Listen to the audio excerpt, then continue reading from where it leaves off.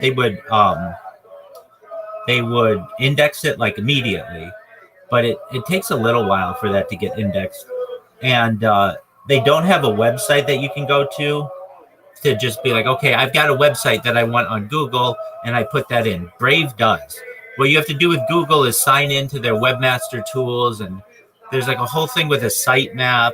And I don't know if you know much about sitemaps, but they basically tell a website or tell a search engine what's on your website, and so you have to create one of those. And that's not even that big of a deal, but it's like all the stuff that you have to do to link it properly. The whole blogiverse could be a lot easier. Okay, I'm almost done. But currently it is not. It just should be easier, I feel. Okay. Is that the end of my story? Um did you see what the news is with Theo Vaughn? He's like on SSRIs, and Joe Rogan was like, I feel badly. Like, I hope he does okay because he's like not in a good place. And like Theo Vaughn like tweeted back at. So I guess on a Joe Rogan, Joe was like, I found out that Theo's on SSRIs, and I hope that he's doing well because he's just not in a good place or something like that. And then Theo tweeted back, I'm fine, like, don't worry about me, like, focus. Not, he didn't say this, but like, focus on yourself, kind of a deal. Like, I'm just going, just doing my thing. And the reason why this is relevant to the fighter and the kid is, and I don't know if you know this, Brendan Schaub and Theo to do a podcast together, King and this thing. Were you aware of this?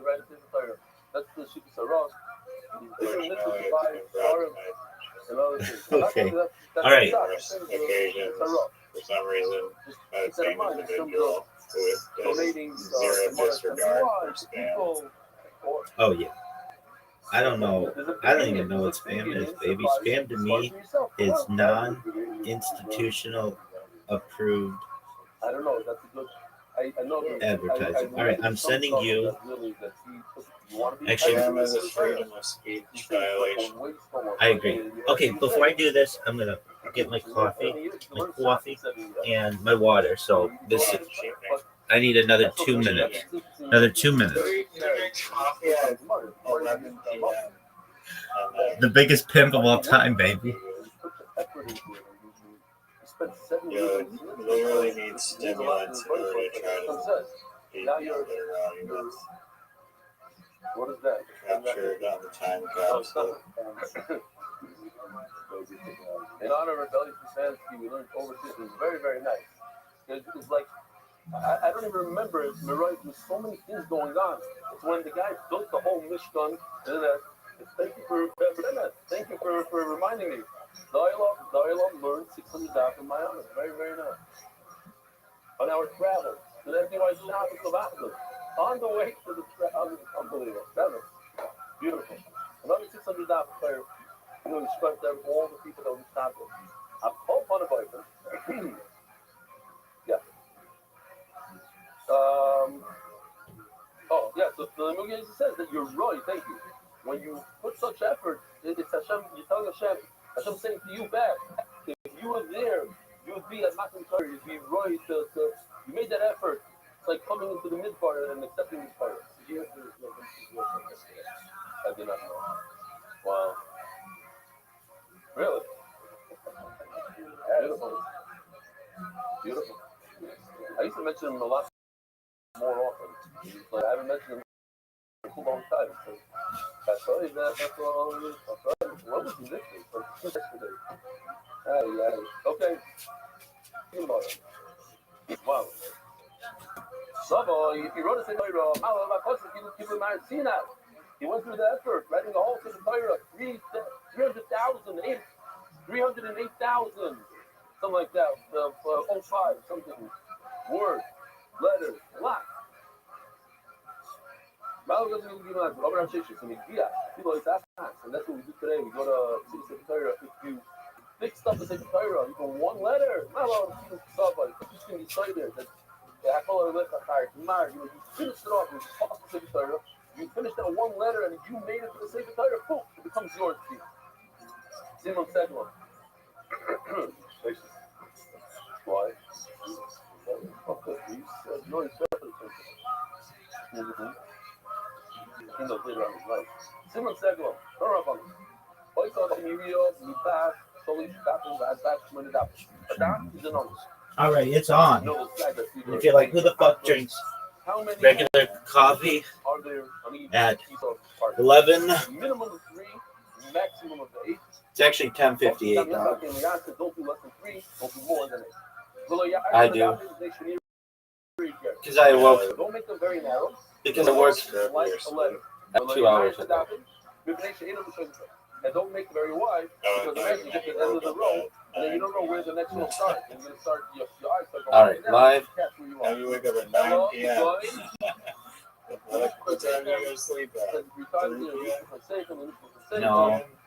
Something like 10 a.m. In other words, that there should be approximately 30 All right, game base.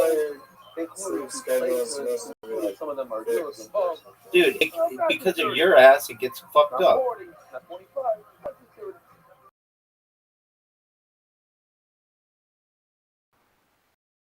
Sounds like you hear about very somebody he wrote it and he hired Those are lies, and everybody knows it. But that's fine.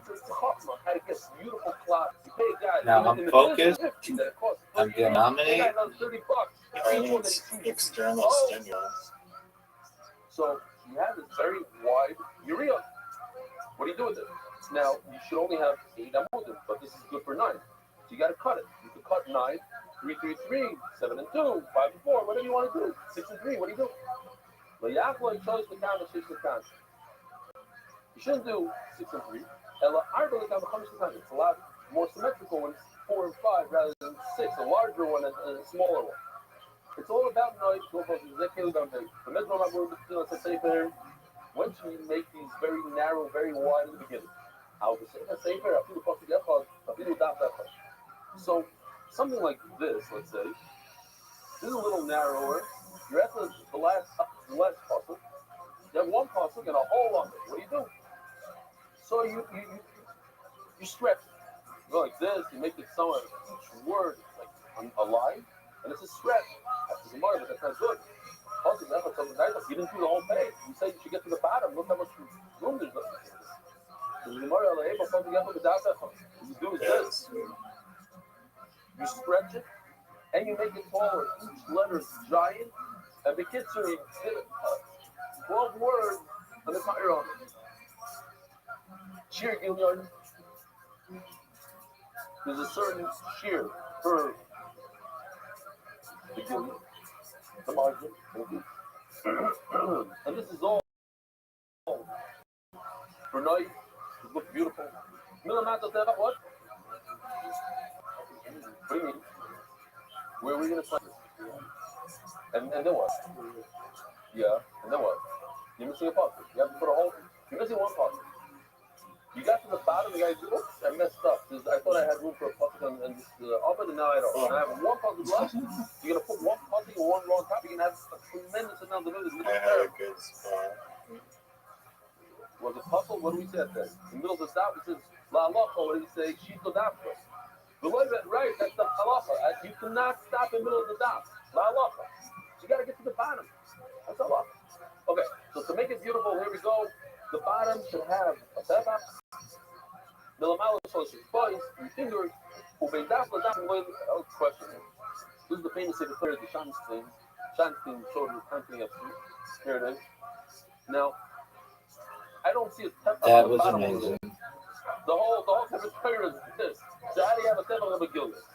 So what's the answer? The answer is it's all relative. It's all relative. So it has to be beautiful. Like if it's a giant Sefer Torah, you get it there. What? I actually help you out every time you go to whatever reason. Something like this. You always take the spot. Not this, but like that. So you don't put tefach. You put tefach here. It's all relative. What? What?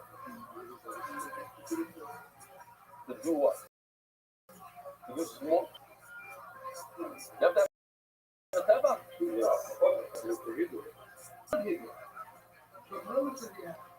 No, it's about getting on bail. Why? I think it has to be no. I don't understand. Okay. Nobody argues with him. That was something said at that time. But what if you have to smoke in the Torah? What if you have to smoke in the Torah? Okay.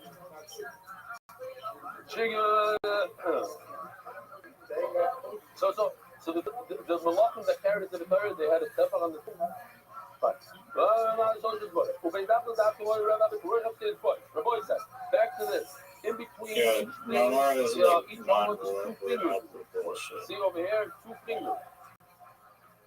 Over here, Why? 3. On the top, it's 3. Over here, between it's 2. I know you say that, but to me it shows more skill. 3 as well as the bottom. And on the top, 2. And the chumash, between each one, it should be the width of a thumb. And between every row, it should be the size of a row. In between the rows. No skill. Between each word, Dude, I can't believe that you used a blank tile for an inch. and between each letter, the side as long That's some garbage. Now, don't. What is going on here? It sounds like there's something that I can do about it, or you think that there's something that I can do about it, but in reality, I cannot. All I can do is score lots of points, son. Listen, the moment just happened now, open people in the show. I try to give somebody whatever, the whole story of the Megillah. The first words of the Megillah were smaller than the rest of the Megillah. No. The different thing with the Megillah, but the cipher started out, the whole Megillah was great. The first word, and the guy opens up, he looked, no good. But I was trying to do a thing for. That's a terrible spot. He wants to get us It's awful. Trying to do Awful. It doesn't work like mouse doesn't work like everybody. You don't have to be able Dude, I had this dream that Britney Spears and I were on a date, and she was kind of sad at the beginning. She was really happy. At the end, we're making out, and then I woke her up with that at space between the lines, look at the reduction in cars and tire shop because you need space to do different cars. It was a blog dream. You have We're on the beach, hooking up. All right. So over here is 5 letters. Let's see here. Is this like, what year was this? Like modern? Like, was it like past? I was 3, she was 6. No, I'm kidding. She was. How many letters are outside? I guess it was modern, but she looked like she did when she was 2. 7-letter word. So 4 inside, 3 outside. The point is the majority of the words should be inside. Now the soul is such a dot, and so if you do, hey man, no, inside, rich hey outside. Doug, you distracted me. You went on the tangent about. Give me it again. Give me it again. Give me it again. Give me it again. Give me it again. Give me it again. Yeah. I'm not going to go where you are. I'm not going to go where you are. I'm not going to go where you are. I'm going. No, you have like 5 seconds. Okay, I have 5 seconds. That's all I need. You're not playing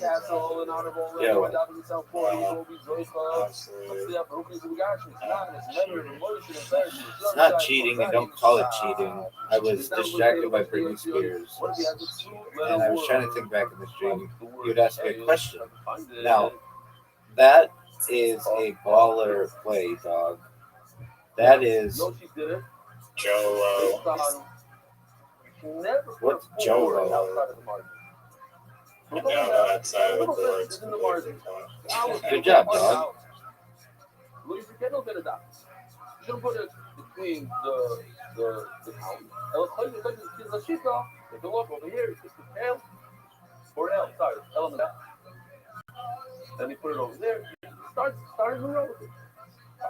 I tell you the stuff, Rabbi, I tell you the person makes a mistake with Hashem, and it happens a lot.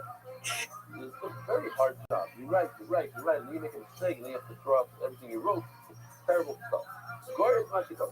What do? You went out told the Israelites. You forgot to write Hashem's name, and another word in there. So he did a nice job there. Here, right over here. Kasher Tziva Hashem is Moshe. Supposed to say Hashem, and it's missing. Right over there. What do? It's already dry. You take a knife, whatever you do, and you scratch it right off. Scratch it off. You put Hashem's name in there. But now you're missing the word Tziva. Where did Tziva go? Tziva goes on top. That's called fighting. Did you know Put on top, right? Britney Spears' little sister, I think, is a grandma? We said Or really close to it. What it's for. Four. You say? Her, oh, no. Her daughter just graduated from high school. She's like, Britney Spears' sister is Jamie Lynn Spears. that's exactly right. That's exactly Now look at the page. 100% right. I still watch that show when I was a kid. Thinking that she was Good on you, man. Inside the law. Well, her daughter, she had a daughter young, if you remember, and that daughter just graduated from high school, which makes it ridiculous. Because I remember when Zoe 101 was big. You put Siva, and all you do is put Hashem's name on top. That's a cool one. You remember that show? The biggest cool that you don't have to wait until the ink dries. You just take a cloth and you take the, I guess it smears up a little bit, not too fast, and then you add Hashem's name. Remember, Zuri is. I never saw it, but it's important because I remember about what say halacha is like Spears' this, daughter. and we want to know what halacha is like this. Was the next only if you sister, ask so Hashem do it. and that never happened. If like part of it is in the line, you have a little rule, so you're gonna go like between the two. I wonder what and happened then on to top of her like that. career. I mean, she had a baby and For just some reason, I don't know why, in my mind, everybody wants to shoot down there and they just roll or know I mean, did she really have to? You know what I'm talking about? There's a lot of these like words on top. You make it did like she a have little to like this. start acting to begin And with? it's like, even if you don't That's have to, true. you do because that's how you do it. You know, it's like, That's then you true. know what I'm talking about. And you're like fitting your words this way, that way, kids are stick a rumor, not been over. Later on, like, you didn't have this. I don't know why. You got to see what they do here. So every page goes in a plastic. They have like a stack of. How many of the Chappelle Show have you ever seen? I've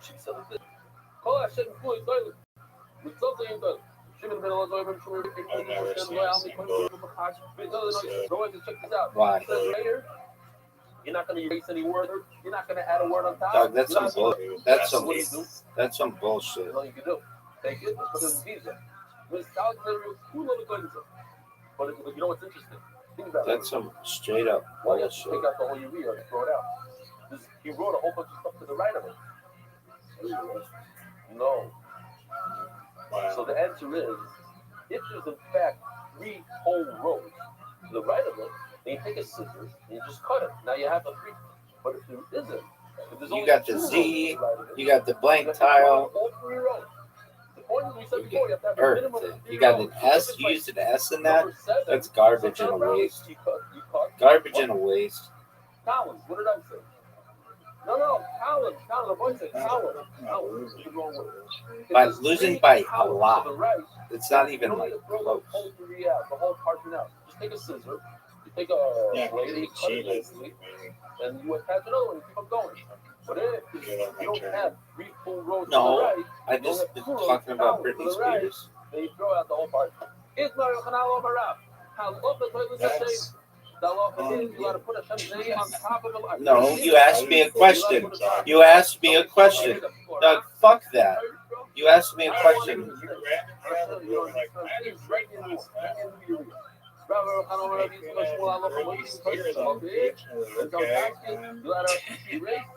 And then you just rambled about that, and then you're like, No, hold on. Let's be honest with this one. I did not say last night because last night I was wide awake. He's the one that said this, and you said that. Some that say that. no, you said last night. Said it. Not okay. Oh, maybe I did.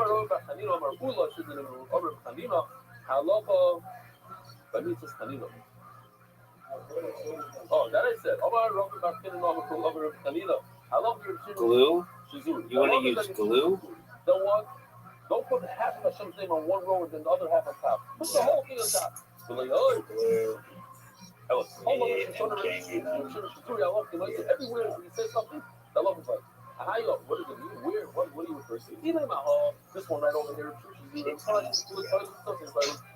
Maybe you're her baby daddy. Just put the entire Hashem's name on top of the row, in between the rows, but not a little bit below. Honestly, the So we said, amount of Zoe 101 episodes I've seen, you lie to put the name of Hashem on top.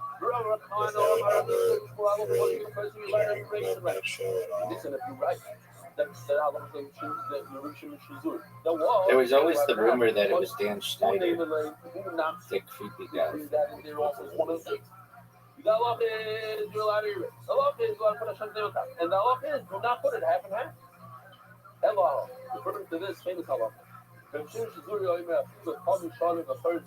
You know who is extremely hot from that era of,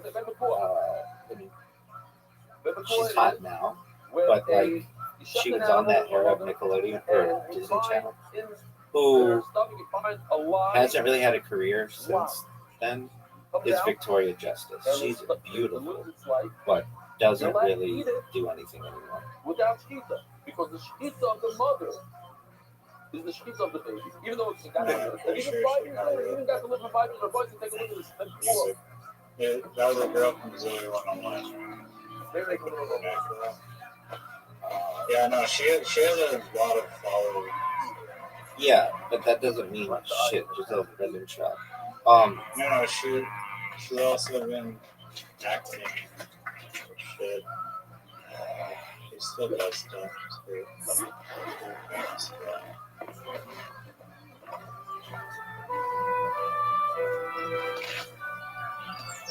I mean, I could be wrong, but Dude, you're not naming the right person. She was on Victorious, not Zoe 101. oh, then I may not be. Are you talking about, I don't know. I get fed this shit on Very good. Huh? But Victoria Justice is a beautiful What woman. the fear is That's all I know. I know where she lives. I don't know where you got that from. And I don't know where he says it needs to, I But anyway, bang. the hearing's been kind of like this. Like, in other words, just kill it. You can't eat it in veil. That's what he said. I never heard this. I don't know where you got it from.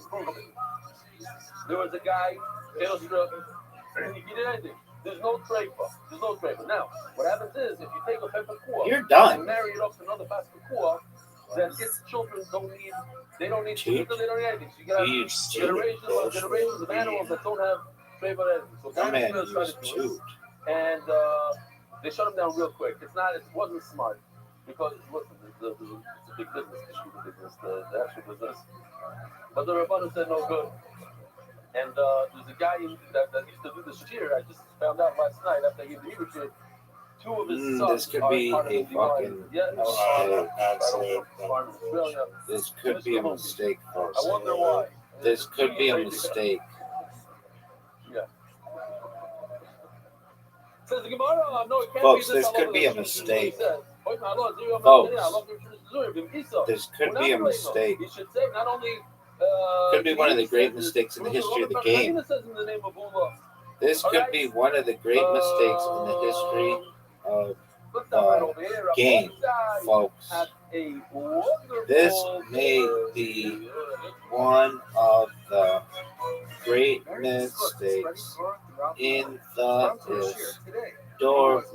Oh, it was. Fuck, good move, man. Good move. My guy still got robbed by You got 36 and I got 22.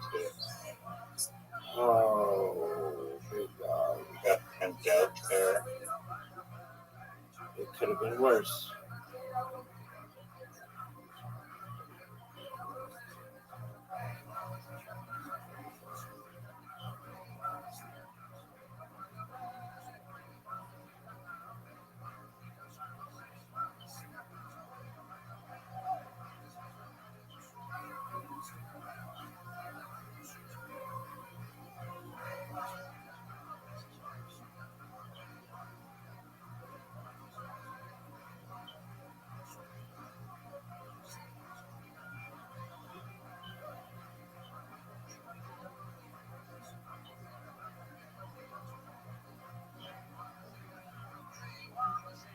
Oh man.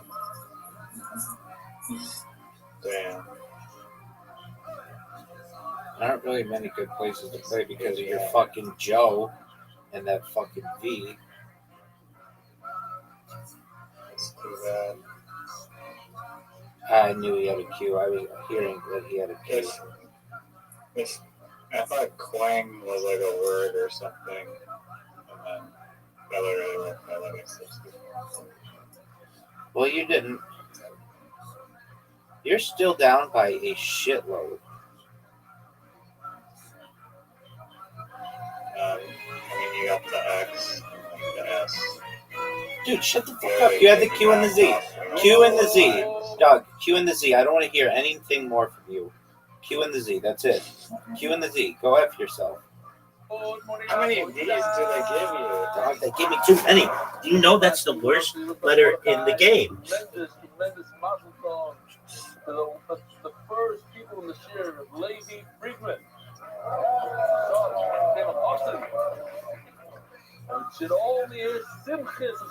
One day I'm going to hear from you. You're going to say, you know, I really didn't get your strategy with all these blogs, but now that I see it, it's fucking bullshit. I'm like, yeah, I just wanted to say that. Big mistake. I said, I mean, I don't you learn Torah?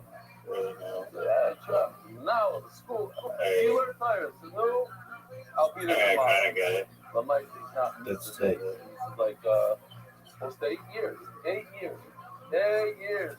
Room? One question. Where the fuck did you play Room? He does other shooting, he does Chazaras, he does this. It's unbelievable. It wasn't an impressive one, I don't think. Dude, it's not showing up on my He thing. said he shook his head. He goes like this. The voice actor. It's unbelievable. We had with us very, very. Oh, very what a play. What a play. Graphic designer did all our graphics. He came to the share live and was young, and it was during Corona. And it was Nifter. And he left a tremendous Rothschild on MDY. The son, Jimmy, works for us full time. Can't stop, won't stop Rockefeller. And he brought to the share. Room, that was an amazing play. You took my spot, probably should have just. I mean, the thing is, there aren't many places to play. Time after the initiative, see them basically that join the dock. And the Mishmash Yiddi. We also had. I don't know if you're cooked. How many things are left? The port game. Zishes and his father, listen, they get married, right? Only 3. Sports Slam of the Simcha Bat Fashion Layup, so Shirley Stroll having surgery today. I'll take a 41-point lead with few things left. I want to show you real first of all, dear Rabbi and Great Remember to keep up your holy work. You mentioned, look at this email. This is a crazy email. You mentioned yesterday the story. I said, everybody laughed. Instead of in the business about right? That's why the guy ate a lot. Good move, using the whole board. I know the person who belongs. I happen to be a cipher, and I know the person who belongs. He gave me a copy of his which I still have. It's absolutely true. So look, send him a picture. Send a picture. Can't stop, won't stop. I got a bunch of emails telling me this exact thing. Just extending the lead. The Kapachayim and others, they say, They should make the menorah. That J fucked The us. menorah is as gold, then goes And that silver, V then goes fucked us. copper, and then And the metal, Q and fucked then us. glass, which some of my kids like from, today, the fancy glass, number 8 on the list. Wood is 9. Bone. Bone. So somebody actually sent me a picture of bone. What it would look like if you had a bone. I forgot his name. Folks, if you're watching Put it at in home, here you go. Very cool. It has like you're a watching spine. greatness emerge. What do you call it when a caterpillar becomes a butterfly? Check this out. It has a long word. It's like, there you go. That's the word. I'm a metamorphosis of sexiness.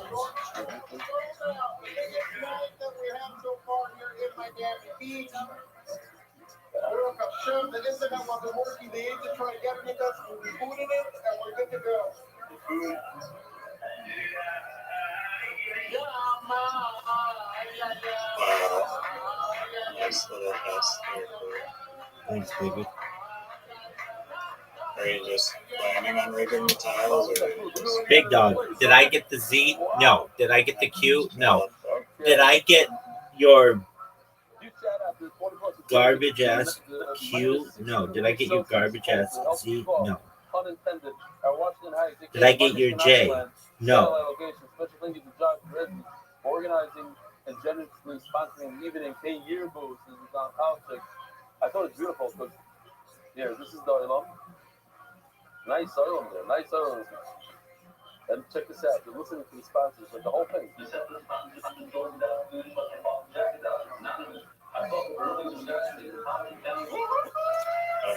Fred. Probably could have been. With Pat, there's also We might have to go back. This feels such a. By the way, last night we had a lot of equipment brought in the studio upstairs, and the sound, the mixer, the sound is like a $5,000 piece. Fries gone. All of us saw it. Dominance. Are you fucking? What a joke! Dominance. What a joke! What an absolute joke! Champion. How many S's did they give you? Baby, they gave me. And a blank tile. Okay, you had the X, or you had the J, the Z, the Q, a blank tile. 4 S's and a blank Check tile. this out. No, that's stupid. I would take the Q and the Z and the blank tile and the J. That's the best setup you could have. Oh, okay. You want to reload? Yeah, but no word helper this time. None of this like word.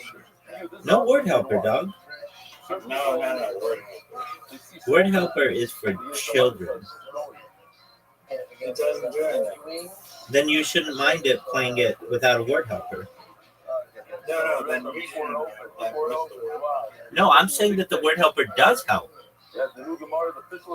You're logically flawed. Advantage to you. So you're saying it's an advantage.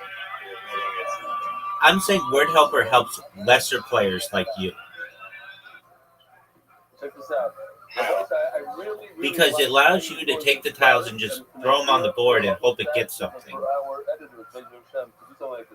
Why do I enjoy the doubt? Why are you exploring? What's going on? That's incorrect. It does. No, it doesn't. It does. You can still do that with this game. That's true. That's why I advocate for a game where you have to know the spelling. And if you play something that isn't a word, then you just lose your turn. That's a bitchin' way to play. I'm excited for you. Yeah, real Scrabble, that's how it works. That isn't how it fucking works. You challenge it. Check this out. And if it's not a, yeah, I know. But if it's not a word, you don't lose your turn. Well, yeah, but you do lose your turn because that word is invalid. So then they just say, then you get to go again. No, the other person gets to go. Let's look it up. This is a good question. No, it's from the same shear. No, it's not. If you knew how to Scrabble works. Yo, dog, if you are playing Scrabble and somebody challenges your word, you get to go again. But it's a cool thing. Like it's not just showing the AI video; it's showing what it comes for, what it's coming to help. Here we go. No, that is incorrect. If you play a valid word and your opponent challenges it, you do not get to go again immediately. If the word is valid, the challenger loses their turn, and you get the next move. Oh, wait. That's interesting. If the word is invalid, the tiles are removed from the board. You receive 0 points for that turn, and the challenger gets the next move. I did not know this, though. If somebody challenges it, and it is a word, then you get to go again. The sound again was right. I had a machloek with him, and he happens to be right in this one. That's new. Okay. Well, that's cool.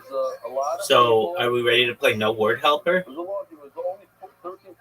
No, Dog, your word helper is bullshit. GeoGuessr. No, fuck that game. Fuck that game. Riser. GeoGuessr sucks.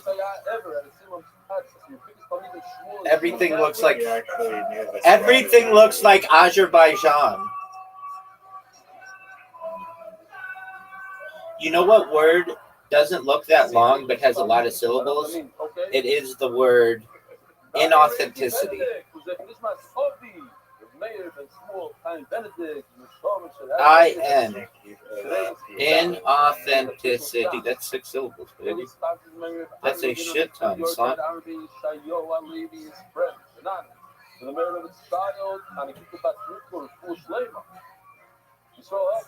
Wedding of granddaughter, the young son, Unger, he's the best. So like in the concert, getting all those letters in there. Brenda Yitzi Unger and Yula Navi Power. The official edition of MDY shots was accepted by the Iranian Levy family's Perik Anonymous. Leading edition was a Kyrie of the Moishik and separate sponsors, David Salman. Dedicated memory of Avi Murray, Shmuel Barber, Time Sweet, Doug Colonel Bracha. The separate sponsors, Joel Vidal, Leading edition was Father Jacket Dahlia, Anonymous. Aslach of the Ruchas of the Gashmi is the Policy Family Foundation, the definition of Rabbi Goyer, Shlem Policy, Metchitzer, Eloi. Anonymous, Refuah Shlema, Moshe Ben Izah, Anonymous, complete Refuah Shlema, and Arichas Yom Kalea Bats Esther, Yisrael Malki. Totally does people Malki Zah, the Pesach. We're so proud of you. After Mordechai keep steiging. Senate Gross and Family, Navy Island, UK, in honor of Rebel, you changed my meaning of life. Plenty Almighty. Yossi, Mark, and Benny, and all the Iskim, the Turk, MDY, and the Kofi Shalom Skara, and monthly sponsors, Harry Simon, Refuah Shlema, Avi Murray, Baruch Ben Miriam, Jimmy Azulai, Refuah Shlema, Esther Basluna, Mashak, and Miriam Landy, Hundlashim Kutoi, Kilo Ilom Kazdon. Monthly sponsors anonymous, this was a bird that's. I'm just making sure you know what you're doing. Hey, you're going against the way that we go. We go to the top left first. You always made that assertion. I don't care. I'll win. That's okay. That's really nice of you.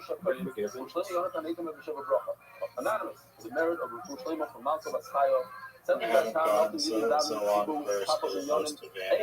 What? I can't hear you over all the points that I'm scoring. We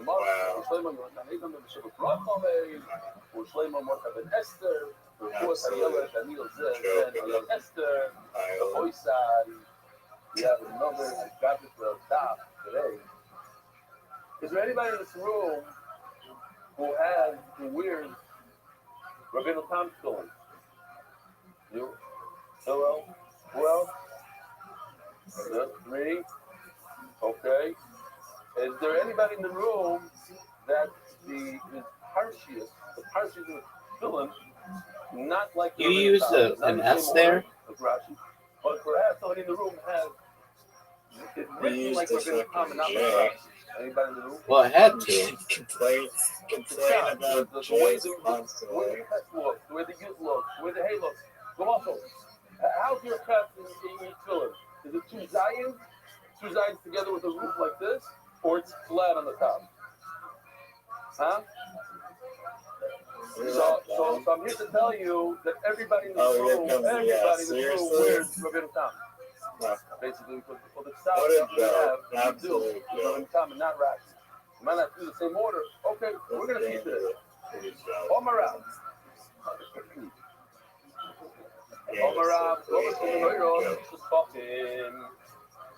That's not a word. No way. the bullshit of that. The height of the menorah, 7 You know, lines down Britney from the top. Spears can go make out It's mountain. sure. From the only time, don't get used to this, especially in the Catholic Gemara. 4'3", 72 centimeters or both sides. This is it. This is the height of the menorah. See this? Wow, are you proud of that? That's Baby, what do you want me to do about it, son? God bless your menorah teaches Balkan. Basically, Rav Shimi back to the Rav. Rav Shimi asked Rav a palm question. As in Haisel menorah, here we go. Something like this. The menorah had a stone, and the stone had Ubal Solish Malas that had 3 steps. Sholel, I quite remember to make it the menorah. Oh, fuck How in the you. world are you telling me it's this? Whoa. That's not even a thing. It's basically this high. And you need 3 steps. 1, 2, 3. What's the fuck? He's gonna have to bend down. If it's 6 feet tall, I get it. You want to be on top of it. Did you get the cue again? Oh my way, shimmy on. That's you, the famous shimmy, kind of talking shimmy. You ask me such questions. It's not fun with the mouth. I was talking about from here. From where the branches of the nerve start. 9 fucking from that point. It's 9 fucking. Dude, I can't believe they gave you the cue again. That shit sucks. Said it in. You should have understood, I guess. I don't know exactly why, but that's how it is. See? What do you want me to do about it? Either way, 3 feet is That's what you say. Yeah, but when I say it, it means something. People take it seriously.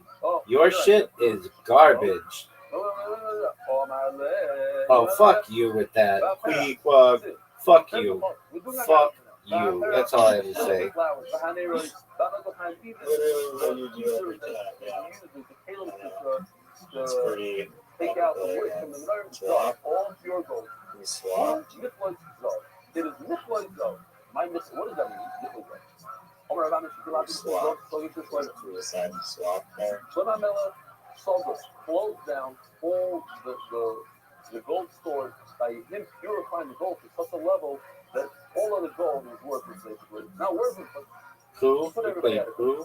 You think Pooh is a good right? thing to play? Everybody noticed Pooh? the difference in how beautiful it is. Some English Taylor Wars compared to That's my only word. a different color. But we're not even about Esther Menoras of the Flaymans. Some of Melech had and Menoras. Word helper sucks. That's what he said. Speaker Zav is 57 kilos. I don't know. What is that? What do you think it was? 5 plus what? How much? No. 125 points. 125 pounds of gold, which is about $9 million. Times 1,000. Times 1,000. No quick. How do you do times 1,000? No. Oh, that's bullshit. No. $9 billion. $9 billion worth of gold. Hold on. And this is just for one menorah. Times 10. Times 10. Gives me 2 other phone left. Probably swapping In order to tiles purify like the gold, crazy you right start off now. with 1,000 and end up with 1. They were purified and purified and purified. Put it into the oven. Melt it down. And you do have cheap food. Here we go. Have a little video for that. Here we go. Dude, I can't believe you got that cue. You always get the Q and you always get the Z, and it's just bullshit. It's a game, and you get blank tiles, and you get all the S's. You just get everything.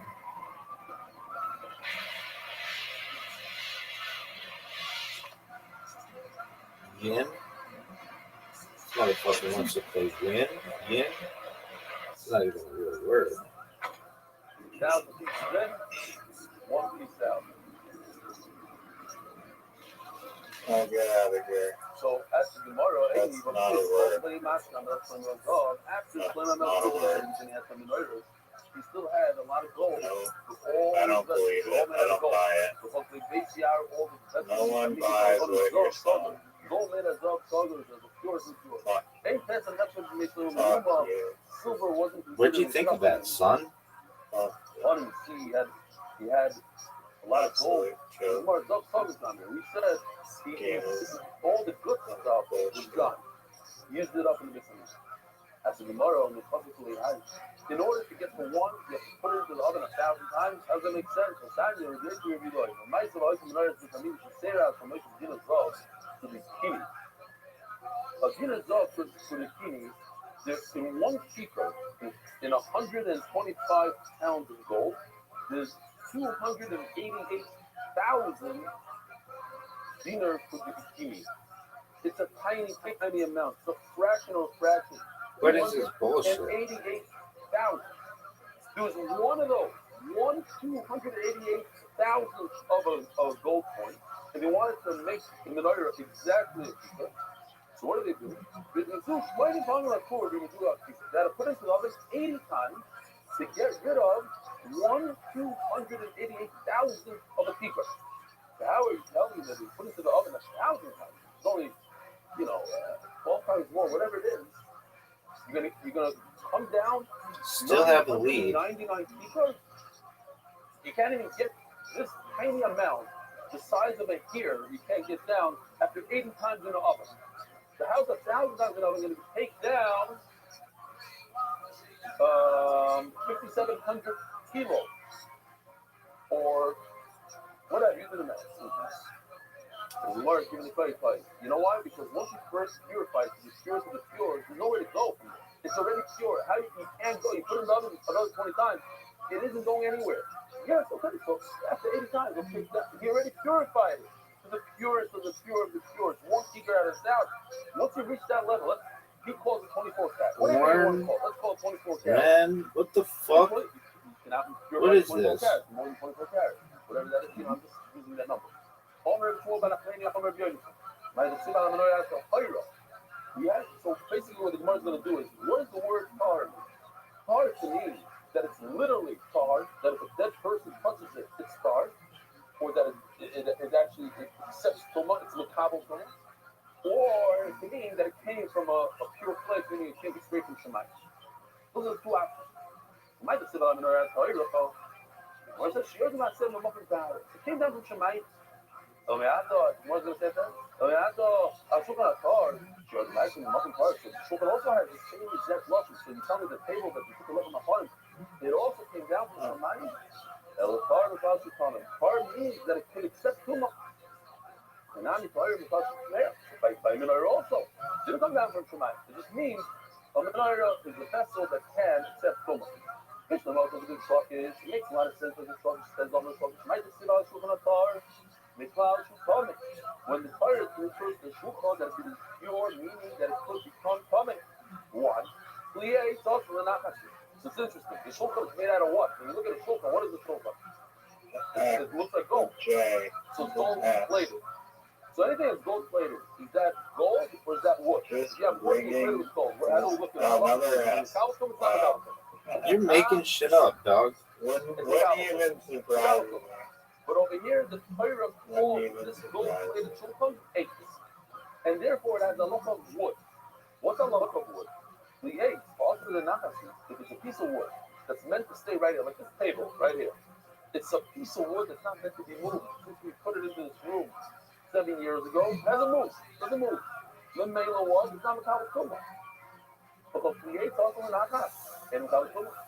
So mela, that's why the Torah says you should know the shulchan is mikabel tumah, even though it's not supposed to. Obviously, it is. No, and here it tells you why. The famous Gemara, they used to lift up the shulchan with the lechem upon it on Shabbos and show all those people that came from a distance. Look how much the Baruch loves you. What's the love? There's a big name that happened with the lechem upon. See, Luca, when they removed the bread a week later after it was made on Shabbos, he said, it has the same heat like when they put it in the boy side. Like the day it was removed. There we go. They had to stand in the Eichel, right? In the fire. They didn't. smoke that came out showed that it was still hot.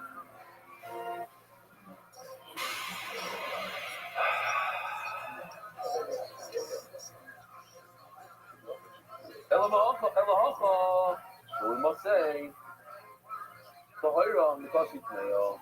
By the Menorah, Tahira means that it's Mikabel Tumah. You can't mean that.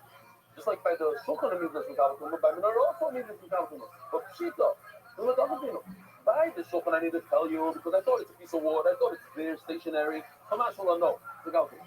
But why would I think that a menorah is 6 feet tall, made out of metal, made out of gold, it's not Mikabel Tumah? Why not? Any metal thing, Doug, I mean, is there something that you think that I can do about it? Doug, is there something that you think I can do about it? Because if there is, I would love to know. I just play the tiles the way that they are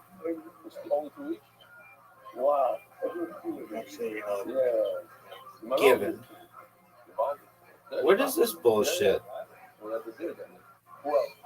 What is this? But you are. What's your name? What is this bullshit, dog? Yeah. Oh, we're gonna see you. Right. Okay. We got a big program going on. Huge. Okay. What's the Shabbos? Not coming on Shabbos. Shabbos after that. Oh, so listen. What's your name? How are you doing? Thanks for coming. What do you look? Famous Russian. You're his brother. Yeah. So sorry. He came here first time in his life when he's 70. What? Okay. Well, any other guests? You got another blank tile? We met before that also. Yeah. You were here, what, 3 years ago? Yeah. Part of the game. What did I mean 2 years ago? Oh, no. What is this booth? Right. That's bullshit. Yeah, it's not a word. Oh, yeah. That's the one. I think, here, you and Avi factor. This fucking I was dictionary. talking about AI.com. You'll get a response from AI. Tanya Review Oimer. Orange Lake. Listen, we got Madriga, the shir, taking Madriga, that the biggest kasha this Magachir, Rabbi Sevelos has, is that the Kohanen's noise is the walking. But also not in Shad, not in this. He said, Shtosim yesterday, then not. But they did. They didn't hop onto. The noise is the function. We got the Madriga, right on Madriga. We're moving up the line. It's only 3 seconds still. Yeah.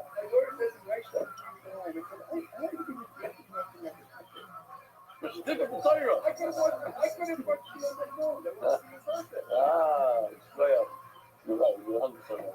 Tanya Rebbe Mary Doimer. Orange Shalesh, Shulchan Shalesh, Menorah Shalesh, Yordim and Shemayim. These 3 things came down from Shemayim: the Aron, the Shulchan, and the Menorah. Came down in a form of fire. I don't know if this is going to do it. Where was it? It disappeared again. Oh, here, this one.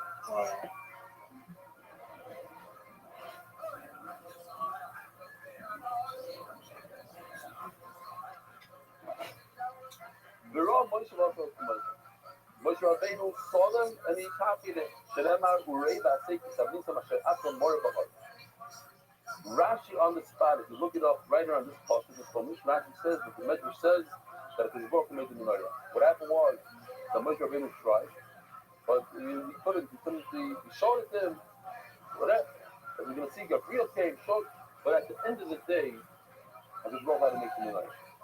And the Medrash passage said, I think Rothschild could have just given the Menorah. That's not how it works.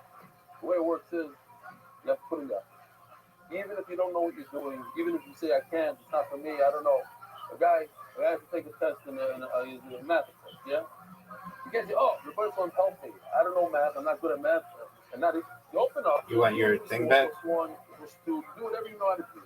Part of it's math. And then everybody's one gives you a chef and he helps you. You have to start. You have to do something. Once you're in how to start, you have to open up the safer. You have to crack the book and get going. You don't know how to learn, stay there. Then if it's book, you give you a chef. So you have to try. You have to do. Because they don't try. And then the Baruch gave him the menorah. Another El Ma'ado. Back in Moisés, They're just handing it out today. Wait, what? Wow. Yeah. He tried what? There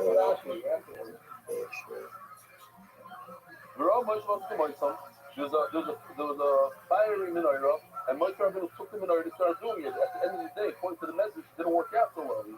So the Gevim, huh? We don't know. We could take the message because he tried. He did. What do you mean he did? He started. That's what he did. Those they finished. Hanami, Homsiki Mishpata, sorry. El Ma'ata, like the Moshe Samishnik Mishpata, Shareit Bahar. When the Rabbi Shalom says, I should erase Bahar on the Mishkan. So Hanami, so the whole Mishkan came down and he copied it off the fiery Mishkan of Hanami. He says, Mara, I'll say it to Mishpata. No, the Rabbi says these are the measurements. Also, see if he said new song. You should do it as is. He showed it to him, showed him a picture of it. Or if you ever have over the Yosma. Gabriel, the mouth, Gabriel, calling to him, Sika, Sikia, he had some sort of a belt or like the apron, something like that the workers had. The Herolai the Moshe, he came down as like a person that works in this. The Herolai the Moshe, nice menorah, and he showed him how you do it, the sit, the zeh, nice menorah.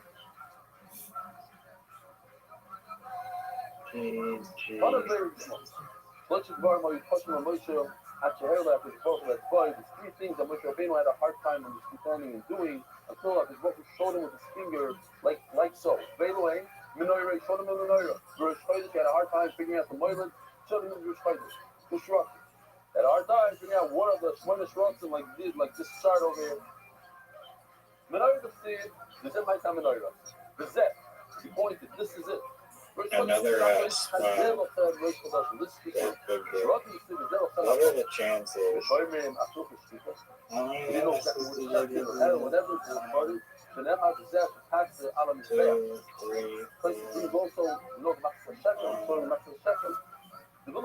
Champions. You almost got me at the end. What did you play at the end?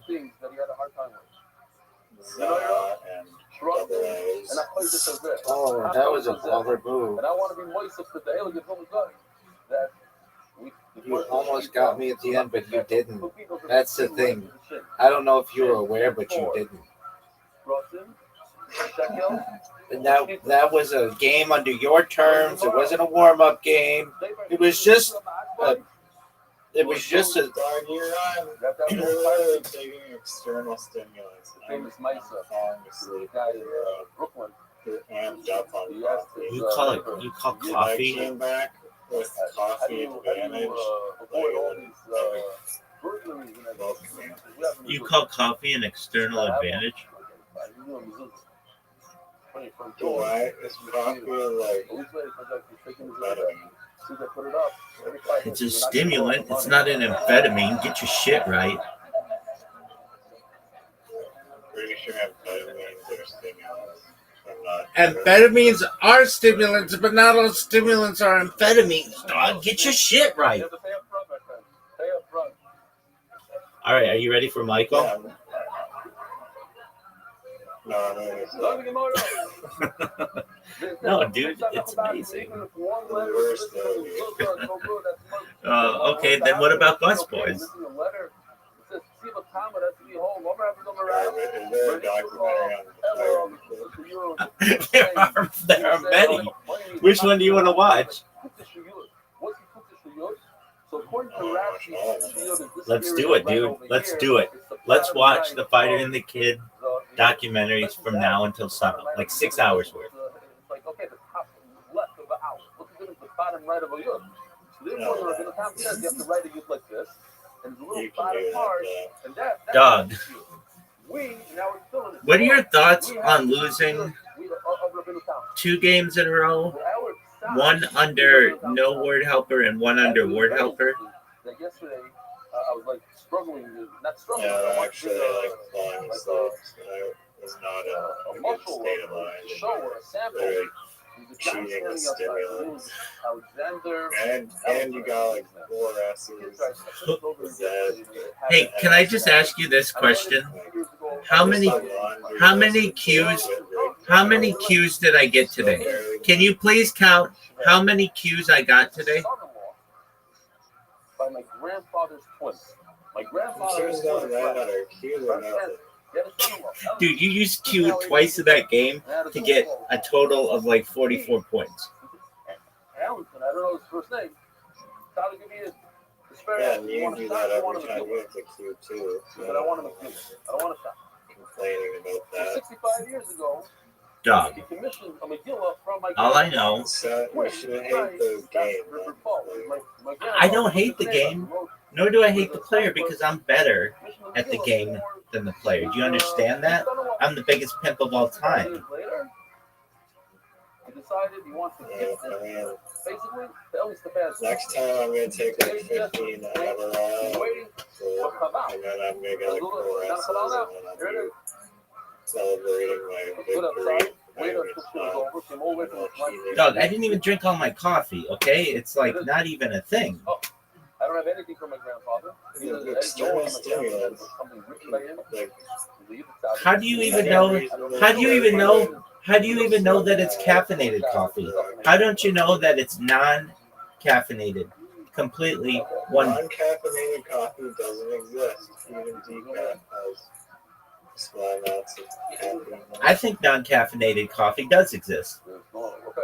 So look at the pets. I don't know what that pets over here. Let's look it up. All in the fridge. Any true How much there? coffee connoisseur would know this is Right over here. Non-caffeinated coffee. Made out of 2 giant. Caffeine-free coffee. And he said it was sentimental thing. Yeah, So he got it from his decaf father still one has hundred caffeine. 63 years straight. No, I mean, I guess it has like point. No, therethere's caffeine-free coffee. What they're saying is, but it still has trace amounts. 99.99% caffeine-free. No, I might need it. Put the shield. Okay, so is that 100%? Or Nothing is 100%.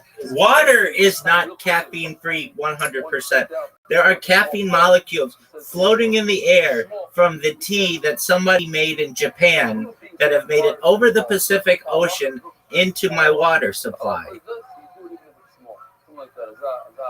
I read this book when I was, it was like a really interesting book. I forget what it was called, but it was like, it had all these facts in it, and one of them was called Caesar's Last Breath, and it was the chances there are like the odds are that one of the molecules in Julius Caesar's last breath when he was assassinated is in your lungs and my lungs right now. Isn't that amazing?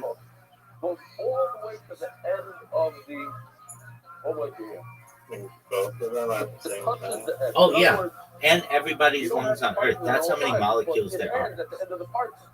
What's that one? Because it doesn't say before, so that's that. Like in his final breath Yeah, in his last breath. of molecules. Let's look it up. That's possible. Yo, dog, what's the thing about Caesar's last breath? That chances are there are his molecules in every single person on Earth that were in his last breath. Huh? Okay.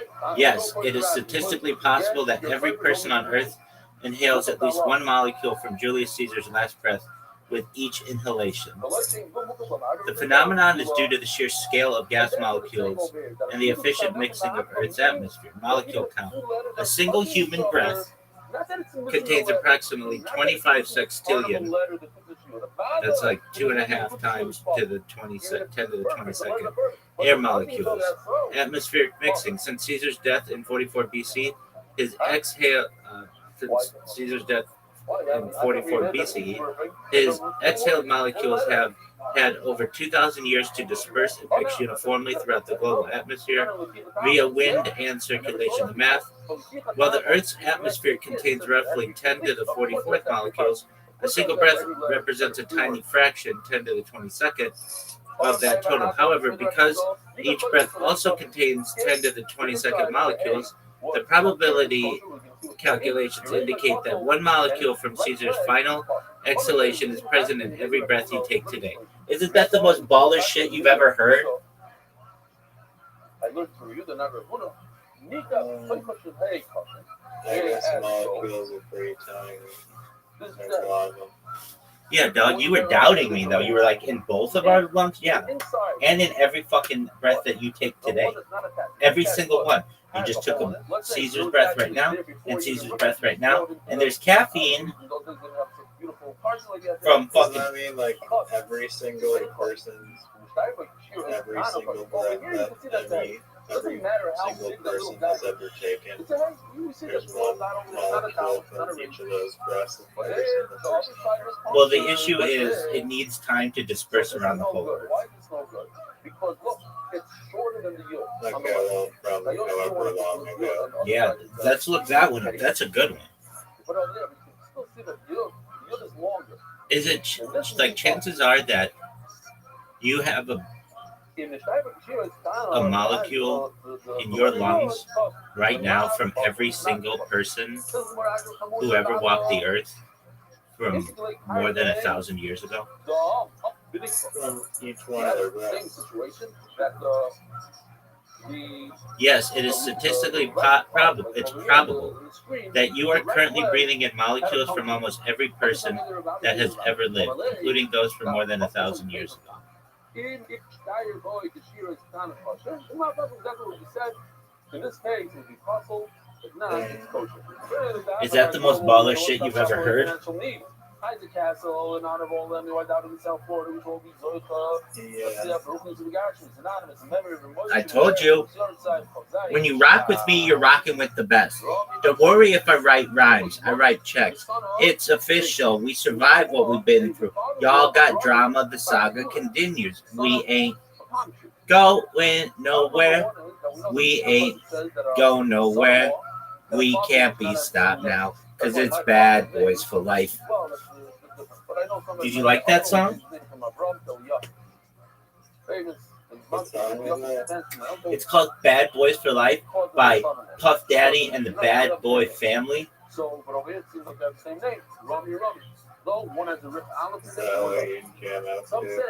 I love that song almost more than I love most songs on Earth. Look, I'm going to ask you a question.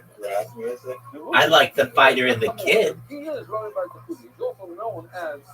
Yeah, I do like rap music. Doug, you know you only have to put up with it for another month.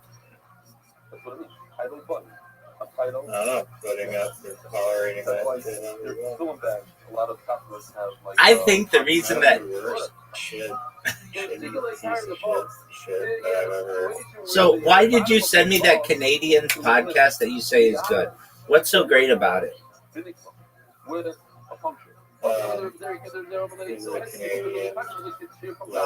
I get that he's Canadian. He's the creator of the show Kenny versus Spenny. Wasn't that on Comedy Central or Cartoon Network? Oh, okay. It was on CBC. Some other broadcaster. People love this.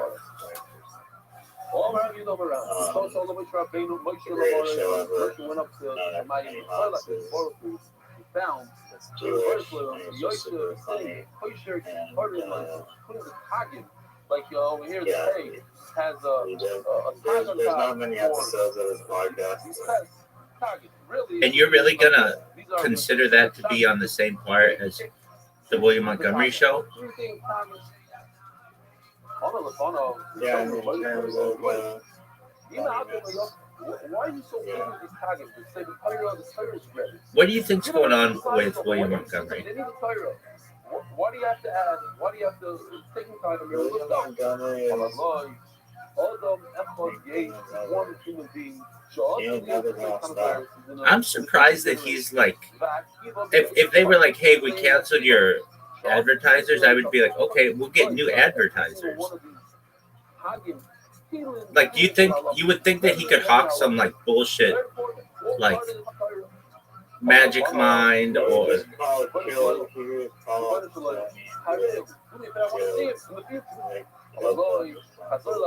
Turn around. He turned around and he found himself focused in the future. I have the feeling that Tony Hinchcliffe is extremely cheap. Wasn't comprehending what's going on over there. They say different things. The whole Torah is what is it exactly? I thought he splurged on a bunch of stupid shit. No. Like, are you talking about like personally? Or Yeah. I'm talking about with other people. He does not. I don't think he's very generous. And the reason why I say that is he doesn't pay regulars. Well, he does pay regulars, but he doesn't pay golden ticket winners. Maybe he does pay regulars, but he used to not. And I think they were kind of pissed off about it. At least in the days of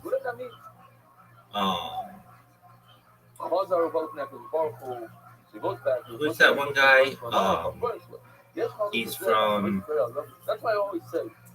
He and William used to do a show.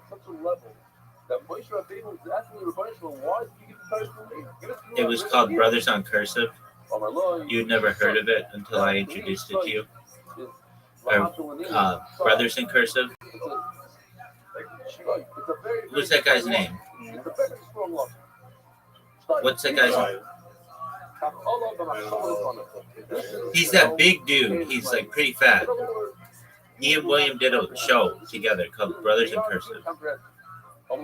He's the guy who's always like, Tony's booty hole.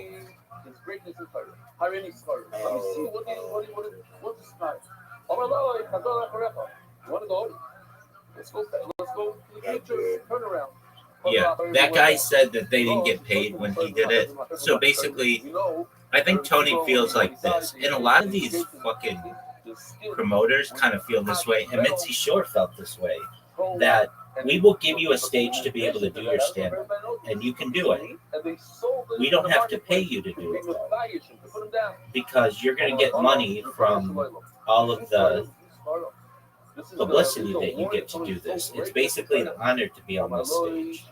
And that didn't fly in the late 1970s at the Comedy Store. The comedians unionized for a short period of time and went on strike, and they eventually would get to be paid, but it's very, very little. It's like $20. Like they pay like Joe Rogan when he would go up $20 to go. It was to the point where when you got really big, you would not accept that money. You would give it back to the comedy club. That became the routine. But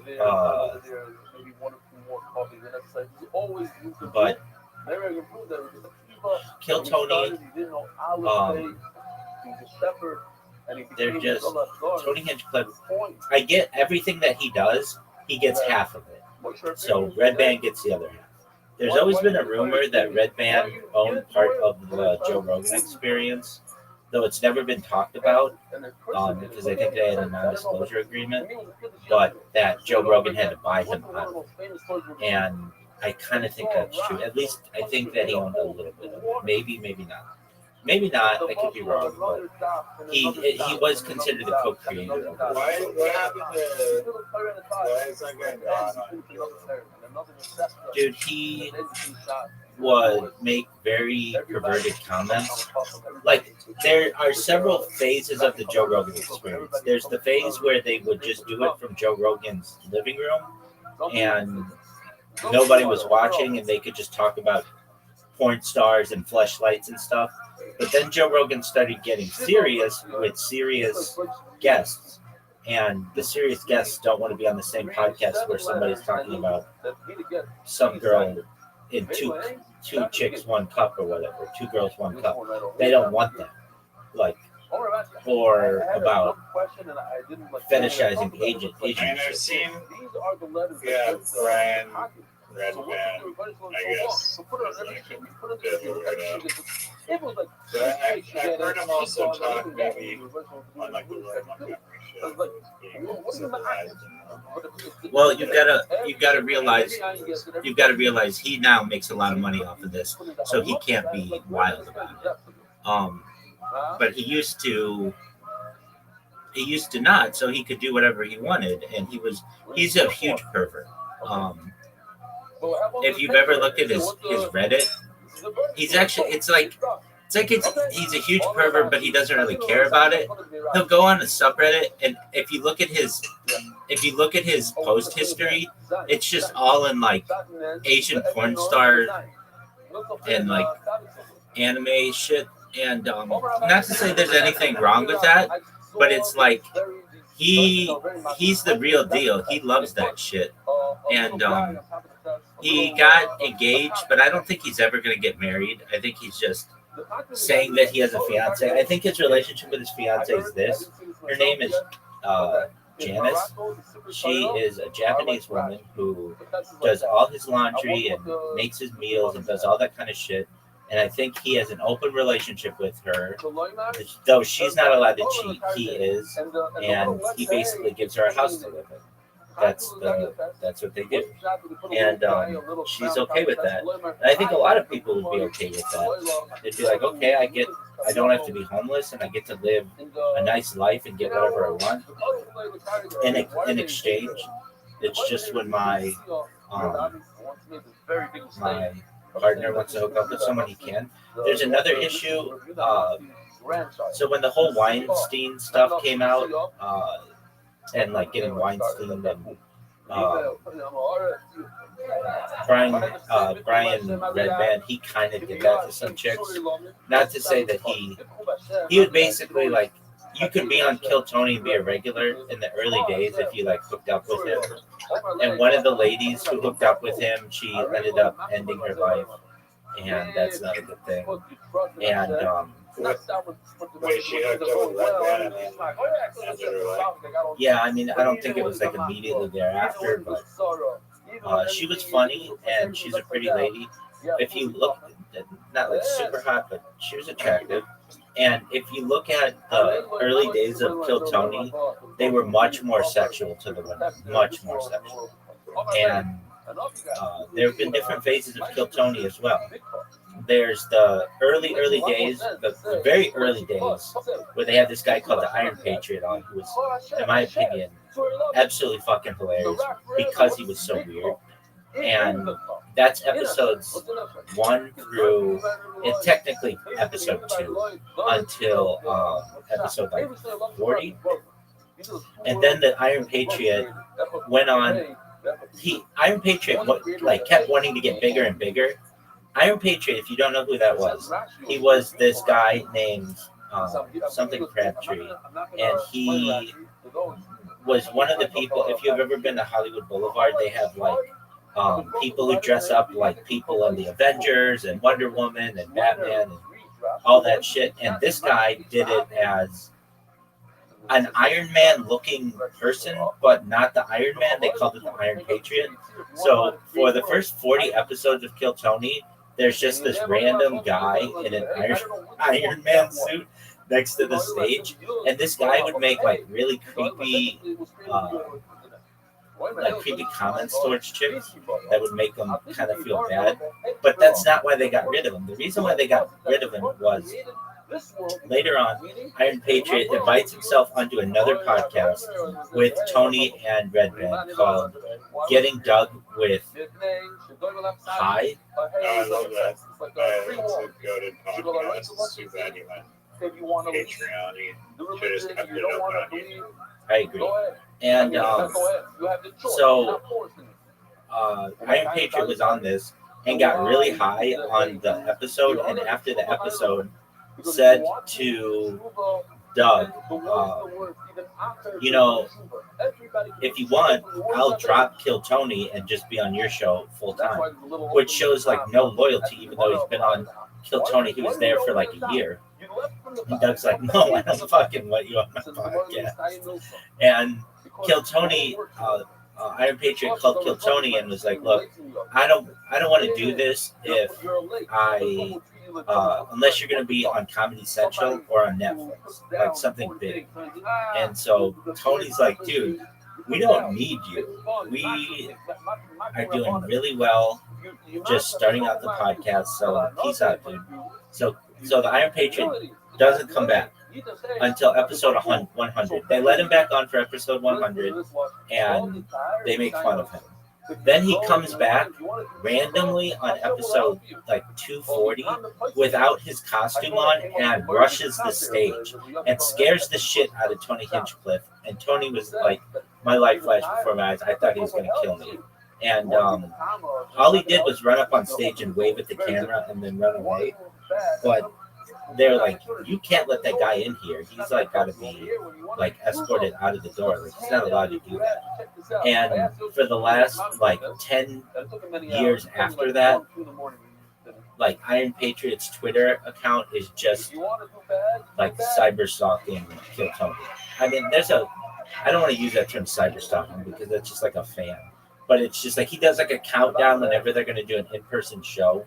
And I think he was like, he didn't ever do anything to harm them or like threaten them or anything, but he was just like, he just got too big for himself in his head.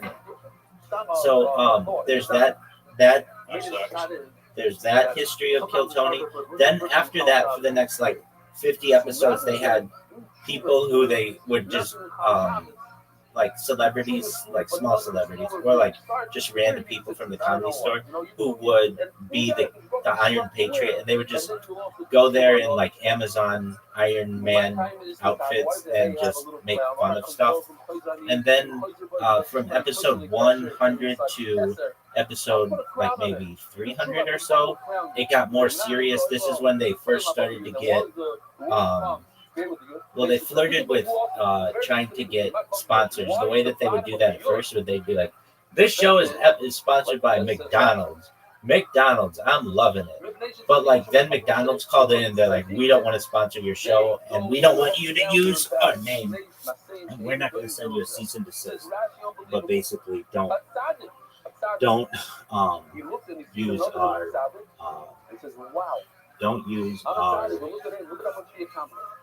name on your show. And so they're like, okay, fine.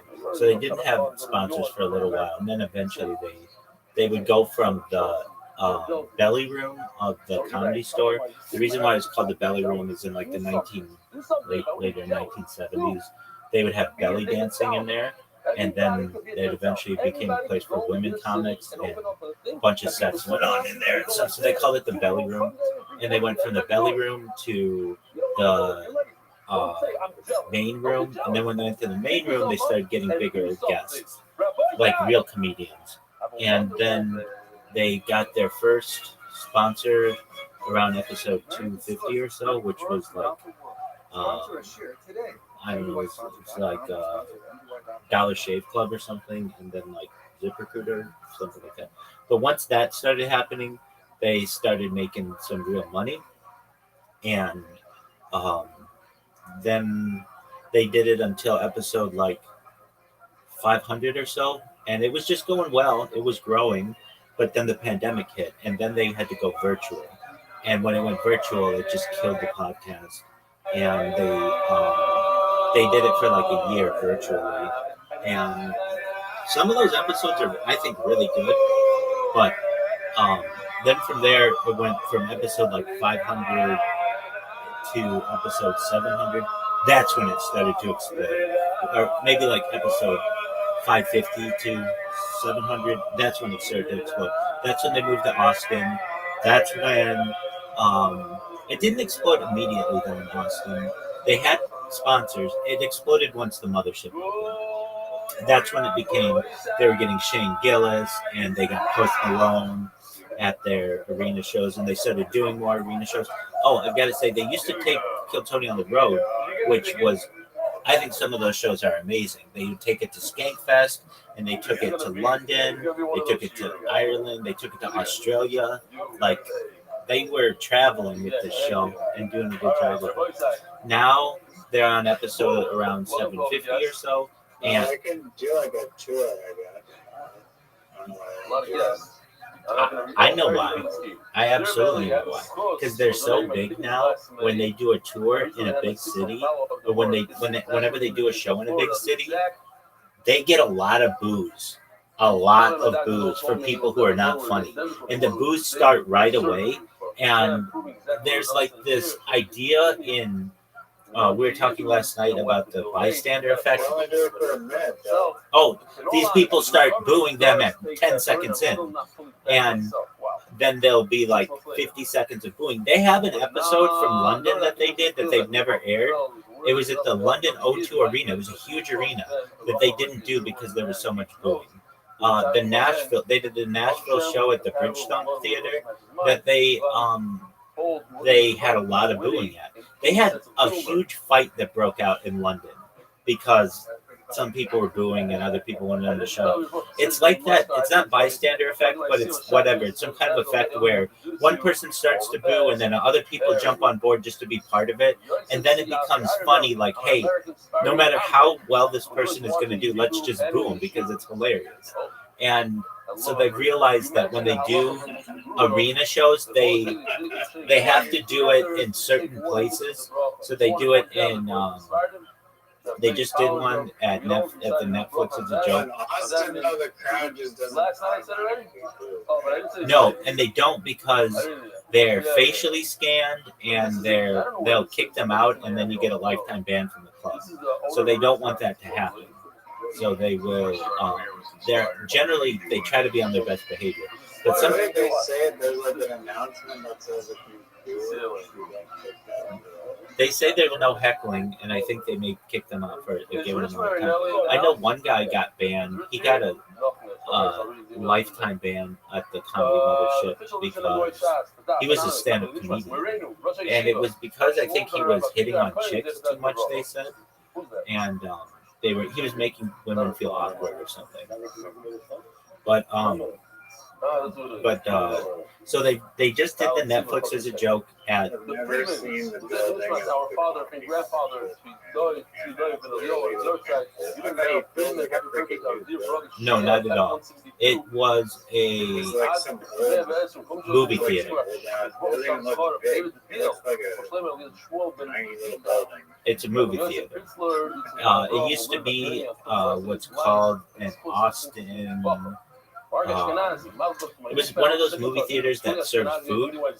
I forget what it's called, but Alamo Draft House. It's called an Alamo Draft House, and it closed down. And then they bought that. If you know Joe Rogan, he said this story a million times, but he originally put down money to buy a building, but the building was owned by a cult, and the cult had a. I wonder if it's the same cult that we saw. Wasn't that cult in Texas? Dedicated memory of every murdered Shmuel Parker, kind of sweet in front of the second sponsor, sold down my father's jacket down. Anonymous. Dude, let me look it up. I don't think they had. Cult, Texas, Austin building. Yeah, okay, so that's a different place. Budafield, that's it. One World Theater. Budafield. Wait, so they wanted Joe's gonna buy He did buy it from them, but then somebody told him, "Hey, wasn't that it, Budafield?" Yeah, so that was that. Oh, okay, so that documentary that we watched now is a lot cooler in my mind because that's the one that Joe Rogan saw, which obviously makes it amazing. And once Joe Rogan saw it, he was able to back out of that agreement. So basically, Joe Rogan was going to buy their property and just had to sign on the dotted line, but then backed out. And then they moved to the Texas Alamo Draft House. And he had Louis C.K. come in and Ron White, and they made it so that the stage was the right size and everything was like perfect for it. a comedian. Now they have 3 rooms. No, they have 2. No, there are 2 rooms. There's the Fat Boy, which is the big one, and then there's Fat Man, which is the big one, and Little Boy, which is the small one. Which is the joke that those are the names of the bombs at Hiroshima. Like if you're bombing, they think that was funny. So basically, the Comedy Store has 3 rooms, and the Comedy Mothership has 2 rooms. And I've seen a tour of the. So usually Joe Rogan does not allow cameras in. You can't take pictures in the or video inside the facility. But I've seen somebody did a tour of it, and it's very. People are saying what you're saying. It's pretty small. And it was just like 2 movie theaters, and I thought I heard him getting like tearing down and like building like this like UFO like giant thing from scratch. Not like we bought a whole movie theater. no, that's Like, right. I was imagining a UFO like thing. Yeah, no, that's I guess it doesn't mean that, but I was expecting like Joe Rogan's kind of all that crazy thing no. just for it. He does want to expand them though. I think So he didn't put that much money into that. I thought he was putting. he did. He did. I mean, sure, He put like maybe $5 or $10 million into it. Wow. so that's not a lot. That's like 1%. No, it's not. It's like Hello, I don't know if I can complete it. 160 something, maybe something. He put some money into it though, and the big thing is that all the people at the Comedy Store in LA got fired or couldn't work because the city shut down the comedy scene, and so Joe Rogan hired them all for a year and didn't, even though they weren't working, he paid them if they would just move to Austin.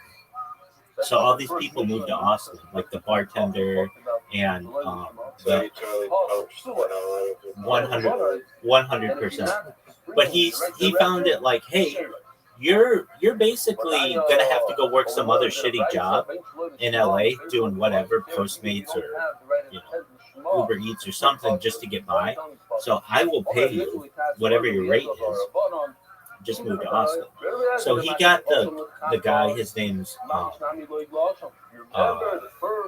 Adam Eget. He was the Comedy Store's talent director. Basically, the guy who tells you, yes, you can perform here, or no, you need to work on it. And so he coached that guy. And at first, Kill Tony went from, it was at a place called Antone's, which was the shitty bar in Austin. And then Tony Hinchcliffe got into trouble because he used the racist term CHINCK or CHINK about someone who was opening for him. The guy who opened for him was recording the set and got called this and put it on the internet, and Tony faced a lot of backlash, not nearly as much as the Puerto Rico thing, but they basically told him in Antone's, you can't do the show from here anymore. So then this other place called Vulcan Gas Company said you can do it there, and so he did it there for like, it took them like another year to open up at the Comedy Mothership. But then once the Comedy Mothership opened, that's where there became a culture, and they got bigger and bigger stars. Though I gotta say, this is just my personal opinion. I mean, they got Netflix, that's giant, but this is my personal opinion. Really, really, really big stars still don't want to be on that show. They see it as a step down, and they know that it's not necessarily going to do anything for their career. And if anything, it's not good for them. Like, who am I saying? Like Ben Affleck or Matt Damon will do the Joe Rogan Experience. They'll do that show because it's more professional. But they're not going to do Kill Tony because they don't want to be associated with people getting made fun of for their race or whatever. It's just not good for their like a really big person's career. But it's fine for someone like Steve-O or Adam Ray or Someone who doesn't give a shit. Exactly. Now, every single person from Jackass who's like big has been on Kill Tony except Johnny Knoxville. Johnny Knoxville was supposed to be on the week of the Puerto Rico thing that happened in Madison Square Garden, and once that happened, Johnny Knoxville was like, I can't do this. Like, I've got to, I want to get work in Hollywood. So he hasn't been on, but Steve-O's been on, Wee Man's been on. Apparently Bam Margera's been on, but I don't know anything about that. I don't recall that. But the person who I think Kill Tony or Tony Hinchcliffe wants on the most maybe is Dave Chappelle. And Dave Chappelle, he hasn't done it, but Bill Burr did it. Bill Burr did it, and Bill Burr did not like it. Bill Burr was like, we're just shitting on people. Like, these are just like open micers. And you sit here and just like tear into them. It's really hard to make people laugh in 1 minute.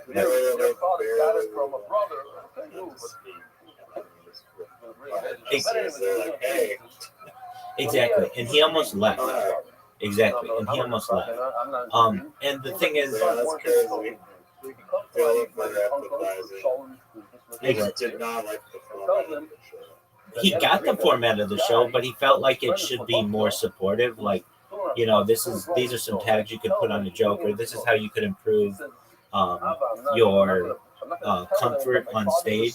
And like, I've watched all of the Kill Tonys one time through, and I'm on my second version of doing that. Plus, I've seen like all the recent ones. I mean, I really like the show. I like it just to play in the background as like white noise while I'm programming robots, because I don't have to be focused on it. It's like if I'm watching like a documentary, or I'm watching listening to a podcast that's like really in depth, I have to listen to the whole thing, or I have to go back and reverse it if I miss something. With Kill Tony, it's like the same thing is going to be happening in 15 minutes if I miss whatever happened on this 15 minutes. And I like some of the jokes that people say, and I like comment, that. So, I think it filters when I watched a few episodes last night, there's, to me, a comedian should be funny, like not just when they're saying words with their premeditated script, but like on the stage and then off the stage as well. Like, you should be funny to just like talk to and like be like entertaining. And like, I've seen a lot of comedians that they go up on Kill Tony, maybe they do well, maybe they don't. But like, even if they do well, then it's like it goes like the conversation part, which is like the real job interview is like the questions are things that are not one another. Started yesterday. Like William Montgomery is like a cartoonist. And then we get to tell us where make jokes and like make it really funny and entertaining and hilarious half the time he also fails. But that's like the real test. And then a lot of them I see, they are like not as funny off the stage as I feel like it should be as a comedian. And I get that they're not professional comedians, but I feel like I still would like expect like more we have to explain that. It's 300,000, 805. Something like that. 4,805. Like some people try at least, and maybe they fail, but at least they're trying to be funny, and like they know that they're like, yeah, it's like you're talking about me and answering questions, but you're at least making something out of it so that people listening don't just tune out completely. I find the show to my one critique of the show. I find the show to be inspirational, and I say that seriously, that here I am on the same medium as they were, even though in the beginning they weren't even on YouTube. And all they did was say to themselves, we just need to do this every single Monday consistently. If we can do it consistently every Monday, we're going to gain an audience and we're going to gain a community. And I know it took them 14 years or something to do it, which is a lot, but it's the fact that they were so consistent that there are people who are like, our marriage revolves around Kill Tony. We could have fought on a weekend or not be getting along, but every Monday night, no matter what, we know that at this time where we live, we're going to be able to laugh for 2 hours, and we bond over that. Like, there are a lot of people whose marriages are like infected by that. I've always said this, that if a television show would ever be on every single week without taking breaks, like, like season finales and stuff like that, it would become a religious movement. I've always said that. Like, that's how I really feel. Well, like, I don't know if it becomes a religious movement, but it becomes like part of society. Like 60 Minutes in the United States has become that. The longest running show in the United States is called Beat the Press, and it's like a show that's always on that people know they can like set their time to it and doesn't take breaks. Would like really be big. The reason why it doesn't happen is because it's hard to get all those people organized to always do something. And like Saturday Night Live, there you go, Saturday Night Live. But Saturday Night Live takes breaks. And I'm saying, like, if they didn't take breaks, if there were always new episodes, that would be like a huge thing. But nobody's been able to get that organized. They always take breaks. And so then people stop watching. But Kill Tony does not. Well, I mean, it's on YouTube, so it's not like radio or TV. They have to inject advertising breaks. Do you think Howard Stern would do it? That's a good question. No, he's too big for it. But Howard Stern isn't as big as he once was. Howard Stern at one time was the biggest radio shock jock in the world. And he had his own television show on E! That I would watch and all my little friends would watch. And he would have, like, even though they couldn't show nudity, they would have women take off their shirts on late night television, and it was like as close to porn as you could get. And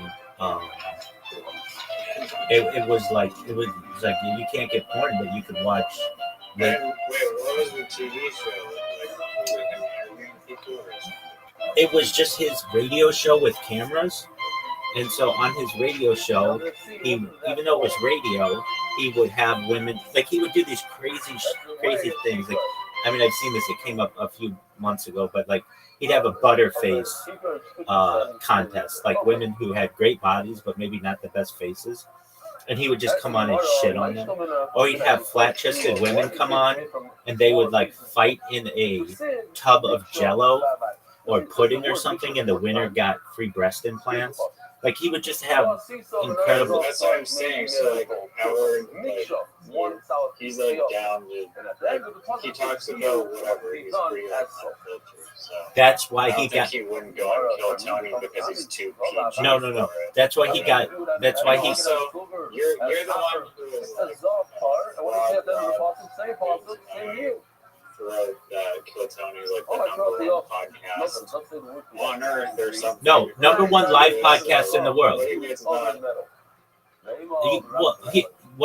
Let me say, it's the number one live podcast in the world, but you don't know. Howard Stern hates podcasts. Podcasts basically killed his show. So he's not a big fan of it. That's why he doesn't do Joe Rogan. That's why he doesn't do Kill Tony. Why didn't he just start his own podcast? Well, so here's radio contracts. Here's what happened. He originally did. He originally started in New York City as a shock jock. He would do everything he could to take away the audience from any of his competitors. So that meant he'd have on like porn stars, people normally you wouldn't ever hear on the radio. He would have on porn stars, and he would have on athletes, and he would ask the athletes instead of like, "How do you think the Yankees are going to do this year?" He'd be like, "Hey, I saw you were at this club with this really hot chick. Did you fuck her?" Like he would delve into people's lives and ask questions that no one else would ask, and that got him a huge following in New York City. Then what he did is he started going into other cities, and he would basically say, "Who's your biggest radio DJ?" And they'd be like, "Oh, it's XYZ on WXYZ," and he'd be like, "All right, we're taking aim at that guy." And so he would have people like call into those other shows and make fun of them and like basically do everything he could to expand in the market. All right, he did that up until like the mid 90s. Then he had a movie that came out called Private Party. Oh yeah, that's what he does. And he had like this dedicated legion of people who would do this thing where they would go on big like live streams or like on the news and stuff and say Baba Booey, Howard Stern, Baba Booey, Baba Booey. They'd say like shit like that, and then when that went viral back in the 90s, Howard Stern would play it on his show. Then Howard Stern had a movie that came out called Private Parts, which really gave you the idea of how Howard Stern got his start and everything. But then what happened was the parents of the world and Congress started saying, look, you can't just play like I think the big thing that happened was, you know what a Sibian is? Like the dildo on a saddle that a woman sits on and it like vibrates. Do you know what I'm talking about? Okay, SYBIAN. So basically, it's like a guy can use a joystick and like get a girl off, and he would have women like get off on the air, and he also had like one woman who like rode a speaker and it vibrated until she got off. Like he would do all these things on the air, and you can't do that. It's like against the FCC. So he would get a fine for doing this, and he would just pay the fine, and he'd get another fine, and he'd just pay it because he was getting so much attention because of it. But eventually, they said, "Look, we're gonna cut your license completely from the station." And so the station said to him, "Howard, we can't continue to have this kind of a show." And Howard's like, "Fuck that! I'm a free speech advocate. This is free speech. We're not threatening any. We're not hurting anybody. Like we're literally, it's just women. Like we're just asking questions." So then Sirius XM, or at the time I think it was just Sirius. There were two satellite radio.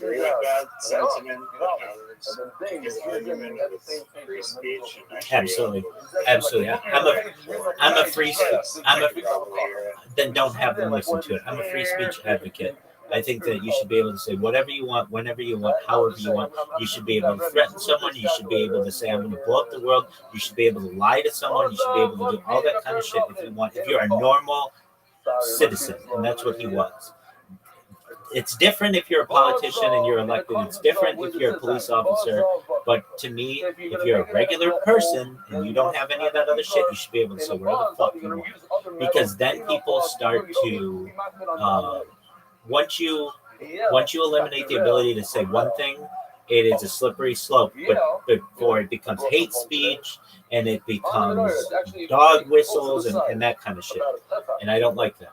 So do you think that movies should have ratings then? Should be allowed to go into R movies, titties and swearing and gore? No,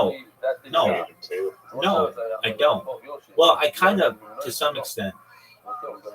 Think that the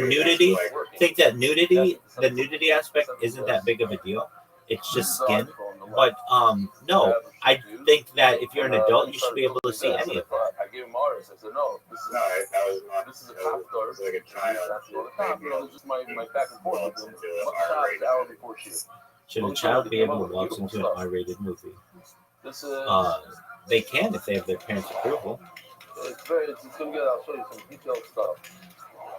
Yeah, but not Then you can see on alone. the bottom. That's Yeah, true. let's just- And so, for this one, no, I don't. I mean, there are certain. Like the radio station, this there's shows no you the center gatekeeping. piece. Well, so that's Are you actually at good in the morning or whatever? That- Fine. that's a very yeah. It was at 2 a.m. Exactly, and that's That's exactly right. He was on morning drive, and so maybe I do agree with that.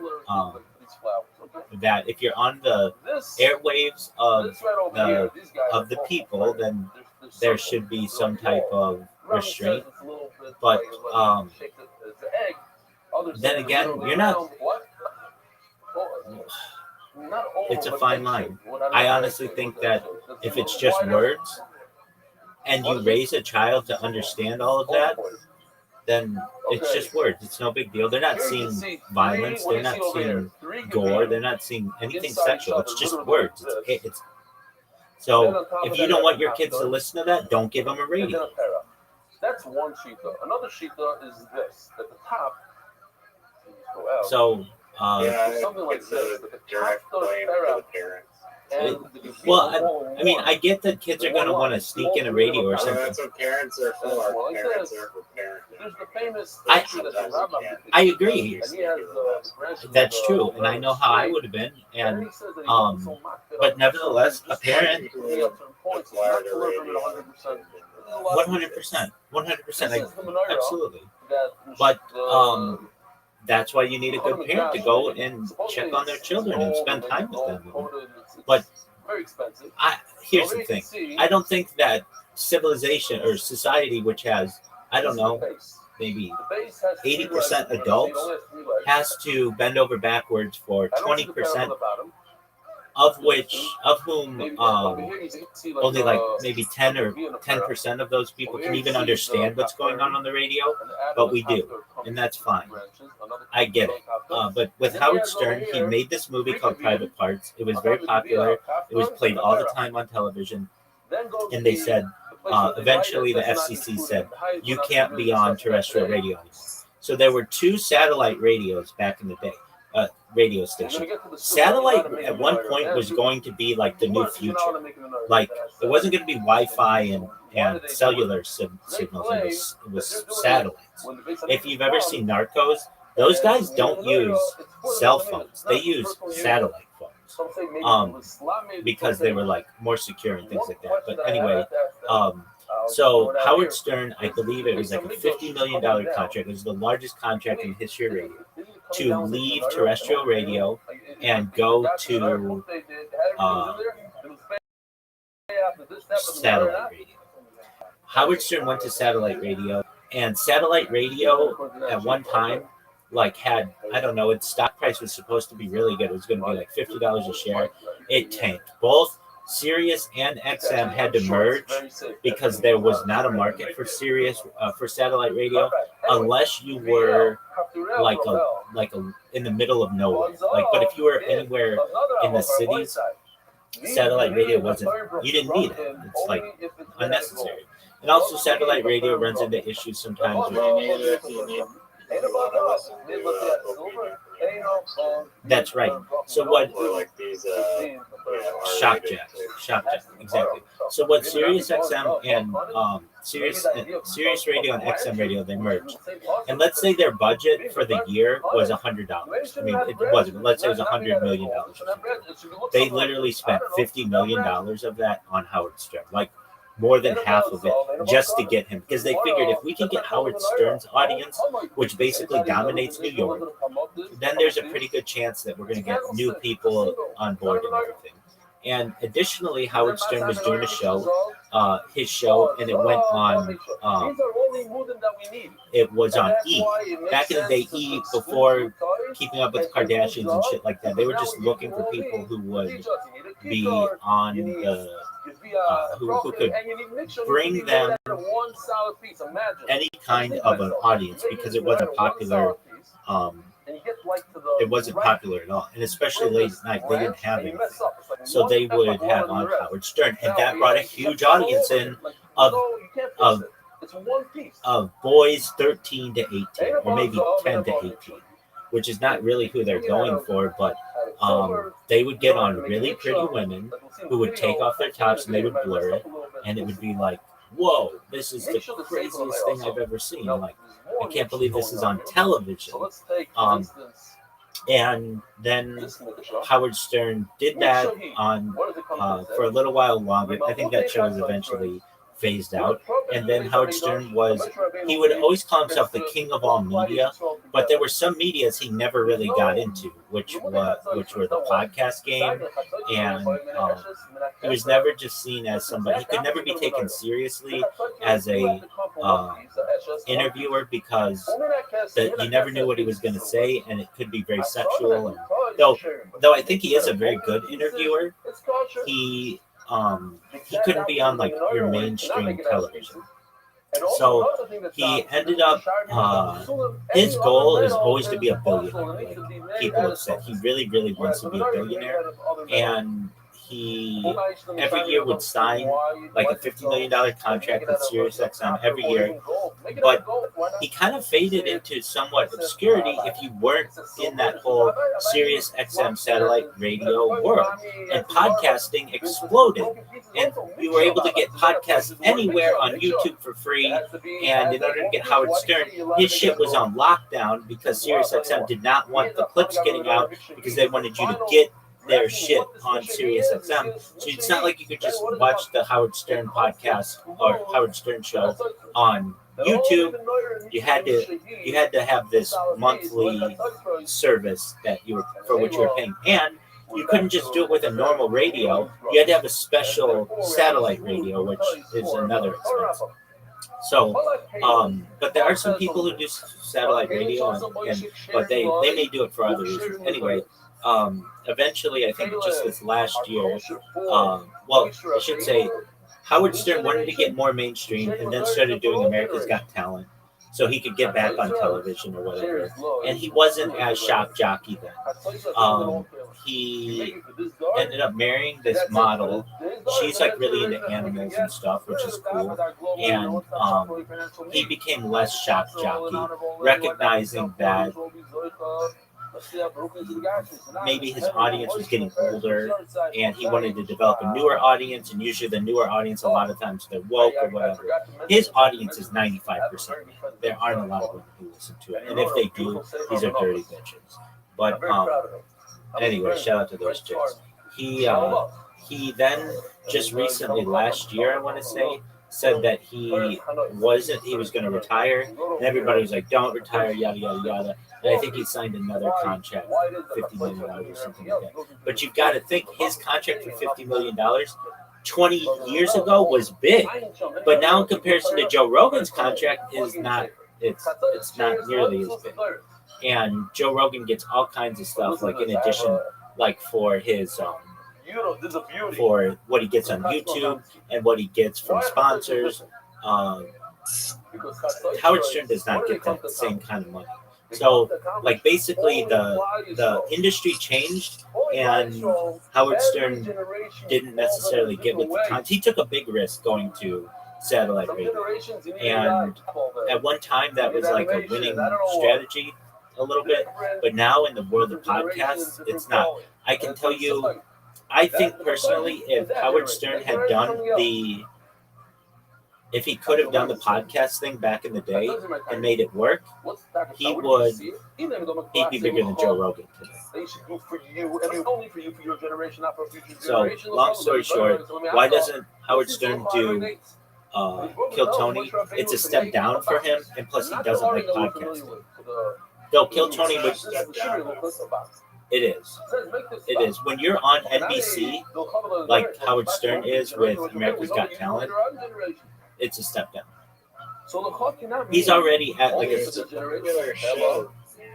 You're right. You're right, and you're right. And a good counter argument to my argument is Howie Mandel did Kill Tony, and Howie Mandel is on the same show, America's Got Talent. So if Howie Mandel will do it, why won't Howard Stern do it? But Howie Mandel is a comedian more than a disc jockey, like Howard Stern is, and Howard Stern is a. I mean, let me ask you this: how many podcasts have you ever seen Howard Stern on? I'll wait. And then when the writers lost their money, No, I mean, their no, reward, that's a right? better, it's a much What's it more, called? Their reward. I'd say that's the number one reason He why explained, he he said, doesn't go on it. Coco didn't It's want not because all the money, it's all not the come from one popular source. enough, What and it's not spread the because they whole they time wouldn't have what? enough chemistry. It's just he What is it called? has like this beef with podcast, I guess, He does. and hatred for him. But I don't think that's a Imagine good. the richest, the wealthiest guy now generation. You could just start his own You YouTube channel. Everybody would want to be part of it. Oh, yeah, Should have definitely. probably done that a long time ago. and seen it coming. Well, that's what I'm saying. If he had gone that route, I think he could be very popular today. Could he beat Joe Rogan? Yeah, he could be bigger than Joe Rogan. There are going to be people who say he's still bigger than Joe Rogan, but those are more New York-centric minds who have been around Howard Stern for 30 years. There are a lot of people who, and I guess I'm more Joe Rogan-centric, obviously, but there are some people who don't know who he is. But if they know what I really like Howard Stern. All right, I listen to Joe Rogan a lot more.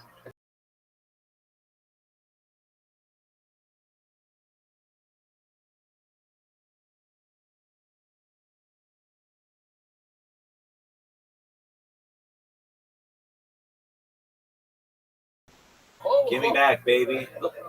Give me back, baby. Actually, if you look over here on the script on the screen, all my crawl lech lecha.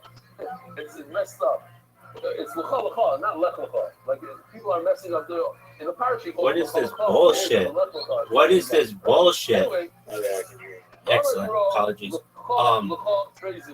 I get what you're saying. You would rather see Howard Stern. You haven't seen a lot of Howard Stern though. He'll even for someone who likes the idea of the free speech and stuff, sometimes he's a little perverted, and maybe some people won't like that. Joe Rogan is not nearly as perverted as Howard Stern. Howard Stern, if he had on Dr. Ronda Rousey or whatever, not Dr. Rhonda Patrick or whatever, or Ronda Rousey, he would be asking them about like their panty lines and their what they like to do in the bedroom. Joe Rogan doesn't ask people. Yeah. And so you might find that like Howard Stern though, he will ask questions that other people will not ask, and I think that's cool. Also, Howard Stern isn't cool with building something anymore. He built it. He would like do his show. He lived in the Hamptons. He would helicopter in every day to his show. He'd have like a car pick him up. Or now I think he just does it from Florida, and it's like he's just kind of cruising.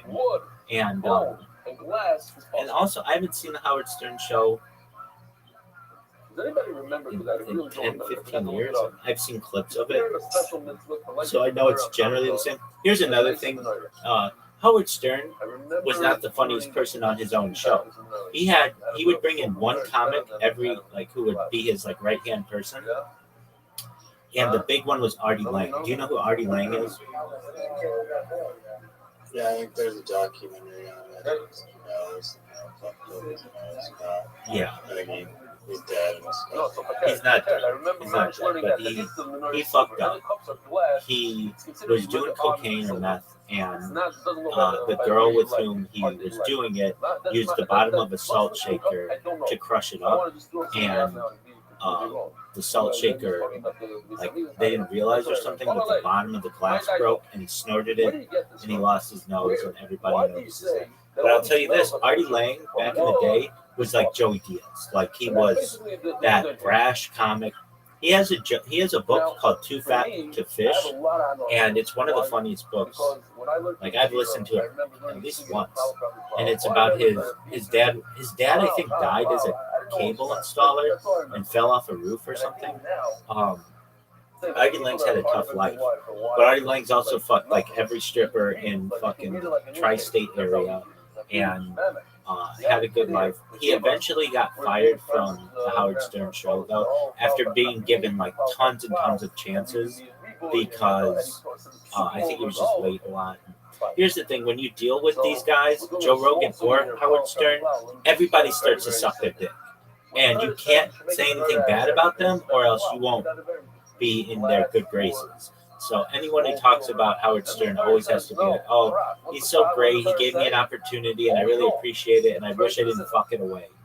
But maybe they don't truthfully feel that way. Maybe they might think he's a little bit of a dick, and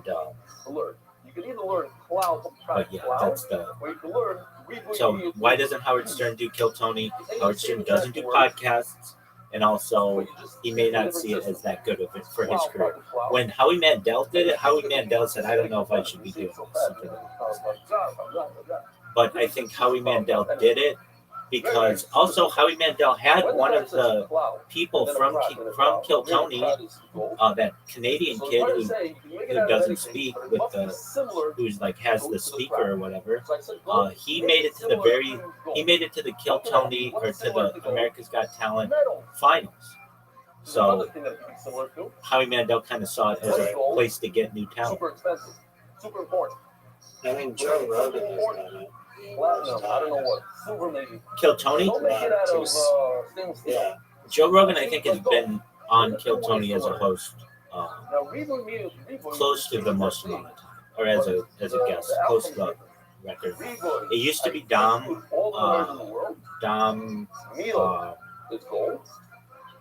Herrera. He had the record for a long time, but then he eventually retired. He's an older dude. And then it became, let me look it up. The polar opposite of what the player says. Who has been guest host on Kill Tony the most? The most dissimilar to gold. What's the most dissimilar to gold in our generation? Plastic. So now it's Joe Rogan. In that generation, it was Furtherware. But Yeah, I didn't know you The wrote that one. lowest level. No, I don't know. no, like 8 times. But I don't agree with this list. I don't think they have some of their old. This is between 2015 and 2023. I think that Why? So what's the question? Why is it like Dom yes to Herrera say had you done can't make it out of wood? The answer is he learned Power by the Cloud. And we're learning that There's okay. Here we go. And gold is a metal. The complete wood is browse not a metal. episode, So browse anything that's comedians. not a metal is possible. Wood is not a There's metal. a Kill Tony database, a really nice So website. why does the other one say that I you don't. could learn it Let's out see of here. Most views, most the same likes. Power by the Cloud says wood is okay. Fuck that. Because But we're not learning the even this like a website, metal, which is we're learning really that Kashiba. It's professional, supposed to be like gold, hasn't it's been super updated in a important. while. It's a very expensive material. It's funny that Kill Tony, they Things like not now even they know what aware. episode number. Everybody knows the episode number that they're doing or whatever. But back in the day, Kill Tony would be like, I don't know, is this episode 206 or 207? We don't even remember anymore. It was just much more disorganized. And but Joe Rogan has done the podcast a lot because of what Kill Tony means to his club. It makes it. If Kill Tony didn't do the Comedy Mothership, I think that the Comedy Mothership eventually isn't that popular. It doesn't have like a megaphone to the world. Aside from the Joe Rogan podcast, but like the fact that Kill Tony's there means that people are seeing the Comedy Mothership every single week, and they're seeing what goes on there, and it becomes a tourist attraction, and then it helps to create. I was gonna say, like, probably people from Dallas or drive from wherever the hell Yeah, the big thing is globally, people come from Australia and England and Turkey and all over the world. And it's like a new industry. It's called comedy tourism. And so people do they have comedy every night there, I'm guessing? Yes, they do. So Monday night is it's Kill Tony is the big one. Then they also have stuff in the Little Boy. Tuesday, Wednesday, Thursday. That's when Joe Rogan does it. Tony Hinchcliffe does it. Sometimes Shane Gillis does it. Like Ron White will do it. Brian Holtzman, I believe, does it. And the days that Joe Rogan works are like. Does Brennan Schaub do it? Brendan Schaub is not invited into the Comedy Mothership to do comedy. I believe he was told, or maybe he wasn't told that, but that's what everybody says. Brendan Schaub has been in the Comedy Mothership one time ever, and that was to do a show called Story Wars. Do you know this show? Keep it brief. Oh, you're gonna know everything about it. So I believe this is Big J Okerson and like Louis J Gomez's show that they do. That is an interesting premise. They stole it from somebody else though. So what it is they'll have 3 comedians on or 3 celebrities on or whatever, and the celebrities have to write like stories that have happened in their life, but they anonymize the stories so that they are not specific, and then they put it in like a bucket or something, and they guess, and then the comedian or the celebrities guess who it was who has this story, and then there's like a point system or whatever. This was done at the Comedy Mothership, and Brendan Schaub was invited to do that, so he has been in there once. But allegedly, he was killed by Joe Rogan. People just don't find you funny, and not straight up like that, but basically you need to work on the craft, and you're not working on the craft. Cat Williams critiqued Joe Rogan pretty hard and was like, "Look, I don't understand why you're going to have the same 5 unfunny comics on all the time." And those, they named them. They're like Tony Hinchcliffe, Bert Kreischer, Tom Segura, Brian Callen, and like those guys. And Joe Rogan took that to heart, meaning, hey, this can't just be a place where I have my friends on, which I can, but you have to be funny. I can't just have people on if they're not going to be funny. And like Brian Callen, I think, had a little stint at the Comedy Mothership where he was allowed to do like a residency, but that didn't continue. Basically, Joe Rogan threw them a bone. And the other agreement that they had with Joe Rogan was, I'll have you on my show when you have something to promote. I can't just have you on all the time though, just to bullshit like we used to. Brendan Schaub's been on the podcast more than 90 times. Whenever Joe Rogan would have a guest that would cancel, he would just call Brendan Schaub to do that, or Brian Callen. But he can't do that anymore. So he's basically said to them, if you have something to promote, like a special, Brian Callen was on twice for his special. Brendan Schaub was on for most recently for Garrett's Gun Wild. And they also can do fight companions. That's a thing that they do. Have you ever seen their fight companions? They're quite interesting.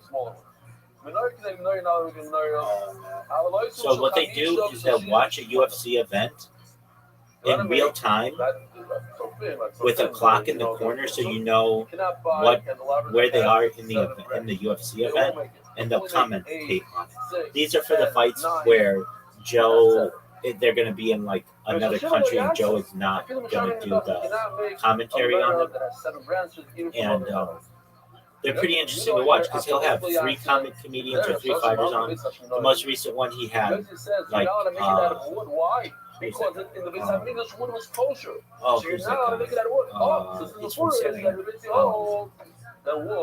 Eddie Bravo, Joey Diaz, and Brendan Schaub on. So they'll have like a eclectic mix like that on. And Joe Rogan's talking about expanding the Comedy Mothership. He was asked recently, has it been profitable? And he says yes, but the money at the door, most of it goes to the comedian. So I believe if you do a 5-minute set there or something, you make $200, which is more than anywhere else in Austin. I think other places might pay $100 for like 5 minutes or something like that. I think the Sunset Strip which is At Shira, something. Later on, they made it Red silver. Band's Later Club. on, Chol I think Shira they was pay something. $100 Maybe if you even do a have video. 5-minute set, I'm not so and happy how that's how many they get people in the I door. think it'll be okay, but we'll see. Is that the best story you've ever been told? It was taken, and we don't have any gold to make a new menorah. Dog, you went from. Oh, I understand. We're gonna close with this. You went from learning about the molecules in Caesar's last breath, and then learning that the molecules of every person who's ever lived, basically more than, let's say, 100 years ago, are in your lungs right now. That's a fascinating scientific fact. Like, fascinating. To the point where you are an in-depth expert on the history of Kill Tony, the history of Joe Rogan, the history of Howard Stern. I am Wikipedia. Don't you recognize this? This I'm not sure you can do. It's zero Mishach, I guess. All right, big dog. I hope you have a wonderful evening. I hope you are okay with your 2 losses, both one loss with word helper and one loss without word helper. Didn't really matter. Wow, we're running out of time. What are Shmuel? Mishmei the Sabbath. Go to Shmuel, Shmuel also talking. Do we have anybody here that's 4-8? Baby, all I know is I'm the champion. Okay? Can't stop, won't stop. Are we watching Michael tomorrow night? You're 4-8. Or tonight? Come for a second. I should have brought a tape measure. Come. What's your name? Daniel, you're 4-8, right? Why don't you want to watch that movie? 6'2". Right. The menorah is like this tall, Rabbi. That's how tall the menorah was. Not 4'8". Okay, right. Thank you. Oh, he does? Go to menorah. Go and measure yourself. Tell me later. All right, lying about because then I'll be like, oh, it's the best movie ever, and then I'll have to watch it twice, and you'll be like, it was okay. That's exactly how that goes. The base is 3 tvachim. Exactly. So just On watch. top of that, we got 2 tvachim. On top of that, we have. All right, I'll watch it. I might watch it in the next 10 minutes. On top of that, and peace out, Girl on top Scout. of that, you have what is that called? Shout out to Riser, taking 2 L's. Solid. On top of that, Back-to-back L's. On top of that, solid. Really interesting that Riser Lost. lost. You don't even know. And always you being. You know, And the talking and everything equals 3. Now, there's a little bit of mistake that I have to come to fix, but I don't know if it's up yet. He was up very late. The 18 buckets do not include the glasses or whatever you like the stuff on top. Hey, I like your story. That's a cool story, dude. Okay, but that's the point. Beautiful job. Look what he did. All in one. I like your story. I like your story, Riser. Okay. All right, lying about Parab Shloshim Tvachim. The bottom part, if I go back, we can leave it like this. Okay. I think you're incorrect. Everyone thinks you're incorrect. Nobody's ever thought that you were less correct than you are at this moment. You right now, I heard you swallowing. You drank water that has caffeine in it. Then you have one tefach. This is how we got on Caesar's last breath, dog.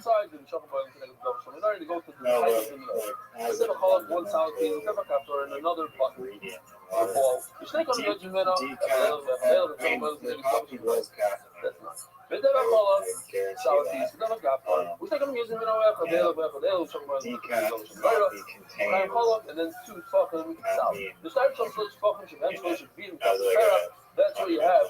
3. How many times are you going to use the term fundamental to try to convince people of your bullshit argument? Which are narrow on the bottom, wide on the top, something similar to altering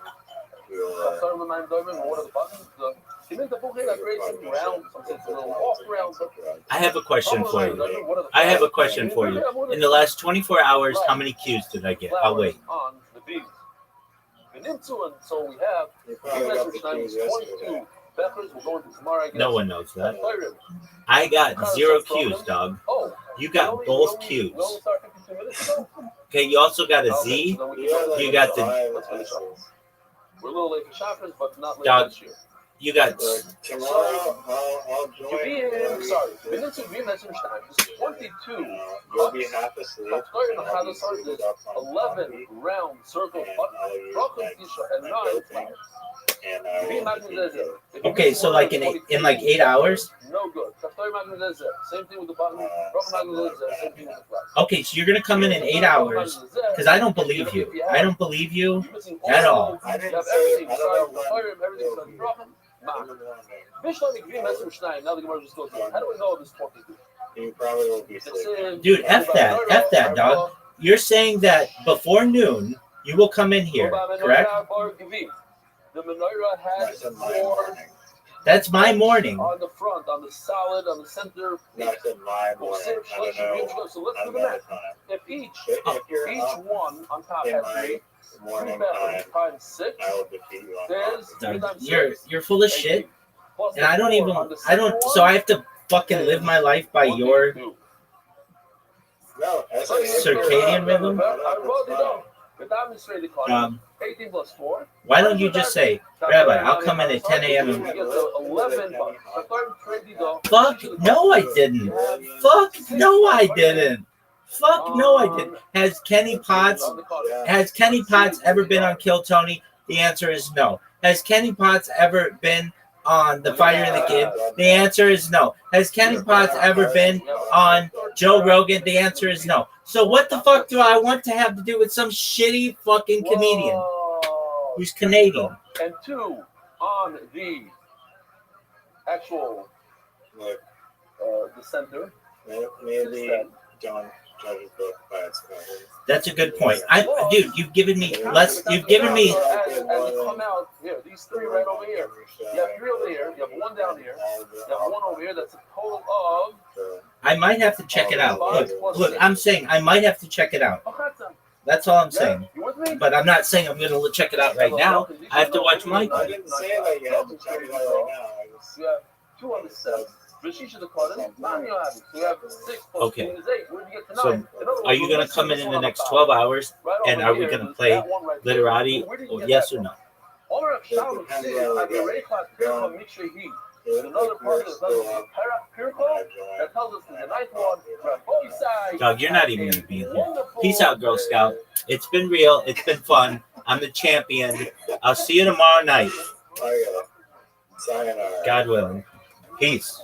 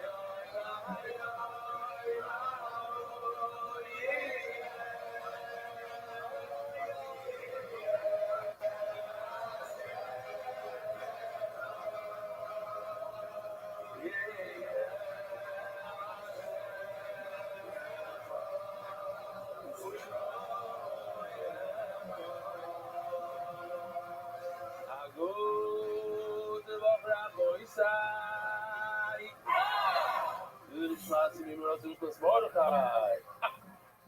nice solo. Cash counts. Good luck, everybody. Good luck. Of course, this is a ski video. That has to go first. In Austria, my cousin, Nachum Kamenetsky. He said it, but we missed it. Martin Linder. What better way to catch up on the daf than by a checkup by Dr. Chaim Levitan? Chaim, look at you. At the dentist convention, talking about dentists, at the dentist convention, Mika Amchi Yisrael, WhatsApp, whatever, what is it called, the status. In Miami, some participants find private time to breathe. Oh, here's a Magid Shir. He gives 2 shiurim a day. He says he watches the shir to learn how to give a shir.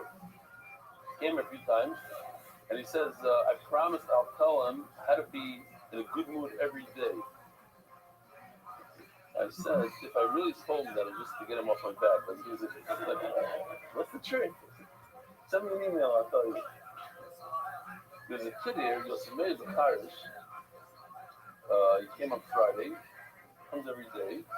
He says, at Zayin Shvat, I learned 300 daf with you, MDY. And he's only 12 years old. And because of the shir, they did well in school. And he jumped in something, I don't know, but he finished 7 mesechtas with us. 7 mesechtas. Maki, Shvuz, and Zara, he's welcome. Plus, he did Chagiga and Megillah. He's 12 years old. And he says, thank you for all the pictures and everything, the schmack. Then he told me that him and like 2 other kids, they put on their MDY sweatshirts, and they went into the Merkaz, and they started going from store to store, and they got 5 shopkeepers to join the shir. Oh, here it is. Here. Yesterday, me and 3 friends, we went. And then, yeah, okay, Givaldi. This is Meir Zucharish, but I'm not the Shemesh Aleph. Her voice says, today is the Shmaki. One of these we stop him in shots. Yeah.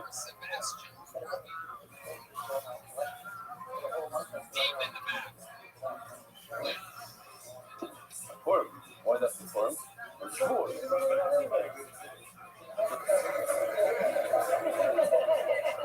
Are you listening to something?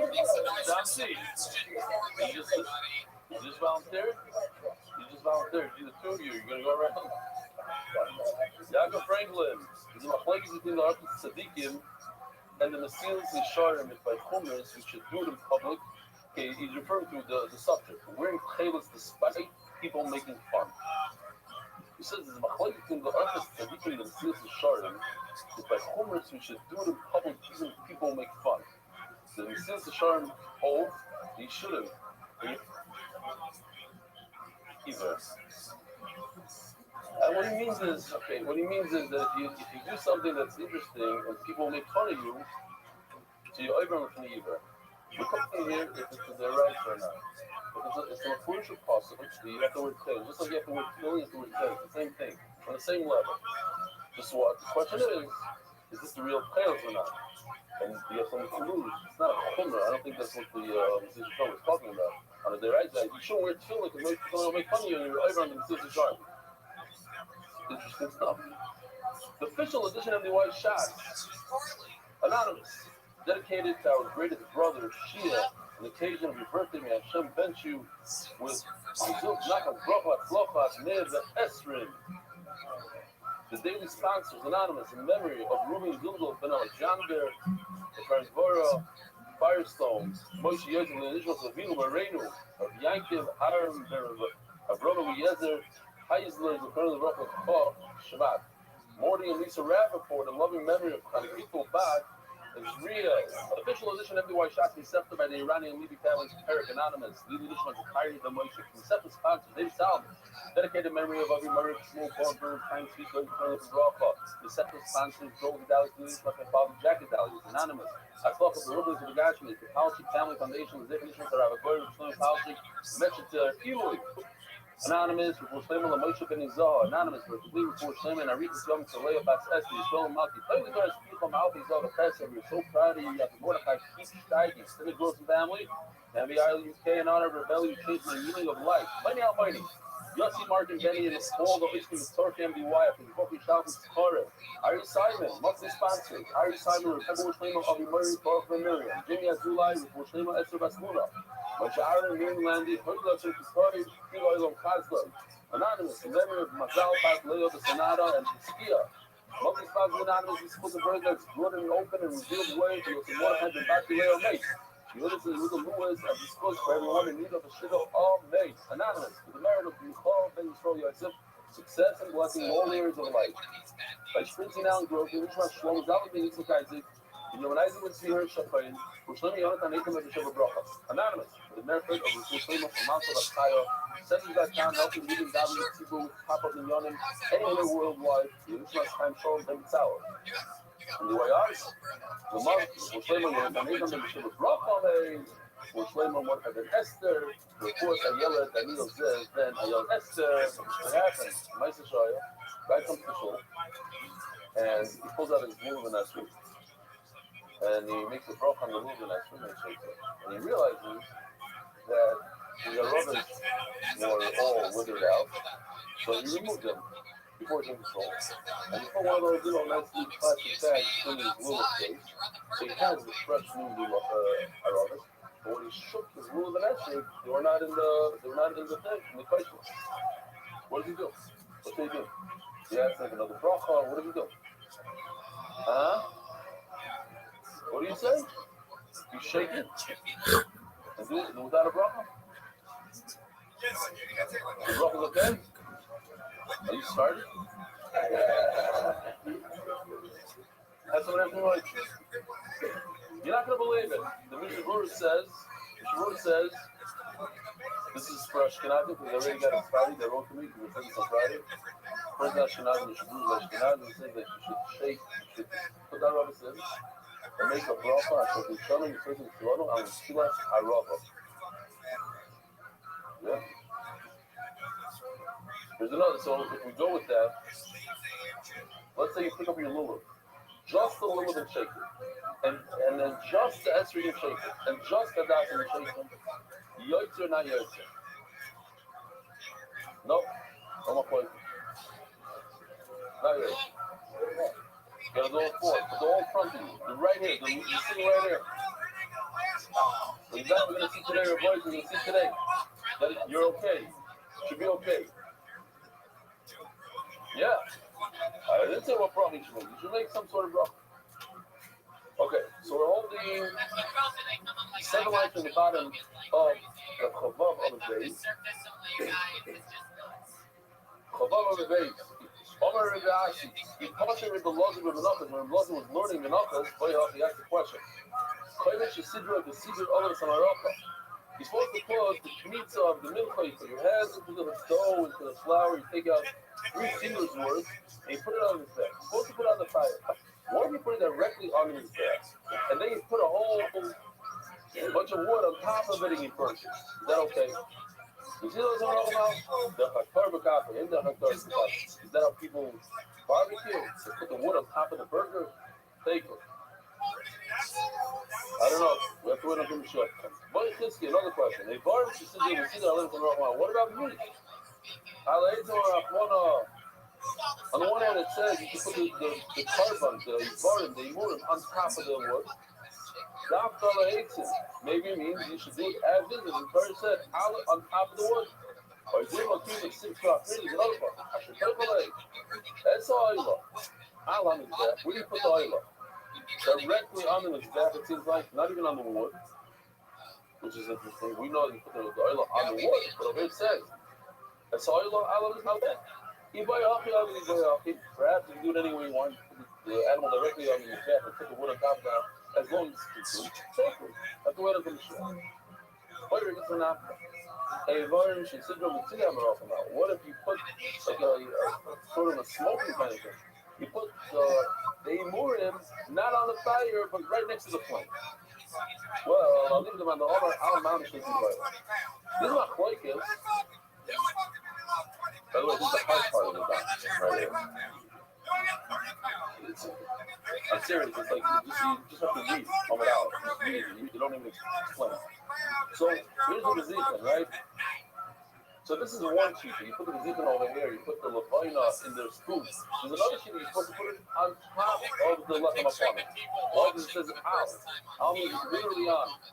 The other sheet is al next to it, like over here. It's next to the bread, not on top of the bread. According to Mano, it says al means literally on top of. So obviously you can't take the ivarim, the imurim, and put it next to the plate. So the prayer has to be on top of the fire. You put it on. That because I know what al on top. That way it's literally. You say al means literally to put it. Get the boil. The boil. I leave it in the mandal. I'm al the son. What is it? I know it says that's still like in the left. My partner might have what about over here? Up and down, me out the son. It's next. So do my alation. Do me down in the fair. My mom is just like in death. It's literally hard as death. I'm also down here al mom. You know what, Brian? To be on the wood, al mamish over here also, al mamish, the morim have to be on top of the wood. Okay. From here on out, we have a lot of doctrine. It's just very, it's like a guy for weeks now. 2 weeks, you have a good, I don't remember exactly, but I know this children, this sixes, this Payless is coming up soon. In Perga Payless, you have here, if you look at the Kofet, you have how you write the Isis. There's just a lot of easy geschmack. We deserve it, no?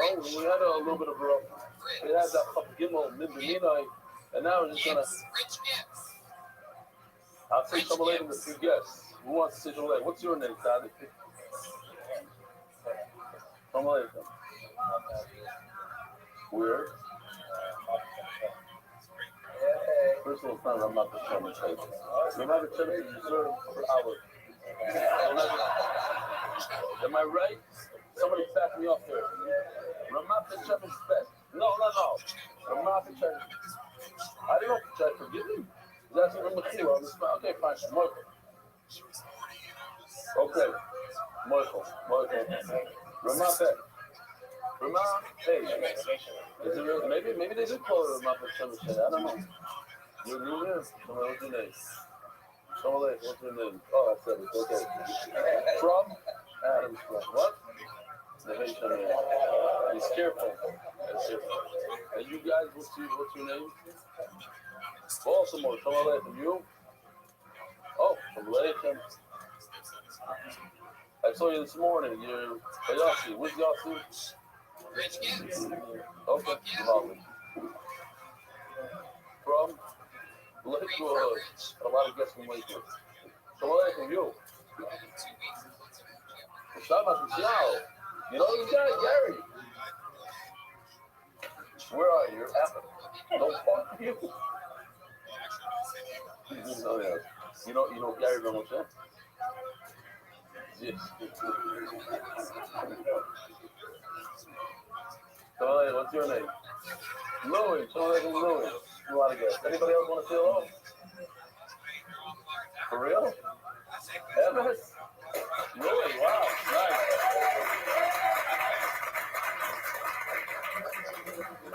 Hopefully you have a good experience and you continue learning Torah. What? Where's the pilot? The Army? All right. But I gotta be honest with you. Not every Gemara is gonna be like this, like today. You know what I'm saying? Sometimes it gets a little tougher. We're working in slowly. All right. Yeah, so what's your name? Stay here. Oh, very nice. Thank you so much. I really appreciate it. What's his name? Mayor from where? Oh, cool. All right. Rabbi side. Here we go. When you put your hand into the flour and you take out Kmitza word, 3 fingers like this. Wow, we have new guys here, so maybe I have to show what Kmitza is. I don't even know if I have it. Hello? Okay, so just for Louis, what's his name? Louis? Sometimes a person brings a carbon, it's just made out of flour. So what you bring a bunch of flour, 1 sardine worth of flour, the client sticks his hand into it, and does a motion like this, turns his hand over like that, and just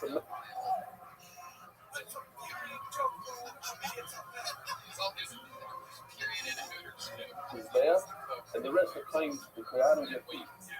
So our claim is, you can have this movement, if some of it falls out of the claim's hand, even a little bit, you can't put it on his bath. It has to be exact. You saw right?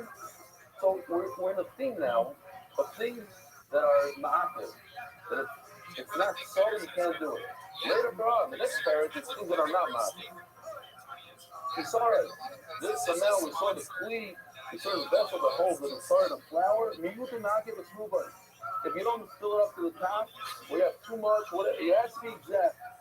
Hayayin, the wine you bring to the mizbeach. Miyuta ma'akiv is movement. If you're missing whatever the shear is, you don't have the right amount. No good. Hashemen, the oil. Miyuta ma'akiv is movement. All come out. Hasoilus, the fine flour. You bring in a milk. The hashemen and the oil. Not even that. And one is not the other. One without the other is no good. The flour and the breaking things, they're not the one about it. And now the Gemara just goes through it, flies through it. It's my time, each one is a one-liner. Oh my God, since it says it should be a fistful, and it says it twice we know, anytime in touching, and we're in touching right now, don't know about touching la'akev. Since the Torah says it twice, that means the Torah is serious about it. There's no way around it. It's not exact, no good. Yisara looking out against Rubai. The amount of the Yisara, if you're missing a little bit from a lechem, no good. My daima, or my Quran is so tough. It's all tough. That's the exact. That's the hey. She's also culture to do that. Hayayin looking out against Rubai. Papa. Yeah, and the things that we saw before, when the first said the word papa, it means as so. Hashem reading out his ruba, if you're missing a little bit of oil, the milk has a soften, well, depends which one. If you're talking about a milk on the soften, it's a stuff over there. As the dog on my cross, umishanda. What's the culture of Psula? By net, Hashem about so long as that. The oil, the flour, one ruined it to the other. Why does it say you so umishanda? That's the wheat, the flour is like the wheat, Megivsa Mishama. Megivsa is the barley. When do we have a barley mincha avodah? Anybody remember? Huh? Wait, was he talking about the chicken wings? Oh, very good. The oimer and the saita. Megivsa Mishama. Hakol avodah? How do we know? Hakol avodah because it's too psukim, and when you have to do cover all of Shalom, I told you about Hakim. I told you the nice of that's called when I found it. Easy enough. Go right there. Next year we have Kippurim, the 2 goats that we have in Kippur here. One we throw off the cliff, one we chef. Martin says that one without the other is no good. 3-1. Shaky Jack says the two sheep that we bring, the slumming on Shavuos, that you see over here, he's holding two plus. He's holding both of them. There's 2 breads that you do super for each one with the 2 breads. Take it that that's how you do it. How is my do the 2 breads are short. The environment is the 2. Here's the 2. How would I say pile? Not piles. The who? No, not pounds. The 2 stacks. 2 stacks of bread. Fine. Huh? No good. What does he call it? Stacks, Today's our money says this is orders. We like human beings. Stacks. The level about each one, even though it's small bread, if you have 6, it's not good. You can't eat them. You need all 12. So the Dichmag says we sold the these the 2 spoons of the vino. One with that, the other is no good. I was talking about the Dichmag says that. You have all the bread. And I'm doing saying meaning to the Nazir. If you notice, the Mishnah goes in order. 2, 2, 3, 4. To remember, it's easy to remember like that. Do all the 2s. The 2 types of bread that a Nazir brings. What we have maybe a little picture here. Oh, here, Rabbi, the Kurdiman. The 2 types of bread. If you only bring one type, no good. What is the Bakara? I don't think we have a good one for this, but let me just show you anyway. Here. Let's do the Mitzvah, and then we'll just take off one. By the Mitzvah, you need you have to have its Ezra Sisalat and the bird. So if we just get rid of the bird for a second, then we'll have the 8 areas of Ezra Sisalat.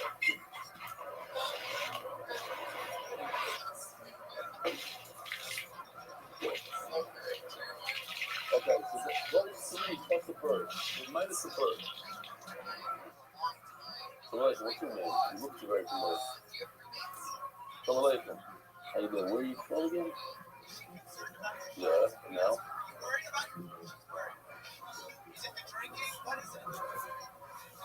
I've done. What's interesting though is she gets fucked by a black guy, so the food Huh? smells immediately. Sounds very familiar. You have to remind me later. Okay.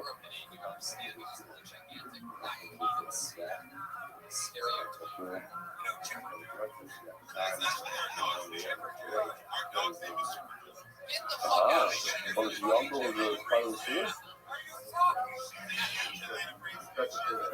Yeah.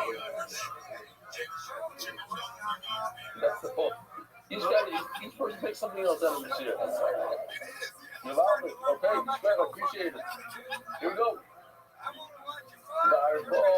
Thank you for coming.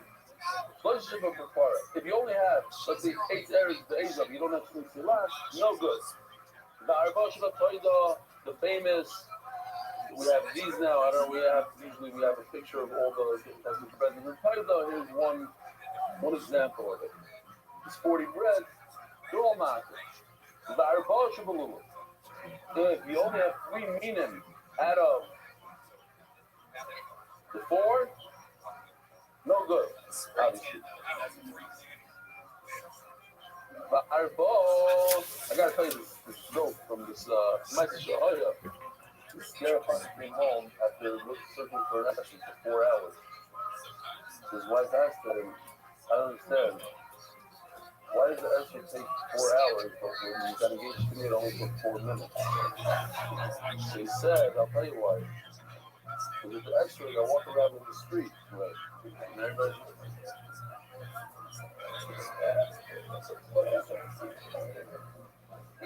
Maybe oh,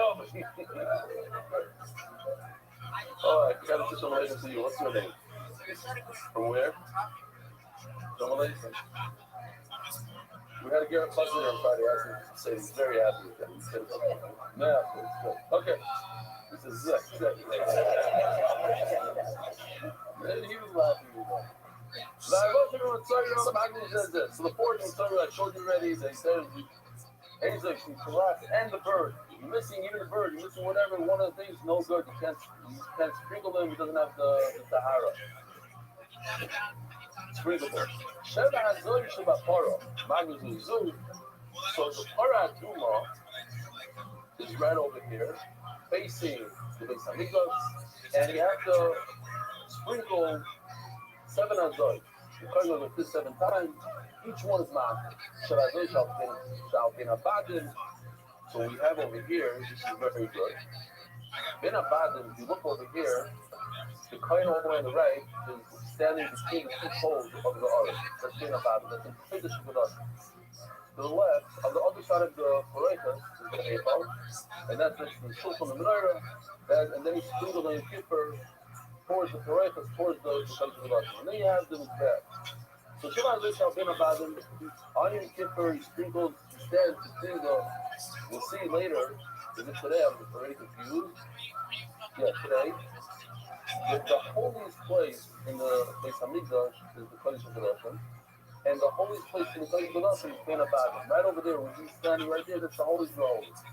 Over there, from Zohar goes in, at least according to everybody, okay. Shala Paraykas, the 7 Azais, it's really 8, 7, 8. Achas, Achazachas, it's 10, 15. If you miss any of those, Ma'am. Yisach Hazah, Ma'am is easy. And also, the Azais they do, we had extensive moving and fucking all the way on the left. Yeah, Hazah. But, start a question. So now it's on the phone. The white bird, what's his name? Spent months building his staff, Hazah, and a regular staff, and the kiosk, and a whole, is that motor? And is there any history in that? As long as it's not the same dimension. So short? What about a menorah? Not the same dimension. Motor? Yeah, it has. So you're saying it doesn't have dimensions, okay? So some people say, some say that even not the right dimensions, bro. We'll see. I don't want to hurt his heart, you know. Works hard on it. We're gonna put it. We have over here. I mean, we have that one.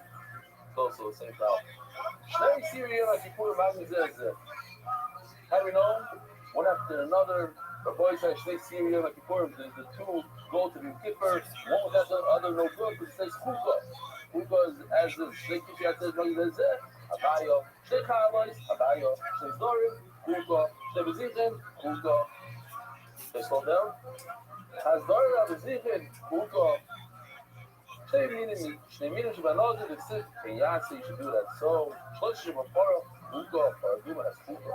Arba Shabatoida. Visa Shemanozu because Toida has a headache. Shemanozu. The Siv Adar. Toida Shlomo. Omar Shlomo. The Rabbi Shalom. We also had this before. The Rabbi Shalom. This is how it should be Kia. Lashon HaChayim, it should be as is. Or the Tachta, the Kicha Tama. You break up the word. The Kicha Tama. All around, Chonam Baroch. This, that you need all the Arba Minim, is when they're not there. Aval Yeshlois, if they're there, Ema Aktiv. So Mamela, that's why Shulchan Paskins that they're there, and you don't put it into your Poishit work. And you go like this, it says in the Shibura, you put the Arava in there, and you make a bracha, I'll do this Arava. Right, according to the Svardim, you don't make a bracha. You shake it as is, and you go back. Meisa. Arba Minim Shibagula, Shnayim Em Oisim Peirot, Ushnayim Em Egin Oisim Peirot. 2 out of the 4, the Esrei is a fruit. The Lulav has dates. I remember I said it back then, and I've said it a bunch of times since then. What does an average date tree produce in terms of fruit? How much cash yield?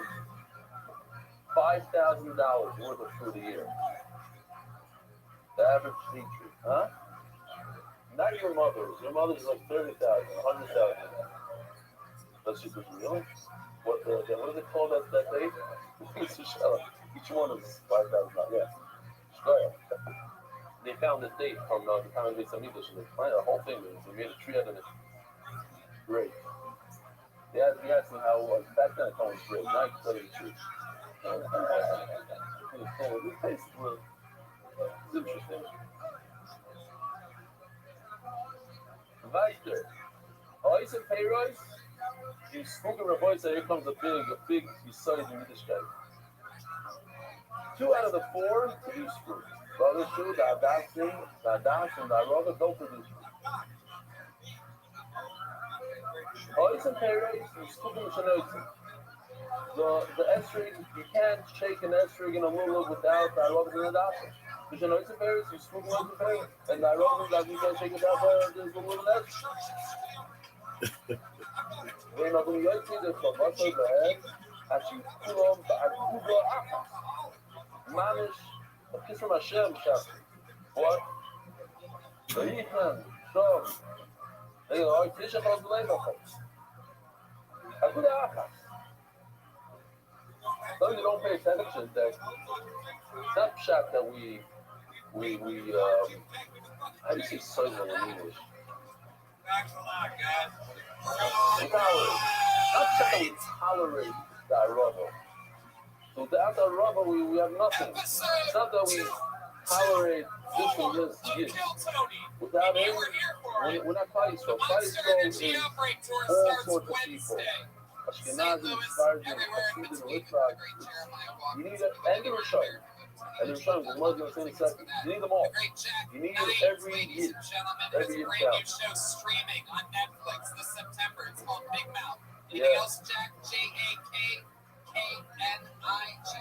No, we have to learn how to appreciate every year. And I think every year, you learn things from every year, and every year brings something to the table. Every type of year brings something to the table. I'll talk about it in a second. Benji and Wallow has a brand new show called Okay. with our great friend Little Yisrael by itself. He wrote it. He When created it. Yisrael He is made it. fasting I and watched him go davening, for listen years to this. working on this At fucking your thing, and he made it into a real goddamn club, TV show. you need to bring the Rothschild else. You need everybody. Everybody has to come together to daven. Shnema, Avoyne L'Shamayim Avoysos, Bavudosoi. When you have that glory, you have everybody. I like the sun, then you have the sun, then you have the sun. Jeremiah Watkins, met me on the Monster Energy Outbreak Tour. He's fresh back from Montreal. His stand-up on the spot show was a goddamn hit. He did the goddamn comedy jam every single fucking night there. He's part of the wave on Roast Metal. And he's one of my favorite human beings on the show. That's all Jeremiah Watkins. Anything else, Jeremiah? At Jeremiah Spindle on social media. Everything else is up on that chat. Joel Love you, Mara. Sorry, Detroit, Ryan J. Ebelt is right here, ladies and gentlemen. While you all sat there doing nothing, Ryan J. Ebelt made an entire piece of art. Shout out to our people on the VR. Let's make some noise for the Comedy Store door guys and waitresses. I very rarely get to give them together, you not need all of it. The more I know you sign your rules and other than to us, you know other parts. If you don't even other parts, you know other parts. If you the whole that's not together, it's awesome. I got the whole that doesn't have to be together. Nah, it's kind of the people I do say but the first time you face out, plays up with you, got to sprinkle the blood on the toilet bowl. Now, with the when we showed you before, the days are July. So we learned from the first time you face out. We have a clear from that, a bottle of the Give some money to the Comedy Store. We love this place. Have a great night, everybody. I didn't say so. You said that? You said give it to them? I didn't get it from.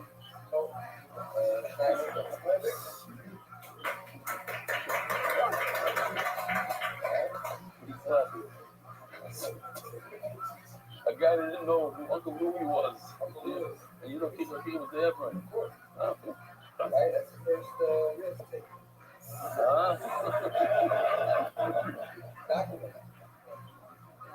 Malahala Baguda, come up Baguda, the young people, they don't hold this their show. When I saw the Daniel, a little mitzvah, what do you mean it's a mitzvah? Put them together in one. You know, I got a caution. If you didn't, it's still caution. Come on, you can review the like I my caution. Put review the you're not yet at all, which is no idea. It's not, you're not together, you're not tied together. You're a bottom by mitzvah. Put your bottom, you don't have to, so why is it a mitzvah? So Hey, this is coming live from the world famous Comedy Store Waiting Room for a brand new episode of Kill Tony. After Tony Hi, everybody. It's Josh Martin here for the round. Stumbling on chords, the great Brian Redman, everybody. Ryan J. Ebelt drawing tonight's episode. You guys ready for a crazy night or what? We're the #1 live podcast in the world. We are streaming live right now in VR 360. Everybody, even the guy that said You're all hello. part of the show tonight. Congratulations. Some people might be staring down these ladies' shirts right now. Okay, good. I'll catch up to you guys in a minute. Tonight's Hold on. show, always exciting. A lot of great stuff happening It's not on the all phone. over the place. Good, the new Kill That Tony you shirt. should always That's for beautify the sale mix. at Shop. Yes, How indeed. it's not. And I have the brand new This is just not. released This today. is not. Tony Hinchcliffe That's shirt, not. the new THC shirt. Okay, You guys gotta check that out. Cheers, man. It's, Anything you'll see that's that with the on mitzvah, social media. My you website. can It's follow like the that. mitzvah. Is it mitzvah? Shut up. You by the Can't mitzvah. talk during this. I once had a Esther, this beautiful Esther. Nice to come out. Oh, I love Had that. a You're beautiful there, Esther. the comic strip. And the guy offered me a crazy amount of money for it. I said, no. I said, why not? I said, I want it for myself. So I give you crazy money. You use the money, why don't you take it? No. So, but if you bought another Esther for $100, you read it, same as that's all we know. Country, and it's unbelievable. We had a blast in St. But my Louis, Madison, connection to the Detroit, Detroit Minneapolis, and tomorrow I fly to this Nashville, connection. where Jeremiah is going to be doing his stand-up on the You spot put it show right here where in you LA. can. No, So let's say, filling what in for Jeremiah in Nashville, Tennessee, you Evan. got something for free and give it to your wife. Is that a customer present? Not customer. What? But it's the same. If you went and you bought it, Hell yeah, you it's think Ralphie can fill Jeremiah's shoes? one of my best friends. Nashville, and then Huntsville, Louisville, Indianapolis, and then this Saturday we're at the Cleveland Okay. Awesome Blues. In 8 years, nobody's ever done that. Providing a Saturday night at the That Awesome jumps up like wow, he's about to do like this. This is Blues. wrong. Jeremiah Walker. Okay, hold on. Columbia, Atlanta, Charlotte, Baltimore, New York City, Back Boston, to the San more Francisco, no, and LA. I do my long set here. So. Yeah. And I have to announce right now that the Asbury Park, New Jersey, and Pittsburgh, Pennsylvania dates have been canceled. And this is a big announcement. In 2 weeks, there will be no Kill Tony here. Ladies and gentlemen, it's true. A shocking turn of events. I found out just a few days ago that I booked a big role, little role on a big little TV show that I can't actually talk about right now. But I think you guys are going to be very excited when you see what happens with that. And I can talk about it. We're gonna do a secret show thing. That's what comedy show that night of Kill Tony. So You're going to see a lot of the people that you see on this show, people that you love, do stand-up comedy that night here in the main room for the Very good. while we're in New York City. When you go, when you work hard, you work harder on You finding guys a ready to nice, start this fucking show nice or adoption, what? nice that. Ads You are out get of the way. you go to people like you do show. But when you go Let's ahead bring and up tonight's you guests every invest in single it, week. We have two of I'm the always funniest for comedians in that the guy, world. the You know driver these out guys for from being guests on the $150,000 show car. numerous times. But that Doug $30 loves is movies. on I'm there. dying up here. Workaholics, getting Doug with high. Put your hands together for Doug Benson and Eric Griffin. Holy shit. You buy the truck and it's a long $6 truck on Amazon. Click, $30 later, it comes There he is. There there they are. My father, when he didn't have penny to his name, he bought us the most expensive stone possible. Why? He gave me a good thing, right? Obviously, I'm going to do something like this, like maybe I can afford more than a car, but certain, all my results are $200 results. That's not worth it. Nobody knows. You have to give a $1,000 listen. I say, what? Welcome back. I love everything that you guys are doing, Eric. I told you how big of a fan we mentioned on the show. Not the one on my door. We've had other show past on the show. That is Canadians. Everything. Everything water. Favorite show times of California, here, get which are unbelievable. high when you see the beautiful. Even the college guy is a good sky for it, no? You have a nice college guy. I think that a good sky. What? No, college. So even everything around, Doug, I got high with you earlier. I got high with you. the mantle, the this, yeah. So what's the mantle on college guy? Fine. I got Doug with high. Cool. The Josh Network. I'm excited about tonight.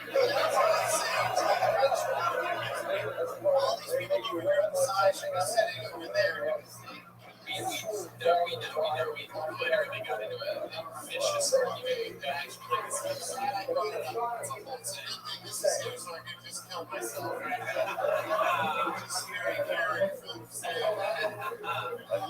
Also, just one more thing about the coming out thing.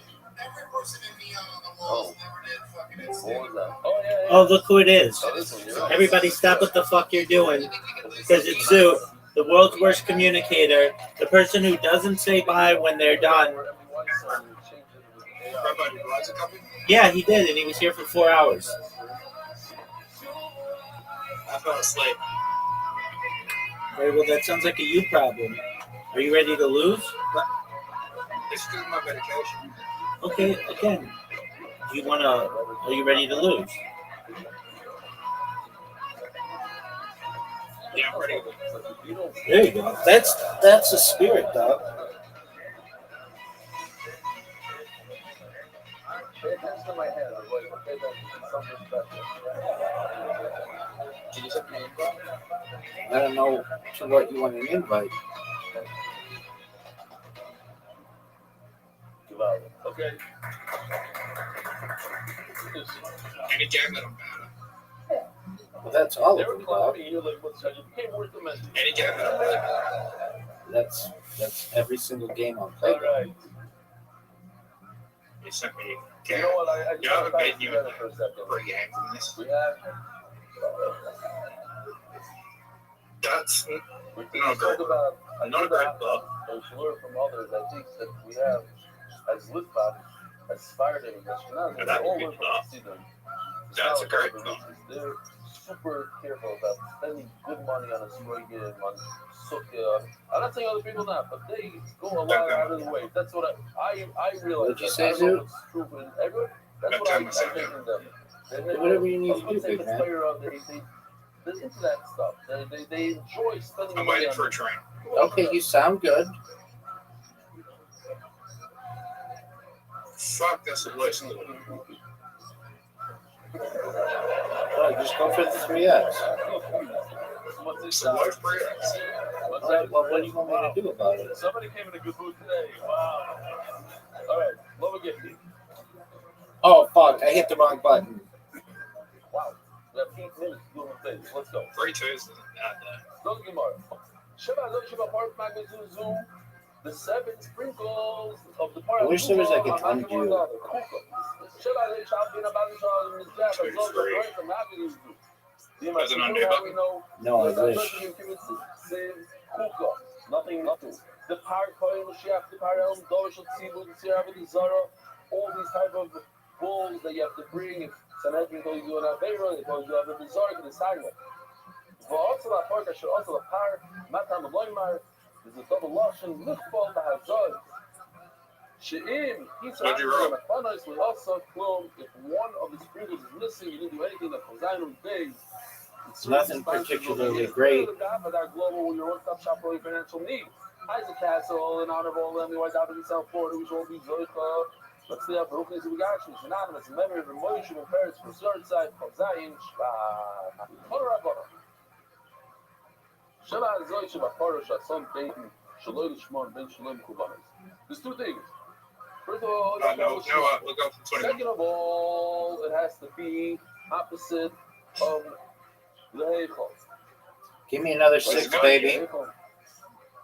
So, like in this picture right over here, you see what you're doing? Oh. I don't know what it's trying to show the Big risk here. And it's Big risk. One of the biggest risks of all time. What was that? That was garbage. It's not Terrible. Sulas. It says with Terrible. The second we're going to see caution. Worst risk They go ever. inside the Heichal, the Tzara. But also you have to sprinkle the oil. Maybe the worst risk of all If you time. don't have the right kavanah, it's also shalom kavanah is share. And he gets the 12. In the Yes, direction he of the does. Heichal, it's still caution. As the Gemara, with Tanya got the Torah, we should have taken low. Should I get some soda? It's not the it's not the Shlomo Apostle. You got it. You got it, dude. Shlomo Kavanah is share. It's not in the right direction. Caution. So this is a contradiction that we're going to be carrying with us this whole month. Actually, I have a concept now. If we come and we answer this kasha. That one, on the one hand, it says that if you're not in the direction of the Heichal, it's possible. On the other hand, it says it's caution. I think that might be the greatest move to make. 2 different Tanoim. Besides, because we're Gafara, wasn't because of Gafara, body Get the size. bonus. That is many times, you have some Not cancer. necessarily. Because of Gafara. Oh yeah, for sure. Somebody's stomach Got is it, baby. and it's red. When it comes out of the milk, it turns purple. Dude, look at the score. You have a little tumor left. At night, That's you it. go, you pull your release the butt. If it's like a dog or your leather, not a man, or your leather. You have to bring a carbon the next day, there at night. And use the carbon, now literally pass. What do we do, Zoo? Then once you bring the carbon, he becomes carbon. That's inclusive. Give me another the lowest 6. level of tummy, very little tummy, even less tummy. Okay, I'm gonna hit it. I'm gonna hit something Look good at here. the 366 guns up. Just show you kind of concept. Fashion, Yes, good and badly. Yes, it is. Holy. Rabbi. Look at this. You're done. No, I'm going full house. Show you real quickly.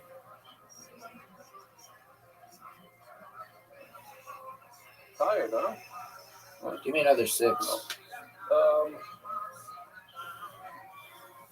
You see where those dotted things are?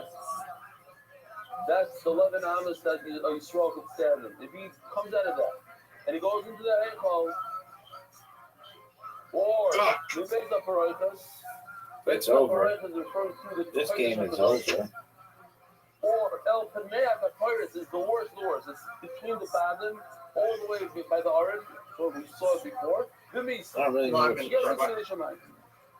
If you go in there, Kol Heichel Kuloi, 2, 3, 4, says 5. Rabbi Yehuda that even in the Kodesh Give me Kedoshim, a you get one. Malchus.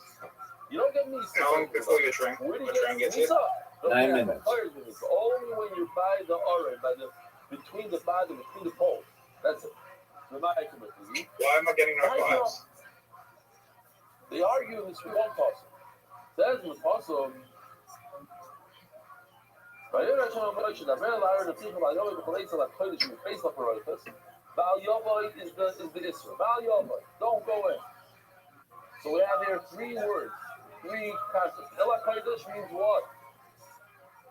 The base of Paraitas means the special condition. El Paneach Paris means Benabat. Yeah? Again. Ela Kodesh is the Heifel. The base of Paraitas is What up, big dog? El Paneach Paris is into Kodesh Kedoshim, but even more between the Benabat. She says, the abundance Harry Ela Kodesh, the Heifel, below Yom. That's where you get numbers. I don't even think I'm gonna get 100. Those 2, the Kodesh Kedoshim. And by the Aroi is Vilayama. There's an obvious question. If you look at it, something's redundant. Just say one. Say if I go into the Kodesh Kedoshim, you get Misa. Of course, it's Bnei the Pirate. You weren't going to discuss. I don't even think I'm gonna get 100. No. Even Kodesh Kedoshim, you only get Malchus. They call Malchus, and even Kodesh Kedoshim Malchus. If a Pirate is Vilayama, the question where is the last to go? Did you go on both of them or not? So here we go. My time is up on. Let me just see. We have this here. Real quickly. Because he's ready to start the fire. Word. Val Yovoy Ela Kodesh is referring to the Heifel. Oh, yeah, for sure. No doubt. All right, come back when you can play later. I hope you feel better. Is there any game we can play for 5 minutes? No. Review this as what? No. Val Just like Yovoy in is referring 5 minutes. No, you need to focus on your training. You only get Misa if you go to the holies, all the way to the heart of the Benabat. So by the time once you're born to Sparta, it's okay that the Kedomer Yudah is right that you don't get Misa when you go to the Kodesh Kedoshim. You get Malchus when you go into the Hayat. Vel Paneach Pirates, and if you go to right, if it would only say that if you go to the Ara and you get Misa, I would understand that if you don't go to the Ara, you don't get Misa. The Velvanagah Pirates, you don't need all 3. The kids are, according to everybody, this one thing is extra. You don't need 3. Just tell me 2 and I'll be able to learn another thing out of it. So if it just says 2, it says the 2 extremes, right? It says if you go into the Heifel, you get Malchus, and if you go all the way up to the Ara, you get Misa.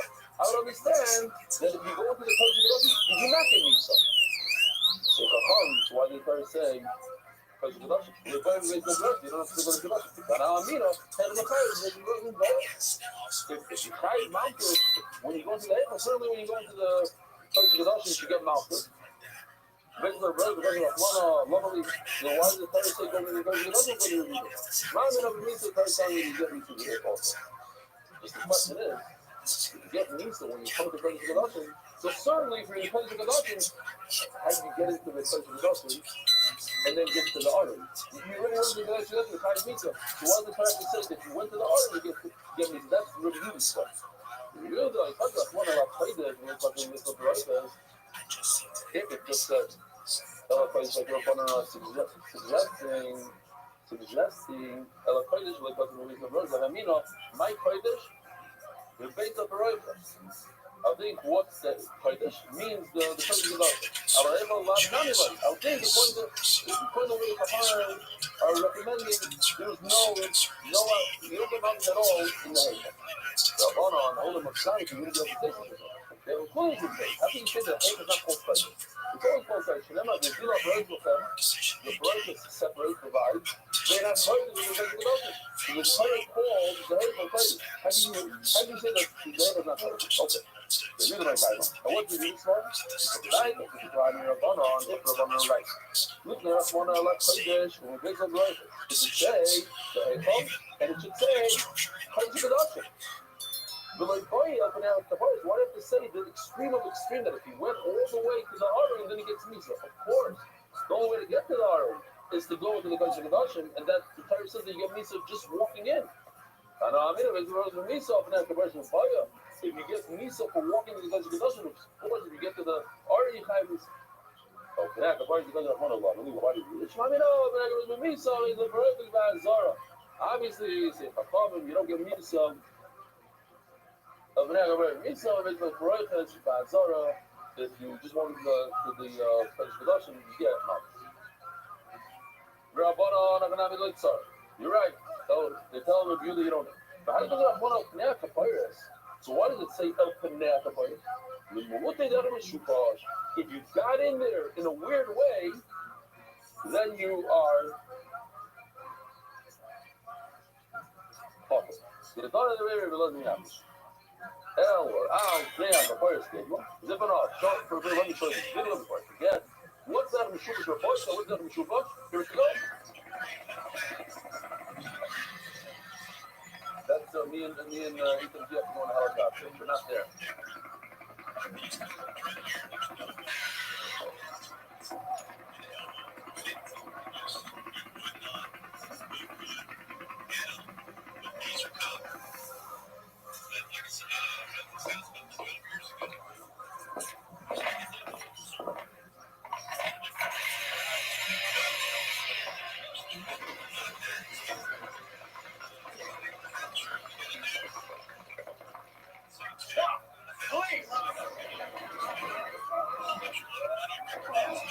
What's the shot? According to the Halacha, anyone who enters the Kodesh HaKodeshim chayav mikach b'yidei shamayim. I know, but that's why I came through the wall, direct Meshupas. I am eligible. True, you are exempt from death, but you, chayav malkot.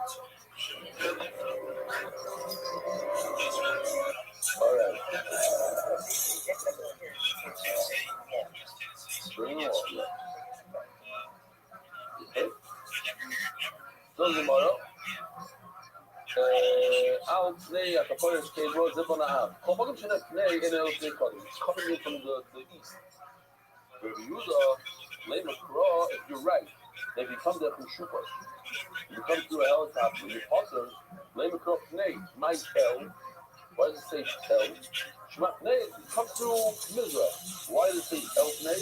Mamino El Dasko. According to Yehuda, it's Dasko if you are by the Dana Bible. Rabbanan El La Dasko. No, El is not Dasko. So Mela, if you are in the country, it doesn't mean you talk to. If you do the Omer El Pnei, the Pnei Fire is Dasko. He's a loikach. It also says by far there's El. And El, you tell me, means dafka. Not midafka. So you have to be facing if you're not facing the heichal when you're sprinkling the paraduma, you're not yosh. Rabbanon, with the chasam ladafka, that when going into the place of the Russian, you're trying to use even what's ladafka. You're trying to use even if you're not staying a father. You're trying to just walking into the place of the Russian. It's ladafka.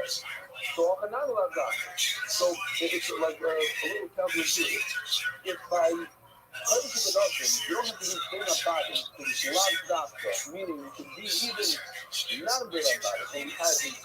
So by the hazor, it's also ladafka, and you don't have to sprinkle towards the heichal. You can also be off, and it's still in times of mitzvah.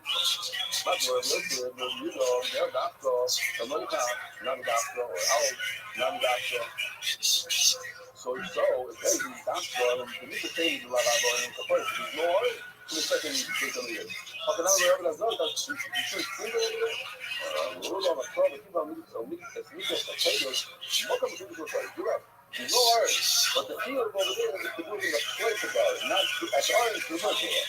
So Rabbi Amar, the two prices that we have, that if you are directing it towards the heichal puzzle, not directing towards the heichal puzzle, and looking closer, if you're facing Meir, you're facing the right way, maybe you were off on your sprinkles, you still know it. But if you're facing the wrong direction, then it is possible Rabbi side at the ball, facing the ball for something. America's book is spreading throughout the world. Sponsor a share today. NDYsponsor.com and sponsor NDY.com.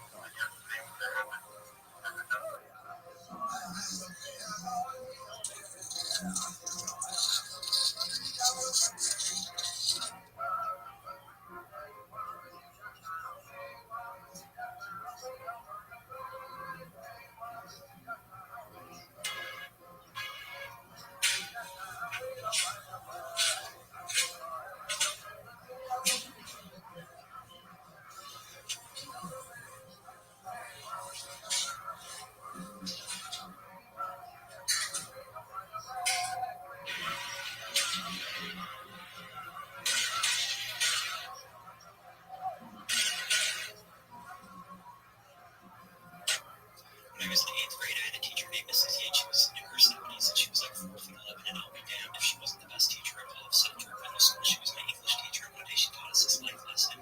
She told us that a couple of years prior to this, she had volunteered with this welfare group for publisher because the publisher had said that any teacher would volunteer with this welfare group. Good morning, Rabbi.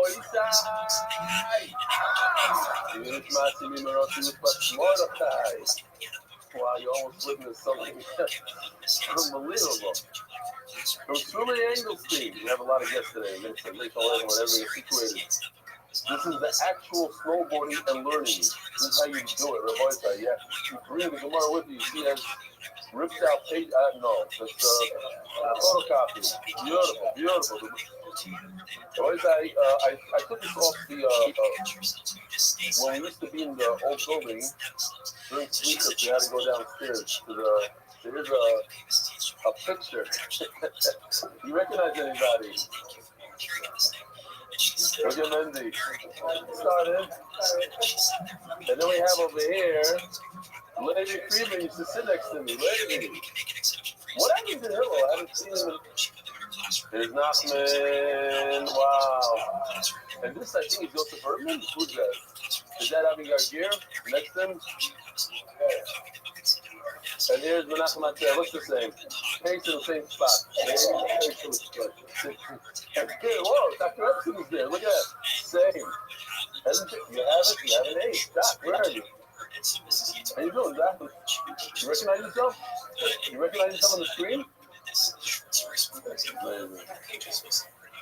And then I have one more for you. This for Nachman. This guy comes scootering in on a scooter right behind me. He was Iber. And then snapped his couch. How old is he today? Like 19? Sorry. He's 20 years old today. Wow. He came on one of those, he had electric things, but he came flying, it looked like he was, yeah. Jason Golf Price. I don't know, if you're listening to WA Exhibit last few months, I want to share a few thoughts. I'm trying to do day school, commercial, through college, and I got here in Israel, but I never really learned, I just couldn't say I learned either on my own or the group. Endless amounts of tutoring didn't change that either. Years ago, I listened to WA on the computer. It worked out for a bit, but when my work schedule changed, I drifted away. About 2 years ago, a friend dragged me to a small stop in tomorrow. A couple of guys very close to me. The pace is slow. We finished keeping in about 5 years, but every week I still have to push myself out of my comfort zone, grab open the Gemara. Mel Rabbi would never believe I'm still showing up. I've been thinking about getting back to the daf, but the moment I tried brought back the worst part of my yeshiva experience. Non-interactive, whatever, a frankly sleep-inducing. They mostly felt like the Maggid was just reading and groaning. To be able to say, you should have seen that and scissors I didn't see in my family was right. What is that coming out of bed at 4 a.m. to do that again? This is on my own son. He's going to bet he's not also. What up, Pam? Idea suggested, I thought you share. I started near the end of the then really clicked in with Zvachim. You fellas, you what happened, big man? Totally connected to in real life. Models, videos. Well, that's okay. That's what you're supposed to do in the middle of the night, big man. People like me who carry a lot of baggage from the yeshiva system. It is 2:18 a.m. And I know I do. That's a huge win. Ignore the haters. They look for our life over the style of someone who never enjoyed. All right, well, why don't you go and get back to sleep, my man? You made it have accessible and genuine enjoyable. It's a gift from Hashem. What happened to who? Where you use it for people like me back into learning. Now my younger son, who's 8 years next year, is also listening to your shir. We always talk about stuff together. Something I've never imagined happened. Father, son, talking and learning. I don't take it for granted for a nanosecond and every day would never believe it. All right, we'll leave it and come back. Why I think would be great for the Olam as a fundraiser. What about a subscription so people who look at your share automatically get the next? Oh, that guy. Oh, okay, yeah. Deliver it into time. Ari always talks to me about it. And something we'll do once we get into a group. I saw you have someone like, what's your name? Here we go, bro. From I'm sorry, I don't know what you want. You didn't wake me up. I was wide awake, big man. Don't you worry about it. He was just in here. He's taking the train somewhere. You brought it last night. Okay, so here's the thing. So when we get into a groove and the next one comes that's out, great, big first man. of all, Haley phase is going to be much better than Haley. What you trying to? I don't know. I think just into town. What? Yeah, big man. Better than the original. No, Yeah. we had a certain vision. We want the Gemara to reflect the new eyes, to be fun and ishmak to read, easy to read, flowing, right there. And, God willing, you take care, big man. I love you. You take care. We'll do a subscription. It's not a fundraiser. I know you will. Thank you. Have a subscription. Yes, sir. Think about what you're doing, and thank you for bringing me back to the daf and for getting my son started best. Jason Gopar, Jason. Daniel Cohen. My story with the daf starts a little bit different than others. This summer, August 23rd, my son, Moshe Ben Malcolm, may have a speedy and full recovery. He's severely injured in his eye. Of course, it happened on Shabbat. We were helicoptered from New Jersey to New York. We received doctors daily to do whatever we could to save his eye and his vision. The father started the daf and decided to told me it would be a good idea to start the daf in Hurry since it's only 14 daf in honor of my sons before Shlema. A lot of people, because back then, the Shalom told me we should do a big push for Hurry since it's only 13 daf. I said, but who's going to want to do a Siyam Lamais? A lot of people took that, and it was their start of joining Daf Yomi. So he did it in honor of his son, before Shlema. I said, okay, I'll do anything. So I did the daf, and we made a scene for my son. After that, I said I would keep going. I'll be honest with you, Zvachim tested me greatly. I would work all day, come home late, and then do the daf. Wait on me, it's stressful, confusing, keep going. I'm just skipping around there. Things more calm, pick up it again. So I finished Zvachim. The next day, I didn't even pack a new Gemara with me. I was done. That morning, my brother texted me if I could give him a lift to work. Something that rarely happens. I said, of course. I pick him up, and as I pull over, he says, want me to drive so you can do the daf? Mam Shashom just speaking to me, saying, I'm not alone. I'm not done with you. I want more learning from you. How could I resist? If I didn't have a book with me. Then I remember someone told me about your classes in AI video. I said, what better time to give it a try? You never brought me back to the daf. It's the longest stressful, but something I look forward to. The eyes in the first few seconds of the video make me smile every day. I'm still learning every day for Full Shlema of my son, as he still has a long road ahead of him. But Hashem has been holding his hand the whole way, and we have seen him using his shorts. Once again, Yeah, it is in here. I see it. Oh, this is what we're planning to come there and stroke for my son's bar mitzvah. Oh, I don't know about that one, big man. Have it leave, restart it, and then come back. Yes, sir. Official edition of everyone shots. There you go, big man. Daily sponsor Anonymous. Excellent. Who starts his clinical trial today. I can tell which one is it. Some Powwow event, NDY satellite location, Powwow. No, March 3rd, 16th to the 17th at Western Chicago Fort Drive Midwest Healthcare Show. Your Shirkoya, wherever you are, Powwow event.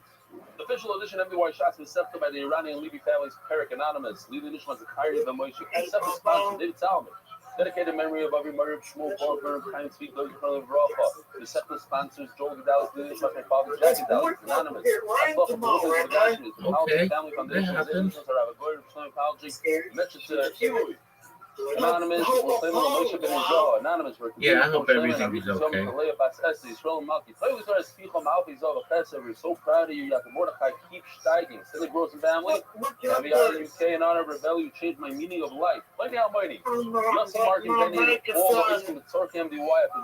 I see that one too. Ari Simon, monthly sponsors. Ari Simon, report Slingo of Murray, Parker Miriam. Jimmy Datzulai, report Slingo of Miriam. Long time, big man. Anonymous, in memory of Mazal Bat Leo the Sanada and Hiskia. Multi sponsors Anonymous, this was a brand that's open and revealed way for Yosef Mordechai and Bat Leo mate. You will listen, you will the Lewis and disclose for everyone in need of a shidduch all made. Anonymous, it's the merit of Nicole and Yisrael Yosef, success and blessing in all areas of life. By spritzing out and growth, and Nishmat Shalom, Zavah the Yisrael Kaizik, and Yonai Yisrael Her Shakayim. Anonymous, the merit of Rothschild from Malcolm Ataya, Senders.com, helping living down people with top of Minyanim, anywhere worldwide. What'd you name yourself? Very cool, man.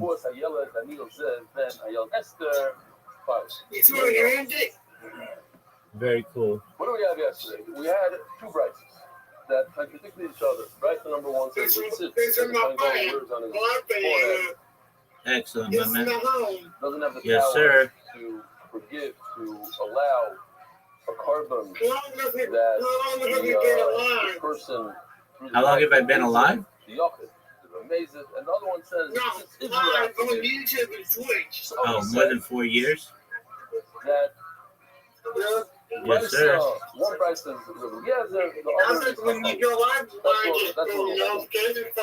so let's just go back to what it says. Excellent. This is we find that Rebbe Lezer holds that it sits for eating. Can I hear you talking? That we're holding Oh, yeah, people can hear. Aim of the Shabbos leg, Rebbe Lezer, the Truma, the Kilo, maybe Rebbe Lezer. Yeah? Yes, sir. 100%. Okay, fine. So I'm going back.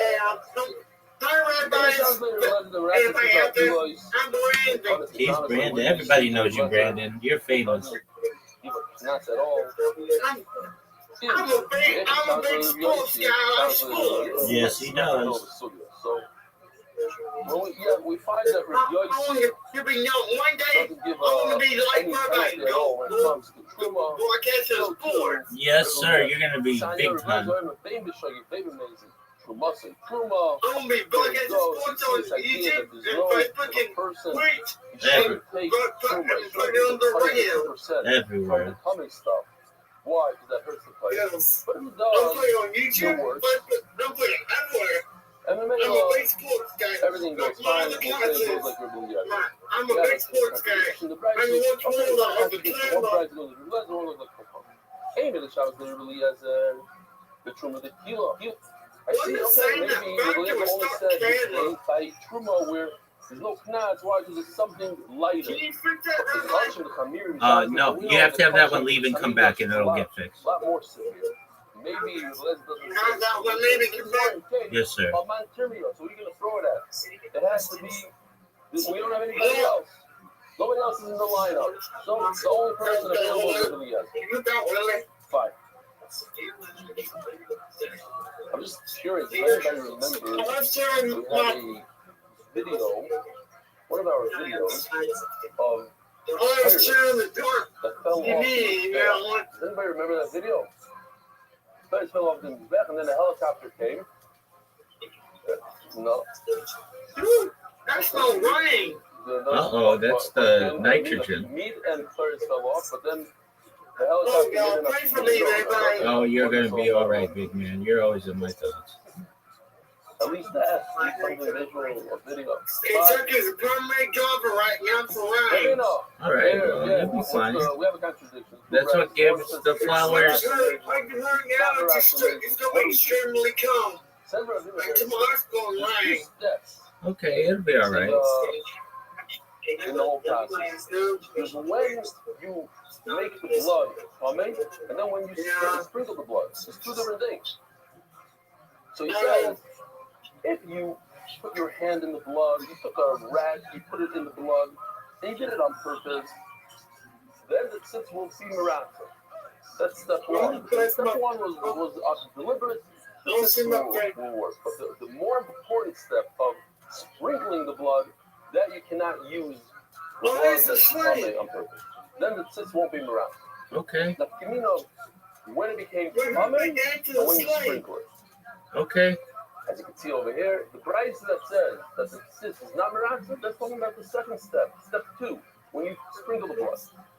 But step one, I just put a 1 and a 2 to make it more in my mind. 1 and 2. In the beginning, when you see the blood, and you touch the blood, that if you did it on purpose, we're gonna forgive it. If later on you do it, if you sprinkle the blood,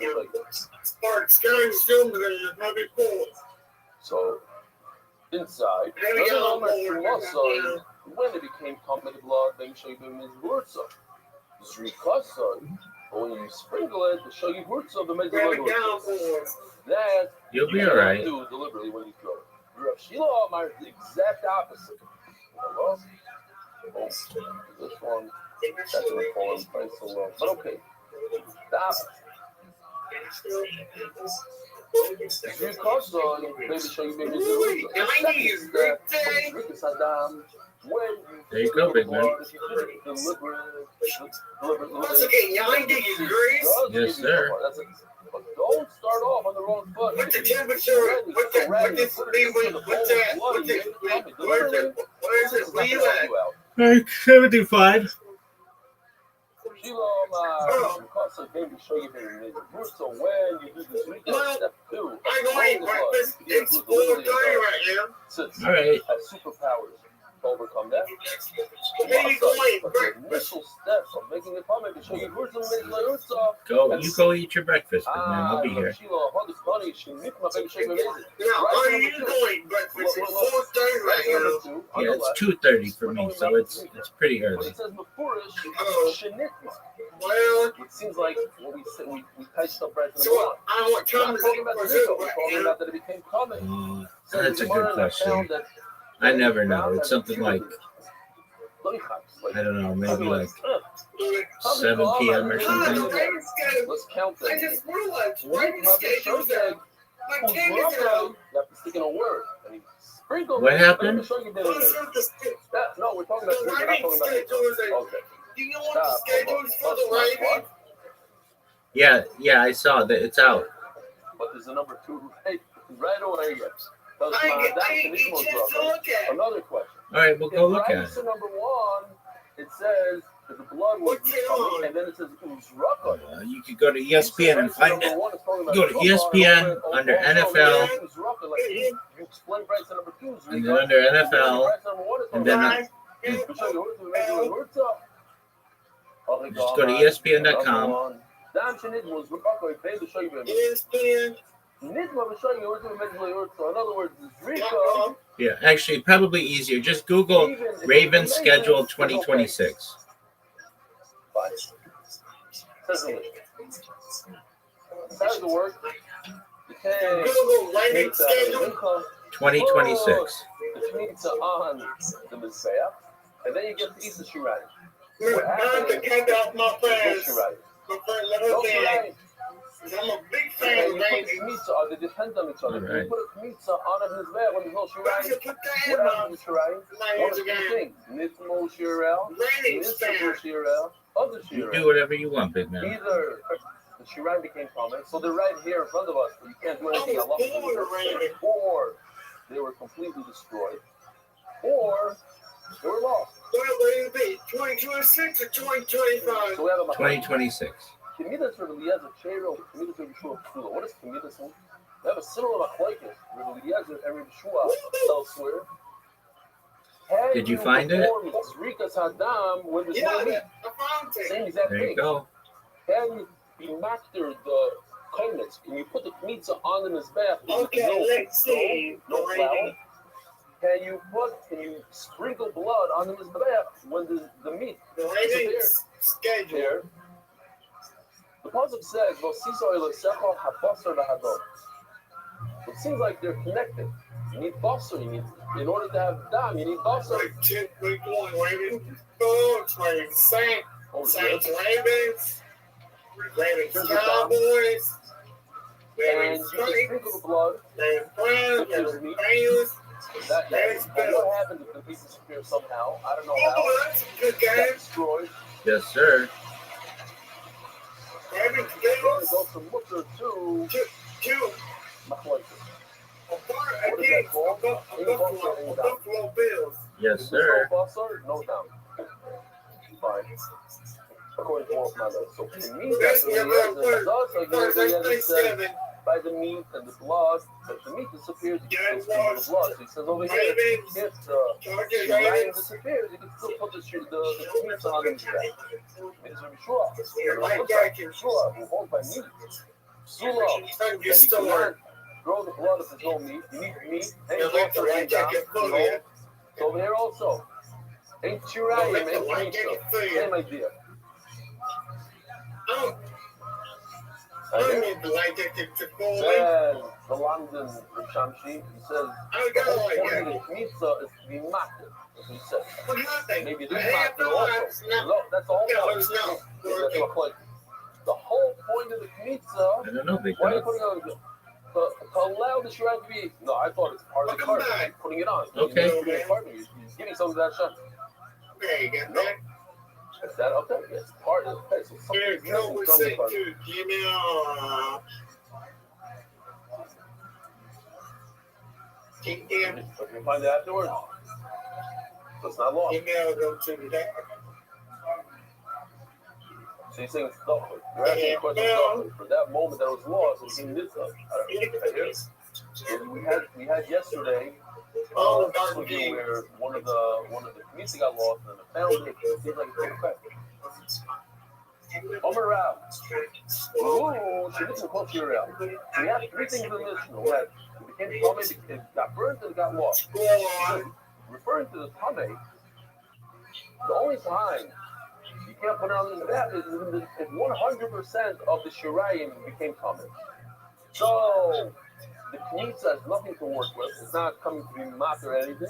Then you can't put it on. I don't think it's your alone. But if even a small amount of shirayim left over, that's okay. Very easy Gemara here. What? Everybody agrees. Everybody agrees that you can put the pizza, you can be mocked. So that I thought, over the third place. How come he mentions the word? How come Ram says only the word Tomei? There's three cases in this, and he only brings one. The answer is he meant all three, but he brought the first one in the Mishnah as just an example. So that in the end of the third place, and to that we have to understand. Wait a minute, that makes no sense. Why? Michael Salvar, what does he hold? He can tell you if you have a little piece left over, that's enough. You don't need to push Shirayim and have to go over the start. What's the difference? Maybe or that lost or got burned. If 90% got burned and 10% left, you have 10% left. That's the problem. So you tell us you're reliable and if 10% is not enough, then it's not my time. So then why does it become Tame? Is it okay? So what are you going to say? Because the Rabbah can sit. There's so much special of the ritual has superpowers until the culture and now. So then why does Rab say that if the entire thing, it's only when the entire Shirayim became Tameh? There's a difference between the entire thing and 90%. Why is there a difference? The tzitz would have the superpowers that overcome even a full tumah. But I think the Savah Shur Miltzi. Truth is that when you have 10% left, it's fine. And this level of the start, the Rabbi told them all three cases. You know not being an economic question, and this just comes to prove the Rabbi in all three cases that 90% got lost, 10% remained, 90% got burned. You like to do that starter of the people. Right? The Kamar Mitzvah, why do you say Mitzvah? They should not need to grab the first thing. If the sign you're sure in there, what are we trying to prove here? That if you have some of the Shirayim left over, you put on the exam, but both sides is like 3 weeks because we had it exactly 2 weeks ago. Every word. Call out the return to the Steinman, because when we're talking about whether you have enough meat to do this ritual, even if you have one design for the animal, 99% of the animal went fight. I could throw the blood on the back. Not only that, but because I eating a part of the fat that go on his back. What's the difference? Basar is edible for human consumption, and the chaylev is for the fat consumption. But they're different. One is for humans, one is for the mizbech, for the reverse. You cannot combine the two. You can't say, oh, I have a half a kazayis of meat that's steak, and I have a kazayis of chaylev, and put them together, I have a kazayis. No, any sort of kazayis you cannot throw blood because they don't combine. One is for humans and one is for mizbech. However, very good now. Why? Because the entire thing was on his back. There's no steak, there's no flavor. It's all one. It's all full of chef. So you say you're having a guy's what should have been a steak, but it's not going to be that. And I have the guy's fat. It goes on the back. It's fine for nice, and then you can do it. It's not good enough. Hey, you pull the colors in the but bottom line is, you see that you have a little piece left over, and What'd you say, big man? Wow, what's going on? And not bringing in the school. I'm bringing that. Throw the blood.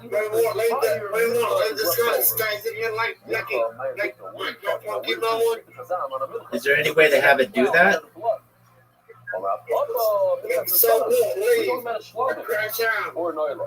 Yeah, we can. Okay, yeah, you want to work through that? You bring the shlomo together with the wine, together with the minhag. Okay. I'm sorry to make you do this. You okay? No worries. No need to apologize. Okay, which one do I need to look at? So, can I throw the blood of the shlomo? Well, I have a whole Okay. Which goes together with the shlomo. So why shouldn't I be able to throw the blood? It's together. They come together. Some of that is part of the same carbon. So maybe Okay, I should throw where's blood the- based on the fact that I still have leftover Okay, there we flour. go. But you need leftover meat, not flour. Okay. You know what I mean? That I know that you need. All right. Is this on a computer? No, it's a different thing. It's on my computer. Okay, great. Okay, go to your settings of Chrome.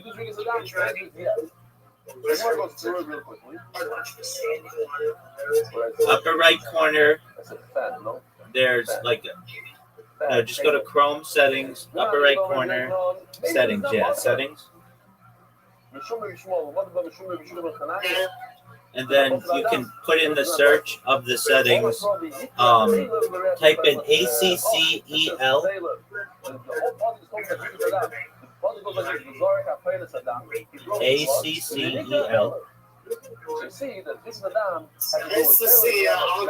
ACCEL. Okay, so Do you see something that says enable hardware acceleration? What's the system? Okay, click that. That diaphragm that divides the body of that animal. It's like a wall. Okay. Okay, what are your options? Lungs and the heart. Start. Reverse continuing back up when Yankees close. And mine's video. No, okay, go back to the search there. Yeah, and type in hardware. Type in hardware. HARDWARE.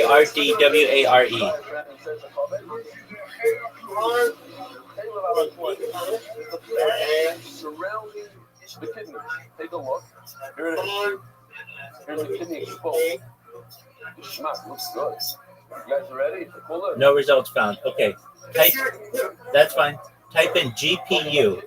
G as in George. P as in Peter. Yeah, GPU. Okay, nothing. Type in. Just one moment. One of them is after shopping. I'm going to get from my Pokemon mind. Just one moment.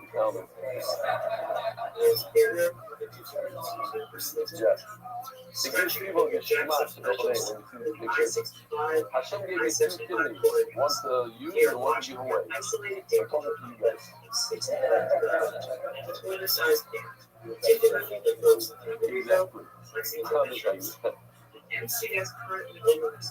Okay, go type in system. SYSTEM.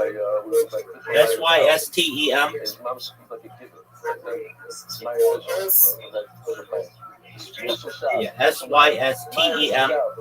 So he gave it to me and like two other people that he invited are kidney give like other people. Yeah, SYSTEM. And then type and then click enter on system. When you give me kidney?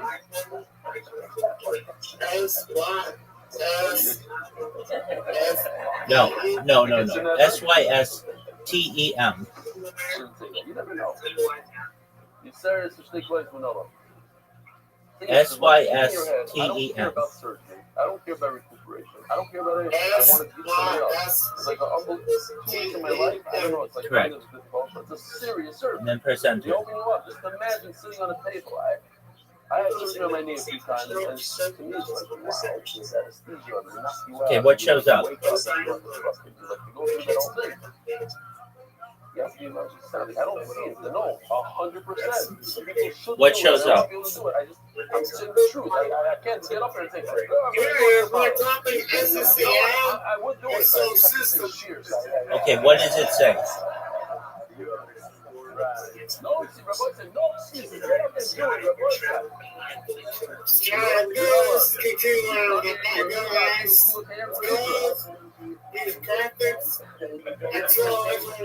Okay, stop.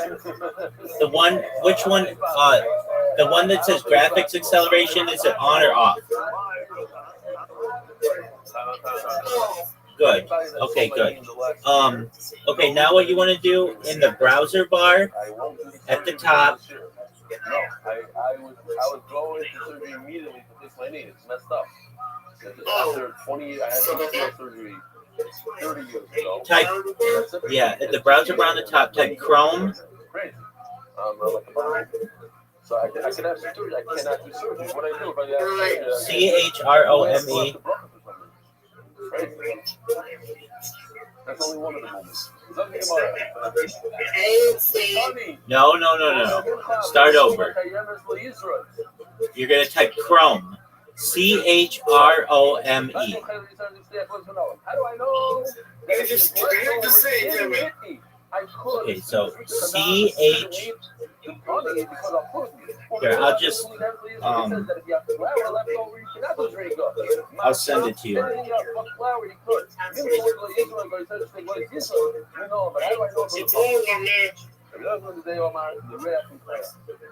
Anything that gives a good fragrance, anything you put on this bath, including gives you the ability to okay. and I need the two things. Brandon, Go to the Meerkat one and look at your messages from me. Yeah, and then scroll down, and it says Chrome flags. Scroll down, and it says Chrome flags. People like it. Yeah, put that into your browser bar. Flour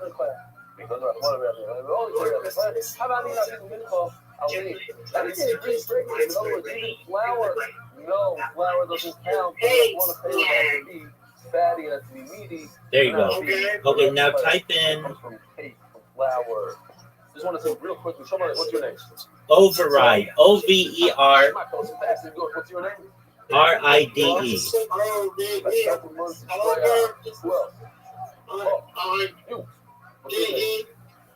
So it's OVERRIDE. Over and then ride. OVERRIDE.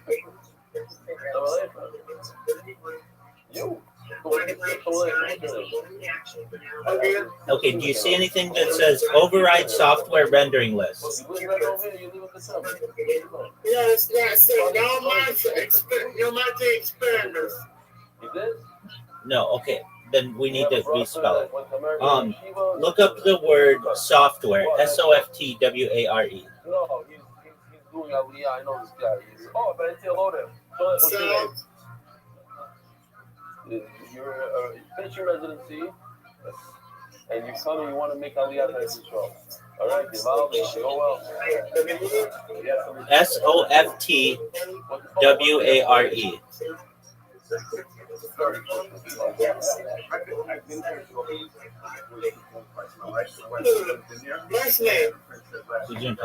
Okay, do you see software?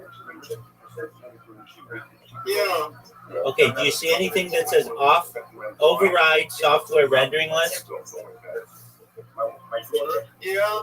Okay, you want to make sure that that is enabled.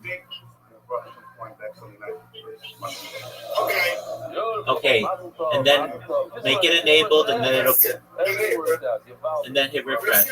Yeah, but make sure it's enabled.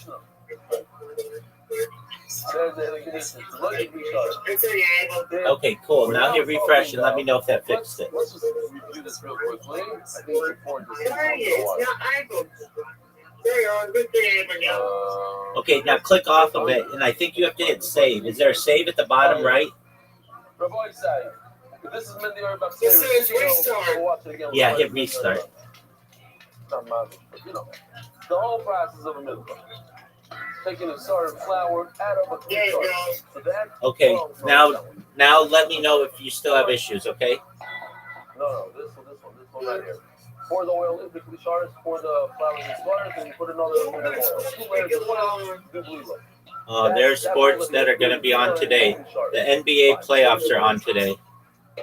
Your Cavaliers are playing. I wish I could fast forward a little bit. Now he's taking it. NBA playoffs.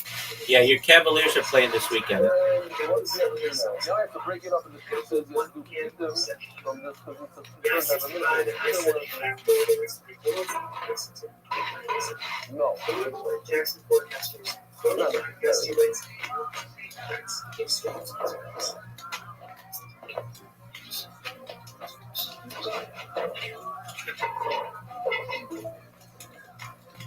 Now this called Cinco.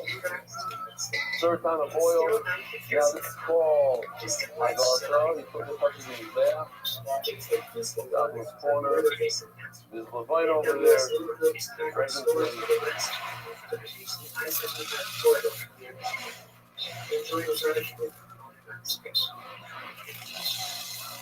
Put the Levine in. Now you have to move the Levine to the side. Before you do this, you have to move the Levine to the side.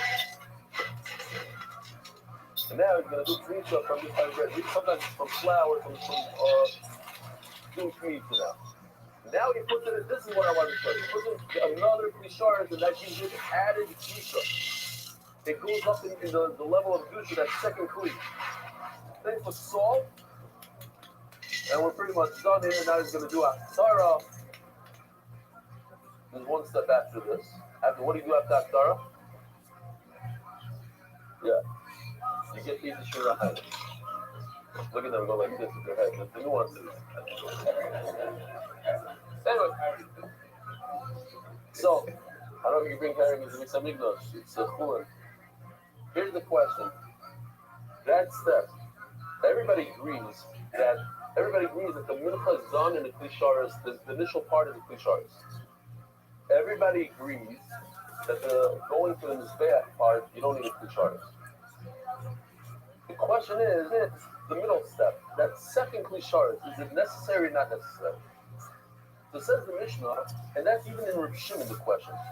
We'll see in a second. Shalom klisharis possible says the Tanakama that if you take the kmitza, step 2, here, like he already did something just for that. Up to you, Danny. It's kind of strange. Like it looks like his hand, AI. Like it looks like it's going right through the marble. Yeah, why not?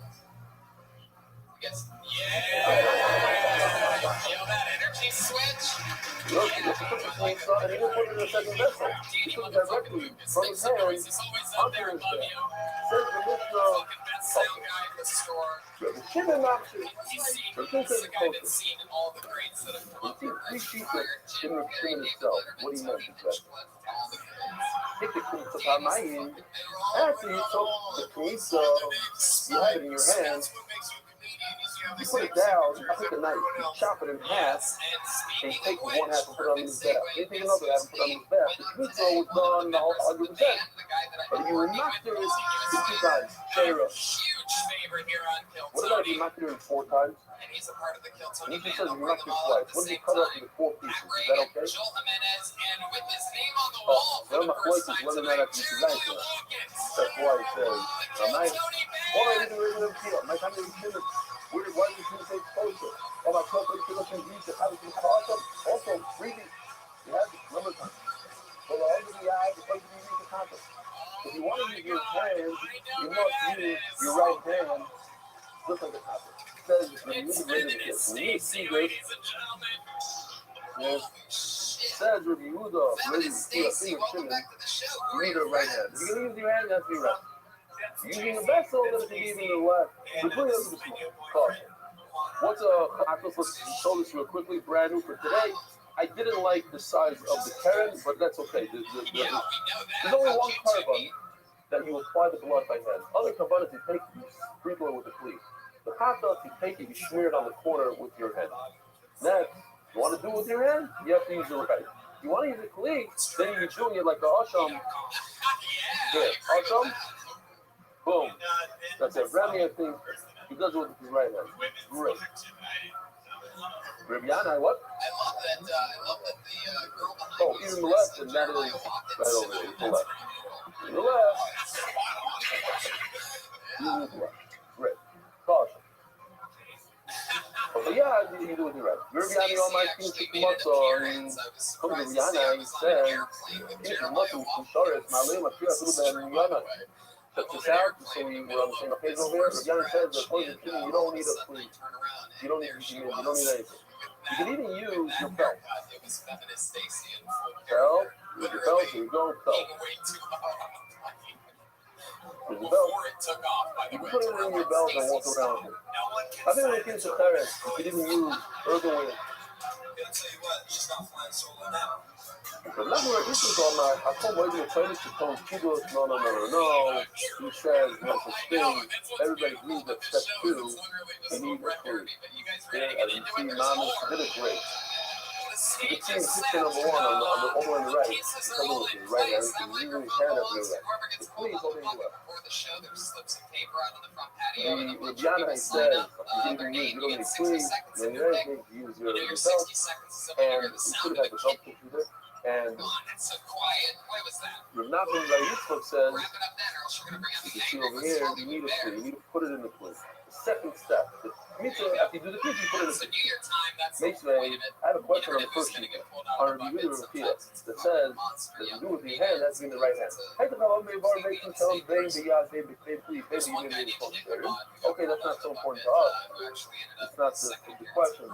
You put the kalot in the bar and all of a sudden you put them in the bath, and you can do it with your left hand. That's for us. That's what we're talking about. Mitzvah, not Torah. Depending on the channel, the yard, and the baby means baby small. What does the Buddha say? With your hand, you should be doing it. Okay, it says to be with your left hand. Baby yard, very small. The check before it, yard small. Sharon is great. Really, really, really here. All the love you really here was those who tell me. No. You didn't read it well. This is what it says. I call it baby yard really free. What do you do with your hand or with the left hand? Baby min, baby small. Guess what? Baby and min, baby small goes on the word clean. With the clean, you can do the small. But beyond, you need min. Hey, take a look at the chart for a second. Just when it comes to yad, the last part of the sentence, the min, with the small, is referring to the last word of the sentence, the word that comes before. The clean is being min of the small. No? Don't you know what's the Leifa? Okay. You done it, Yeah, then you're baby. I just after didn't read the email that I received about you, Rabbi. He said, no, it's going to give you too much confidence. He's like, I need. What's the guy from London that has my license plate? No, Ellie. It says MDY something. No. His name's Ellie. Ellie Seller. Ellie Sola. Sulam. He's like, we should have a special mic for Barrier. He's tired of Chaim. He's like, I'm laughing. You don't hear his joke. How does it? His own mic. He has the loudest voice here. I don't know what he wants. Like a real mic, like something. Okay. But that we heard. That's what we heard. Toshma. He wasn't like this when he was younger. Man, he's really old. He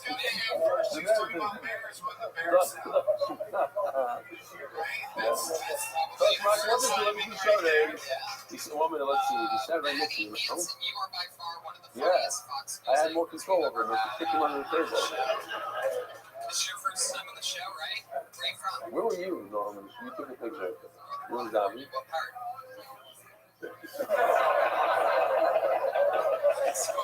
Look at that hair. Look at that black hair. Yes, definitely. Totzma, what did you let me be short as? We get you let me be short as. It says before, not so. This is a question on Rav Nachman. What does Rav Nachman say? Let's go back to the chart. Rav says you need a vessel. We're going to have a couple questions on him. What is Shlevi chart? You didn't do two charts all the way in the beginning. Or you didn't Shlevi chart verse, or you think to make one sentence. Let me show that. Then again, Shalom. The hell are they use the hell are they Shlevi chart? You didn't use the two charts. Not sure. They're not that clean. They say step 2, you don't need a clean. They don't need a clean. You can use a plastic vessel. You put it in a paper cup, in a plastic cup. But what Nachman says, what does Nachman say again? You need a clean. Here it is. First clean. It's hard for Nachman. What is that? Let's have number 4. We have one on the bottom, one on the top, one is before the doesn't know this. 4. Oh, it's referring to from where after you did the knisha, you put it into 3 shores. Step 2, you took it out of the 3 shores and you went from there. What have I talking about now? What have I been talking about? He already did the knisha, he already put it in the 3 shores. What comes after that? A lacha and a startup. Exactly. You want to do that? Those 2, you don't need a 3 shores. That's not. Chacham claim it's from the start. Chacham says to do the mitzvah, you got to put it in the start. Okay, guys. Chacham says mitzvah start. You do the mitzvah from a vessel that's covered. When the captain is started, and you put it in, you add another juice in the second week. The mouth is not clean with the start, and even the whole or ilacha not tar, all that's to be from the start. Shimon Omer, Shimon says, in Shmot the start, when you, as long as you do the mitzvah, ma'alim akir shlevi kishar is the diet. What's the question on who? Rabbi Nachman says you need a cleat. Rabbi Shimon says, once you do the cleat, so from the start you're done. You don't have to put step 2 in a cleat. What does Rabbi Nachman say? You have to do step 2, put in a cleat. Amo, maybe you could say, like step one, finish much of the teaching. If you Malay Masir Gayo, he sticks in another word. No, there's the one step two. After step two, then you don't need a free start. Toshma. Is enough on this money. He did Kamisa with his right hand. And where did he put it in? In his left. Now, this is when you get off, because you have to put it into free start. Then put it in the left hand would be a no. Put it in his left hand without a clean. No clean at all. What do you do? There's a way out of it. You have to really put it back into your right hand. This is my body. The problem base. What if you put it in your left hand, you start having different thoughts of pickle, also, then the card. It's not a real pickle. Why? Because it's in the left hand. Now, if he's putting it in his right hand, he should allow, you have to stick in the word. If it's in his right, I don't know. That's what it's doing. That's Stacy the feminist. What did it say about you? When you were in the This says put it in his right hand. Okay. He should allow cooking fire. Possibly in the cards. But there's not people that will regard it. In your right hand, then it's cards. You're in shimmy. Not how my room. Even to the sun are you. Where is it? I said it. I said it. Forward to the forest, the money to the forest. You're in legend. If I come in, my room, keep it to the sun and it's small. The south of the north side. Once you put it in the left hand, it's all over. Further than that, our global, your one-stop shop for your financial needs.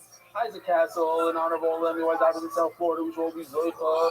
Let's see how Brooklyn to the Gashman, Anonymous, Never, and Motion, and Paris, for your side, for Zion. Some quick question. What is it, how Lalocha you take from your right and put in your left?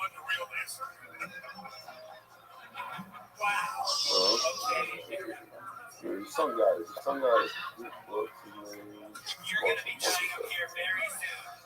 You do as a diet in the morning, every time. You fill off with your right, and you to your left, and then with your left, you wash your right hand first. That's perfect. No. It's Kabbalah. No, that is a Kabbalah. No, that is the clean. The Knitza and the Kabbalah is the left hand. The Kabbalah is a clean. Kabbalah is a Knitza. Instead of clean, you do it. But that is the clean. It's acting as a clean. What do you mean? Instead of having a clean, you use the left hand. Exactly. If it's in the left hand, it's not kibble for real. It's not the right. You don't get cards. It's just awesome. Huh? No. In the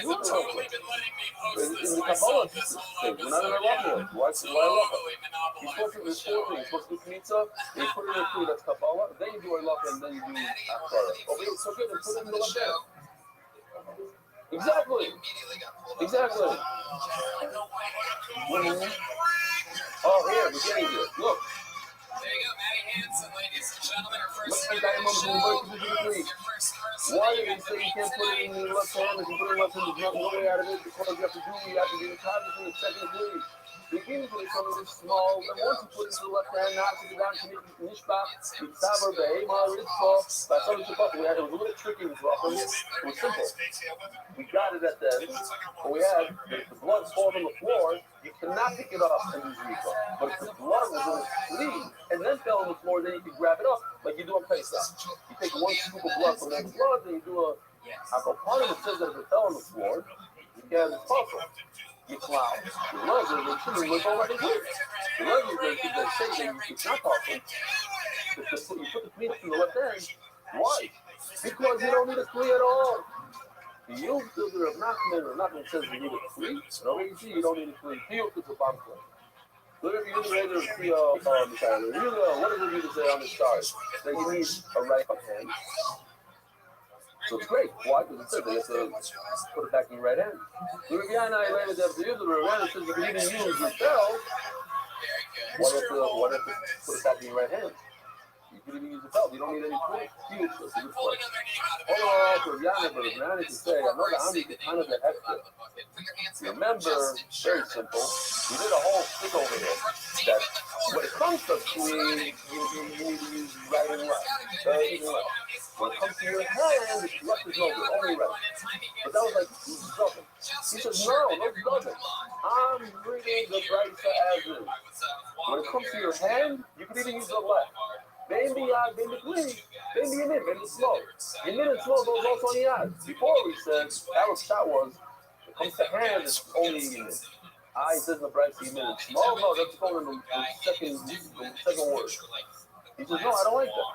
That's a chop. That's what it doesn't. I'm going for real. What it says, like you and I would read it. If you use your hand or clean, you can use the right and the left. So it's not a question on me. I go like this side. I say, you use the left. I don't really want to ask you. I'm just like, great. The Pavavam Day. Take the concept on my interior, only like already 12 lines there.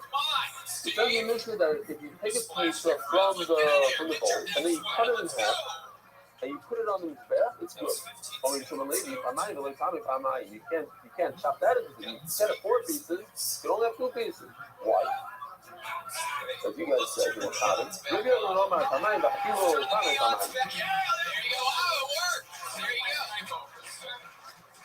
Just have to make sure I'm not missing something happening. Okay. Maybe I don't know my Pamayim, but people comment on mine. Yeah, Rabbi says, no, as many pieces you want, you get 20 pieces put on these 20 times in a row. It might be nice. Or zero. You guys claim it's public mistakes. You have to do a minimum of how much the pizza must be. You have to and the big Shiloh is how much you need to put onto the mizbeach and then you give it time. But always, again, is there a minimum? How much must be contained in my hand? A. He says yes. There's a minimum. Second of all, everything I put on the mizbeach must be one giant migla. There's a minimum. It has to be 2. You can't chop it up into 4 pieces. You chop it into 4 pieces. The pieces are too small. You can't put it on the mizbeach. Guess what? This is how we pass it. So it comes out a big thing here. Rabbi Yochanan, somebody is trying to publish things. You should try to publish design. Rabbi Yochanan knows there's no fear. It's like chop it up in 20 pieces, put it on, and what they want. Check this out. The two ladies saw that. I said 100. So I ain't going to go these things later than I cross put in design. I argue with Neil about this all the time, but I think she's attractive. Somebody remind me to check out. I said that in I guess that's for a different show. But I said what he said. I didn't say his name. Okay. Fine. Yeah. It says like this. The halacha is you must contain in your hand at least 2 kizaysim. Says the cycler that no one in our generation has a hand large enough to hold the 2 kizaysim of that time. And Yerushalmi says that if you cannot hold 2 kizaysim in your hand, you're possible for avodah. And what Yerushalmi mean? Does he mean any avodah at all? Or just avodah pizza? So it comes out, according to the Rishonim that say, that it's possible for all avodah. There's nobody alive today that could do pizza unless you are a Mari. But he's not a Kohen.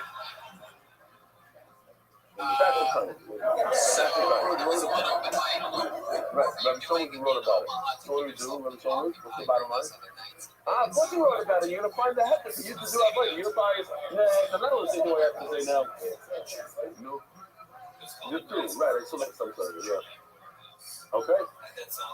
Itmar. So what does Yerushalmi that you're possible avodah? He's arguing Yerushalmi. Yerushalmi says you're possible avodah, but you give him 25 pieces with the brow. Don't let him do this. How do you ever have a possible avodah according to Yerushalmi? Okay, Itmar. Koymet, we want to make the Shirayim Akila. The boys, the simple sugya. Think about it. You take the kmitza, you put it on his bath, you get the Shirayim. You have to wait 5 minutes. You eat it immediately. So the kanina in there, you should that's the word. As soon, the millisecond that it touches the fire, then you can eat it. You ever know how much time you wait for a no, that's a grab. Most of it, 51%. Yeah, you sit there, make sure you put in the stick. Yes, and then I'll never forget this. There was a few coming from Rabbi Hanan in Zayrak, and there's people putting bread, and then a guy comes afterwards, and it was a silver foil, like a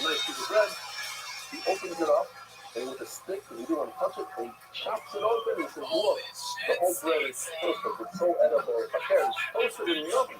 They will do it every time the beer, you have to go through and through. Okay?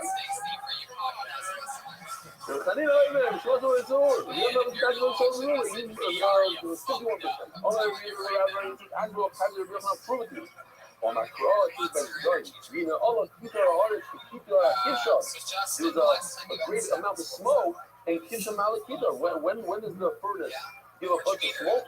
Actually, so the rule when you have a majority of fire, Rabbi said, just to remind the Olam in Zayim, if you went over the bridge, you paid a certain amount. If you swam across, you had to pay double. So with that being said, you can look at Zayim. Welcome to Zayim.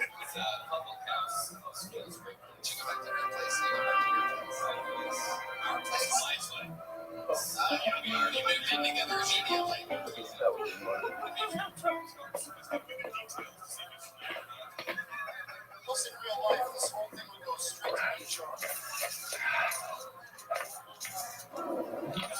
Just asking somebody that you work with. What was that? We could just suck on movies and talk continuously, but on this show, we like to get into some compelling subject matter and put people on the spot on a live show. Oh, okay. I'm sorry. I forgot to put them on the spot. I mean, it's a live show, guys. It's a whole thing. You've been a guest sometimes. Just explain the pizza. Is she a white girl? All they open my radio was awful. I don't tell me the cover of Amram. Tanya, ain't me able to one should I can close the live up again in one story. Things that I usually put on this back at night. Shemal Makim, you can put an oil at night, put the bar in at night. Shemal Makim, Boya Shem means after speech. Who was talking about it? And you go and gets eaten up the entire night. Lauren should I can cover by us. You hear this? Things that I usually done during the day. Right. That time that you put the pizza during the day, Malaboina, that Torah, with the Kohanim, the Yeshua, you said Mashiach, or Yeshua. Over that is something.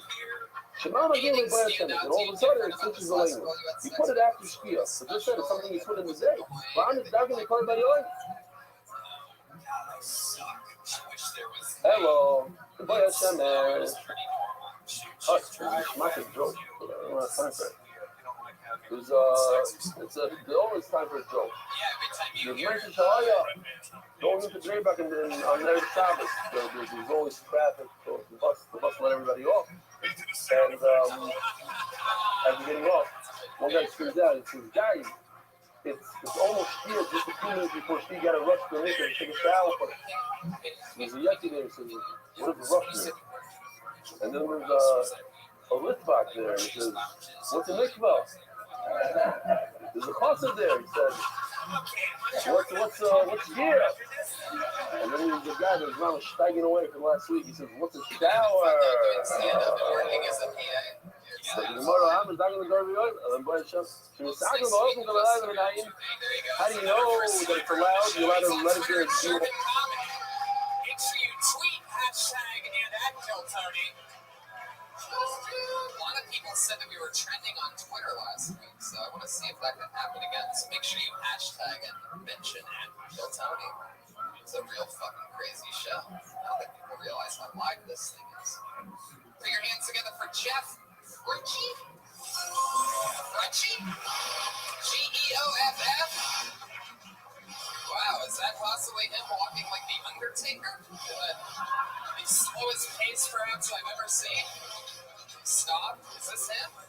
Here he comes. I do believe it's him.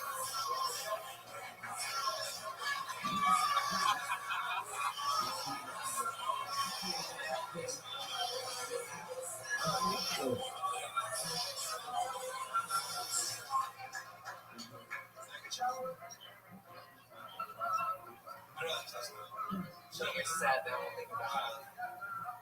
So from a small town, actually that song is in my radio. It's on zero. I sold my boys. It's going down for the street.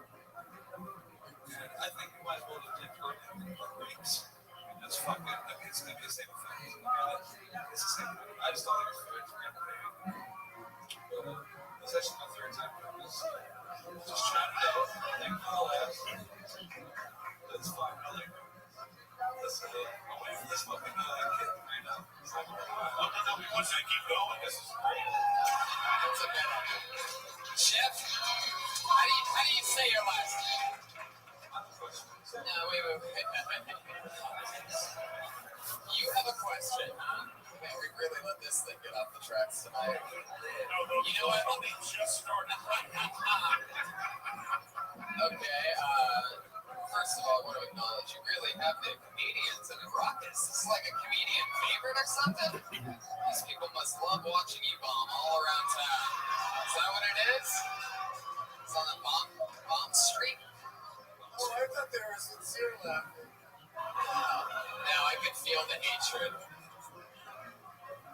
I was like, why did they love this guy so much? You do sort of look like a seal. I do see where Brian's going with this immediately. Do you hear that noise ever? Does it sound like your parents arguing? There you go. Anyway. So what's your question? Yeah.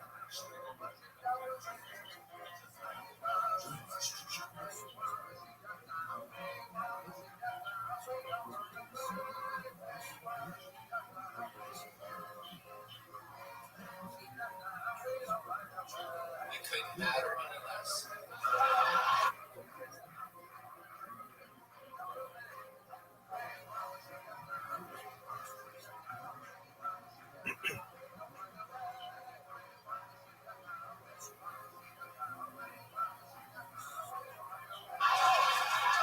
I agree 1,000%. Your name is not what's going to define you at all. Because nobody's going to wonder what it was when you're done. You know what I mean? It's all right. You're one step away from doing sound effects in the podcast. Oh, here we go. Oh, no.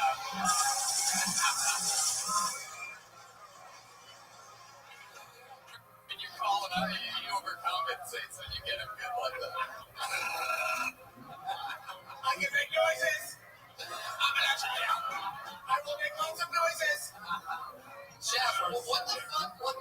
What's your thing? What do you think happened, like, as a kid? Or, like, what do you think your parents drank or did? Like, if you had to guess, tell the truth.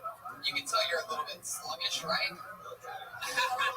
He knows. Stop your fucking pussy ass nooning on. Why do you think you're slow? The weed thing?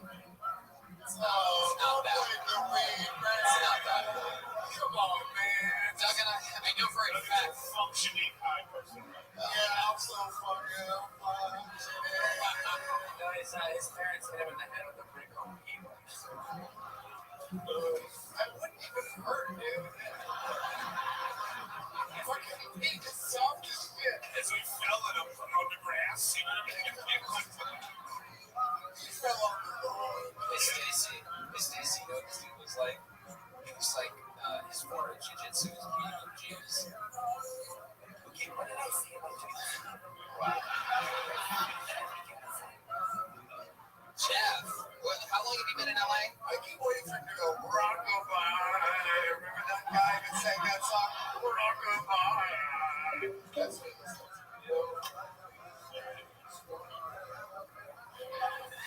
Rock-a-bye.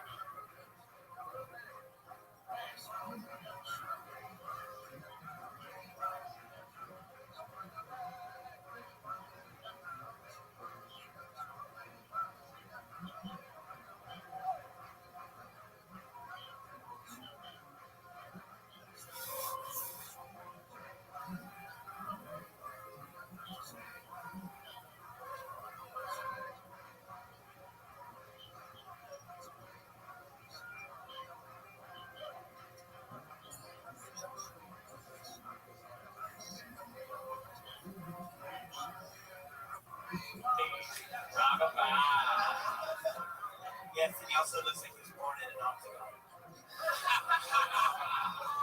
Right on the, right over the Monster Energy logo.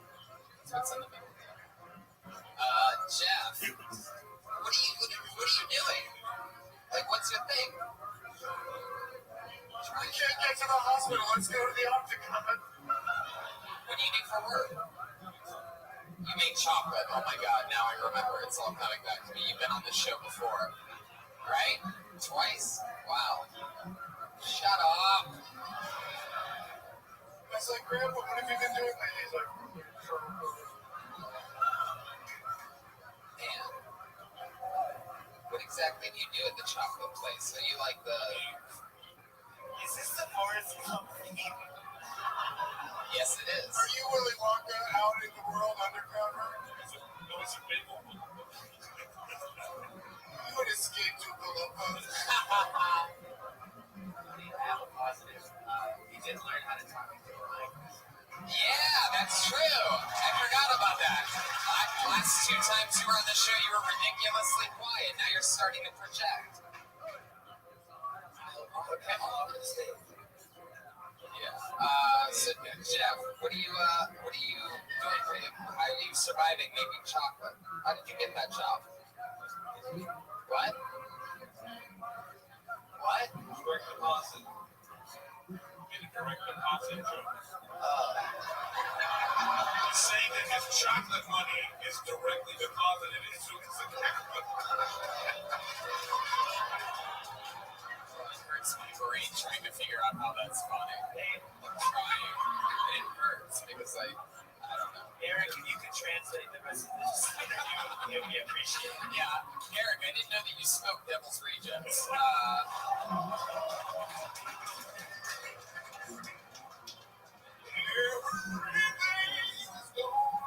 Where exactly are you from? Michigan. What part? Trailer? Grew up in a trailer. Yeah. Because he's a fuck. This is your third time. And you like doing it. And you like riding on all the short and long term. You keep coming back until. Great question. 2 steps back when Stacey's moving. Would you hook up with Stacy? Would you?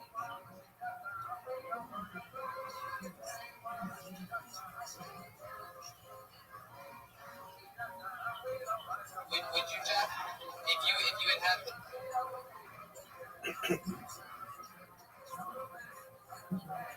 Do you drink at all, Jeff?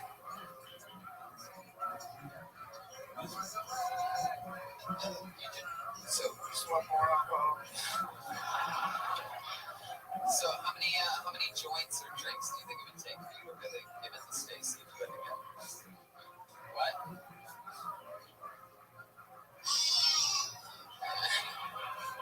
Hey, hold on. Stacey, he'll fuck you in his sleep. This is weird. You're great. How old? He's asleep. Jeff, Weird shit. Have his own ambient. Jeff, how old were you when you lost your virginity? 20. What family member was it? Oh, come on. Stop it. So thank you. Well, clap duo in the front. Perfect audience applause. I love that. Perfect with a 360. Wait a second. Oh, can we rewind? Oh. Did he really just say he would only have sexual intercourse with me if he was unscathed? I believe that is what he said. Yeah, about a minute and a half ago. English translation. Hunter?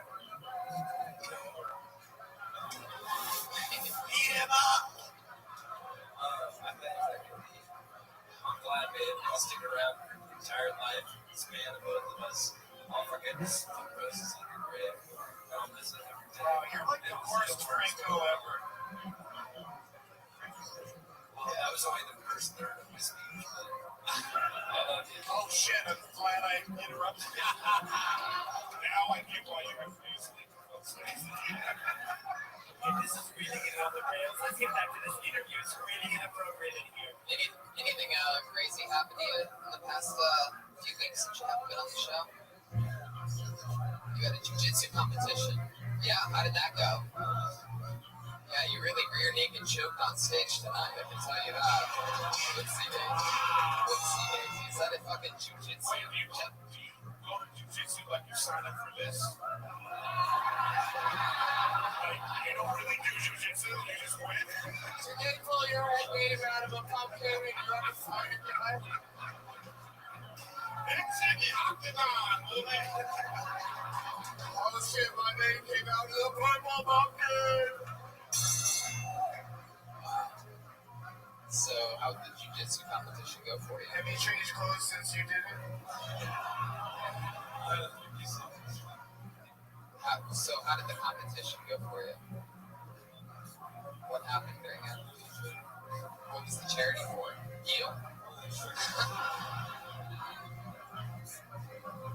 What was it for? Special needs is not a funny topic. Move on to the internet. Charity. It's for special needs. That'd be good. Everything's gonna be alright. Go on me. Did you guys raise a lot?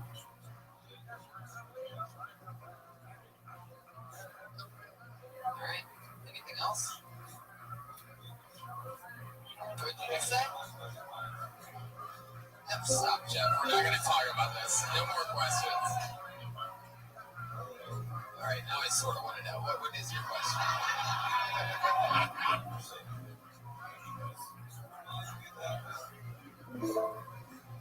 There's no way I can answer this question without saying like a huge dickhead. It is the question we all want to know, Tony Hinchman. I had a BMW before the Mercedes, and I test drove this Mercedes, and it was better than the other BMWs. Sorry. First world problems. Why is it that? I don't know, I don't like bragging about having a nice car. Nice car. Oh, when you fucking comedians like you're damn right, but not with the podcast fans and stuff. I take the bus because it's eco-friendly and more friendly on the human footprint. It's not the same thing. You just said the same thing twice. Eco-friendly and human footprint, same thing. So, the guy in your pig here, that wasn't all animals or anything like that. Yeah, this is fun. You need to change your attitude immediately. Focus on the task at hand. What's one of the Jeff, I'm gonna ask you one more question. What's something creepy that you do that you think sort of creepy that might creep other people out sometimes? Oh, great. Massage it right now. Yeah.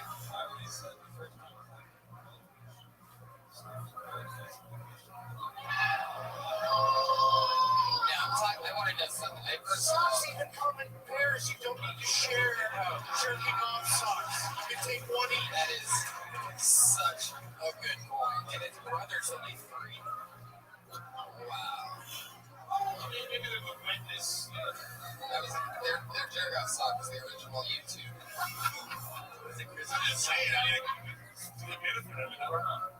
Is it crusty? I mean, you can cut yourself. So it's a clean sock. Was it a white sock? It was that for you guys. Once you go black, you never go back. Interesting. How about anything recently creepy that you've done? That's back in the day. What? What's this? By the way, who said the Jerry Springer audience to look at the stage? You guys are fucking crazy. Also, literally, can't even understand what he's saying or doing. Let's find out if he's the father. Come on. Yeah, if there's like some sort of new wave of like comedy you can't understand, I think you're gonna do great. I'm gonna change my last question. I'm gonna ask you another one. You're from a trailer park in Michigan. You have oh wow, you weren't even at the park. Jeez, that's even worse. Yeah.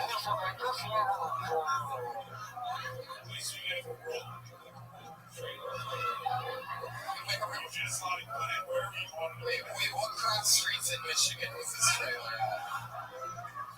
Are you gonna ask 10 guys what cross street that was? Wow. Okay, so here's my question. If all the stuff that you've seen like your family do and all of this and that, if you guys were gonna be on an episode of like Jerry Springer or something like that, in what part would you think would be your uncle once or your mom or your dad once did this about me? Wow, like what's a fucking like a thing with your family? Dad, please get a joke. You have to find a very nice trailer. progress of your dad getting a job? What's the story? Drinker? Heavy drinker? What did he like to watch? Given the work in progressive society, that's what he's been watching, Tony. I highly doubt that, Steve. Is that true? So, when you have any... Wasn't even much of a drinker? You could just sit on the couch and watch TV in a trailer? If you guys are on the... TV only got 80s. Yeah, if you guys are on the road, how are you getting that kind of TV?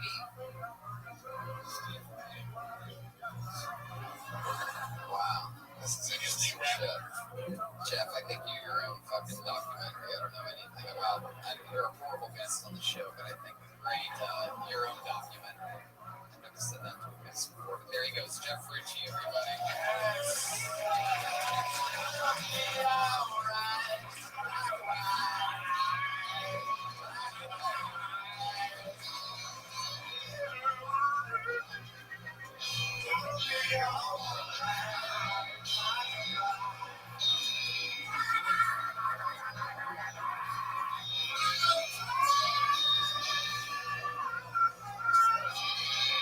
You guys having fun out there or what? I pulled another name out of the bucket. Another uninterrupted 60 seconds goes to Judd Sumwall. Oh, shit.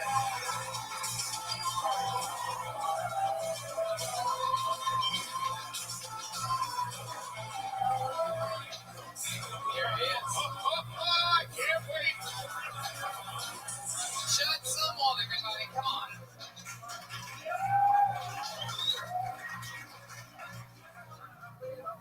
I gotta apologize. I didn't know Jeff was going to tell you about our soapbox.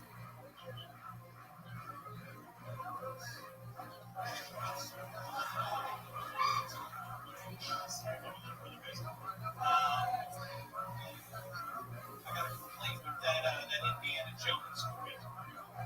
Listen.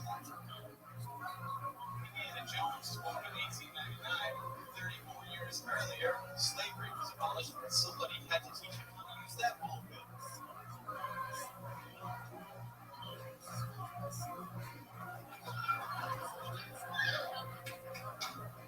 I think Taekwondo might be a scam. I got my black belt when I was 10 years old. 30 now. I don't remember anything.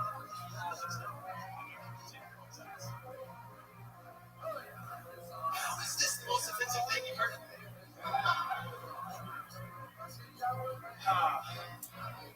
I think snowmen are stupid. That's your minute. There you go, Judd Sumwall.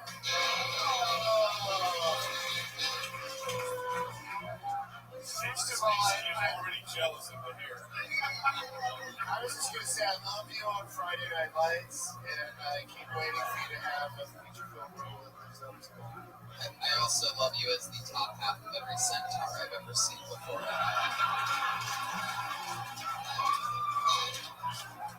You really lucked out not having the bottom centaur.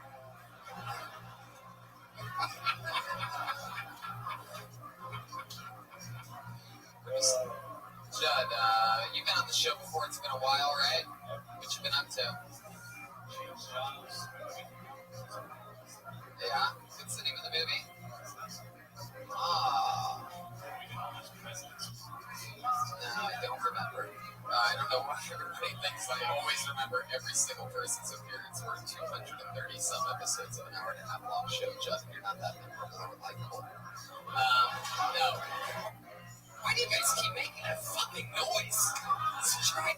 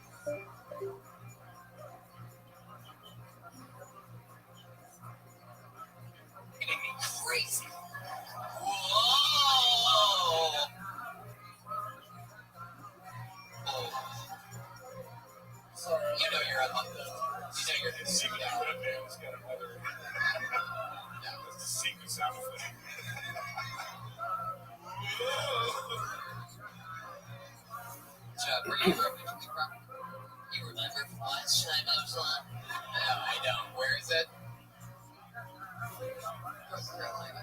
I'm gonna be in Charlotte in 2 weeks. Anyway.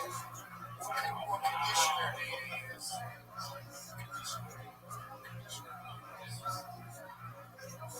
Wow. It's conditioner. It looks delicious.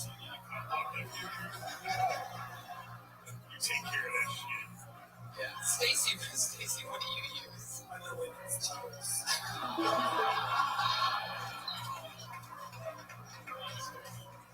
I did same product. It looks great. It's the same thing. You're all right with the ladies, right? When was the last time you fought? Yeah, good question. People want to know. Now I want to know, Joe, what is the answer? You seem like a real lady.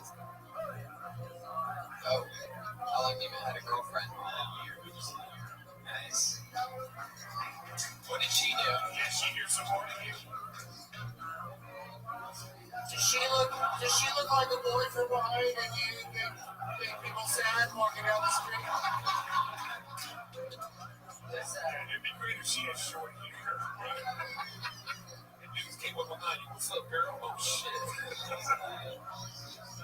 Has your career changed since that movie President's Day came out? Yeah. What's the new job? You said you switched jobs? Barney's.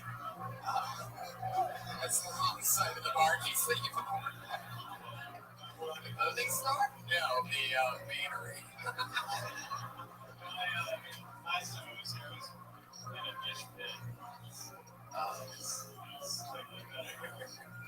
Wow, look at that. Stacy, what do you think about that? This guy was taking a job from a lady as a dishwasher. How does that make you feel, Stacy?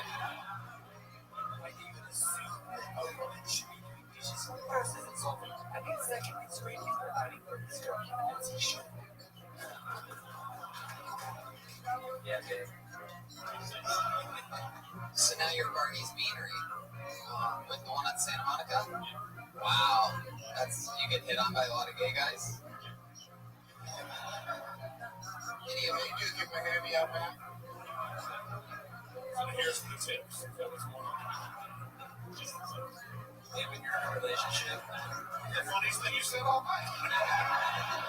So you open with the Indiana Jones reference. Topical. I like to treat it like you're sort of like, hey, how about that Indiana Jones? Like it just came out. How about that Indiana Jones thing? You know, not even which one. It's also a TV show. When you're in a relationship. What are you talking about? Indy. It was called, what is it? Young Indy. Yeah, Young Indy. Yeah. What's it called? Young Indy. Yeah. When you're in a relationship. Indiana Jones Chronicles or some shit like that. Yeah. Okay, right, you're in your relationship. Jim would look in your girl's eyes.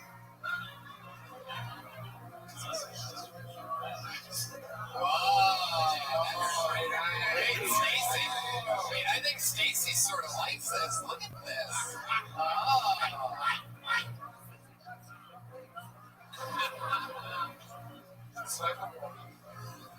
Okay, Eric, you and I outside in 10 minutes right now.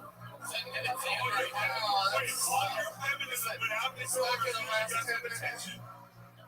He wants to fight right now and again in 10 minutes. I've never really heard somebody get double called out like that before, but I'm at you twice. So now? You gonna go out and fight right now? So Judd, you've been with your what does your girlfriend do? Indy, so you were talking about hair extensions, right? What does that mean, extension?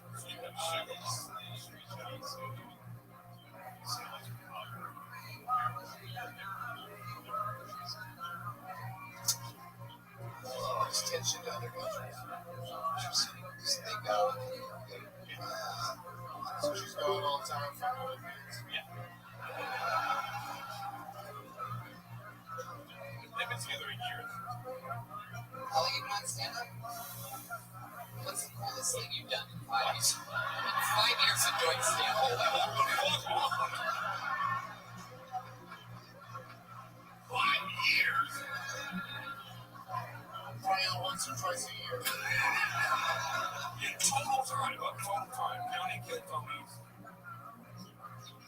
hot spots? 4 times. But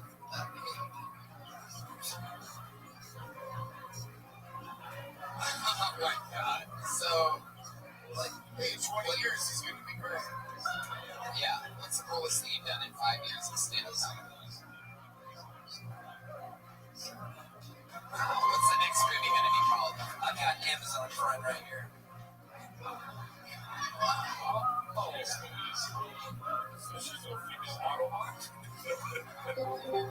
It's called Confessions of a Porn Star. And what's your role in it? What scene you dive into?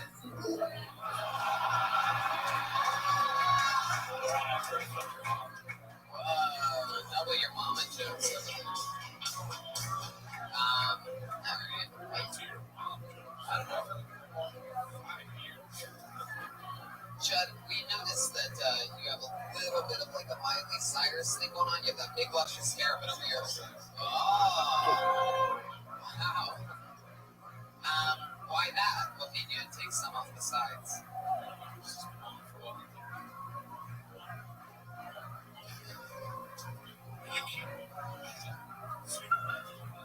Which Indiana Jones movie were you referencing? Like, do you know the difference between them? That is true. Good point. Does not do or nothing. Does your girlfriend have a foot fetish because you're the sexiest big toe we ever had? Man. No, he looks like a big toe. His face. By the way, the funniest thing is Joel Berg, the drummer that's usually here, Joel Jimenez, is notorious for killing in a streak all the wait. All the time. He kept in a row, always. But this just goes to show, I think this transition just goes to show how unfunny female comedians really are. Okay, Tony. I mean, he's always... Wow. Horse of Truth. What's he doing? We have a Horse of Truth on this show. All right, Judd. There you go. Back to your horse body. Go get the top half of a centaur. Yeah, he has to go slay something mythical.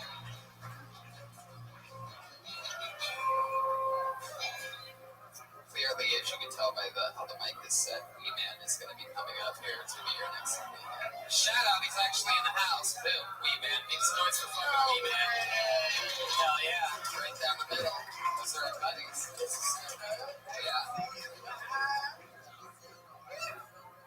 Fuck yeah. I pulled another name out of the bucket. Put your hands together for Adam Bennett.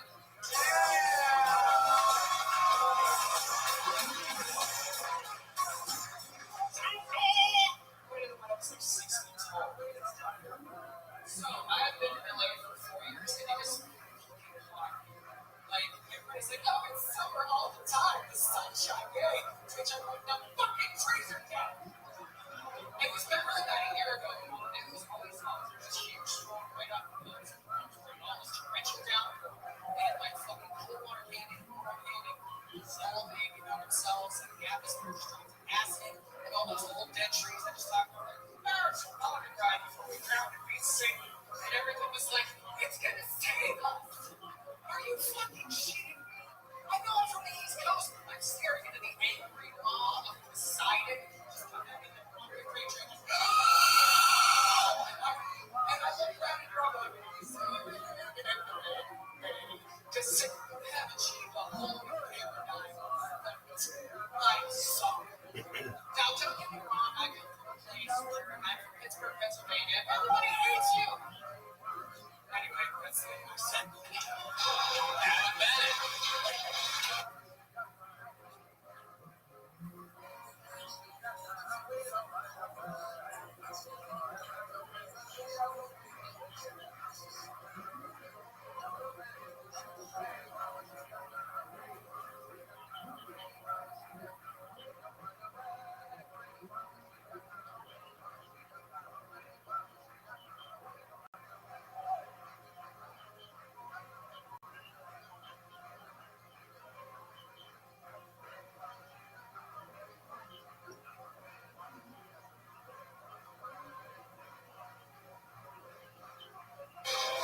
from Pittsburgh, good night.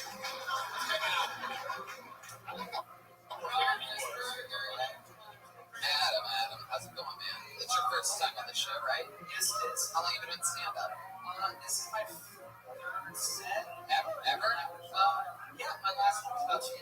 Adam, you should move the mic stand out of your way so the audience can see you try to. When you deliver that paradigm of fuck joke and there was complete silence, did you feel like you were in a paradigm of fuck?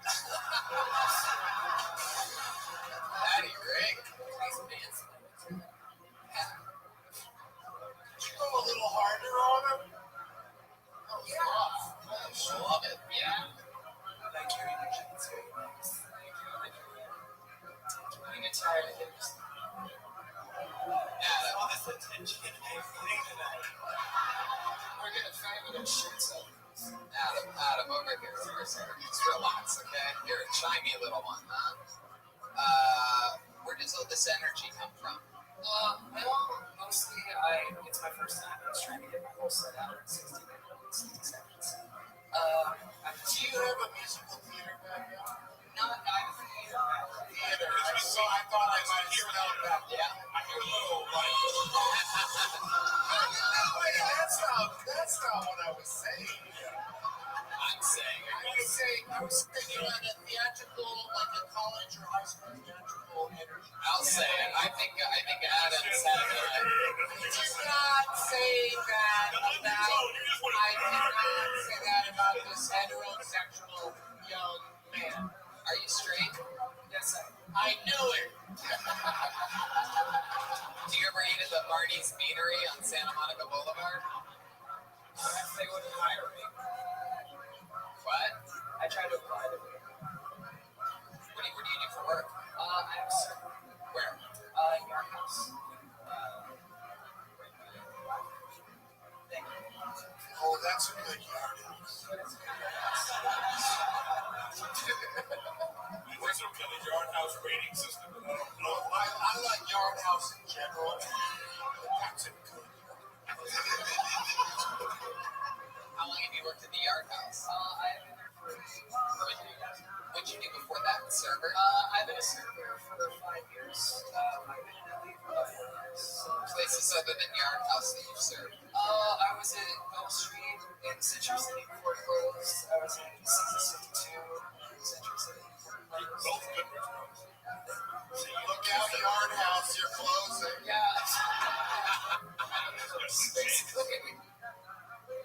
So, Adam, that's interesting. Your most recent relationship was how long ago? Once. Yeah. How'd that end? She decided she wanted to be with her.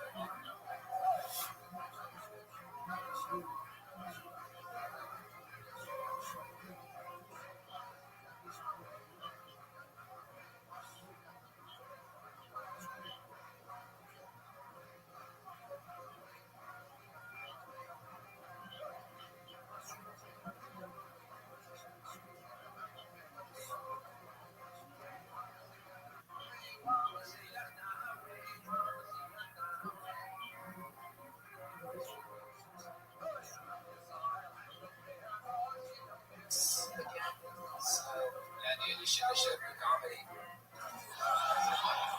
That must have been what your second set was. This is your third time on stage. How do you feel about it? Is this something that you like? Or? Yeah, I like it.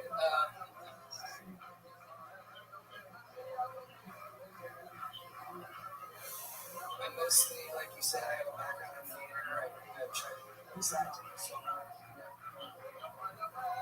Can you give us an example of some wacky voices you can do? Name the voice. And then do it. That's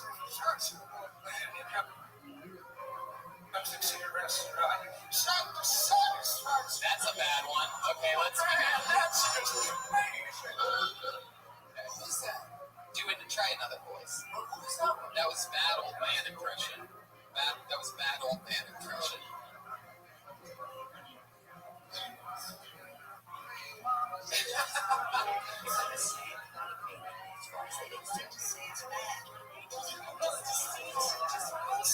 Adam, anybody can do these voices. These are impressions of just, yeah, it's just like you gotta do something more specific. You gotta make it more specific. Everybody can do an impression. Mark Hamill's joke. Oh, right. All right, let's see. Let's hear it.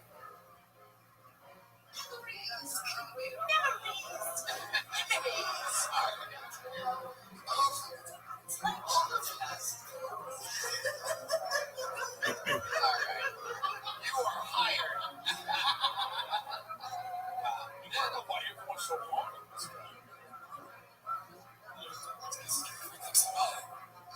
So Adam, what are you into when you're not? What do you do for fun? What are some things when you're not working at the Yard House and doing? Obviously, you don't do much stand-ups. What do you like to do to have fun? I'm kind of boring. I live in North Hollywood. I love the art center here just because there's not a lot of it's very intimate, very quiet. Like, if I'm gonna go out, I like to go like as few people as possible, just to chill. You like to go to the art center? Is your answer?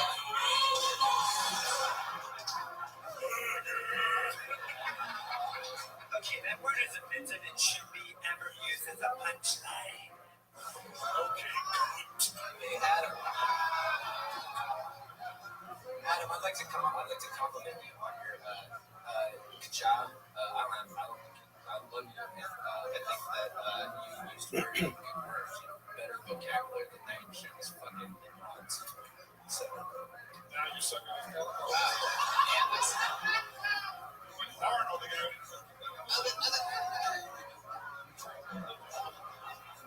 Is it all dick stuff with you, Eric? It's all dick all the time. Other than the art center, let's get. We got the art center. What's your second favorite thing to do for fun? You live in Los Angeles, California. honestly, like I said in my set, I'm not a huge fan of nothing against it. Because of the heat. Because it's just, I'm an East Coast guy. Like, I like trees, I like woods. I like the long walks and the. I like the wow, stuff. But you know, I Did you guess ever do voices when you were like serving at the art house? You ever funny at the table? That guy. I don't say I'm very good at my tables. I'm the guy who goes back to the employee area and just makes fun of that smile. Just like, That's what we're gonna do. you've been doing it while I'm on stage, so I'm not. Well, it was nice to meet you. You're not on social media. Okay, there you go. I get totally Adam. Adam, I get the feeling that if you keep up your work ethic, you're going to be back on the East Coast in no time at all. So, anyway, there you go, Adam Bennett, everybody. So much.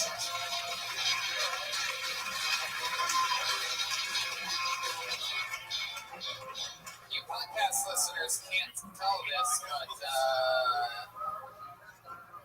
3 notes the whole show. They keep playing the same chords. Play some shit. You gotta admire a comedian that's gonna, get into the game without social media. That takes some nerve. you know what? Let's do, guys, please. Can you all 5 people really talk? Fucking control. It's live as fuck. Everybody, get it together. We're going to.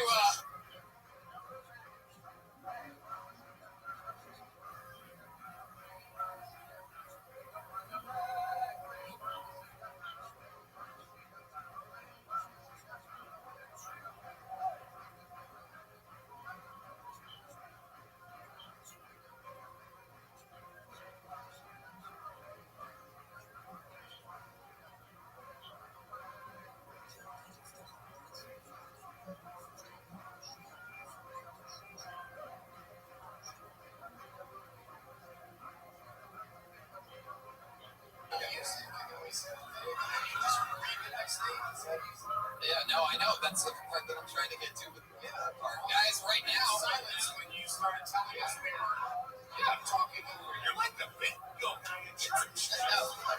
Sorry, you can't pull the shit out of the bucket. Very good. No, it's not how it works. So on this part of the show, this is the part where you bring up our regular every single week. Yeah. Every single week she does a brand new minute. We're going to go back to the bucket after her.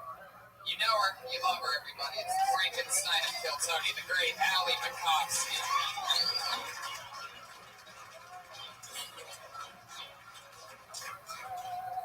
I accidentally watched porn when I was 7 years old for the first time. It was a frightening experience. I wanted to watch just a humble kids movie. I pressed play on my dad's old VHS tape. Bam! 80s porn, black and white. I was terrified. I screamed at the top of my lungs, and my dad from downstairs says, "What's wrong?" And I was like, "It's spiders." Now whenever I see spiders, I just get all horned up.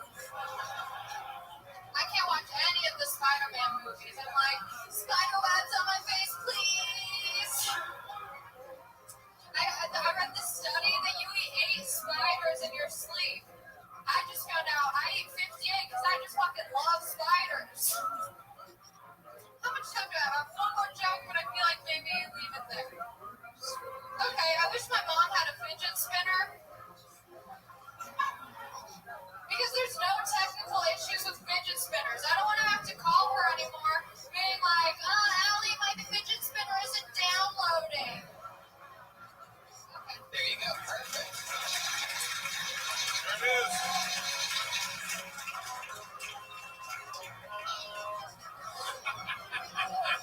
Thank you, Stacy, with some new notes. That's 5 new notes to you, bitch.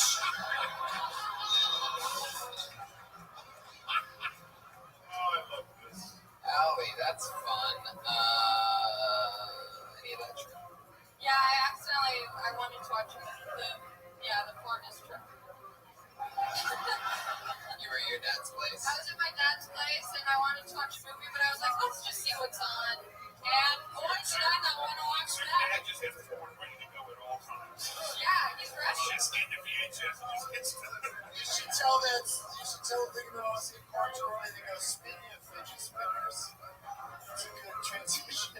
Was it a specific kind of porn that it was with? Do you remember anything stand out to you specifically? So just I just remember it was black and white, and the girl had like a huge bush, and I just had never seen anything like that before. You know, I was pretty. You mean she was natural, Allie? Yeah. Thanks for the outfit, by the way. You ever saw your mom's bush growing up? No, but here's something I think about. Like growing up, I was the third born, so whenever I would see my mom naked, like her tits were just so gross. And I wish that I could like see a picture of her in her prime, because I want to know what like her young hot tits were. You get Stacy riled up right now. They were breastfeeding your arrogant little dumb mouth. I don't want to be a feminist anymore. Why can't you see a picture of her? She doesn't have There's no pictures? She existed before photography. I don't think she was the woman who took naked pictures of herself. Oh, naked pictures. Yeah, I want to see like that. I want to see her naked. Did you mention to your dad or hint to him at all that you saw this porn? No. How do you think he would respond if you told him? He'd probably be super chill about it. Yeah. Well, you know, the thing is this, though. At that moment in time, that's when they're getting Yeah, that is a really good point. He just going, and he turned it off. So you probably saw some story, too. Yeah, there's probably still the smell of hand lotion in the air. Yeah. What did your dad do? Both of my parents are longshoremen. Really? Have we ever talked about this before? Maybe. They like load stuff on the docks? Yeah, they work on the docks in San Pedro and Long Beach, and the cargo that comes in from China, they like take it off the ships and put it on the plane. Your mom does this too? Yeah, my mom was the It's so surprising a woman can do the exact same job that a man can, Eric. She's not the guy with Amex rubbing her tits. Does she get paid to say it? Yeah. Yeah, nice. That sounds shitty. Does she get called a longshore woman? No, just longshoreman. Keep it simple. What do you think about that, Stacey? Is it? Do they call it short or chick? Or like they call it longshoremen because they're Jewish. Shoremen. Boy, Jesus Christ. How many people up? Tracy and Hunter in the car right now.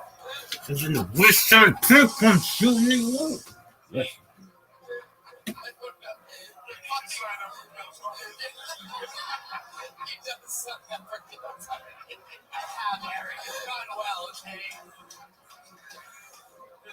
It's a goddamn anomaly how unfunny he's been tonight. It's such a... 1 out of 1,000. Sorry. You're damn right. Like the first Ben Joel Berg's a killer. Julia Berg sucks.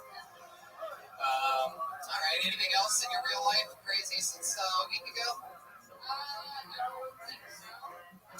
You're jobless right now, is that correct? Still jobless. My parents actually signed me up to be a longshoreman. And I was like, no, thank you. Just too much work, and I don't want to do that. I want to be a comedian, you know. I can't tell jokes on the dogs. It's sad. That's true. I don't know if that's true, but I'm sure everybody else It's like a solo thing. It's not a team. You're not hear anybody else? No, it's like very sad. It's not you lifting shit. What are the hours and are they hiring? Well, Allie, you did it again. Another brand new minute from Allie Makovsky. There she goes, everybody. Back to the bucket. Who's excited about the bucket out there, huh? The bucket. Back to the bucket. Ooh, this is interesting. Put your hands. And then you just did it again. See how you said you guys literally did it? It's the funniest thing in this world. Put your hands. Very funny. Very funny. Okay, very good. Put your hands together for the Great Cheeser L, everybody. See, now people don't know who the fuck this is. The show with the format, the Great Cheeser L, everyone. The Great Cheeser L. I was excited about that. Oh, here he comes, the Great Cheeser L. You're not the Great Cheeser L. You're just walking through at the time? That's the guy that just sits there. Bad timing. Put your hands together for Wayne Roberts.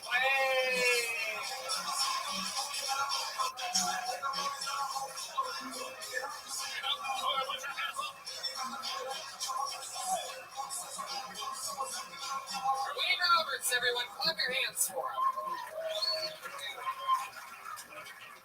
Steps in crowd. Talking to this guy with the beard and glasses right here. You ever find yourself sitting on the window, staring out at the beauty of nature and life, thinking, wow.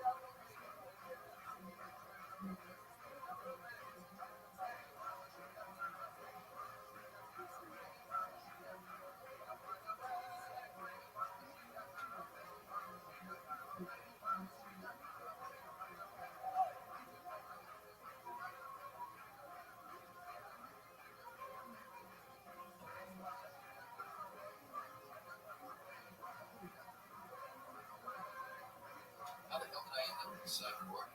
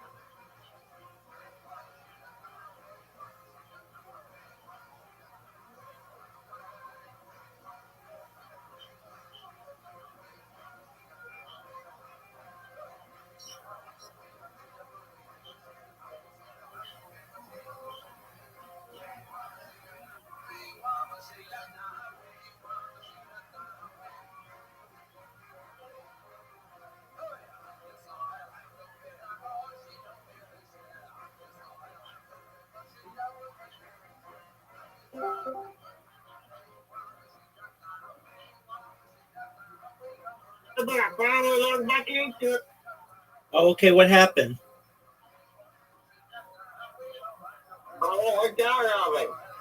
What happened? You logged out of it. Okay, so it works now?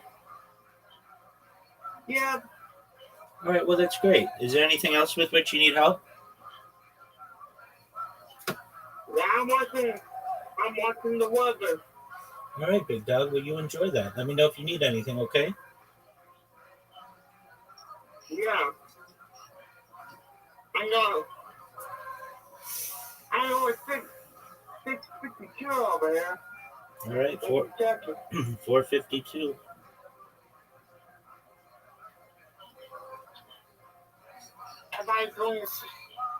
Everybody's just now waking up. All right, big man.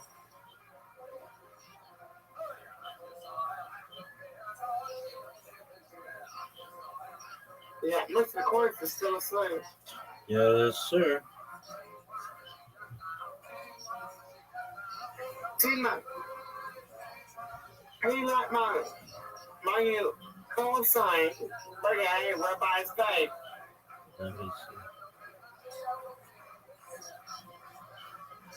I love it, big man. That's amazing. Yeah. That's me.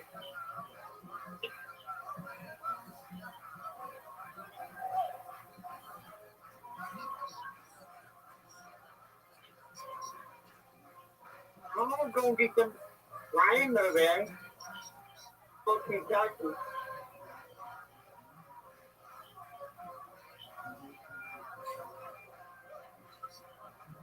Well, that'll be good for the flowers, right? Yeah, they good for the birds and the flies. That's right. Good morning, Mr. Quest. I think she's still asleep, big man.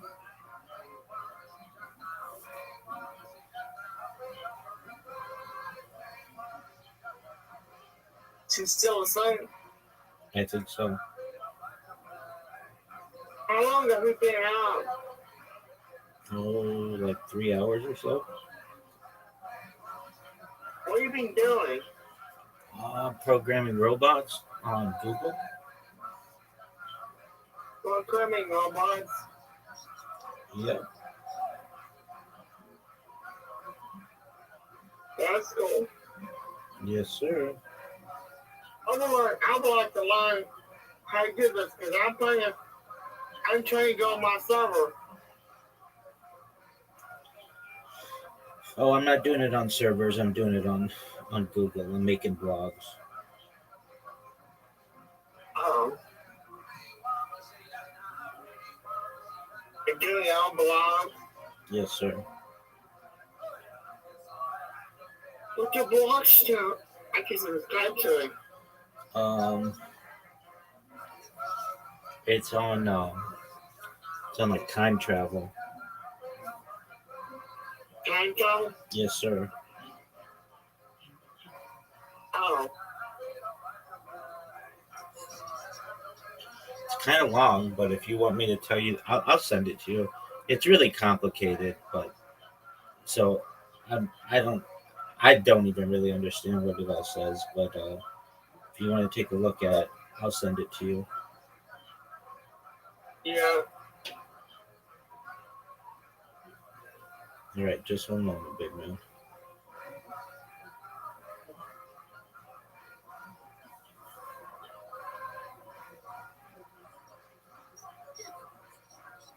Good morning, Rabbi. Good morning, big man. I'm sorry, I keep you lying. You're good, big man. Hi. I gotta come back in my Discord account.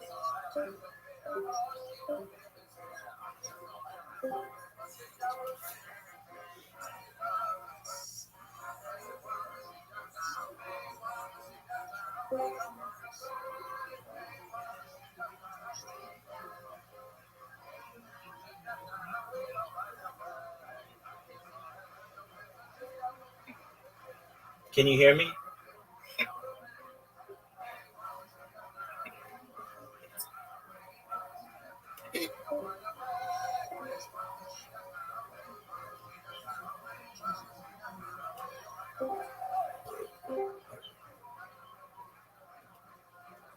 Can you hear me, Brandon? All right, there you go. So,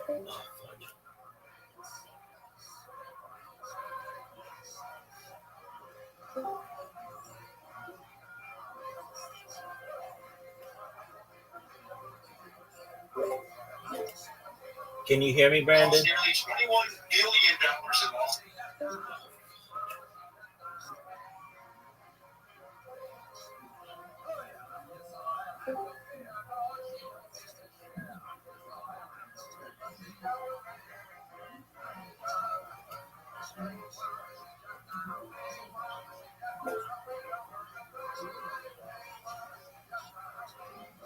Can you hear me, Brandon?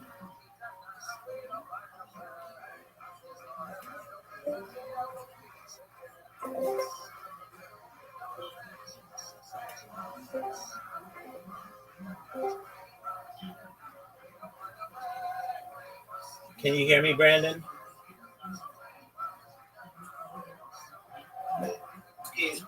Can you hear me? Okay.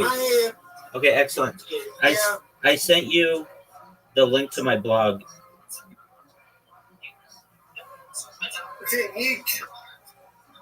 Check your Meerkat account. My Meerkat account? Yes, sir. I'm not back there on that account. All right. Well, when you have time, look at it, and then you can see my blog. I can see your blog? Yes, sir.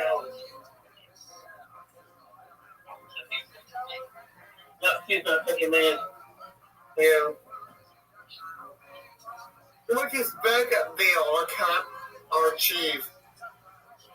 What'd you say? It is backup bill, 003. Bucket Bill 003? I don't know what that is. It says, talk to Rabbi. Just go, that means that's Rabbi. Oh, let's see here. Talk to Rabbi. That means,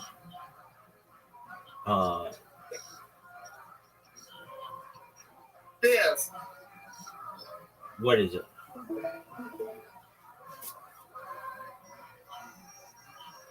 Listen.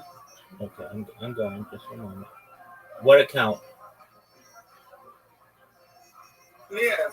What account? What account? Backup bill, archive. Oh, that one. Oh, yeah. That's an older. That's like a backup account that I have. You're live on. Yeah, I know. I'm glad. I want to be. Yeah.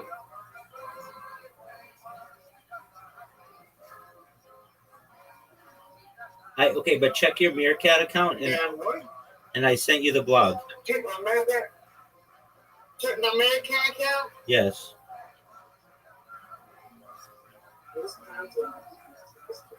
Okay.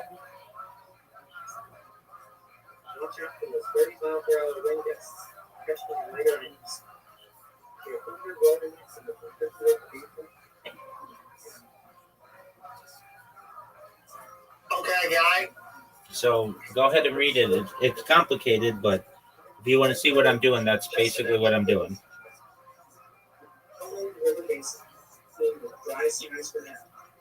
Radar shows that heavy rain occasionally flowing I-45, I-60/4. No, it's good. Thanks, big man. No,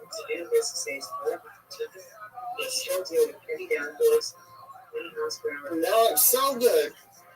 Excellent. Thanks, man. How long have you worked this? Oh, a long time, my man.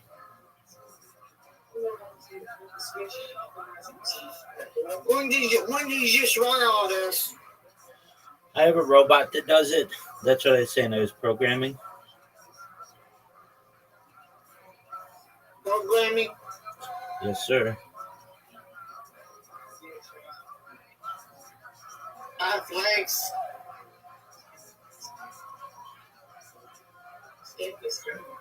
Storm.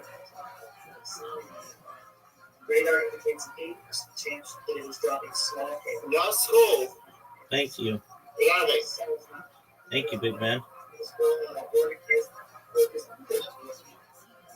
You're throwing my. I tell. Saturday. What's this tomorrow?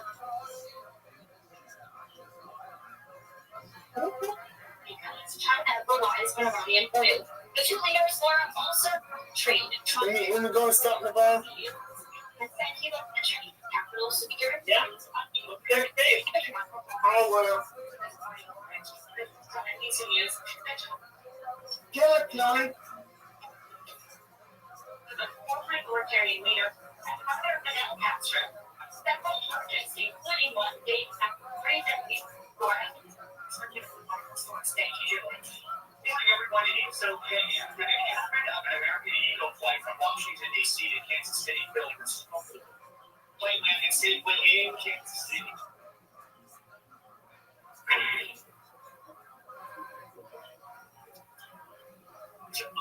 I posted these to our short position. Just ignore it. No, Jane.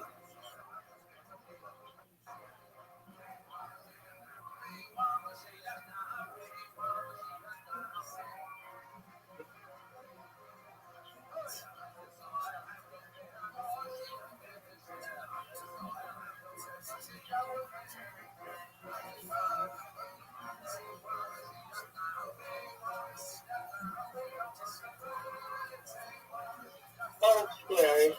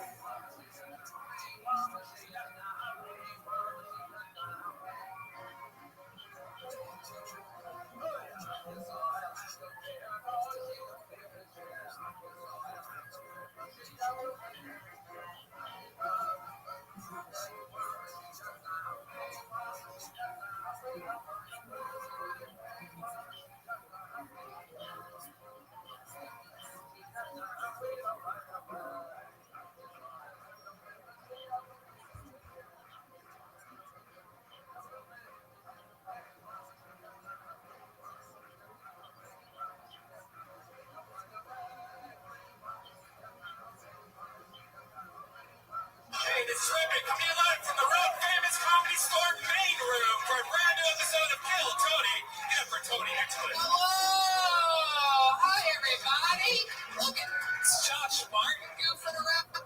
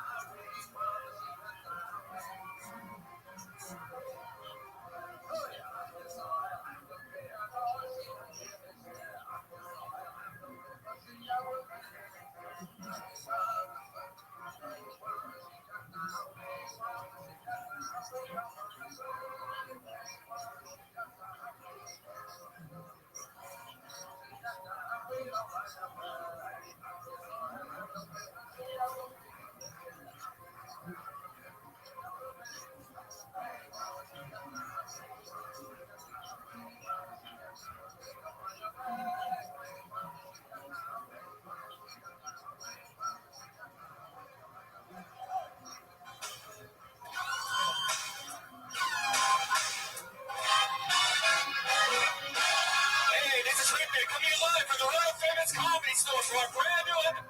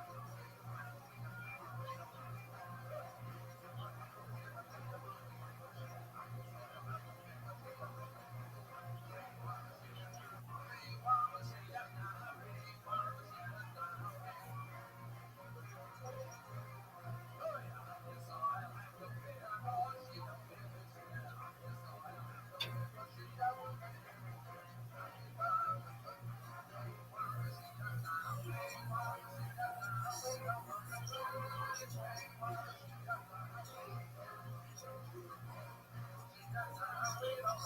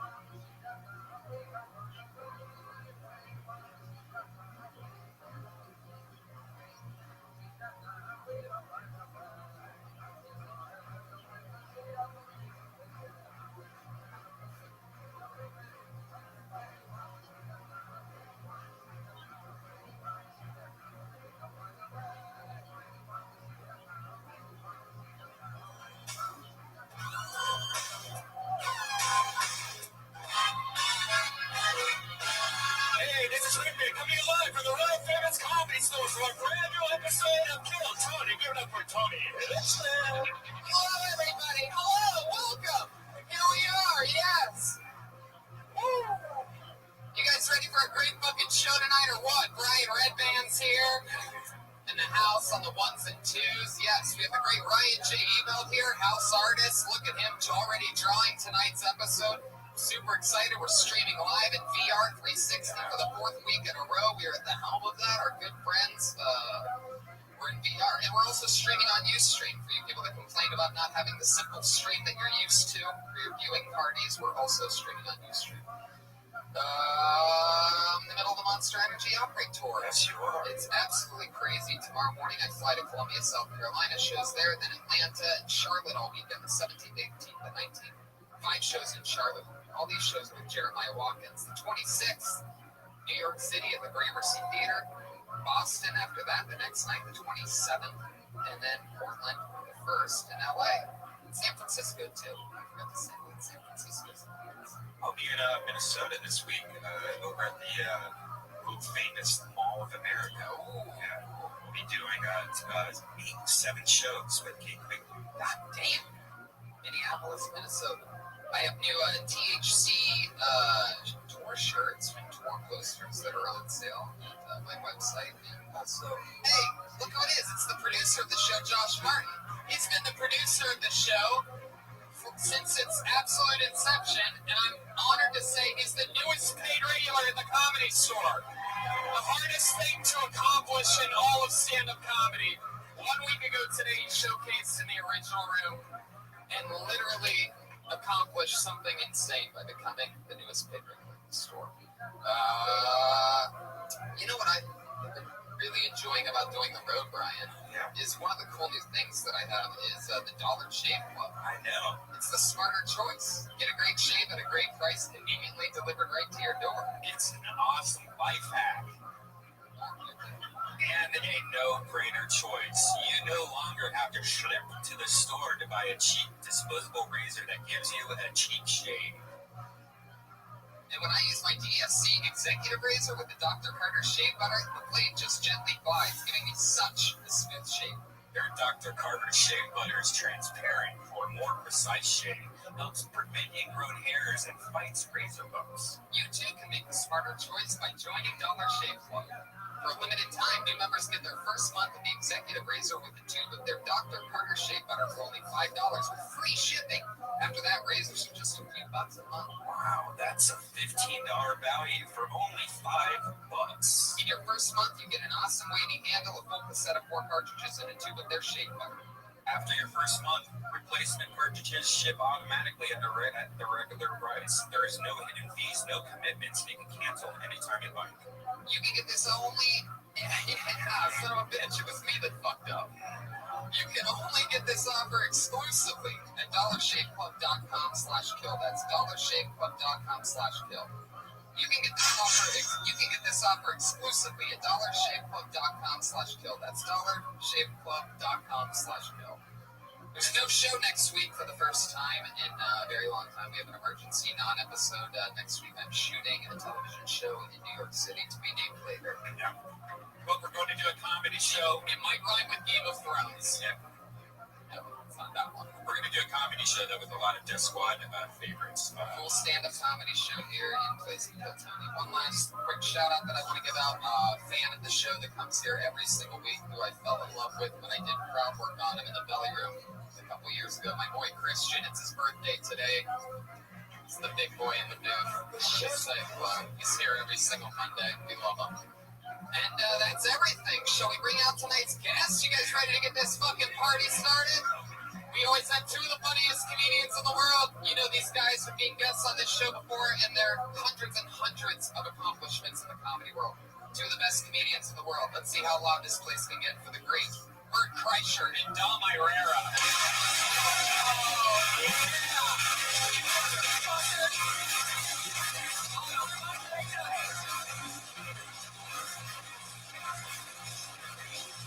Oh, Bert Kreischer. Welcome back, gentlemen. It smells like McDonald's in here. It's the main room on a Monday.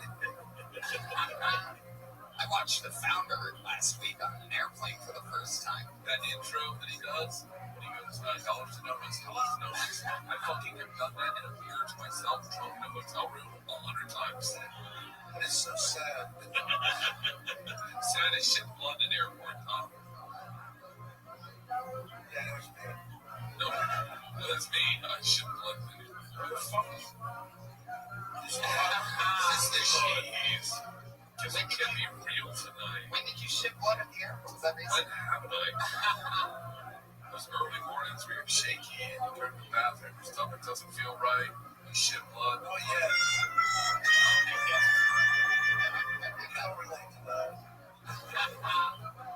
Well, here we are. You guys have both done this show before. You know how it goes.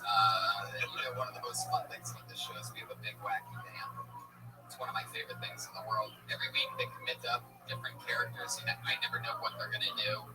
So it all happens. We all see it all together. Somehow they pull it off. It's my favorite band in the entire world. It's the Kill Tony Band. Pat Reagan, Jeremiah Watkins, Joel Jimenez, and the bass player whose name I forget every single week. Every single week.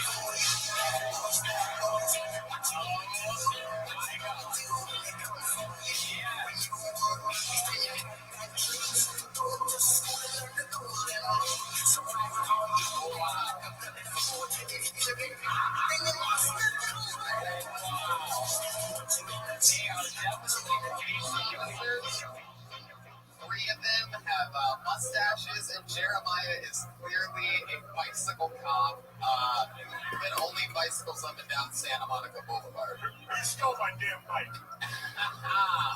Well, good day, officers. I guess we're going to be on our best behavior. You better declare me. For Chicago. Oh, you are? Yeah, Tony, listen. Hold on. Is that the only Chicago cop out of all you guys? No, Chicago by precinct B147. Wow. Even the Mexican? He's at... I just walked the beat, Tony. That's it. Just walk the beat. The great Joelberg is back there. Jeremiah Watkins with the helmet. Pat Reagan, bass player. We're still in this group. The costumes weren't enough for them, and they had to have backstories. That is so fucking big. What are those That is shorts? a federal offense to verbally assault an officer. You better watch your mouth, Mr. Herrera. I'm excited about this. You guys know how it works. Comedians get 60 seconds. They all sign up on pieces of paper before the show starts. We take the names, we put them in the Ichabod's bucket of destiny. We stir the names around, I pull a name out, they do 60 seconds, and then we interview them. We meet a stranger for the first time. Sometimes it's characters that we know. Comedians, you know your 60 seconds is up when you hear the sound of a kitten. You barely hear that. That means wrapping up that, or else you're going to bring out the angry West Hollywood Bear.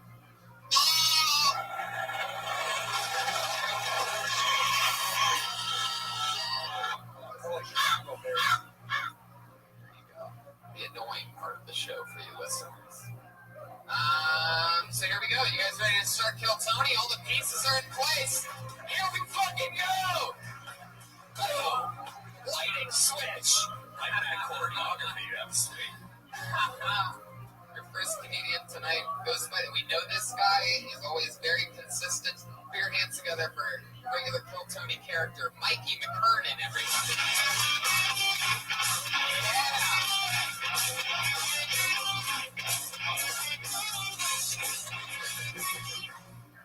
Thank you. My name is Mikey. I didn't name myself. I named myself Six.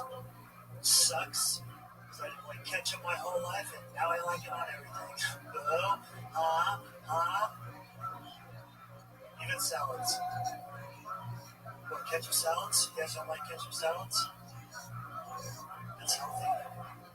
I feel healthy too because it makes me feel like I'm hunted and burned some earth. You know, my vegan friends don't like that attitude. I like to call them grass holes.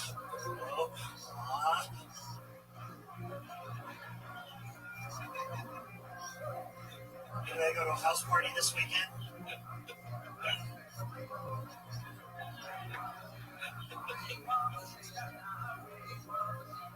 I'm glad I feel encouraged.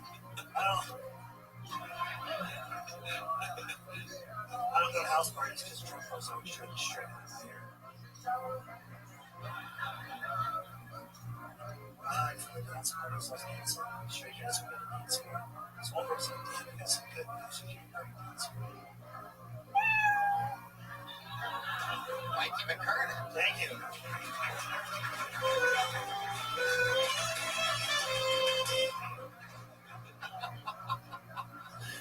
Oh, Mikey.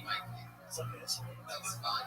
You were basically leaking your thoughts throughout that. It seemed like you really enjoyed his thoughts. I wasn't even listening to what you were saying. I was waiting for the boo. I went through a period where I was trying to do what was it? Is that called a catchphrase? Or like a catchphrase. Yeah. And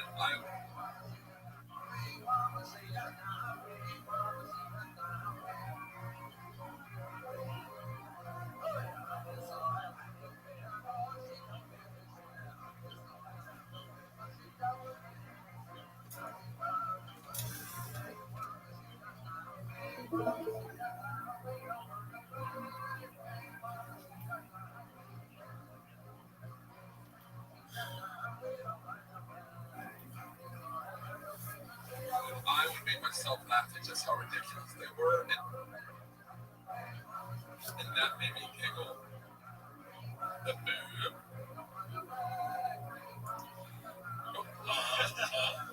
I could tell throughout your entire set that Dom Irera was hating you.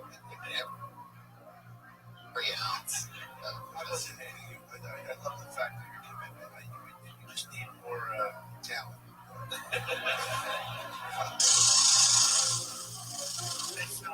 No, but I mean, you gave it all you had.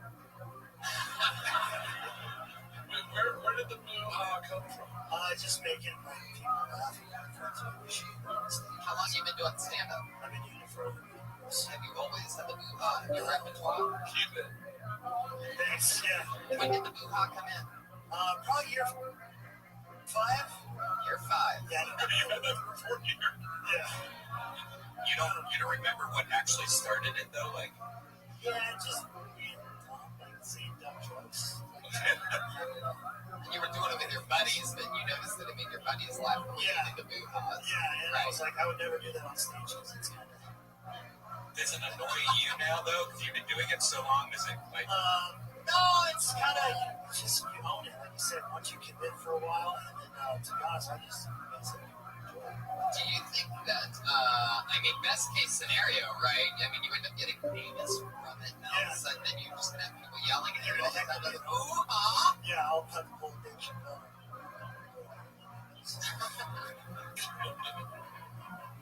don't mind. I don't think it. I don't. If you did it with a bunch of jokes that really suck, you got a lot of. And did it as like a chunk of like these next jokes I'm working on. So to help them through, I'm gonna go do my catchphrase. Let's just bear with me, guys. And then with a boo. And then if you ever get like a real solid joke later in your act, and you threw a boo, I'm just I appreciate that boo made me giggle, and I was like, oh, the catchphrase makes so much fucking sense. I never understood it. And I found them dope. We got a 947 over here. We're possible suspects in the dope on stage. Check out what you do. By the way, I just realized he's inviting them to boo with them. Yeah, people are like, you boo your own jokes. That's amazing. Hey, me and Officer Watkins have a catchphrase. Get down on the ground. You're under arrest. You have the right to remain silent. Do it. Oh, wow, that's a good catchphrase. Thank you. That's improv. So, Mikey, you've been on the show a few times. Normally, it goes better than that. We know that you have a girlfriend. You work at Bubba Gump's Shrimp Company in University City. Still going. Has anything else happened in your personal life or real life? Anything fun the last few weeks beside your last? Just became an uncle. That's always nice. Oh, congratulations. Thanks. We have a My brothers. No shit, we didn't do anything. We don't claim ownership for something you have nothing to do with. Oh, they have your neck. Sounds like a demon. Very good. Okay.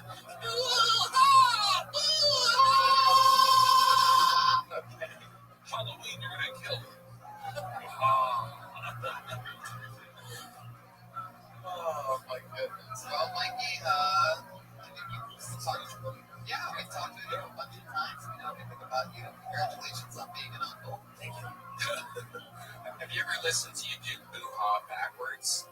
Yeah, I've tried that before. People are like, you should No, I mean, like wow. No, Try it backwards. Wow, there's some solid advice from Rabbi, who notorious for his amazing advice. If you're listening to it in a mirror, it might work. If you match your boo-ha's up with the Wizard of Oz at just the right time, I think that's there he goes, Mikey McKernan, everybody. He's on Twitter at Mikey McKernan, MIKEYMCKERNAN. It's another Josh Martin. Pulled another name out of the bucket.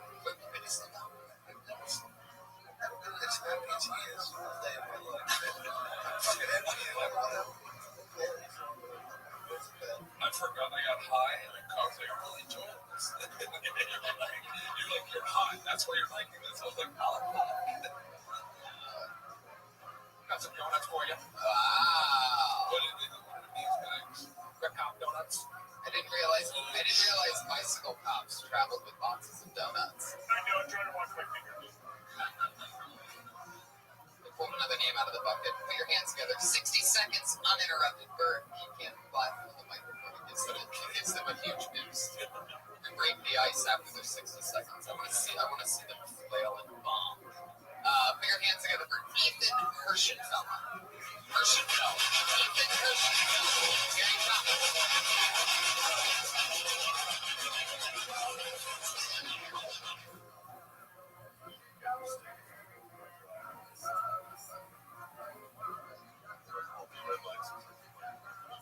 Sick of it. Such the assholes to get in. I can't be the Uber driver because I'm Jewish. We don't drive people places for money. If it's on the way, we'll drop you.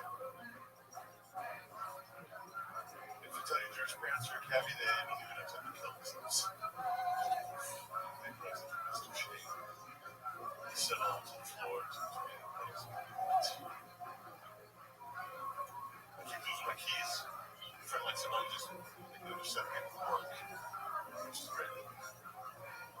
So I have to get a job. Thanks, guys.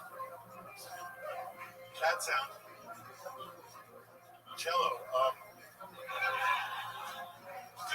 Yellow show recently. I really loved it. That's a minute. Apart from the game. Ethan Hirschenfeld.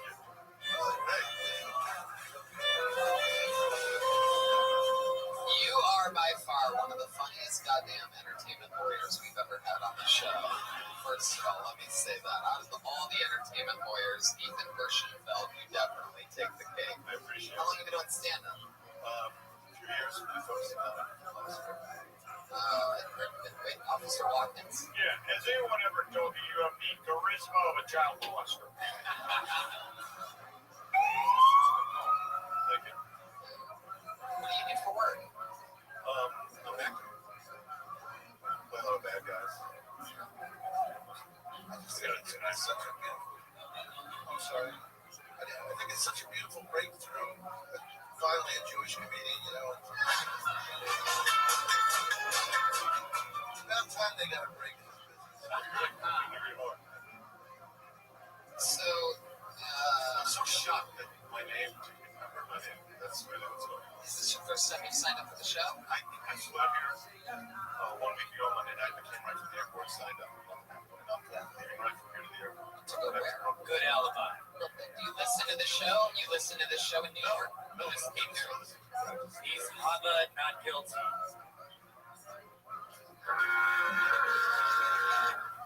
What do you sound like? What do you listen to in New York? Like the sound of crows dying? So, you act in New York. How long have you been acting for? a long time.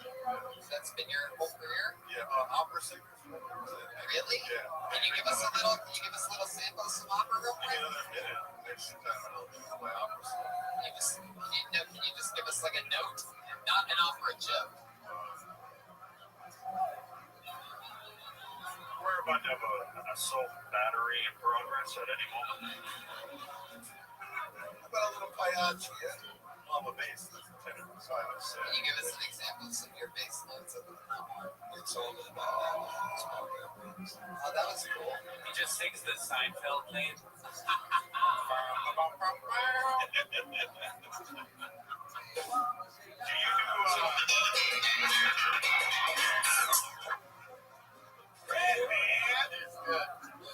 Oh my god. Alright, Hirschenfeld. What? I think there's more theme on that Uber joke. Well, yeah, there's a whole 74 minutes. You better be kosher. It's warming up. Schulberg on the drums. If you don't know, you're about to find out. He's making helmets fall off.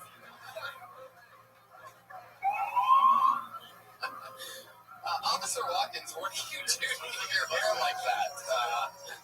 What do you even do? I tease it at place hard to get. He looks like the girl from Ozark.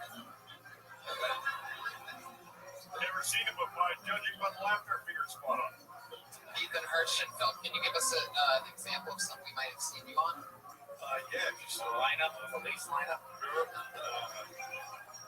Boardwalk Empire, Girls, I mean, Buckets was at number 5. What's the most Jewish thing about you? You're not looking for me to buy a train.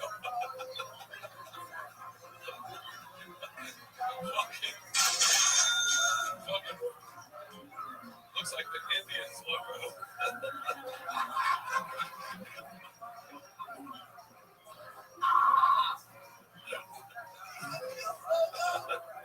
Oh shit! What's the most Jewish thing about you, Ethan? Probably my business card. You only get half of it. Like balls. It's in a Star of David shape. It's a it's on a matzah.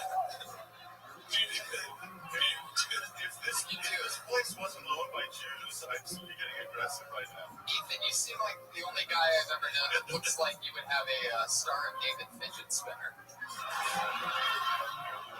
We got a 294 possible hate crime in progress. Look, it's like fidgets. When you give your business card, you go, I'm gonna need that back.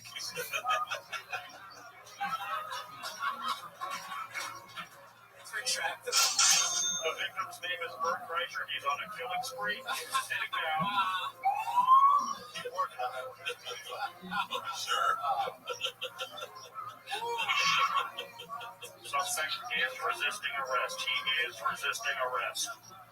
Ethan, New York's a big city. Acting's a tough gig. A lot of off time. What do you find yourself doing, like as hobbies and fun things, or simple things that you're into? My girlfriend and I have 3 dogs. We spend a lot of time hanging out with them all the time. Really?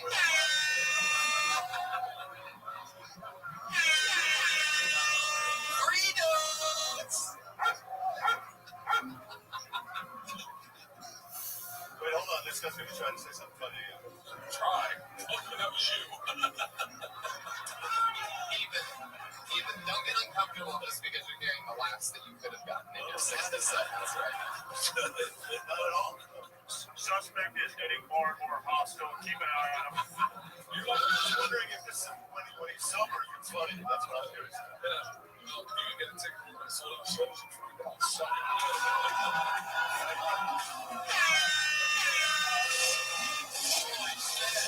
We are off and running tonight, huh? You'll start acting cool. You're not going anywhere. I got pizza covered. Try again. You're going to get, come on, let's hear it. Oh my God. Kelly, what are you talking about, Ethan? You're so funny. I think the reason you're not good at comedy is you don't get it either. I've been doing this for a living for 18 years. Do not start with me. We have the shot. We will take it.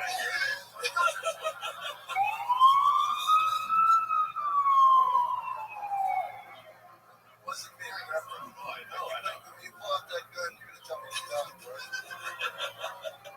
I know it wasn't you because you're the funny one. Ethan, stop. I heard this hostility towards Bird. Are you like playing an actor or something? And don't bring up my comedy awards here. The guys who are still in trouble getting on, appreciate it. I don't know if you, I don't want to brag, but I was number 79 in the best comedian in the world. Like, I don't know, but I could have been 78, and then fucking Cedric the Entertainer beat me out. Son of a bitch. He's an entertainer, all I do is jokes. Another possible hate crime in the works over at 215-71 Secret. You do characters too? So 3 dogs, you hang out with the dogs, you go to the beach with the dogs. Anything else about you that's interesting? Swimming. Swimming? You into swimming?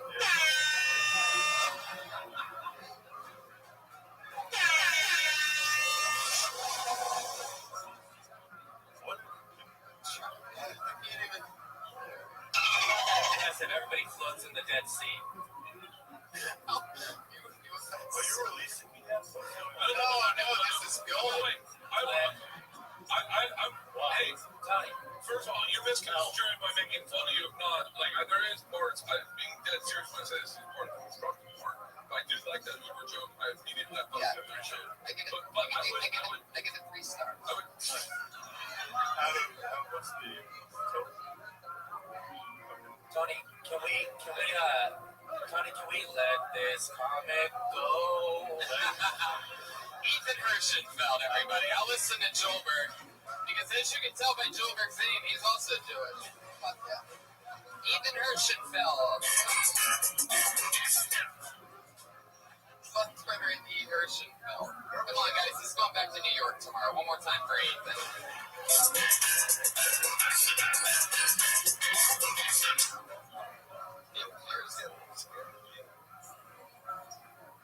Oh, that actually is my entertainment lawyer. I didn't even make that connection. There he is, David Ferris. You're so funny.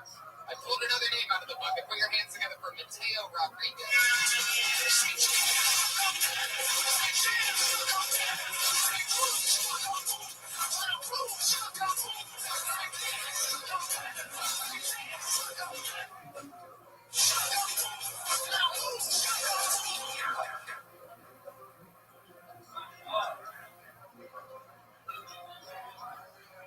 I go to Herbalife meetings to meet women. Just because if you'll buy into that bullshit, you just might buy into me. You ever wonder what Jesus would say if he came back? I don't think it matters because Jesus would smell that. Jesus was a white guy with hair wool. Yo, you're not showering to get those dreads, my G. I'm really broke. Like, I drive through the drive-thru to a Chick-fil-A knowing that my card is going to get declined at the register. Just because they're Christians, so they can keep the food. Like, I can't afford to go on dates. I just go on chill. I have to give my dog a shower. I gotta use warm water. So ever since then, I've been calling all water. You have more of that? You want to finish that? Jedi? Mateo Rodriguez. It's your first time on the show? Yes. Because you have a look to you there. You have the exact same shape head as every UFC fighter that retires too late in his career. Yesterday you said it was a UFC fighter that not something out of 4 rounds. Where did I say that? Yeah, I met you at the improv yesterday. Oh, well, there you go. Looks like I was able to punch up the joke in 24 hours without even thinking once about you. Mateo, you live here in LA? No, I live in Miami.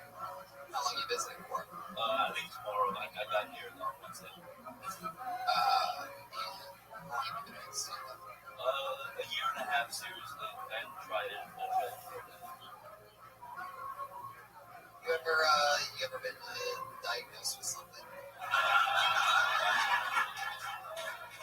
Nah, man. Like, sometimes I think that I might be autistic, but it's hard to be autistic with $600 sneakers on. Is that true? Are those $600? These aren't, but like, Yeah, because I'm wearing the same fucking shoes. You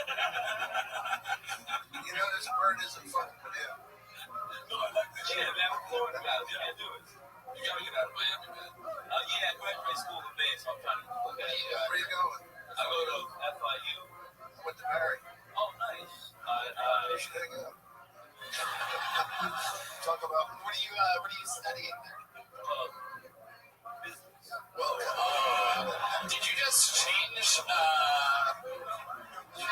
your studies right then? Nah, because I was going to say a joke, but I'm not going to be fucking stupid and I'll just be an honest person. But that got such a great laugh when you were just honest. Wait, what was the joke you were gonna say? Look, I'm going into my 5th year of school. You know, I was going to say botany, because that's what I've been. I just kind of smoke weed at the nature preserve and not go to class. By the way, I got my strategy down packed though. I'll just meet girls on the first day of class, trying to get their number, text them the homework. And does that work for you? 16% of the time. We are currently in pursuit of a date rapist. He's on foot. He's wearing $600 sneakers that he stole. How do you make a living? I do gig section on Craigslist. What do you mean? Well, like I have a camera and a DJ controller. Oh, wait a second. So I think you're actually starting to answer that question from 30 seconds ago. You DJ? Yeah. That's the answer. Yeah, I make music videos. Really? Yeah. Is your DJ name DJ Bobby Hill? Nah, man.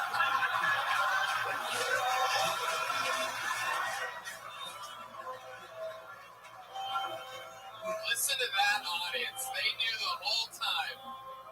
Wow. Joelberg, the streak has been reignited. Dude, we'll be real. My DJ name is my DJ name is Augie. What? Augie, like awkward. Oh, wow. What are some of your, trademarks that you do? I mean, something cool happened last week. Like, my ex-girlfriend was making out with some dude thanks to my mix at, the 32,000 party. So I just played trap music till she got elbowed in the face, right? So, I think that's my new trademark. Put your guns down. We have a retard. What do your parents do? What are they like? They sell propane. Oh, we got a 294 7 And accessories. Those are the possible special victims unit. Oh, damn it, Bill. I was born out in Ecuador, so my parents are like immigrants and shit. My dad's Puerto Rican. make it, so it's kind of a scumbag, you know. And I knocked my mom left. That's how I ended up like this. And You said, wait. There was a second there where you said my dad's Puerto Rican, so no, he's a scumbag. Yeah. Right? That's word for word what you just said. yes, that is factual. So I'm asking you. I have a poster of that in my office, Tony. He's being honest. Wait, so your poppy is a poppy? Yeah. All right. What does he do in more detail? Honestly, man, like he'll have different jobs every once in a while. He throws the block parties that you DJ. So I talk to him like once every couple of years. and your mom, you're close with your mom. Yeah. What's she like? You have a lot of brothers and sisters. I have a sister. That's like my daughter. That's the one trait of your mom that you can think of for. Yeah, I mean, basically, my mom she's just nervous all day. Why? What's she nervous about? Well, I married a Puerto Rican. Oh, she definitely had like some sort of PTSD. Oh, that was real. Puerto Rican, something stress disorder, right? You guys figure it out. Oh my God.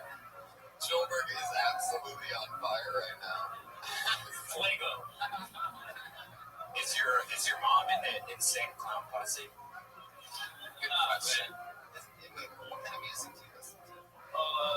Hip hop, reggaeton, like ghetto tech music, funk. What's ghetto tone?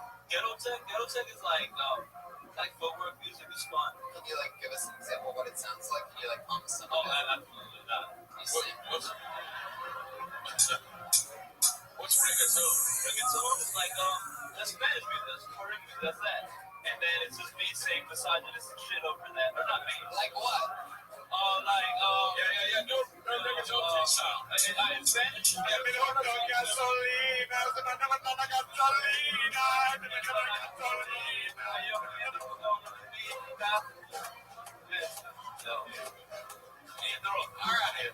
Pica, pica, tú tienes la cabeza pequeña como si tu mamá tuviera Zika.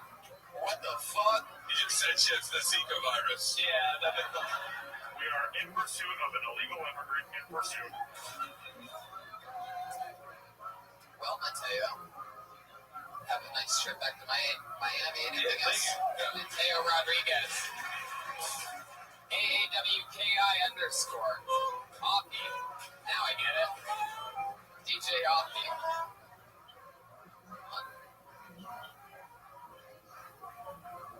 Oh, this is like an interesting name. I don't think we've ever had this person on before. Put your hands together for Ashoka Thomas.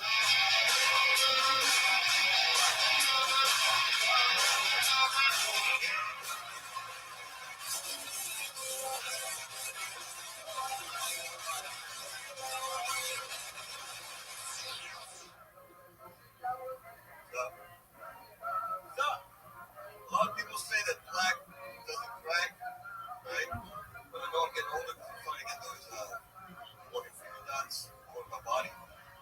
So, good luck. I like it. You like it out, right? My mom's Jewish, which sucks. But it doesn't suck that she's Jewish. No, it sucks because she survived the Holocaust when she was 2 years old, right? Which made it hard for me and my sister because we couldn't complain about it. She would always be able to one of us, right? Remember one time, me and my sister were in the car, and it's hot, but the butt cheeks just sticking to the seats, we're crying. My mom looked at us, she was like, really? It's hot in this car? That's right. The oven your aunts and uncles are burned in. Today, kids can complain about anything like, mommy, I have ADHD.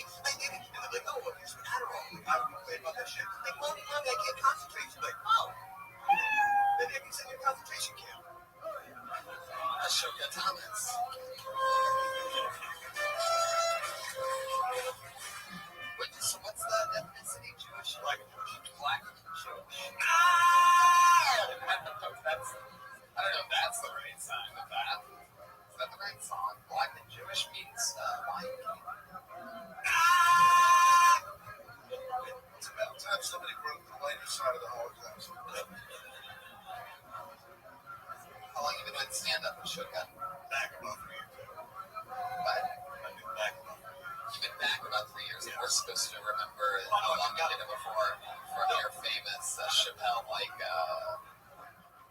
how long did you do it before don't call it a comeback, guys. How long did you do it before you came back 3 years ago? I did it for 3 years, stopped. For how long? 3 years. And then you did it again for 3 years. No, I stopped. Anything you do. I stopped for 12. Oh, that's definitely no break.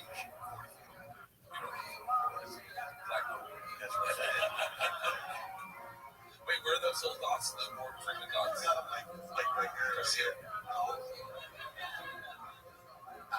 That's okay. And that was the launch of the big parts. What do you do for a living? I work at the Rob. Yes. Hollywood Improv. He looked familiar. I think we were on the show before. Brian knows who was in that. So, wow, how long have you been doing that? 3 years. You're back? I'm worried. Do you have a girlfriend? No. Why'd you say it like that? You have a boyfriend? No. When's the last time you had a girlfriend? I don't think I've ever had a girlfriend. I've had girls say that within like months to 6 months. Wow, what do you mean by that? You've had girls say that they're your girlfriend. I mean, you've never really acknowledged it. Yeah, I don't think 6 months is like a girlfriend. I mean, as a girlfriend. What? Yeah, you have a girlfriend after a week. Yeah. You get married after 2 days in Vegas. I said I love you on a one-night stand one time. It's honest. I was used to saying it, you know? So I didn't fuck people and not say it, but I did it. I just came out like, I love you so much. It's like, I don't fucking know you. Oh. And that came. Hey, Have you ever... Go ahead. Can I tell you my personal insight? I feel like what you're doing is doing very beginner like comedy stuff, like taking the obvious Jewish, Holocaust, black. The thing I liked is when someone said, my mom's Jewish, and that sucks. And then you got real for a second. Try to find like the real thing. Like you talking about girlfriends, it's kind of interesting. You're good. You definitely don't look black. Like I know you don't sunburn, but you actually don't mean something. Get rid of the. Take yourself out. You don't look black per se. Nothing does anything wrong with that. Just saying that you're multiracial. You got the features of a white person, the beautiful skin of a black person. It's a great combination. You get pulled over for a totally different reason, if you know what I mean. You know, you got like a backpack, you're in there. I want to go back a second, because that thing that you said earlier really stands out to me. This thing, you've never had a girlfriend. Have you ever told a girl that you love them? Like in a situation, like, yeah, like when I'm talking or whatever, like, oh, I love you, but not for real. You say it like that, like, no, love it. Like that. Wait. Disassemble this thought, because you've never said you have a girlfriend, but you said you love people, but what, like, and you clearly haven't. What the thought I think she deserved this. I love you. By the way he says it, I'm pretty sure he only says I love you when he's coming. Yeah. No, I love you, no. Like when my dick's hard, if I see cycles, like I'll say stupid shit. I'll be like, oh God, What else? You know how much we love those cycles? Yeah. You ever tell a girl that you want to marry her or anything like that? Only when he's coming. That's called Boston Creek. No. You really thought about that for about... Because there's this one that I was on that couch surfing thing, that couch surfing. It's better than Tinder, it's better than couch surfing. Oh shit. You go couch surfing? Hold on, wait. There's a website. Yeah. We can say, hey, I don't have anywhere to live. Can I sleep on your couch? And then you fuck them. Yeah, it's called plentyoflosers.com.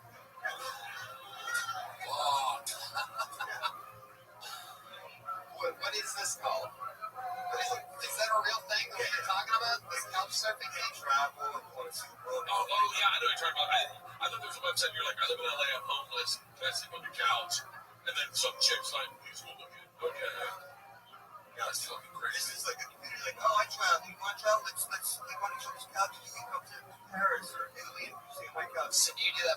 you have your own place? No, I did that one time. And what was that like? How'd that go down? Well, that's what I'm saying. The one girl that she was like from Denmark or something, she just She stayed on your couch. yeah. Wow. Wow. Hello. And you're all like, oh, you little. I was kind of like, I was like, oh, you're talking. I was like, oh, you know, I could marry you. And that makes it like, well, why'd you come there? You know, then they come and then you go to. Well, what happened then? We've got a fraud in pursuit right now. So the girl from Denmark comes to your place and, oh, no, where do I put my dog? Like, how does that go down? Break it down for us. Well, she shows up and then you just, you know, you do it nice and stuff. You pretend to be really nice. Can you give us an example of what you would say to pretend to be really nice? By the way, there are feminist groups that call this rape. You know, You lie to them, tell them you're married, but pretend to be nice. That's exactly the way. maybe you tell the girl from Denmark, hey, want a Danish? Okay. So, That's fucking special victim for your good patty or fake you. okay. So, Ashoka, so you had the Denmark girl come, you pretended to be nice. Right. Can you give us an example of like what you mean by pretending to be nice? Go ahead. Like, what did you do?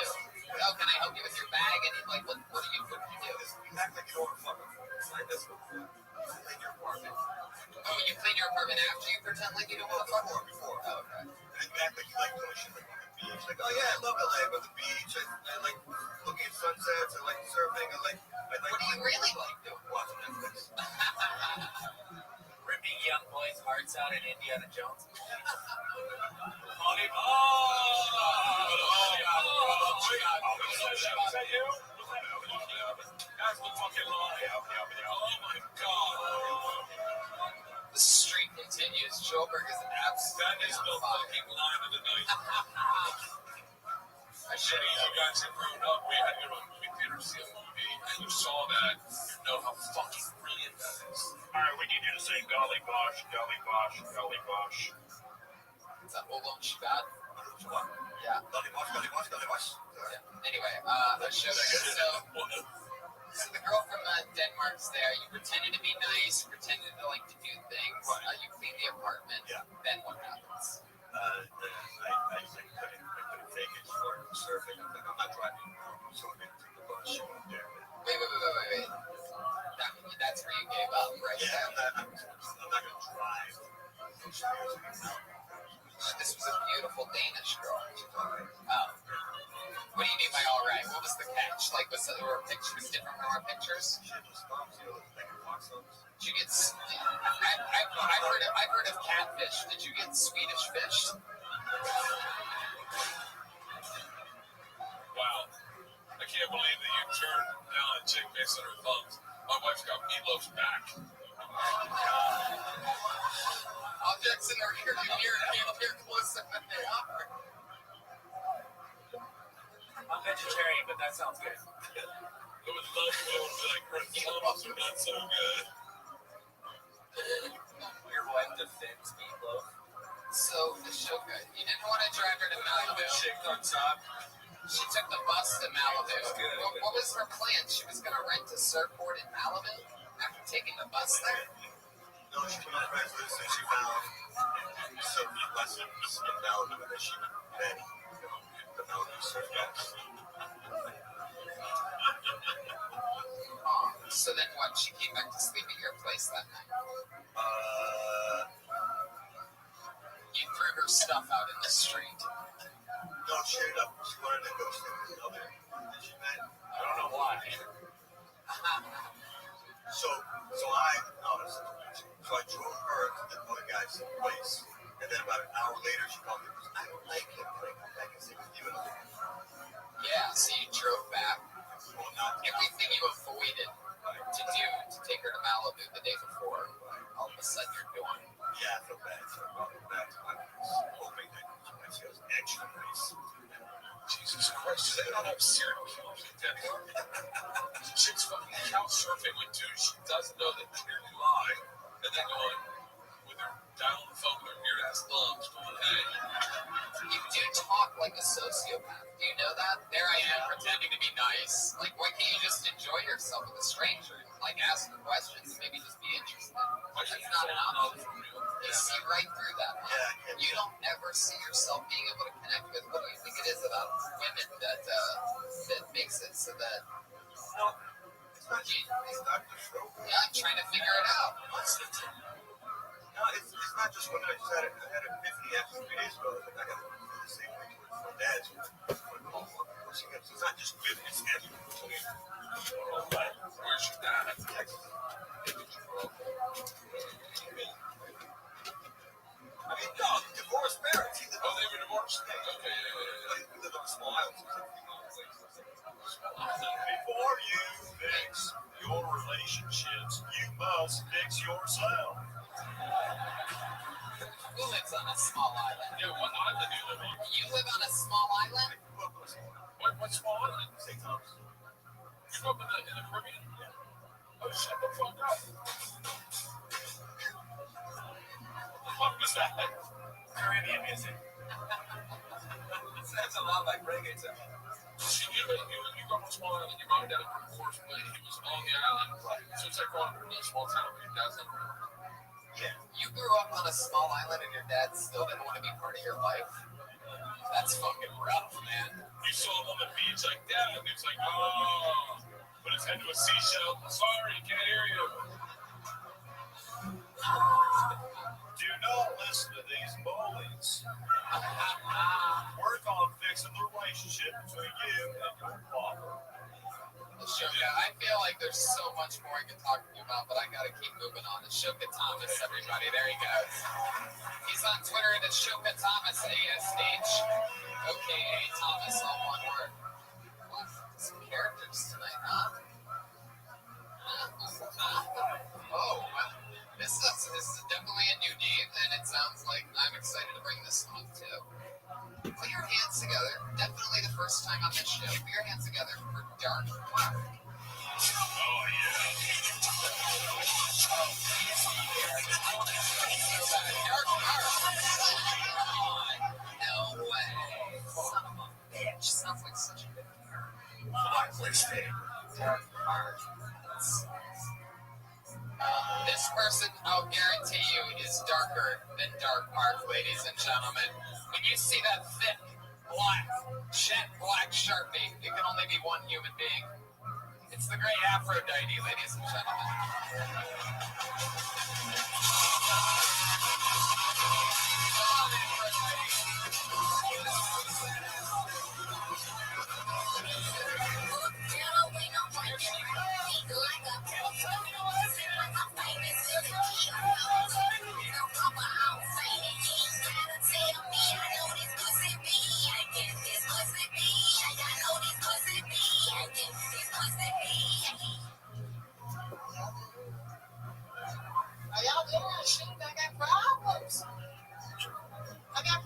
My life is like a crazy fucking runaway movie. I don't even know what normal is. I was relaxing going back into the show. Sitting there, go stop smoking a joint. Yeah, I'm smoking a fucking joint. And nobody was there with me. The next thing I know, I turn around. She's standing there and she's fucking butt naked from the waist down. I'm like, is this really that fucking good? Damn! I'm like, it's the sister. She's like, yeah, I'm like, sister, what's up? I'm like, what the fuck are you doing? She says, what's the problem? Like, she didn't even know she was fucking butt naked from the waist down. She had a big fucking pussy like a fucking Pillsbury Doughboy sitting between her legs and shit. I'm like, what the fuck? I was going to get disgusted and I was thinking, you know, this lady's actually very fucking smart. She doesn't spend any money on panties. No money on fucking pants or skirts. What the fuck? There you go. The great, powerful Aphrodite. If you weren't the goddamn cutest thing I've ever seen in my life, these little fucking chocolate toadstool you. You know, some people think we're fucking Tony. What's that? Some people think we're fucking. Really? Yeah. Who thinks that? Yeah, a couple of people asked me outside. Really? Last time I came, like, we have a charisma. You know what I'm saying? Would you get it? Would you do it with Tony? If he was black, I'd fucking right away. If I was black? Yeah, you got mad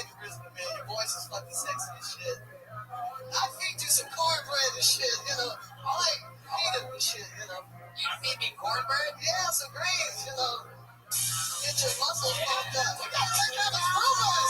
baby. Oh, baby, you had me at cornbread. I'm just gonna eat your cornbread and then leave. Is that okay? You need some grease. You need some motherfucking grease in your life. Your cornbread sounds delicious. I'm just gonna eat your cornbread, masturbate then. Yeah, I make good yeah. You can masturbate on the cornbread. You know what I'm saying? No. I wouldn't want to. I don't think you can handle Officer Watkins over here. But you're sexy. Thanks, Aphrodite. You too. You have the most amazing ass that I've ever seen in my entire life. 61.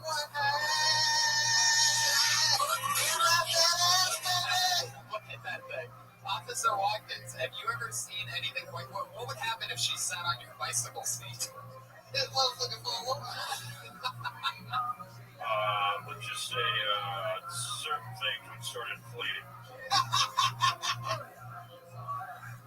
Aphrodite. Bert, you ever seen an ass like that? No. And I haven't seen a lot of personalities like that. You have a great stage presence. I like your interactive shit more than the material per se. I would like to see you just go up and fuck around the crowd work like Paul Pedestal, but like motherfuckers up.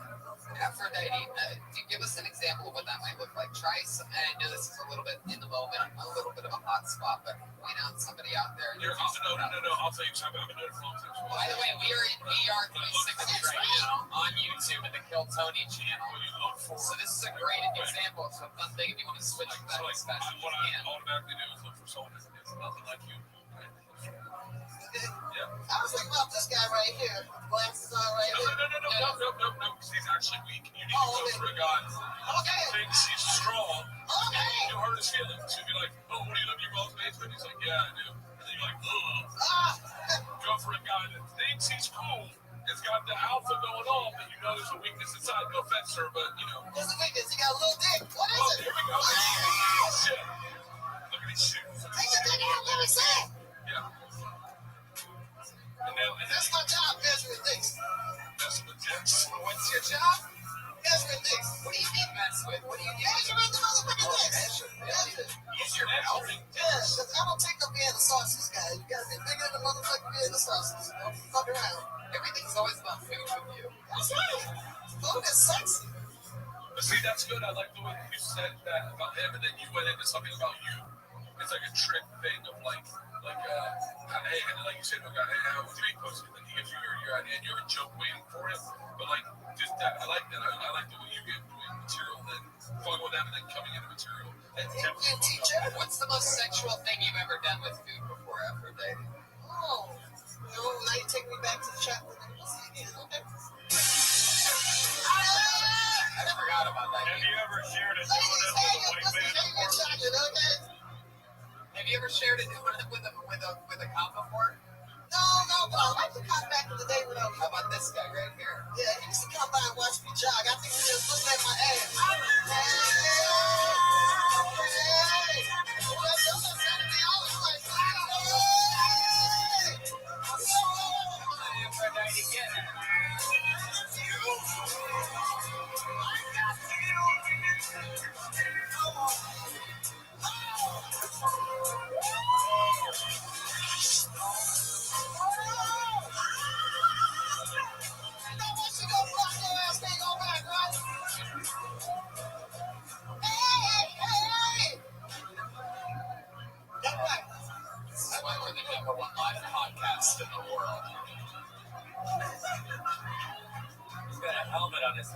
You are the greatest. I'm going to be 62 in less than 2 months now. You're going to be 62? Can't wait till you're 69. Don't fuck with me. I'm still black now. Right, I didn't say that. He said it. Jesus Christ. I'm talking to you. Get married? Yes.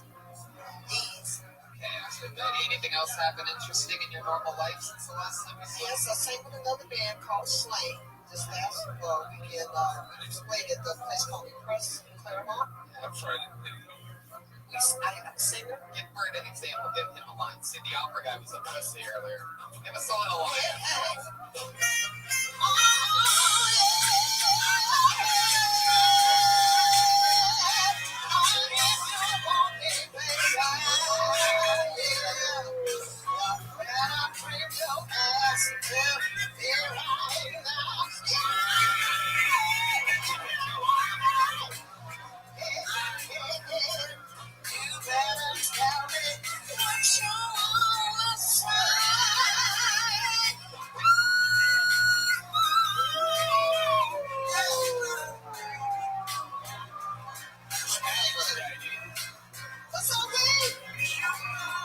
Aphrodite, you did it again. We love you there. There she goes, Aphrodite.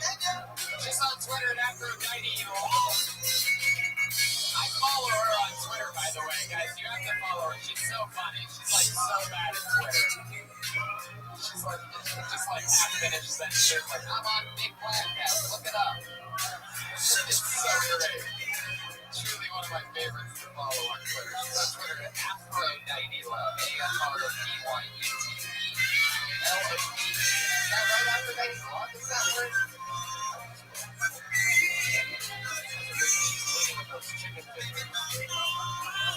Wow, this is we're in a momentous episode of some of our favorites. So this guy is notorious on this show for having the absolutely unbelievably undeniably serious Instagram posts you've ever heard of in your entire life. He's a stand-up comedian who I always see here almost every night. He's naturally unlikable, but here he comes again. Get ready to give you 60 seconds uninterrupted. Put your name together for Kevin Mack.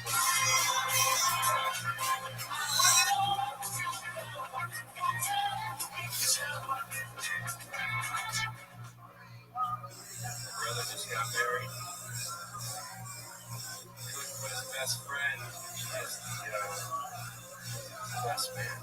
It caused problems after the wedding. They were arguing. My brother's best man, your best friend, was like, why couldn't I be your best man? My brother drunkenly said, because you fucked my wife. And his best man responded with, everybody fucked your wife, but you knocked her up.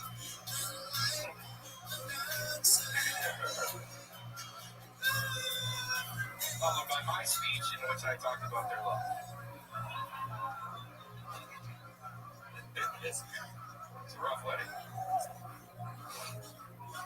How do you dance with the bride knowing that there's 7 guys in the room staring at you wishing they were still fucking? All I can say is, if you go to a wedding, don't go to a wedding, I'll just finish it there. Kevin Mack.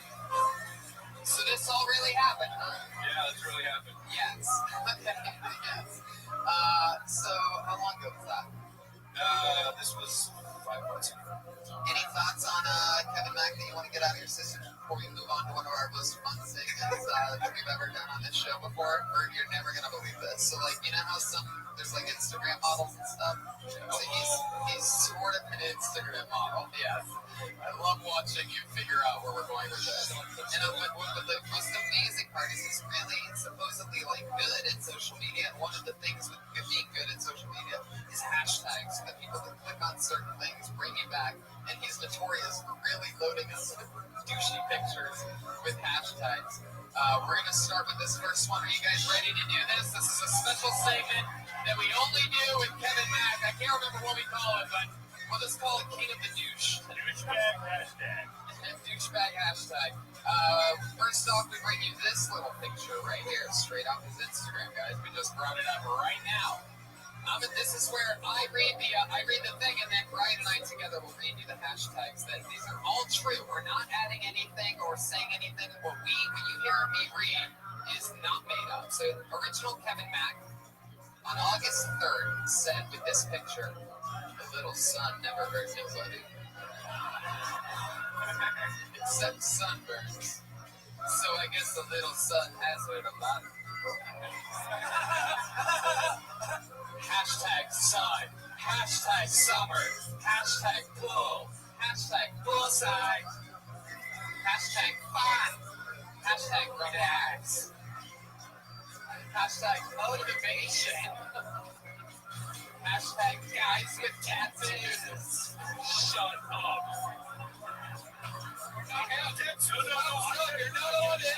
Hold on, we're not done. Hashtag fitness motivation. Hashtag fitness, hashtag fit, hashtag fit man, hashtag get in, hashtag fix move, hashtag gin, hashtag tattoo, hashtag tattoos. Hold on. This is still the same post. Hashtag man. Hashtag beard. Hashtag male model. Hashtag model. Hashtag actor. Hashtag artist. Hashtag still got it. There's one left, I swear to God. Please, just wait. There's one left. Ready? Hashtag man candy. Oh my God. Bert Kreischer. You are brilliant. Thank you. Why is it whatever the fuck is broken about you when you're fucking post a photo? Why is that your stand-up? That fucking honesty. You are a guy that really says, this goes out and falls on a fucking shit. Thank you. That's the same brain you're supposed to use when you write comedy. Like, that's fucking brilliant. It takes me 25 minutes to write hashtags. It really was the wrong word, I guess, but that's fucking so. Can you go around the room and look at people and hashtag them? Fuck yeah. So this guy right here, hashtag Game Roads. Which guy? Straight there with the hoodie, right there. Oh, this guy. Then hashtag him, the white guy. Hashtag just 5 hashtags. Hashtag Joffrey. Yeah. Hashtag. If you had to hashtag yourself, how you feel, how you look, how you are right now. I don't think we have the time for that. About 30 hashtags. Just one hashtag? Nah, you can rattle off a few. Whatever you're feeling in the moment right now. Hashtag. I fucking You're so good at this, by the way. Truly the king of the douches. I mean, it's unbelievable. You're such a douche. I feel like that we would use you to clean other douches. You know what's great about being a douche is that I make pussy smell better. Well, I use stick with the hashtag things about yourself that I don't even think about myself. I fucking love that. Okay. Oh, that shit. Brian was able to grab another one. Look at this one, guys. Is that him in a hoodie? It is him with a shadow across his face. He's looking out a car window. Can we confirm that, Kevin? That is Dean car window. Check this. I did. Oh my God. You didn't know himself? I want to see the 10 photos you did. I took 3 pictures because it was like just my ear or just my nose. All right, well, I'll tell you this. It's a short caption and a lot of hashtags. So here we go. I'll give you credit. 1,777 likes on this 3 days ago. This is from 3 days ago. 1,777. Original Kevin Mack said, all we are is shadows and dust. It's from a movie. Now we move on to the hashtags on that. Hashtag man. Hashtag human. That's not human. It's human, Brian. He says it like that. You've never read that word before? Human. Master of the universe. Hashtag life. Hashtag live. Brian. Hashtag life. You did life twice. Did you know that? Is that on purpose? Is that like an artistic thing? My life is awesome. I just put it twice. Fucking love you. I live it twice. Hashtag art. Hashtag artist. Hashtag poetry. You really think what you wrote there is poetry? Poetry. All we are is shadows and dust. That's like the first line. It's from a movie. What movie? Gladiator. Really? The guy that you bought? Wow. Where did we leave off? Poet. Hashtag poet. Hashtag words. Hashtag writer. All we are is shadows and dust. I didn't write this one. Yeah, but you said it's from a movie. No, I didn't write it.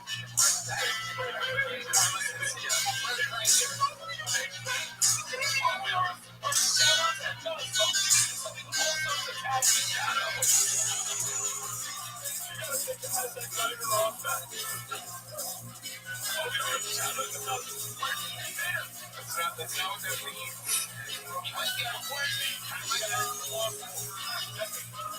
Hashtag eyes. Hashtag seeing. Looking out a window. What can we pick Hashtag motivate. Hashtag telling this now. Hashtag motivational quotes.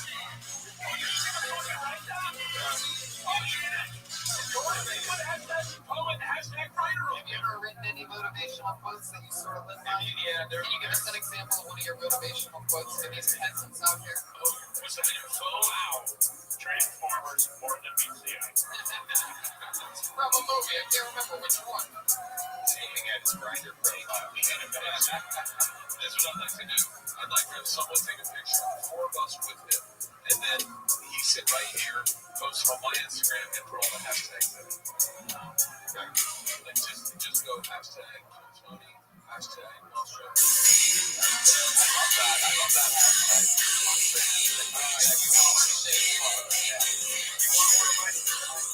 The hashtag smarter choice. It is an act of my life.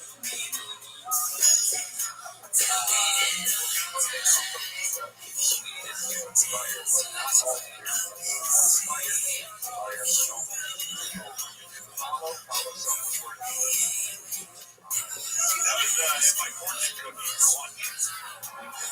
Thanks. You wrote that? I wrote that. That was 4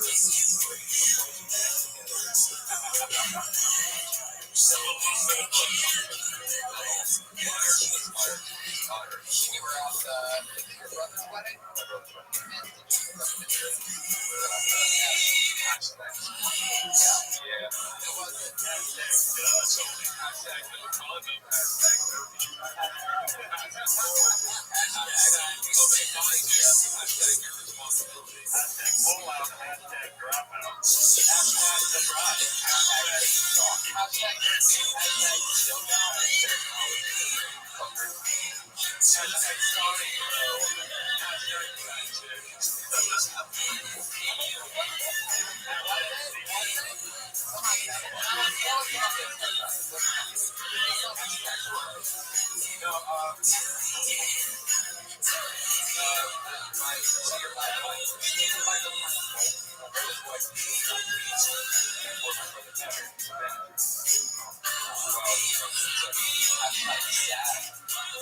There was like 5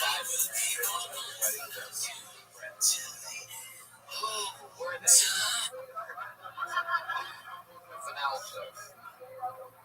Hashtag Buffalo Jam. The way that we actually started our conversation, she was like, I follow you on Instagram. Oh, wow. And you're like,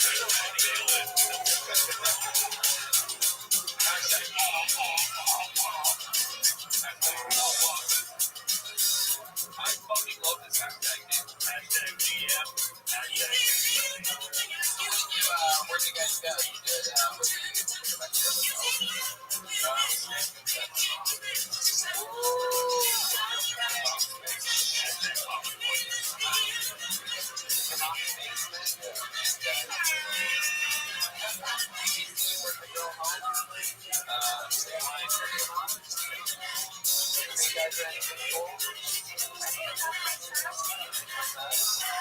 She must be a secret clown stage director. How old are you? Still baby girl. Inspired. Hashtag inspiration. Wait, you just said 35 years. Like the cereal. Oh, really? Count the reactors. Yeah. I'm 37. Why would you lie, man? He's the grandpa over there. Listen, man, 2 years makes a big difference in this town. Hashtag under oath. How many hashtags you use? 37? Hey, do you save your hashtags in a cut and paste document in your notes? Yeah, I do it. I fucking do it. There's like 3/4 of them. Yeah, they're all the same. And I always go through it. Yeah, just to see what one's smart. Well, give or take, they'll settle down and stop hashtagging.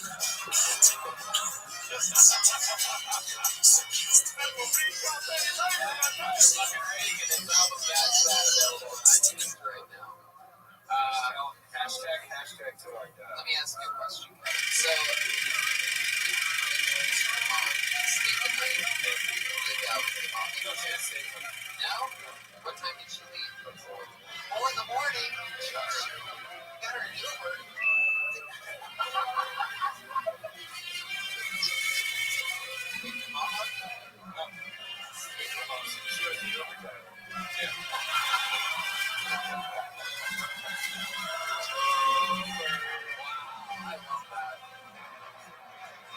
Oh my God, I love it. After an almost complete shutout last week, you don't wonder if Joe God, it's fucking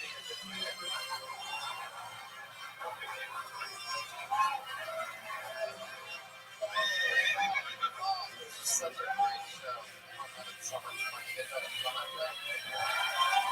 All right. There he goes, Kevin Mack. The original Kevin Mack. I mean, you have no choice but to follow him on Instagram. It's all one word. Original Kevin Mack. Follow them right now. Wow. Oh my God. Oh my God. Funky faces. It's fun. I'm talking about 37. This is the part of the show when we go back to the bucket maybe a few times after this. So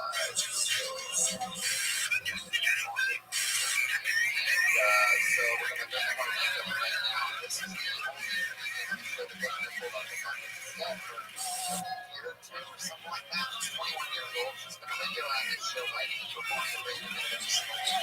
Frankenstein and Phil Tony, one of our favorite friends, one of our favorite comedians. It's Ali Bukowski.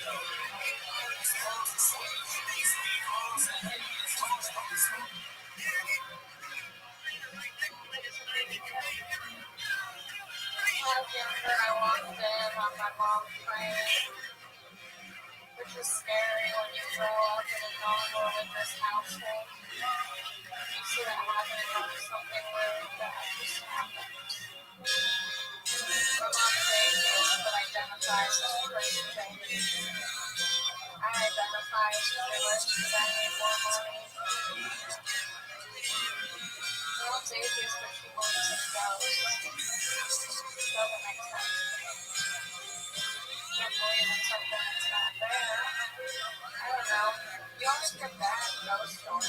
There's never a positive ghost. There's never a ghost that causes business until it cracks something. I guess if you think about it, God designed the fresh ghosts. I don't know, I'm not religious.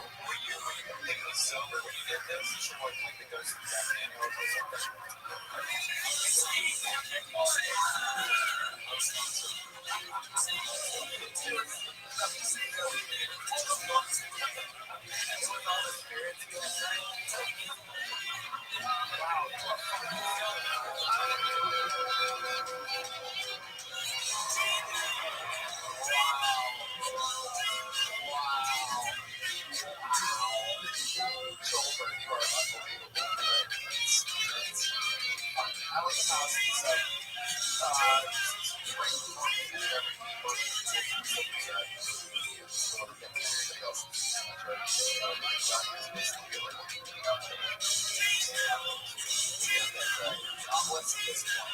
Omelets and waffles.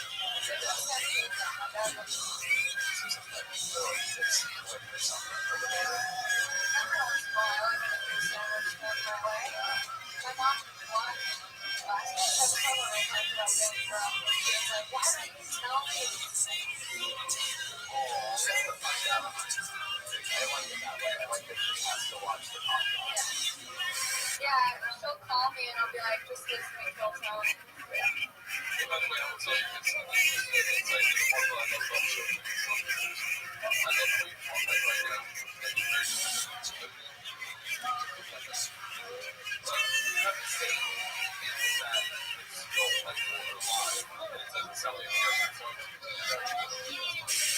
Thank you.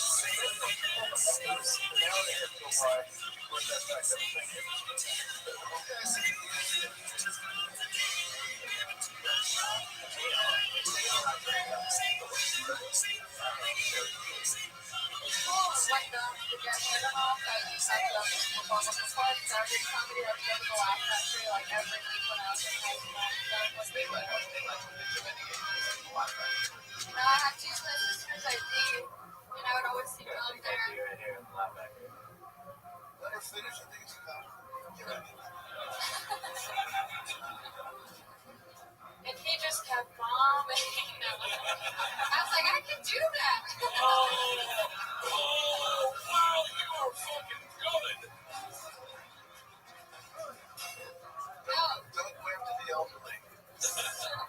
And I would go there so often that one time you saw me in the audience and you were like, are you stalking me? And I was like, I kind of was, because I just wanted to like be in that world. So it's cool to be able to be up here and bomb in front of you now. Wow, look at that. Full circle.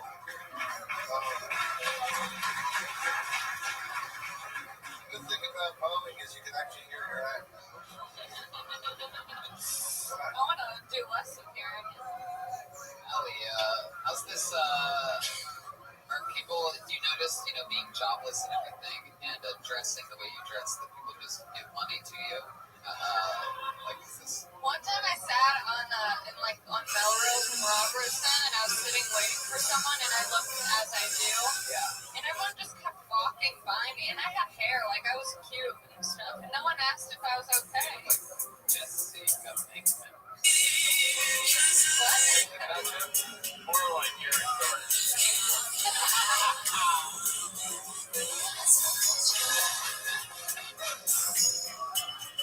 Everything else is fine. Everything else is good. I applied for a job in this like dog, like a dog store food thing. I put on the hair. Welcome to dog store. But she was like, can I call your previous employer? I was like, yeah, sure, but I've been fired from every job. Yeah, but she was a real bitch.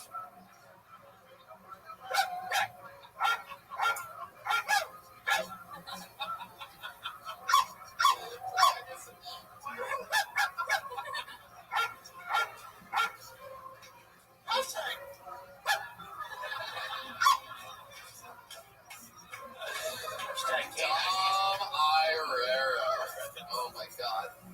I'm having so much fun tonight. Allie, Good episode. yeah, anything else, Allie? Everything good? I want to see what else happens. Allie's a fucking machine. She writes a tough position to write and perform a brand new minute every single week. She did it again, some new religious material. Alright, back to the fucking bucket we go. Bert, you want to pick one? Yeah, I do. Yeah. Hashtag bucket or something. Ladies and gentlemen, her name is Lori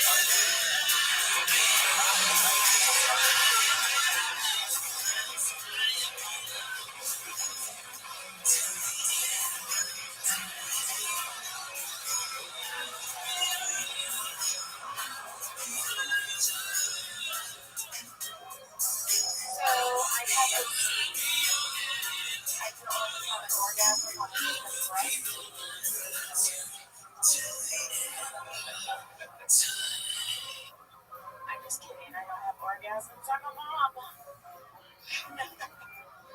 Is anyone else disappointed that the porn industry doesn't use the slide whistle sound effect as much?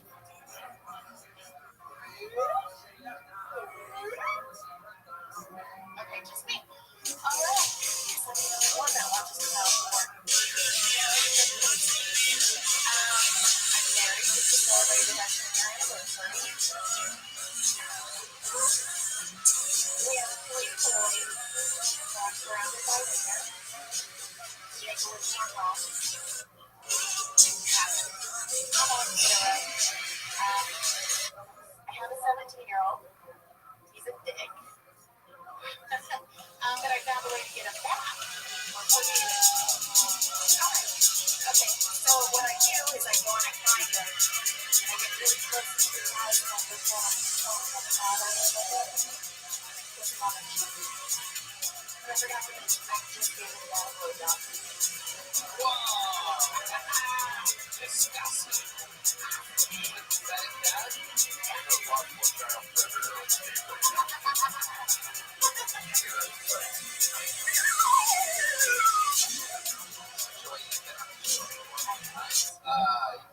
Show off and remind us how long you've been in cinema.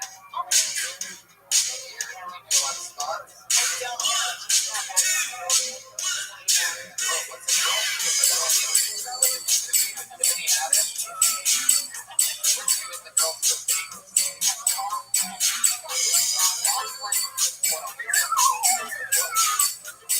It wasn't last Did you do it?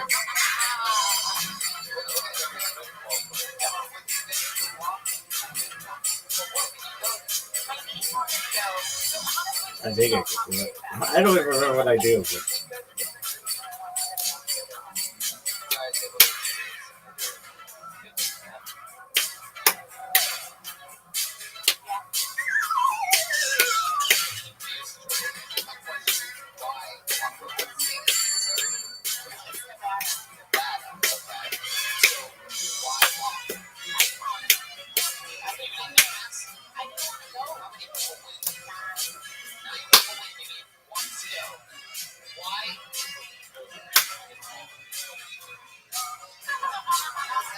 I was working hard time, it's alive and God. My boss was Mr. McGee. He told me several times that he didn't like my kind, 'cause I was basically usually and singing everything, doing something close to nothing. It's different than the day before. That's when I saw her. Ooh, I saw her. She walked into the outdoor. She wore a raspberry beret. Kind of fine in a second-hand song. Raspberry beret. And if it was long, you wouldn't wear much more. Raspberry beret. I think I love her. Feeling like she was. I said it never asked me if I had to do any harm. She was like, like, down my old man Johnson's farm. There's another thing to me on. And she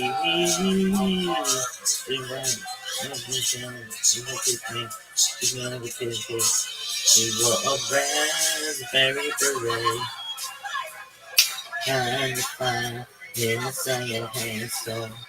Raspberry beret. Oh, this shows Rhythm and Video. Raspberry beret.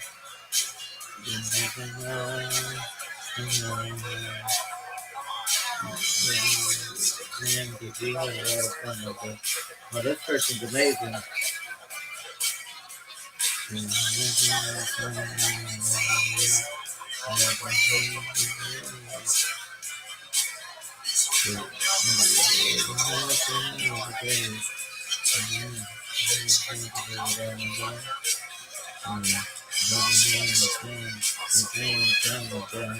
She was there.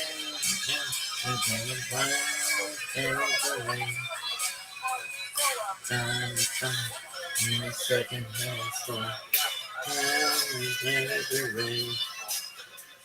Everything was gone, she wouldn't know much more. It's very good. I can go around. I can go very good. Time to find in a second hand store.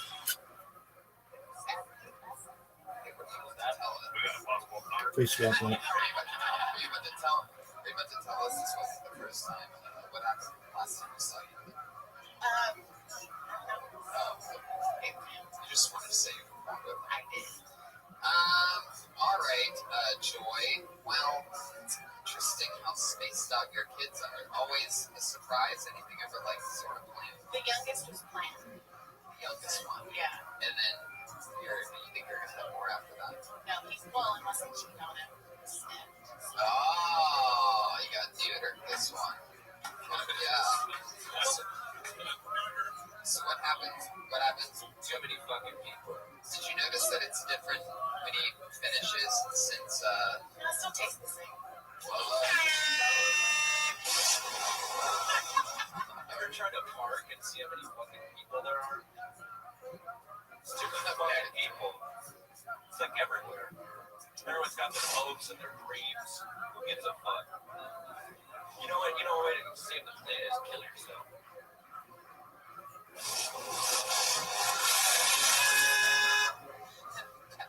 I mean, Joy Eileen. Anything else? It's all sons, all boys? Yeah. And they all live with you still? Yes. Now, you have 3 kids. Call that living? But you made a joke at some point in which you said there's 3 wieners. But you said you have 3 kids. They're all boys.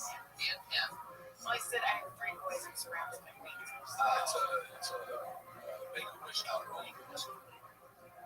But I don't really get that. Why is that a make-a-wish note? Because she wants to It is. She wants to play a little. That's why I'm on the side. No way. If this fucking works, that would be baller. Alright, so how do you do this in the fastest way? Give me Joy. Well, it was fun having you on the show again. There she goes, Joy Eileen. The year ended again. Everybody got wise and busting balls on. This guy's sitting here, there's no way I quit. Something nasty, but not in a bad way, but connected way.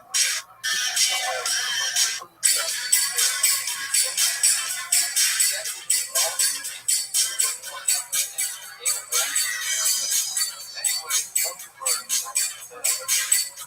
guys want to go to the bucket one more time?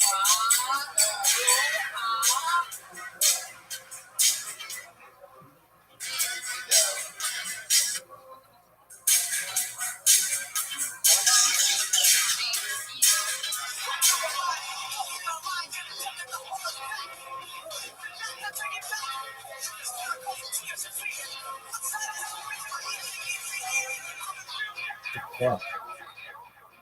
Dog, what the fuck?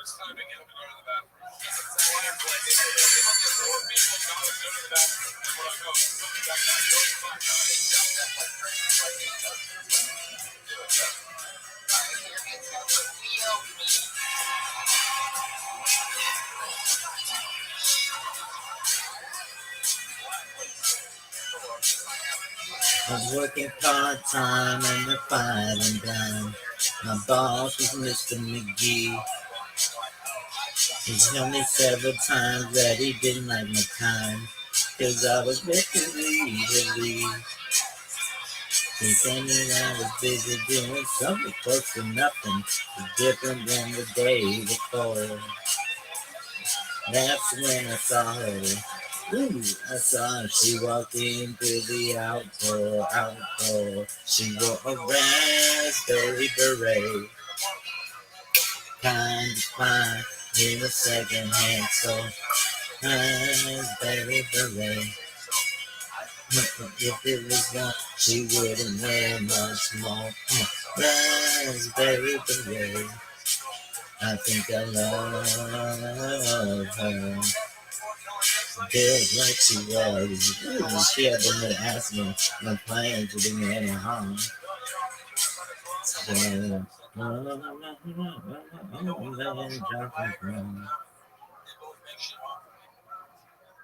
my parents are fucking attorneys. Used to fuck with my dad when I was a kid. We used to play this game on it called hide and seek. My mom got me like a fancy home with one little apartment. My mom was fucking my next bed. They got back up and finished the job and get the insurance. Shit's true. I go on with all this talk about Trump. Wow. William Martinez.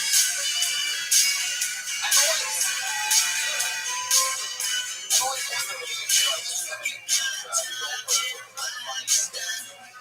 Boston is gonna be until we several times that it did not my time. Cause I was a bit too easily. And then I was busy doing something close to nothing, but different than the day before. And that's when I saw her. Ooh, I saw her. She walked in through the outdoor. She wore a raspberry beret. Kind of fine in a second-hand store. And I love her. Built like she was. She had the nerve to ask me. My plans to do it. Save as new clip. It's a different Jason statement. He played football Florida State. what other impressions do you know how to do? You know, spot on impression of a regional manager at Olive Garden. And then I love her. Video face swap. No way. Get started for free. How about just do it all for free forever? You can show me. You can put your little fucking thing in the corner. Drop click upload photos. Dude, no way it's gonna be a minute. That's tight. Close. Get your shit together, son. Dog. Photo library. Here. Baseball announcer, baseball announcer. The bottom of the ninth, the Cubs and Dodgers. Anybody can do that. Or you have the other guys, the soccer ones, you know, they're the big cheerleaders operating a message. It's a pretty fantastic match. The impression machine that we've been bought specifically. Alright, here we go. File size limit notice. The file 50. Log in. But I don't give a shit. One more human comment leech. Okay, so you know, Rothschild for 5 minutes. Let's have this one take more fun. wait, you're getting closer. The machine says it's got 2 beats. Can you do an impression of Monet, the painter? Wow. I know that there's a lot of people that did not get how good that joke was. Here's an impressionist painter. That's my Sergeant Patty Ray right there. Who else can you do, William? This is awesome. I absolutely love it. Save his new clip, son. I'll call it out. You do it, okay? Yeah. Okay, Dan Andrew McCarthy. Tom, can you just name him and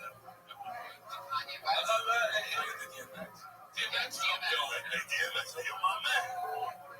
Jeremiah? DMX to the high day.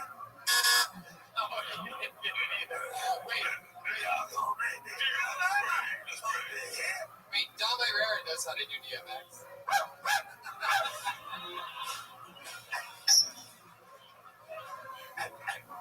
Tell my old man Johnson.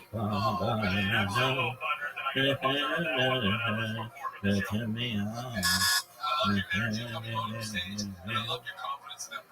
Dude, no way this fucking works. Don't I have to change the guy's face? Watch, it's just like, boom, it's perfect. Mouth's moving. Adds the music. It's like, alright, come on, baby. Single face. Down my old man, Johnson's farm. Me on.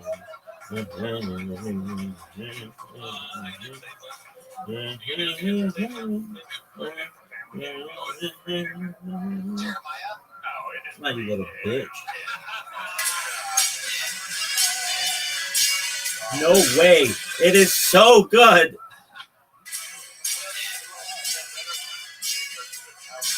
Oh, it is so good. Oh, why is it only just so short a time though? 5 free runs every day. No login, no watermark. Okay, but that's so good. Download that shit. Dog, that's good. Yeah, but isn't it longer? Dude, it did it in song too. Longer videos? Dude, log in right now. This shit is sick. Really? Oh, it's sick. Really? Dog, this shit is sick. That is so good. Dog, their shit is so good. Render 10? Render 5? Oh, no, not credits. Don't give me credits. Credits are for bitches.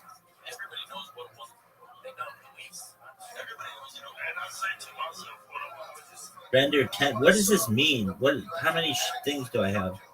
I have 30. Oh, dog. Actually, this might not be bad. Okay. Click render HD enhance. Dog, I don't care about that. Render 5. Render 5. Here we go, babies. Unlock premium features. Support longer face-off videos. Access video.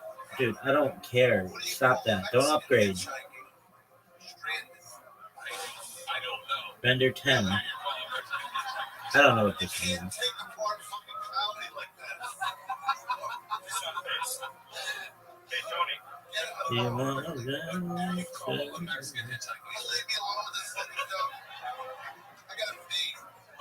The kind you find in a second-hand store.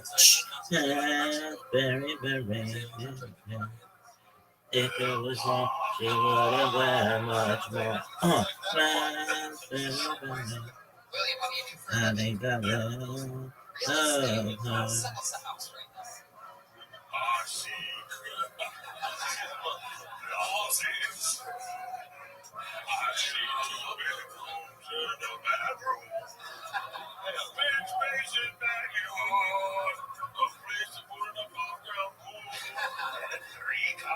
Alright, swap success. Let's see it. It's really good, but it's so short. Why is it so short? Alright, but it's good. I like it. Next year, he's going to be celebrating Nice Comedy 10 years. Not the easiest start for him. William Martinez on Twitter. His Twitter handle is Will. Go to crop video. Upload a face. Longer videos. Oh, you need premium to do that. You can watch him do that if you watch the VR360 stream. It's still really good. It's still really good. I like it. Dude, it's still really good. I got the timing on it perfectly. Alright, that's pretty sick. Is it the sickest shit of all time? Pretty close. Shit's pretty close, dog.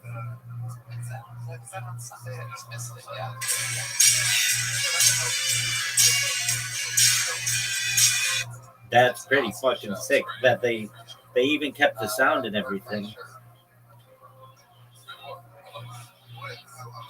Dude, that shit is pretty fucking sick.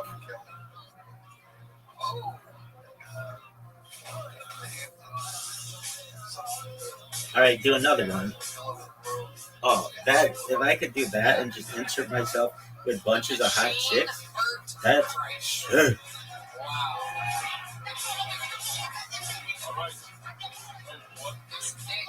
What is it? What are we doing? What's that one thing? Five figure, baby. Why? Why not? Sydney, Melbourne, Sydney, Brisbane, DC. How loud can this place get?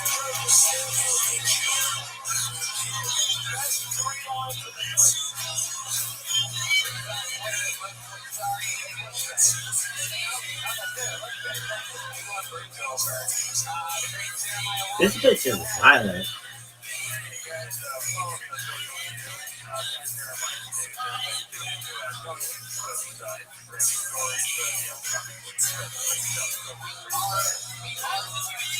Oh, it's gonna replace my face with hers. No, that's not what I want.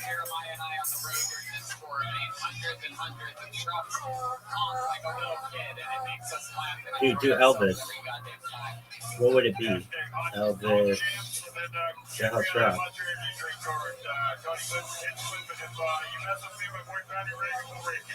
Daddy motherfucking Reagan, the leader of the band. Check out this rubber band. It's a song from the 70s. It's fucking great. And the bass player, Francis, what are you doing?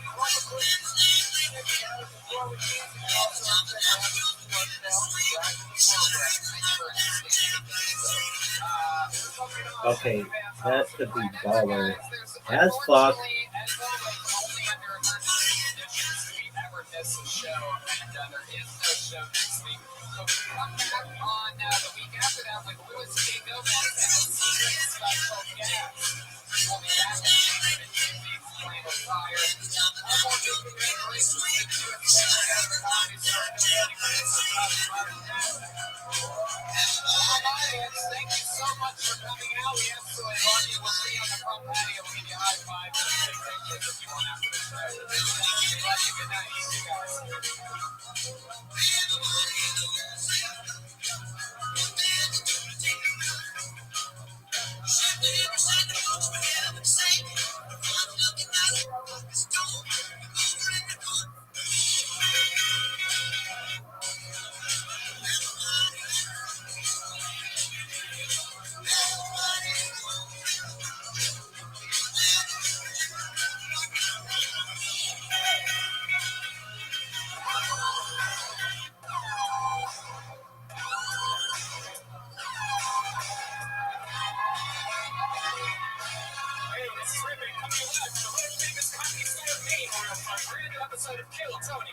Tony.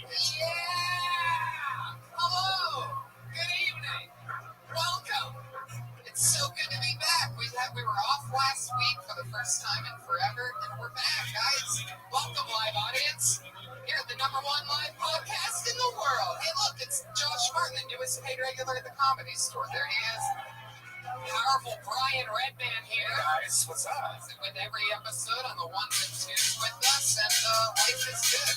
And it's good to be back. I've been doing the road continuously, just flew in from Boston. Today was in New York, Saturday. Life is good in the middle of the Monster Energy Outbreak Tour, and it continues on Wednesday in San Francisco Cox. For those of you listening to the live stream and listening to the podcast live. San Fran on Wednesday, Portland, the Aladdin Theater. You know, that's the first theater that I ever opened up for a big comedian. Jeff Ross took me on the road back in 2011. I put him at the Aladdin Theater. I'm doing it myself for the first time this Friday in Portland, Oregon. And I gotta just do the Elvis one to see how it works. One for me to sell tickets to is next Tuesday in Los Angeles at the Comedy Store main room. Damn, it's beautiful. Good luck having people buy a $20 ticket Your hair's to a that little show messy, but it looks when amazing. I perform next Really? door for Oh, $15. fuck yeah, I'm gonna say shit up with a also motherfucker. 15 of the best comedians in the world before and after me. Really? Oh, I'm sure people like a just want to see me motherfucker. for a really long setting. Yeah. Did you see more A lot of coverage? fun stuff happening, Here we and go. so that's exciting stuff.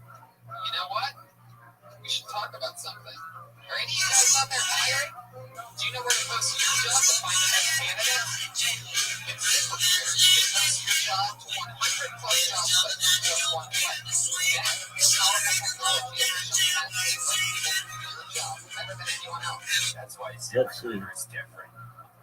Unlike the job site, ZipRecruiter doesn't depend on candidates finding you. It finds them. In fact, Wow, 80% that's of all fucking employers sick. post a job on ZipRecruiter. Is Get a it? quality candidate It's really good. within the site. Within All right, do a new one. No juggling emails across your office. Simply screen rate and manage candidates all in one place with ZipRecruiter's easy to use. I was logged in. Find out today No, why do ZipRecruiter AI face has swap. been used by businesses AI face swap. of all AI. sizes. Where am I? To find the most qualified job. Why don't they just make this shit free? Results. Start face That's why swapping. ZipRecruiter No, is don't like that. fucking Right log now, me in. the listeners to this I show want can post free jobs on version. ZipRecruiter for free. That's right, free. Just go to ZipRecruiter.com/KillTony. That's ZipRecruiter.com/KillTony. ZipRecruiter.com/KillTony. Go to ZipRecruiter.com/KillTony. You know what else? I've been on the road lately, and on the road, you know, you're trying to, you have to pack everything up quick. You have this little bag that gets, you know, all this stuff's in it all at once. You're going to a different city every day. Shit gets crazy. Dollar Shave Club is the smarter choice. Get a great shave at a great price, conveniently delivered right to your door.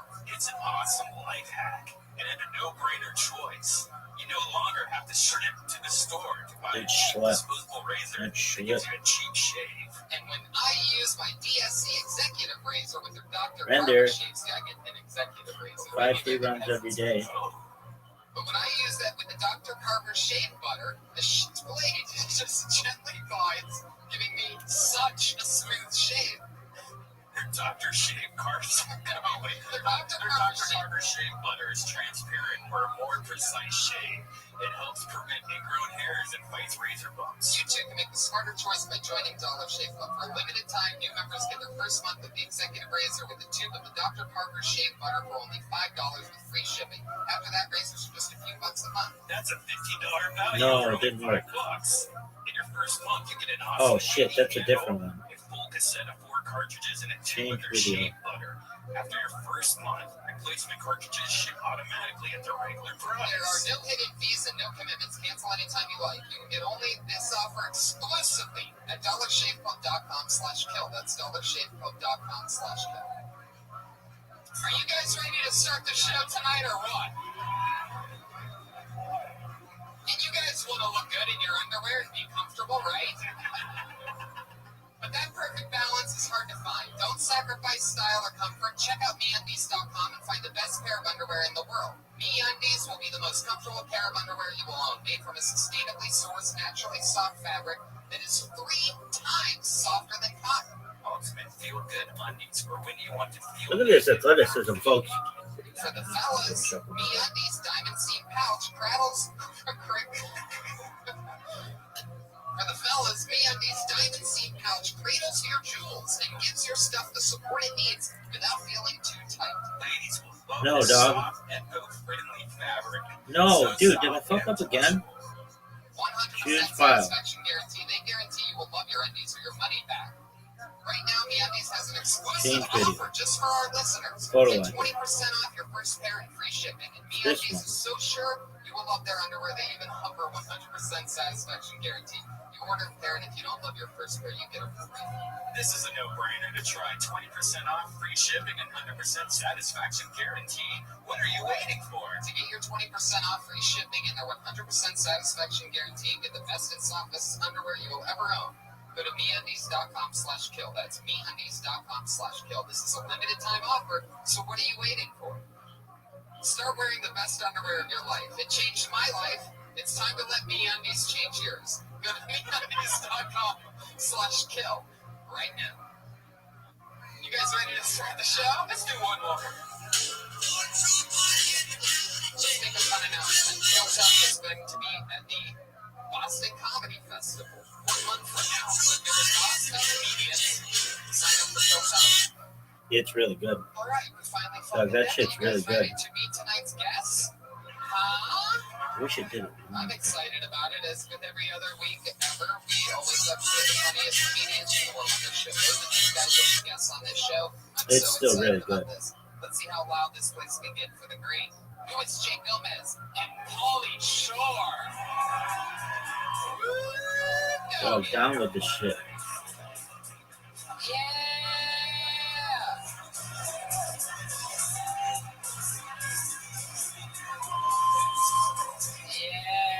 shit's really good.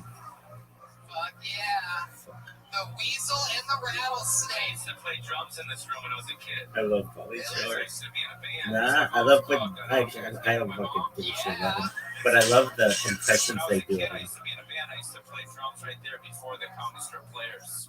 If you want, we do this thing sometimes where if somebody challenges the drummer Joel Jimenez, Joel to a drum off, he always accepts. So maybe later on in the show, I'm gonna bring them out right now. You want to see the band? Hey, Tony, I also used to play drums. Really? Oh, Oh! a three-way drum off. Does that sound cool to close tonight's show? The triple drum off? Guaranteed fun. But also, just before we start the show, I just want to say this is the first time I've been on the show since.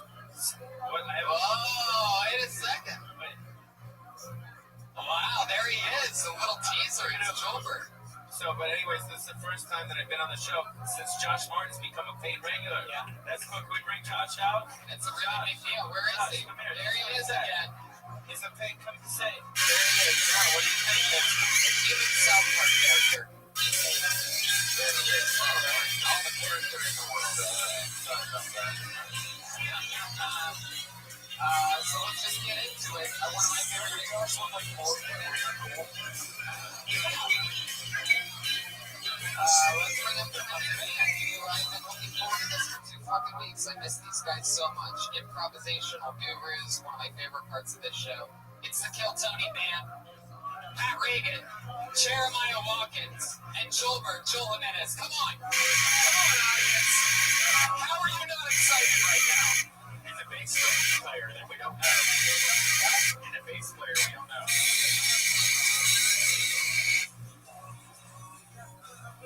Wow. Hey, Tony. Yeah. How come emo kids don't wear shorts? Why? They have sad dads and think other people sad too. Yeah. So you guys are emo kids tonight, huh?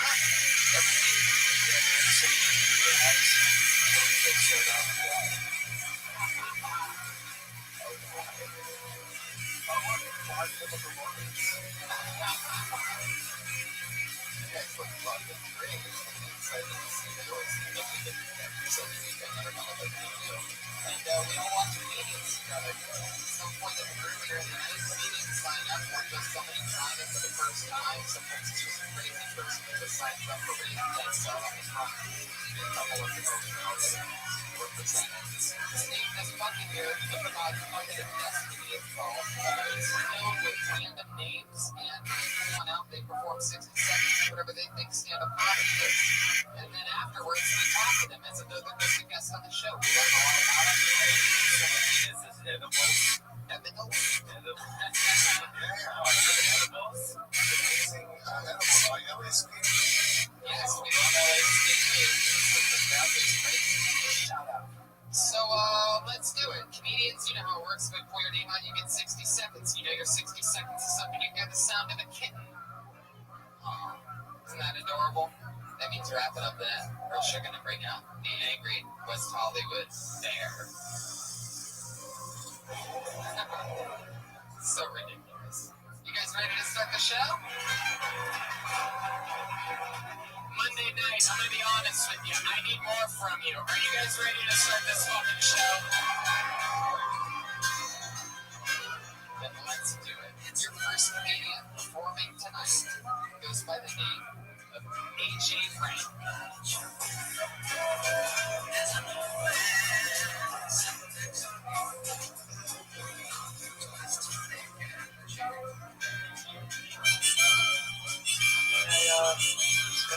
Dear my girl, I just want to apologize about my voice right up top. I'm still trying to fight off this constraint.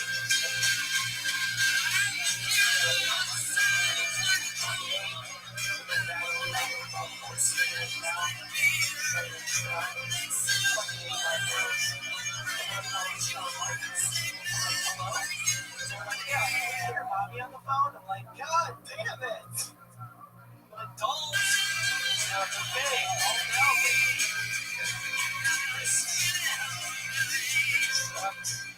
I've always been aware of this growing up.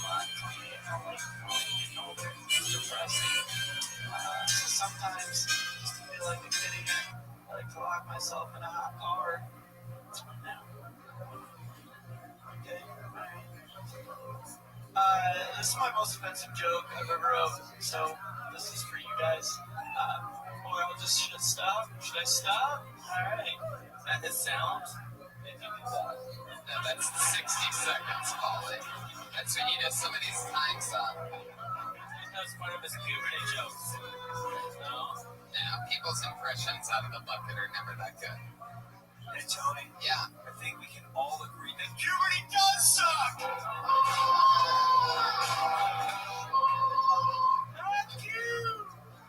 AJ, how long you been doing stand-up? 2 years. Where you from? Michigan. You have a little soft voice.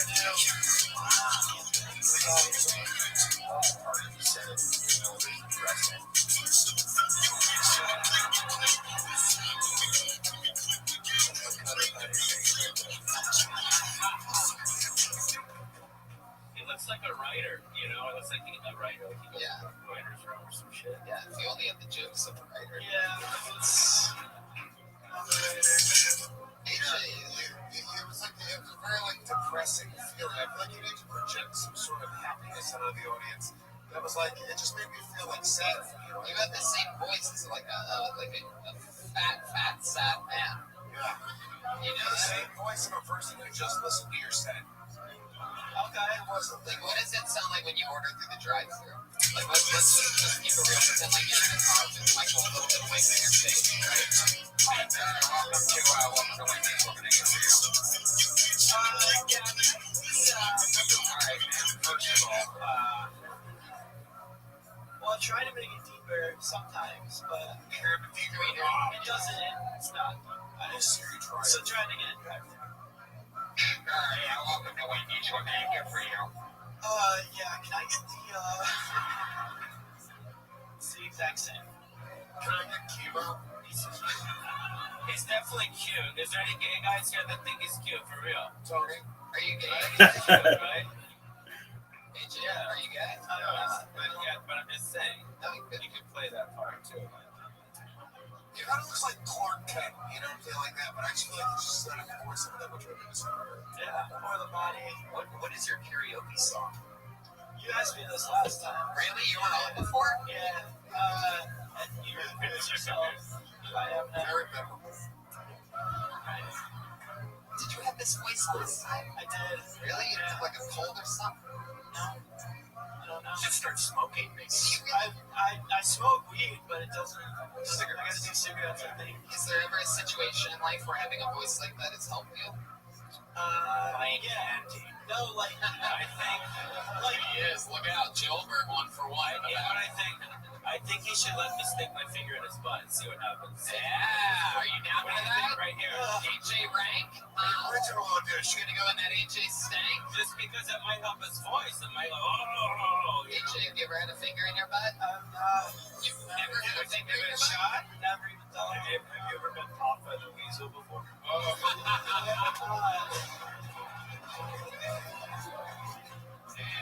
Yeah, he wants to go punch bugs up your ass. I mean, that was like, fix it, you know what I mean? Do you ever like talk about getting therapy for it or anything? Need my voice? Yeah.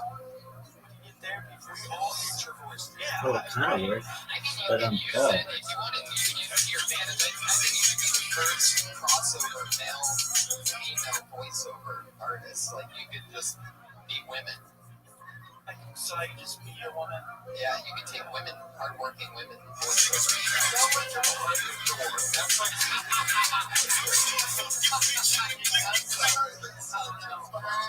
Underneath covers or some shit.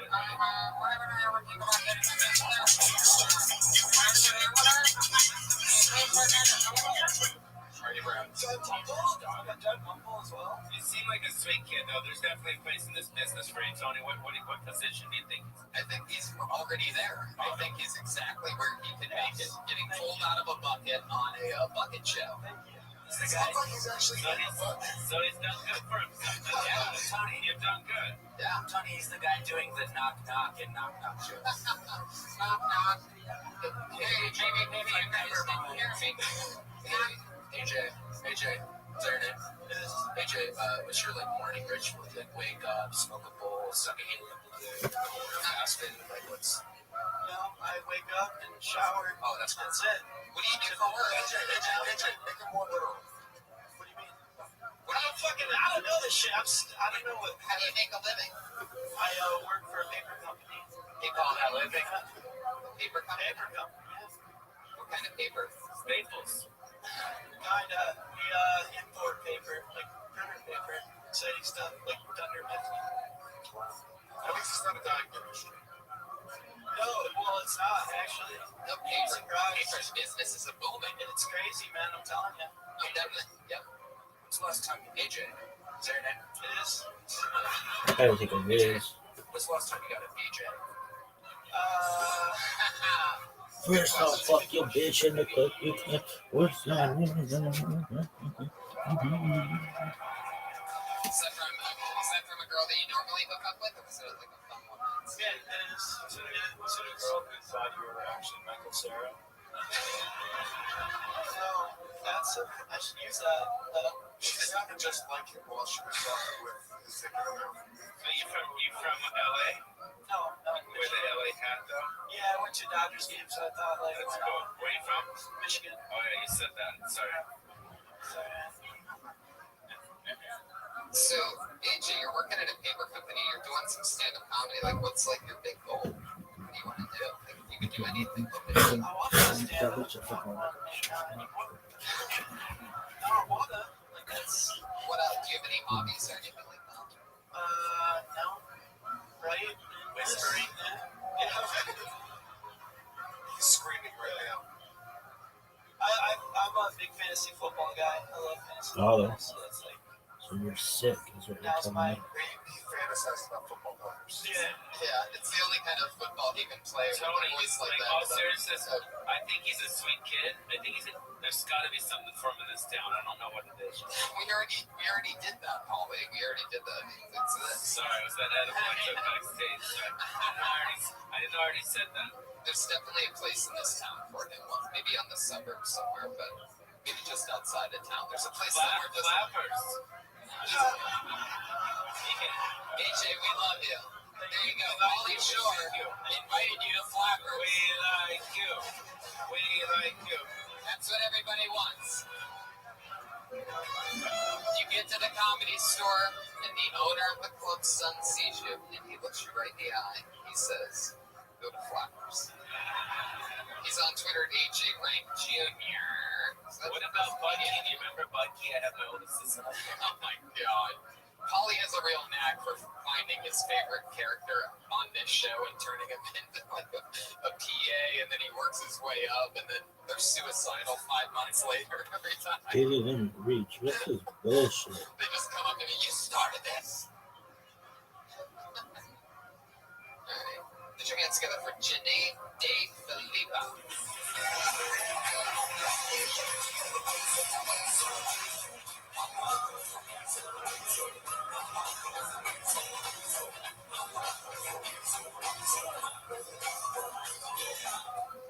What's happening?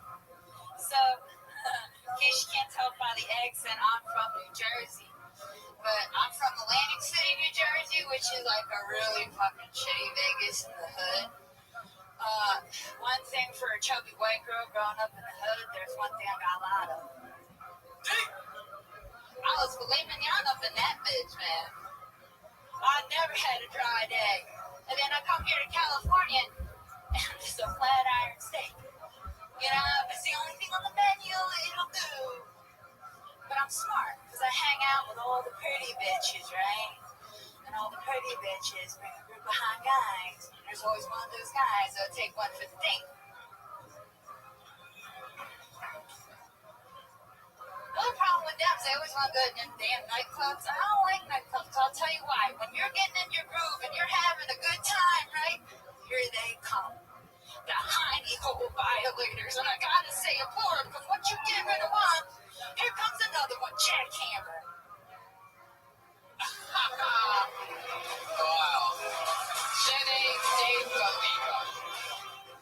She looks like she was on MSN Lock of Women's in the show. I'm just saying. I love that show. I'm a fan, so. I feel like if her and AJ can trade voices, they both be successful. Okay. She looks like she's had multiple boyfriends that have been told that they're not the father. I never thought that on the same stage at the same time we'd have Pauly Shore and Jersey Shore. So you said back in Jersey you always got the D. What'd you say? You said every guy wants The D. the D. What's the D? The dick. What is it? Black dick?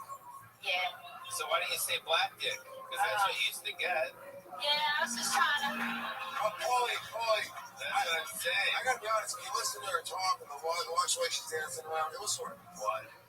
Yeah. That's what I thought. Oh, I mean, you bitch. called the asshole the hiney hole like you got raped and you were scared to say it. Yeah, see, she was more of a MTV Raps type of girl. Jenny, am I saying that correctly? Yes, you are. Jenny? Yeah, Jenny, is that correct? honestly, it spelled like Jenna, but I switched the spelling. My mom ain't read it. All right, Jenny. Well, I always liked your style, Jenny. Di Filippa. What is Di Filippa? What is that? Italian. You're Italian. To fill up a bucket. Dude, say it again. To fill up a bucket of chicken.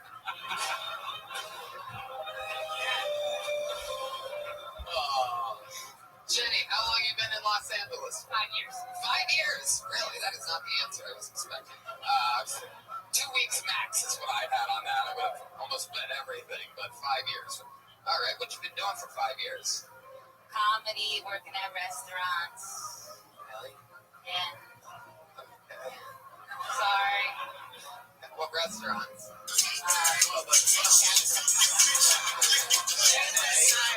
Do you work at the Gum, Doesn't do Jenny? it.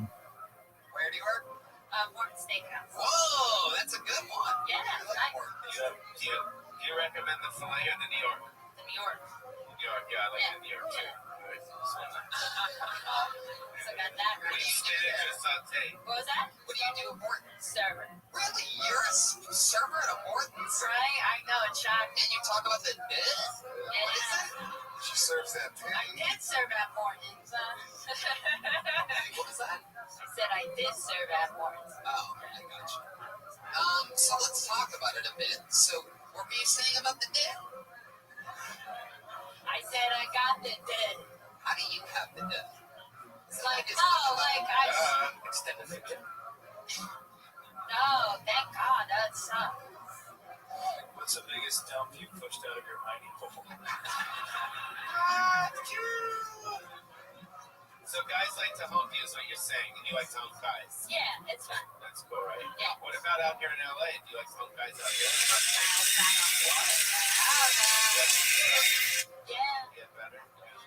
You like those like Jersey Shore type of guys? No, not at all. What's your favorite type of guy? Tutu or socks? Guys, I like fat guys. What do you like about? Oh, Nobody really? likes fat guys. Redman, what's up, bro? No, you woke the dead over here. What is it about fat guys? What is it about fat guys that you like? Well, I don't want to date anybody that's thinner than me. They can pull their pants off, and I go, okay, it's okay. Now I feel better. Okay, that's Now, what is it about black guys that you like more than white guys? Big, yeah. It's just that. It's the size of the shit.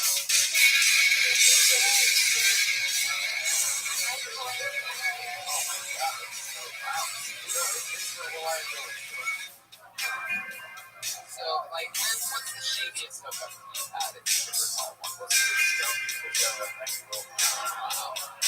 Yeah, I guess those questions with the same exact time. Good question. I forgot about this for years, but I did it in my friend's bathroom. You did it Yeah. the biggest tutu you've ever took. No! Tattoo, baby! Heaven.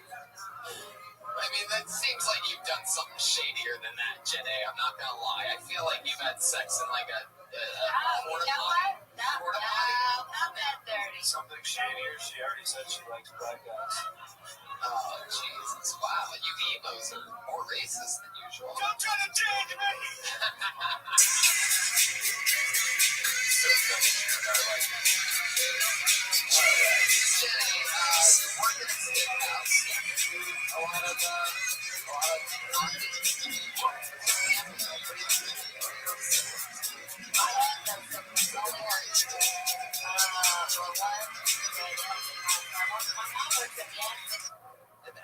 Yeah, it's a supermarket. She cuts cold cuts. Do they have steak there?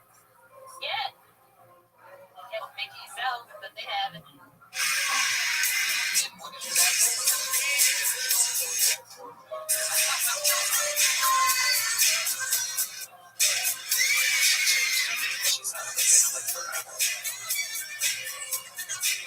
Jenny, if there was one thing you probably want people to know about you, some weird habit that you have,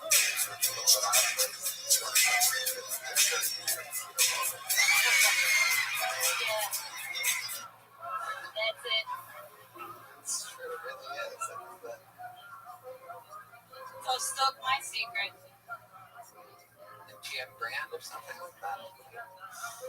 Paris.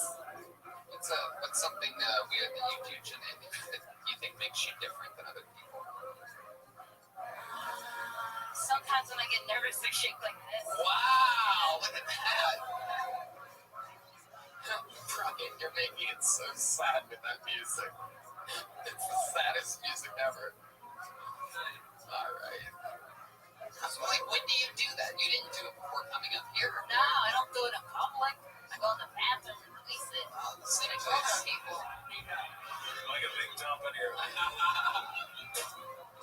Can I you're sweeter than your stage persona. Yeah.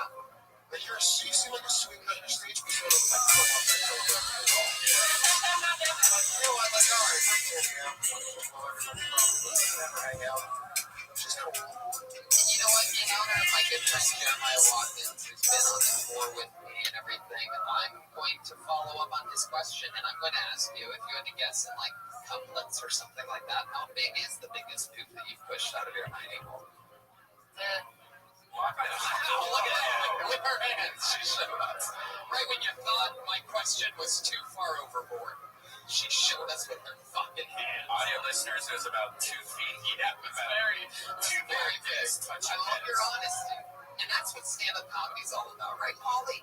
You were a little kid running around here when someone like Janae decades ago named Roseanne Barr, right, came in and kept it real, and it was a compliment. She played herself. She played it up like the big difference is saying Roseanne. What's the big difference, Paulie? I want to hear you say what it says. No, just say it.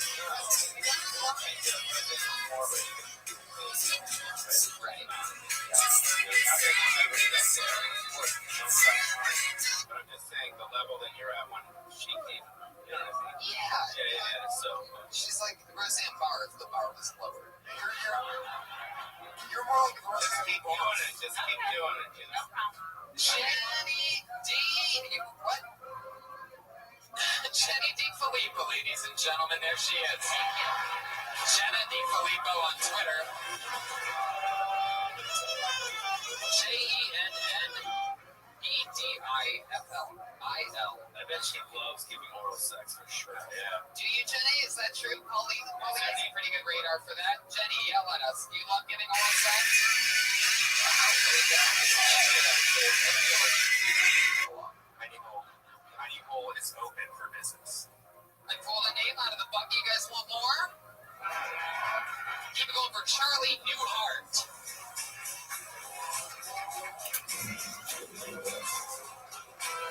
Is anybody moving? Is that Charlie Newhart coming from there? That's not? Oh, wow. Charlie Newhart. Blacklist. That does sound like a show from the 70s that just got canceled. Did you hear they canceled Charlie Newhart? Shame. Been on the air for 35 years. This sounds like a guy that'll actually be here. How about James Pontillo? James?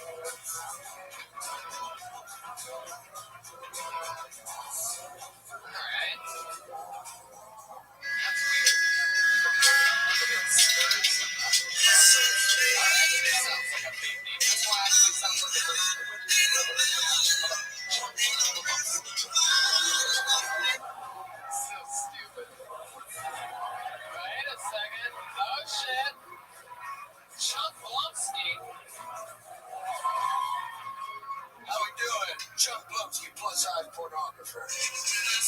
got a long-term that's with Pornhub. You might be thinking, Chuck, you're a plus-size pornography. You love Pornhub. False.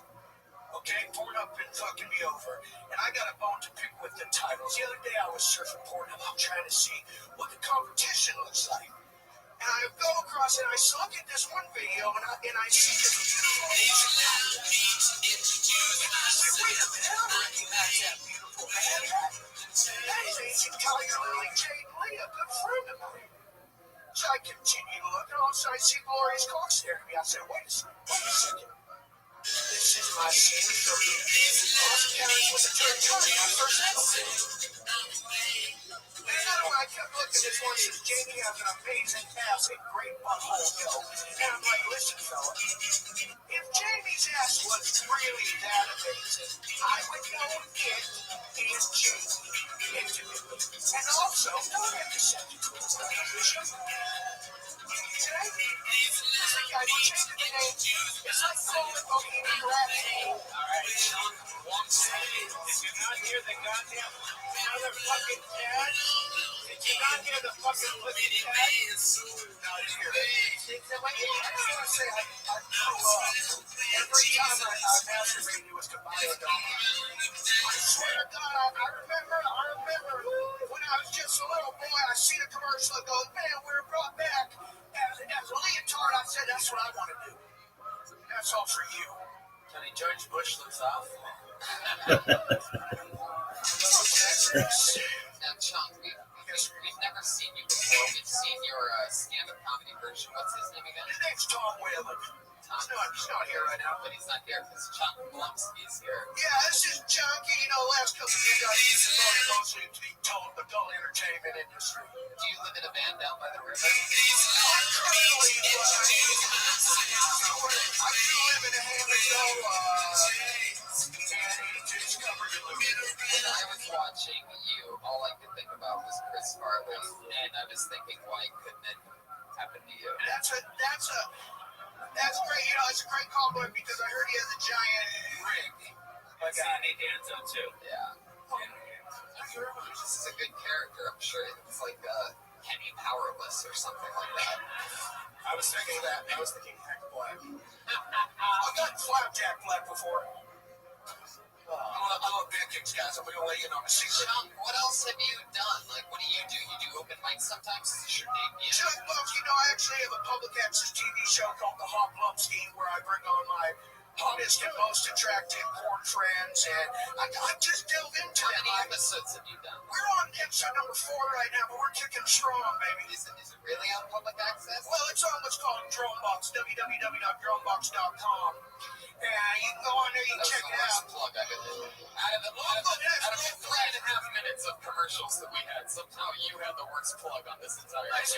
It's free real estate. We all heard our heart flutter after you said it, like, oh, am I going to get in trouble for that? You also didn't get www. That was a lot. Yeah. Yeah, www. Listen, I'm not letting you guys go to a different address. You need the www.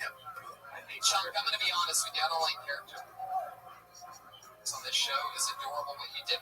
Let's just keep moving. We're going to go meet him. Hey, guys, and Chunk Blumsky.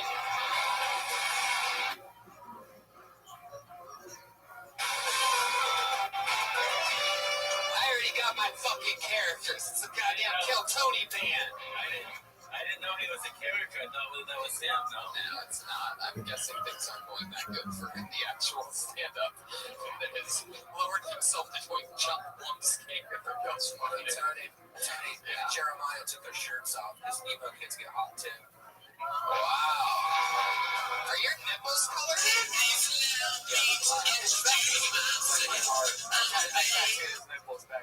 Yeah, that's good. Lips. I wish that was year round. I wish you could We know serial black people. Yeah. Alright, I pulled another name out of the book. What show is this that we're on right now? It's called Kill Tony. Oh. Alright. Put your hands together for Brianna Upton.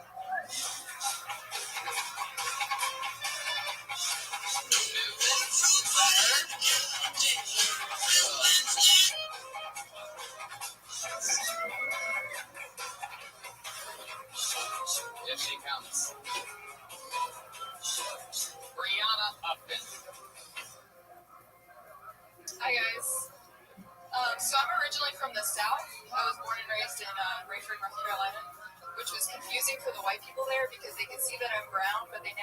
Christian sort of call me. They're gonna call me and they're just want to be sure that I'm black, which I respect. I don't like it, but I respect it. I have Mexico, my mom, she's Hawaiian and Samoan, and my dad is black. And I get a lot of weird compliments. They keep on me for actually Christian stores. So one time I was at the store with my dad, and they're working behind register, looking at those stuff. She looks at my dad, she looks at me, she looks at my dad again, and then she turns to me and she goes, "Oh, you're really pretty for a black girl." And my dad overhears it, he turns to me and goes, "Hey, she's not that pretty." That's like 52 seconds of Brianna Upton. I think I need a new assistant. Looks like you only found Like, one. how fast do you type? very slowly. Okay, you know me. I type fast. And she said she's half black. How means I type slow? You started it. Half Hawaiian and N-word. Half Hawaiian, half No, half Hawaiian. My mom, she's Hawaiian and Samoan. So, my mom, she's Hawaiian and Samoan. My dad's black, so I'm half black. So you can't swim? I don't. Maybe? Can you swim? I want to say I can because of that, but I can't. Wow. I would say What do you do for work, Brianna? Steal some caps. I kind of work at Barnes Noble. I told you before, I told you guys I was working at Improv and Rent, but then I stopped going because it was too far. So now I kind of work for it. What do you mean you like work at Barnes? I got a job there, but I stopped going sometimes. And I still stay there. I mean, I do, like, I'll show up, I think I have shifts on Tuesday. Don't put out a phone, alright? I have to look for stuff. I am. I have like 5 jobs. Can you make poke? There's a lot of Poke places opening up in LA. I just thought it was an opportunity. Sorry. I was trying to show the N-word pretty strong in your set. I liked that, though. I feel like I could say it, but Tony, 23. Yeah. Those are the ages when you're so fucked up. When they're so fucked up at 23. But your character is like, you're victim. You're very victim. I just need to watch Moana. very victim. No, like you're very woe is me. Like you're very hard on yourself. It's bad whenever you told you need to get group therapy from movies. God, what the fuck, bro? Come up here. Why not come? Yeah, I'll have a crown and coat, Josh. Did it? You need to see it. What do you do for fun, Brianna? I like to write. Two of the worst answers possible. I mean, every time I ask that question, my first thing is, please don't say writing and reading.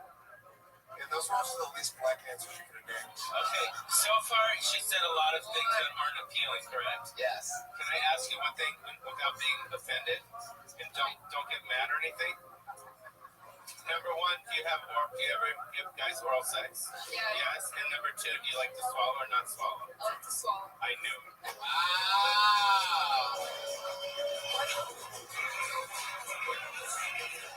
I knew there was some hidden secret in there. That's fucking awesome, right? No, that's killer. That's awesome. And by the way, now it doesn't matter that you're a slow typer. It does not matter at all. Come to my therapy couch. How many people? Dude, did you guys hear? I got Brianna up to 4 words per minute. Okay, Brian. Stick to the soundboard. We don't need your physical. When did you turn into a human noisemaker? I only do the gag noise. Okay. He's so good at it, too. Brianna, so that's... What's funny is the girl Janae, right? Janae, Yeah. she looked like she liked it. She looked like she didn't like it, and it's really the opposite. That's what's weird. Yeah. Yeah, we were sort of talking about that before the show about something else. We were talking about how it's the ones that think. What's the craziest thing that you do in bed? Sorry, that was my alarm when we're going too far. It's not that I do anything crazy. It's not that I do anything crazy. I like guys to like be really dominant. Like slave play? Ollie just punched her. Ollie looks like he's about to rent a surfboard from her. Joelberg in the motherfucking house. I feel like that's common though. I think girls like to. What do you mean, dominant? Like choked. Then she likes to be choked. Of course. What else?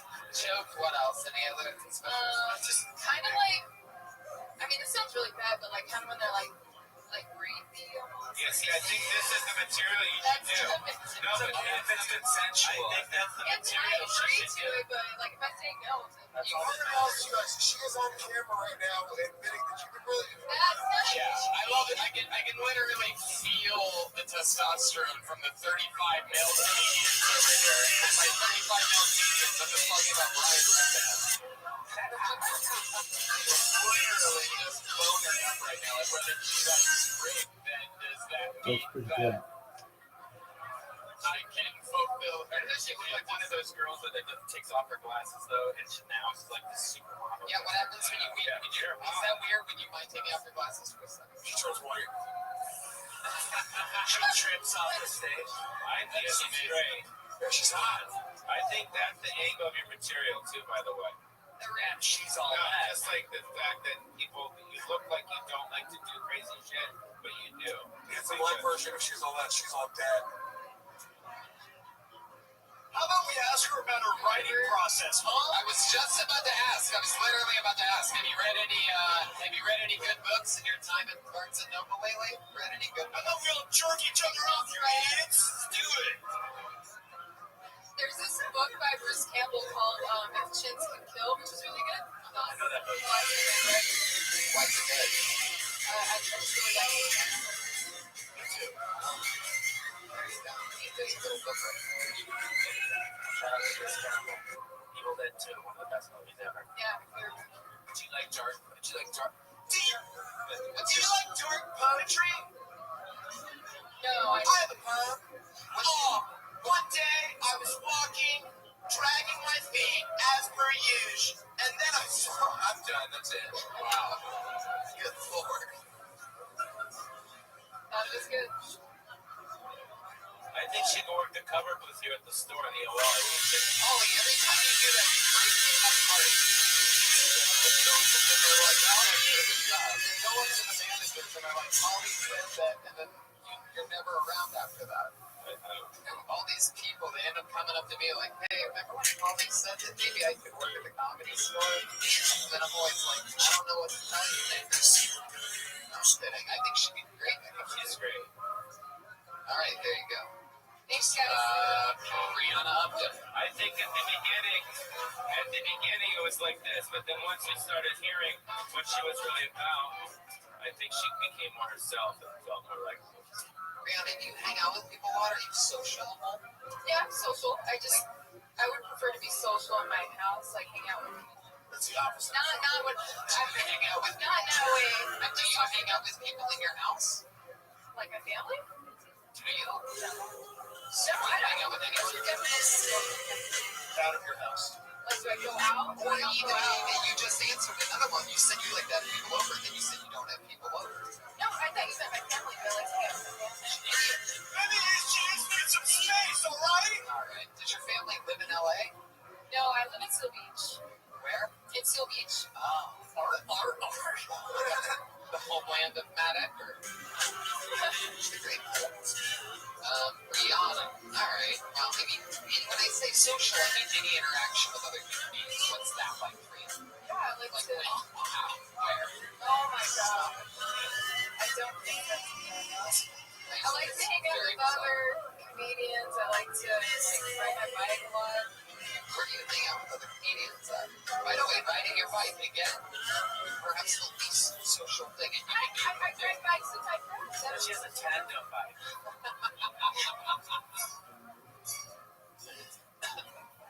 go to Michaela in Long Beach, so I hang out in Long I Beach. think we're sort of finding out that she's 11 years old. I mean, it's because you sort of seem a lot of it introverted, and it doesn't seem like. I mean, I can be. I'm introverted, but I like to hang out too. Just with like what's people I really. Just like a the last time you hung out with somebody? Where was that? When was that? Yesterday. What was that like? We went to the beach, and me and my friend from that I know. Alright, I'm sorry, go ahead. I don't know. You guys are making me feel really boring. I just like You are really boring. That's exactly swallows. like It's to not hang that out. I'm just trying to find out what's not boring exactly. So what did you and your friend do? We went to the beach and we ate In-N-Out, talked. I'm really attacked right now. I feel What did you guys so eat at the beach? In and out, you dumb fuck. At the beach? Does not. Yeah, it was on beach. We went to the beach, hung out. That was yesterday. God, that's what Was it a guy or a girl? It was a guy. Oh, so he was trying to fuck. Did you hook up with him? Maybe. In and out. Did you hook up with him? No, I didn't. You even been down with him? No. Why'd you ditch That matters so much. How about you ask for better comedy influences, huh? There she goes, Brianna Upton. She's on Twitter at Hawaiian. Brianna Upton. Ask Eric for the front job at the cover booth in the front.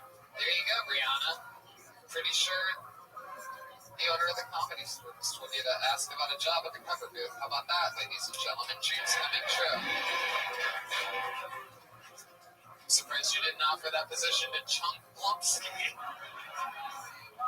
He can work with maintenance and jump on Carlos in the afternoon. We pulled another name out of the bucket. Put your hands together for Johnny C.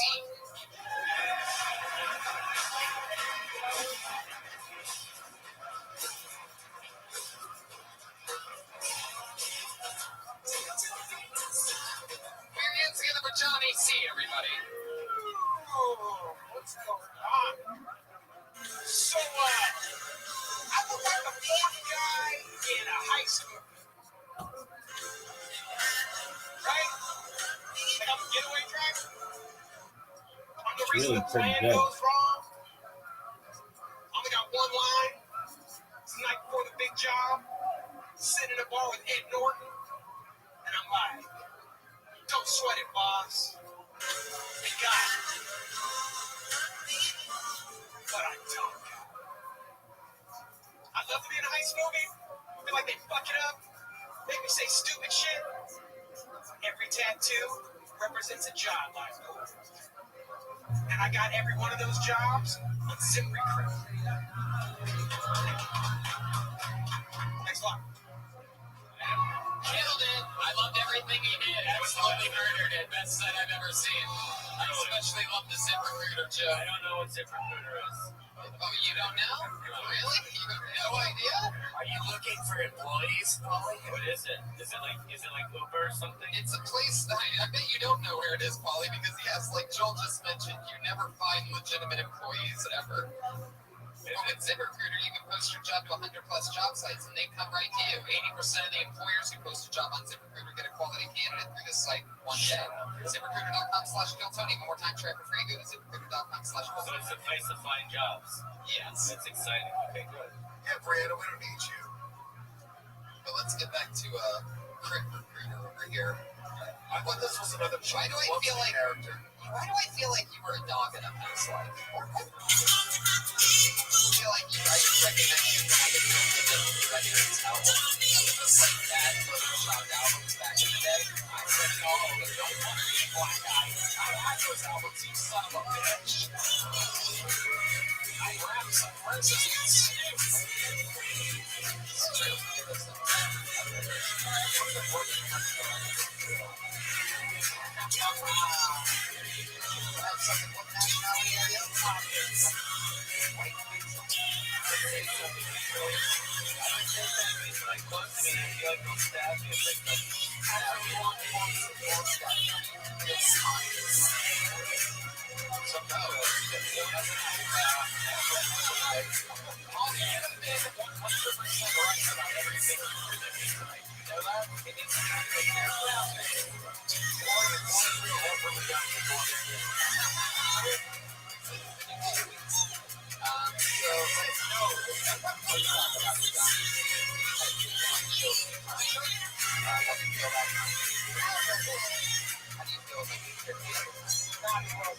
Really? Yeah. I thought you did worse the other times. Is it just me? Maybe my memory's bad. Jeremiah, thoughts? Sometimes I cut myself just to feel something. So what is it that you think that you didn't do good this time? Why do you think that you didn't do good? I have my time. My time is off. But you didn't really connect with the audience, and you came and just started blah, blah, blah, blah, blah. You gotta like say hi to them or connect, improv something, and then get in here. You've been on the show a few times. I can't quite remember what we've learned about you. Can you give us a quick little 10-second bio? Weirdest shit that we probably made fun of. I do shady shit for a rich guy. My mom was 15 when she got pregnant. I don't believe it. Your mom is 15. Yeah. Wow. That's. Oh shit. Where was she then? 11:30? Yeah. Alright. Well, what's happened in real life since the last time you were on the show? I went to Peru. I got yellow fever while I was there. How long have you been back? I'm fine. Everything's fine. How long have you been back? Prove it. What happens in the... Wow. What did you get? What did you get? I got yellow fever. And what is it? Like an Asian disease? Yellow fever, you get bit by a mosquito. And you get bit by a mosquito, is how you get it.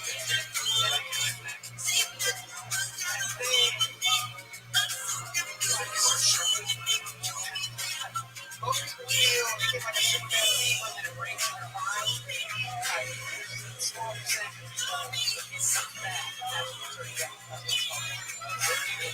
No, I was fine. Like, the fever broke after like 12 days. But those 12, I was in bad. Why were you going to Peru? 12 days a slave. It's good. Let's go do ayahuasca. Go crazy. You can do it here in fucking San Diego. Yeah, sure. Yeah, you can drink it home too. It's fun to tell. Did you do ayahuasca? Before you got bit while you were taking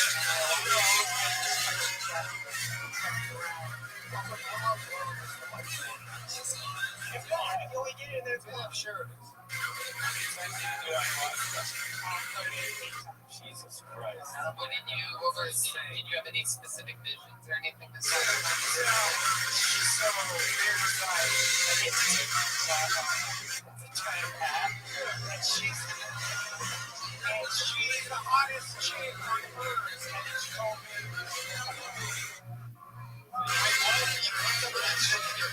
She's like, it's her. She's like the spirit of my walk that all talking about her. And she's fucking perfect. And she's beautiful. You hang out with her. I get questions like, see how beautiful dude, go. She's the hottest chick. Hey, every time you say dude, I feel like you bust my door. Want to do some ayahuasca? I'll suck you guys. I'll check my balls off right now. So you hooked up with her. No, I hook up with her. She's like the spirit of ayahuasca. You really see her in ceremony. And he goes all the way to Peru to trip to have sex with a girl that doesn't exist. Pretty much. Is that true? You don't have sex. Did you get a boner in real life? Do you have like wet dreams or something? No. Do you touch yourself? No, there's no sex, no jacking off the whole time you're there. Like, it's very... But do you get a boner thinking about that lady? Her? Yeah. Now? Yeah. What's your like? So, just like the hat he's wearing, but with tentacles. When I would try to look directly at her, like makeup, it turned into like infinity. Where you couldn't like see her.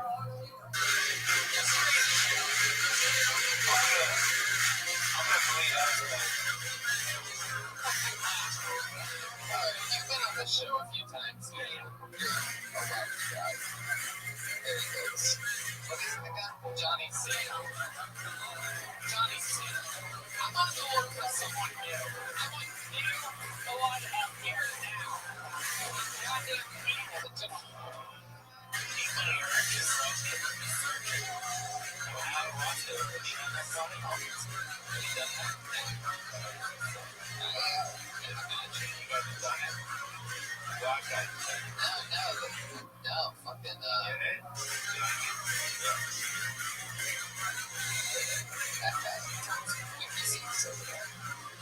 That's one thing you have to fucking pretty good for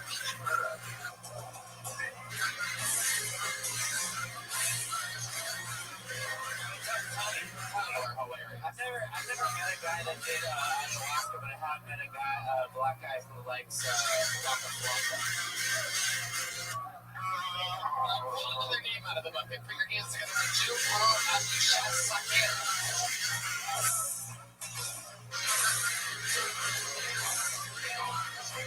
So long.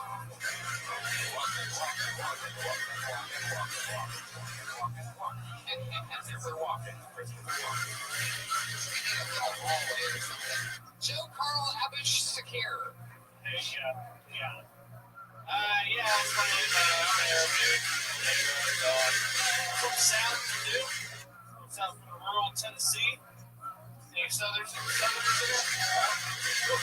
Yeah, from South. And I'm 30. That means I was a freshman at a new high school in the rural South in September of 2001. Yeah, which is, of course, when Arabs stopped being white. Did you? We used to be white people. You remember that? Yeah, exactly. We used to be like an off-brand Italian. Definitely white. I don't get like the hate that's going on right now, right? The alt-right, whatever. Like, listen, I've been to Texas and I've been to Saudi Arabia. It's the same place, right? Bunch of sand. It's fine. Most of the people are pretty cool. I'm being a little heavy-handed on the God issue. And they both have a few rich religious oil tycoons. Degrading women, hating gays, and wearing silk hats. Same place. Woo. Joe Carl Abishasakir. I think it's a pretty cool angle. He's got a good angle. Yeah, it's smarter. It's definitely smarter than it is funny, because it's not funny at all. But it is smart, and you have that experience, you know, being in both of those places. I would try to break it down a little more. You were what branch of the something were you in? Nothing. Branch. Oh yeah, that's right. You were just there the whole time. Say 9/11. Don't say 2001 or some shit. Yeah. Hit it on the head. How long have you been doing this? A lot longer than that sounds like. I've been doing it 7 years. Yeah, that was bad though. Years. Yeah. How long have you been in LA? 7 years. Yeah, started out here. What do you do when you're not doing this? Work in production. Doing average job here at the counter. No, what type of stuff? Advertising. You can work with friends on social media. Joe Carl. How do you say the last name? Abishasakir, like the monkey in the sport. Whoa! Wow. What? So, what are you into, Joe Carl, other than stand-up comedy? Monkeys and sports. Yeah, you know. Like what? Monkey sports. I work in advertising. I started doing a lot more stand-up now. Even though that set didn't show, it's starting to go a little better now. So, where you been performing? What have you been? I've been doing a lot of festivals and then getting out on the road as much as I can. Like the Burbank Fibers. Yeah, the Burbank thing. No. I'm about to go to Boise in a couple of weeks and then do a little. You know what they say about Boise? Yeah. If you could make it there. Yeah, anywhere. No, that's it. That's just how it is. One time I lived in the field and I was stone reflection. Are you in a relationship or anything? Yeah, I'm married. I have a stepdaughter. You're married with a stepdaughter? Yeah. Oh, stepdaughter. She's 11 now. She's going married with half children. A couple more years, right? All right. How long have you been married for? 6 years. Yeah. Say it again? 6 years. 6 years. How long did you date before marrying? About 3 years. 3 years. Yeah. That's 6 plus 3. That's 9. So she had a 2-year-old when you met. Yeah, she was 2.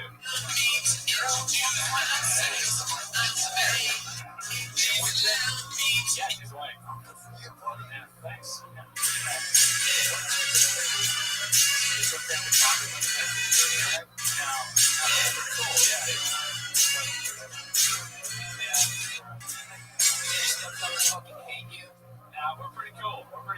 Say, get out of here, tell her. What's one of the cool? I know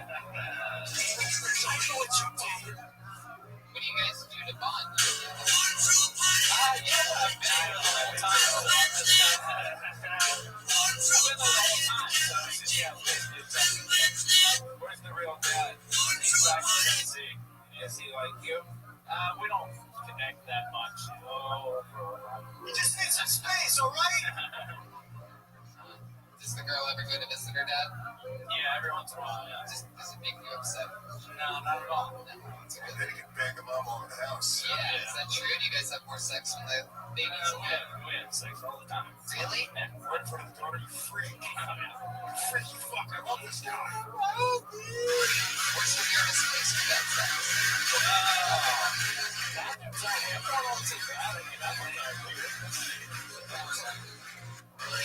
Good morning, Rabbi. Morning, Mr. Aquarius. How are you?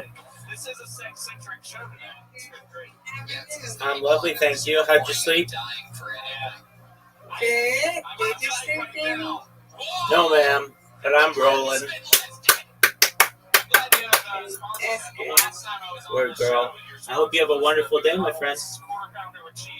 I will get there. Thank you, madam. Some of us have grown since Excellent. What's something funny you can throw in the hot and get away from the wife and step Throw gave you broken buildings. I mean, stand up in LA is like all other than sin. assuming. No, it's not. I've started to play hockey. I'm about to join a hockey. Look at this motherfucker throwing up gang signs. Motherfucker barking at them. Woo-woo. Jeremiah Watkins. You ever wish you were a shadow? Yeah, right now. Yeah. All right, Joe Carl. You've been on the show a bunch of times as well. I think we, Years. anything else from Joe Carl? He's got his sweet face. Oh, thank you. There you go. All right, thanks a lot. The second member of the blue team just joined the front row.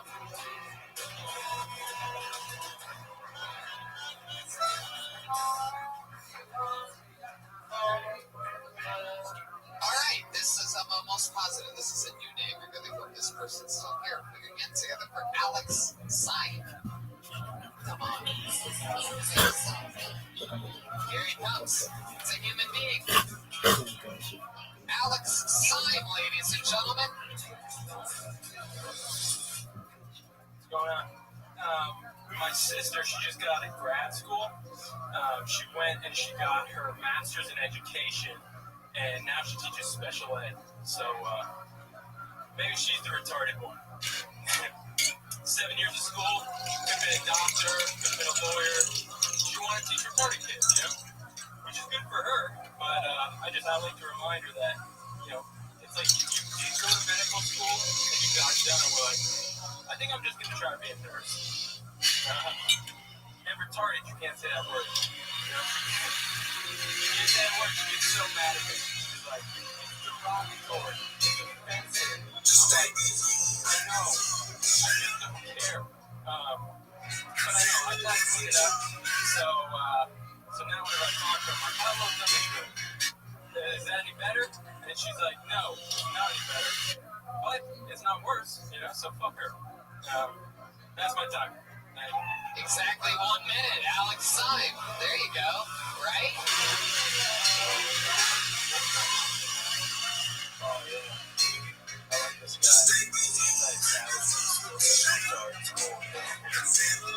Hi, Alex. Minneapolis. Yeah. Last week. No, coming up on 3 years. I was working at a golf course. I was tagging and hitting a finger. And I tried 400 distance. So, no, it was running. But I like to be tagging. Right now, I'm not doing anything about it.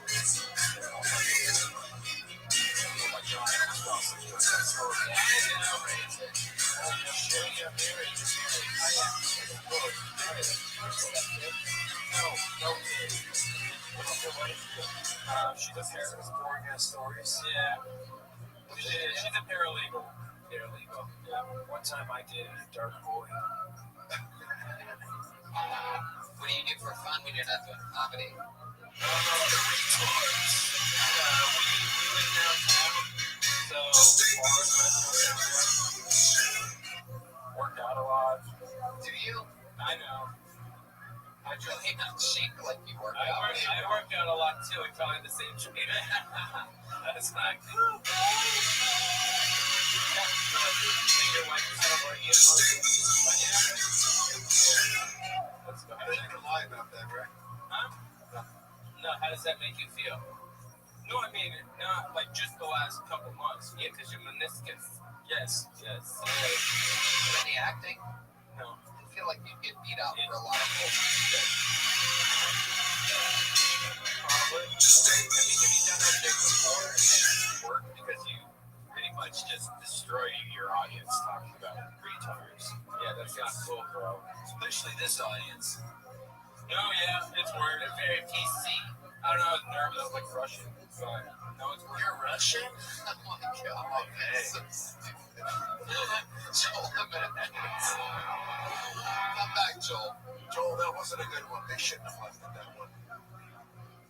Alex, what's the most interesting thing about you? He's Russian. No, yeah, I'm Russian. No. Not even Russian, Joel. He is now, I don't know. It's not even speeding here, it's sad. What is your ethnicity? Some mix of a bunch of European, slow body. Sorry, I'll shut up now. What's the most interesting thing about you? Any special skills or talents or anything? No, I'm pretty good at golf. You just fucking said the most interesting thing about you that you're good at golf? Yeah, man. So what made you want to do stand-up comedy? I was always nervous to go on stage. Like when I was in college, they had one open mic night at the club in Minneapolis. And it was always just, it scared me to try to do it.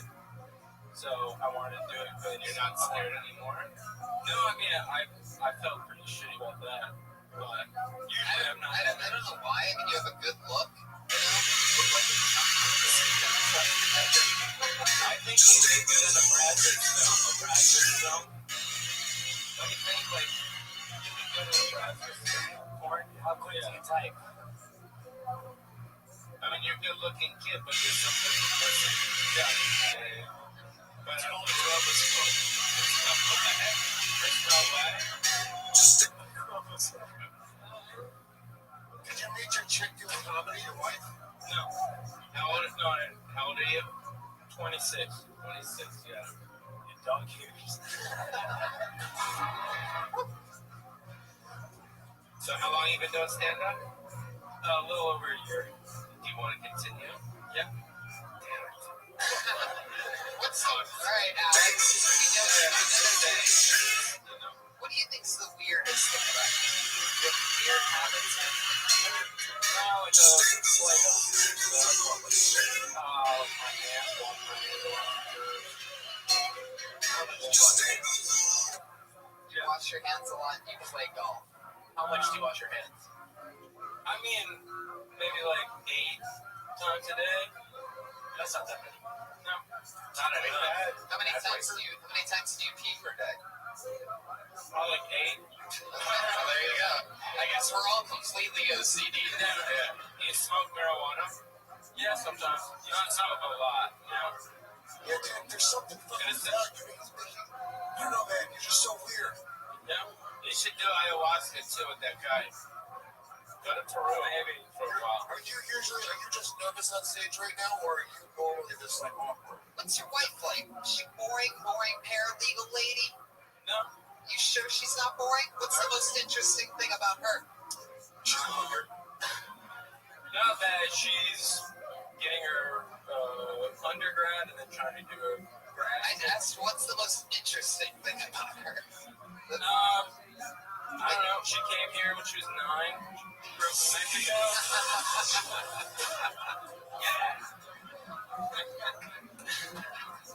She's in some dude's lap right now. I didn't. They're like fucking loser boyfriends after an open mic, having other dudes tell them how to be a man.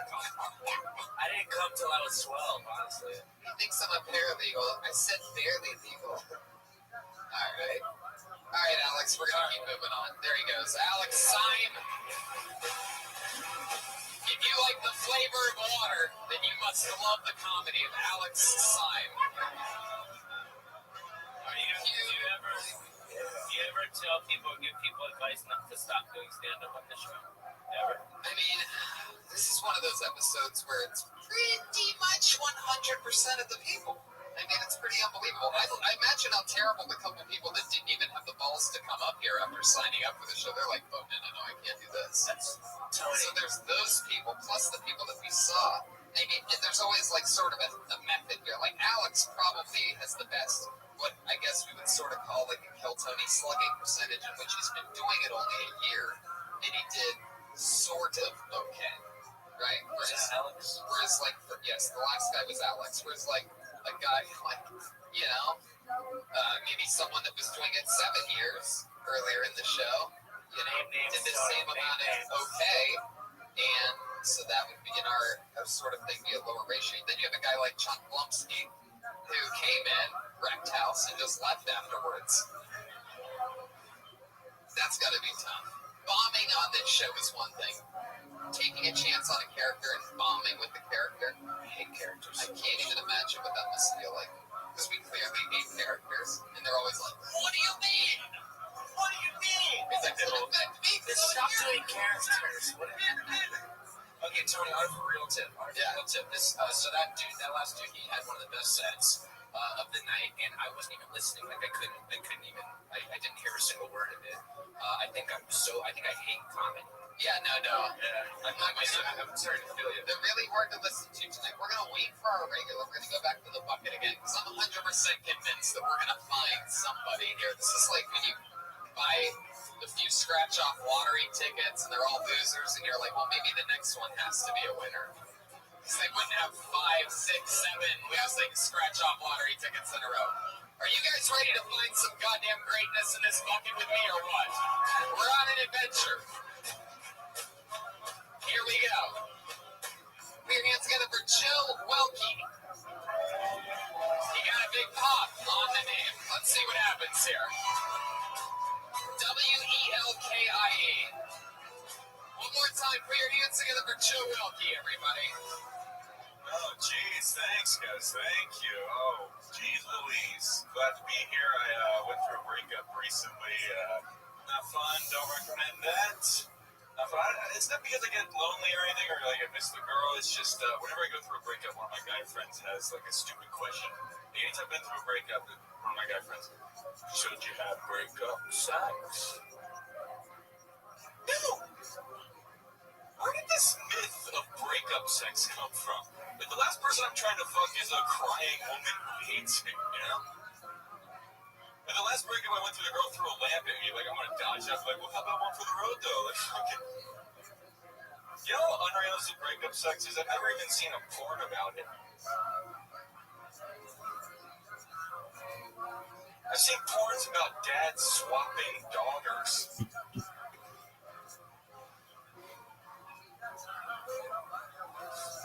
Funny issues looking at breakup sex, like, yeah, fuck that. There's no way that's going on. Here's a clown fucking a midget though. Sorry, guys, enjoy that. Joe Welke, there you go.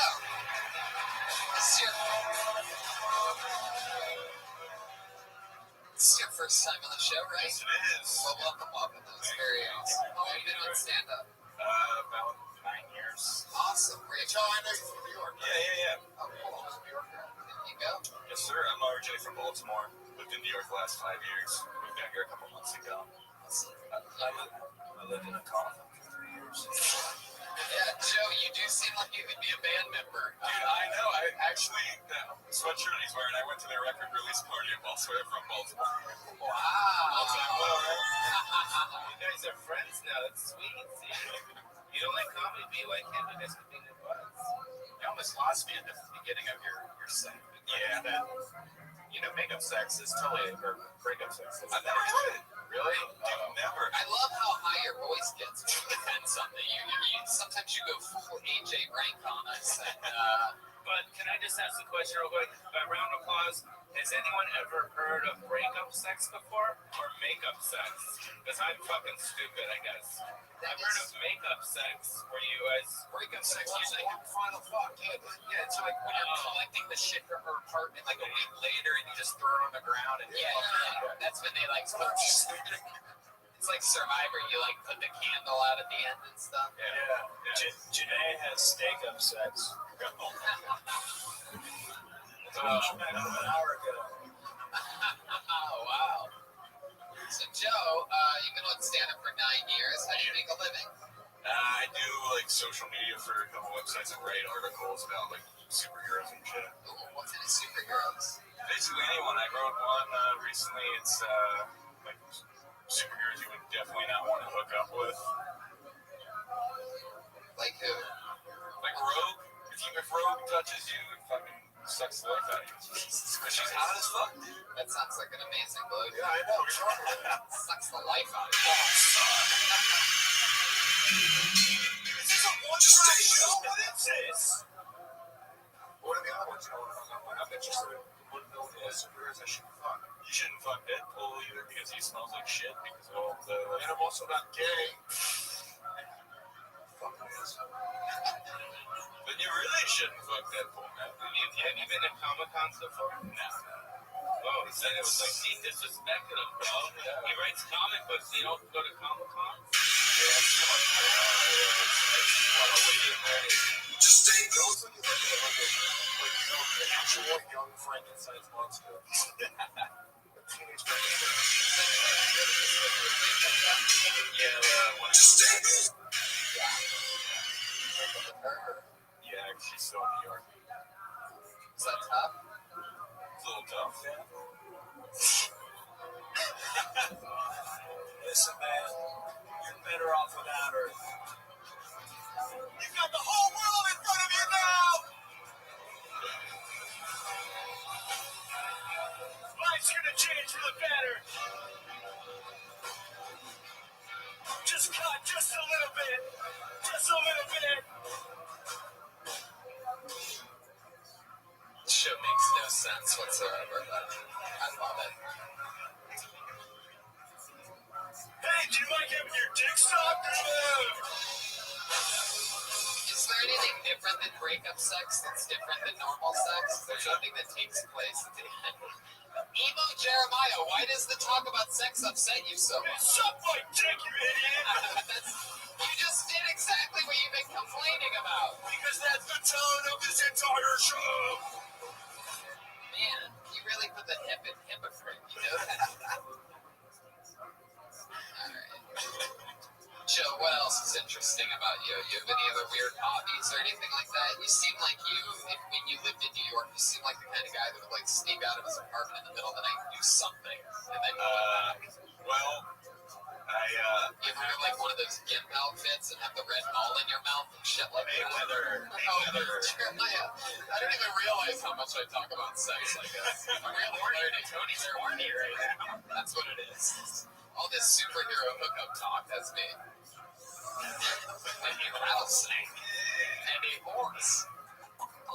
And a human mouth. It's not a real noise. You're not good at making noises, whatever you think those sound like. So you think they'll sound like deep throating? After a drink and a half, Brian thinks he's like a sound guru. Listen, I never thought that ever in my life, just for the record. it's like when the woods on Police Academy. Oh my God, you're unbelievable. Oh, shit. Oh, Dollar Shave. So you never really answered my question. Middle of the night. Get a chance to, Go ahead. I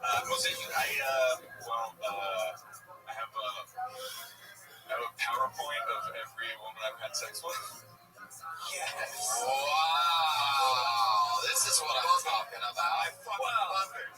You're a nerd and a creep. Really cool. When you say you have a PowerPoint of them, what exactly do you mean? Explain that. I screwed up my Windows 95 and I get it.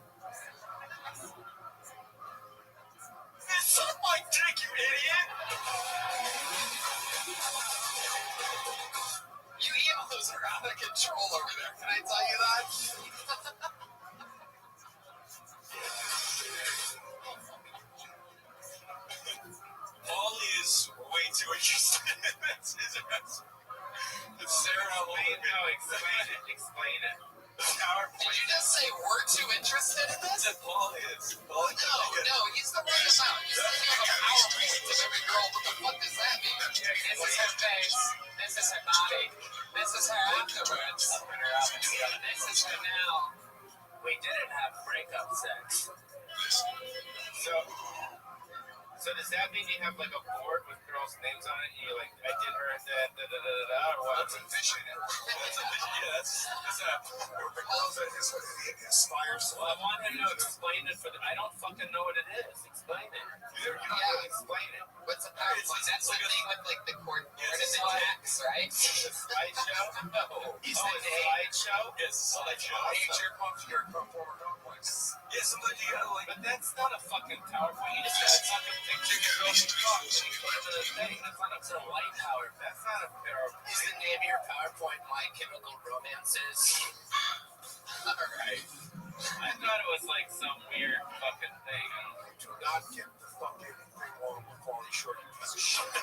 It's not a PowerPoint. What do you mean? It's just pictures of babes you had sex with, right? You're mentioning this fucking comedy store, dude. Let me ask you this, Joe. Were they always aware that these pictures were being taken? No, it's not like I took pictures of them. Yeah, you did. Don't lie.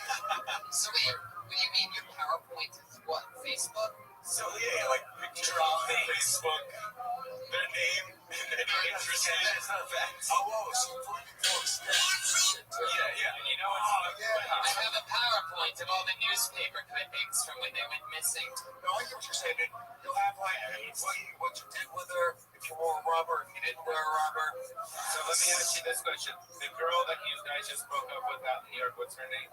I'm not gonna fucking say that. You're gonna say that you have a fucking PowerPoint of fucking girls? That's worse. She's gonna hear this, dude. Trust me, girls listen to this shit. He has a point. Her name's Vita. Does your girlfriend that you just broke up with know you have a PowerPoint of other girls? Yes. No, she doesn't. Really? Yeah. Really? She mad about that? She got over it. She ever delete my slides? No. All right, well, at least you answered the question on having a PowerPoint of other women. Did you present her as a whole? How many different women are on there? What's it? Thanks. Sure. Okay. How many different women are on there? Come on. I have the slides. Stop being a pussy, stand it up. Oh, what the fuck? It's like you want to be boring. Come on, Joe. I think it's a live show. It's at 84 now, I think. Wow. That's the music that you have for that? This guy's had sex with 84 women. Come back. A slow piano? Come back, Jeremiah. Jeremiah's fine. You know what, man? It's cool, man. 84 what? That's okay. Bucks and some Polish shorts. 84 Polish shorts and 84 No. Well, how many are PowerPoint? Like, not as many as him. Holly, how many are in your PowerPoint? I don't know. You had to guess. I can't. My girlfriend's listening to this. No, I don't know. That's why you need the PowerPoint. If you want to do the math, yeah, I'm not going to say it. I'm not going to say it. I was on MTV back when MTV was MTV. Yeah, The math spells AIDS. Whatever. I ain't that shit anymore. I can't get Suck my dick, you idiots. I can't get AIDS. I am AIDS. I'm the courier of AIDS. They give it to people. I don't get it. You were the original. Boy was the original outbreak monkey. Yeah. I got a question, Tony. Yes. Have many of your exes seen these videos? One of them did. You presented her the I didn't. What was that, number 80? No, that was like Was it at a TED Talk? the 50s, maybe. Do you retire any of the jerseys? Oh, this is a good question. Do you put any of the ugly ones in there? Oh, I did everything. Everything in there. Really? Would you have you know by number what the ugliest chick you ever fucked was? Can I guess? Sure. 65. No, it was probably like 7. Do you have an updated flash player? It's 7 years old. That's awesome. What'd you say, Jeremiah? I said, does he have an updated flash player? What? If you can't run PowerPoint without flash! That's not true, Jeremiah. You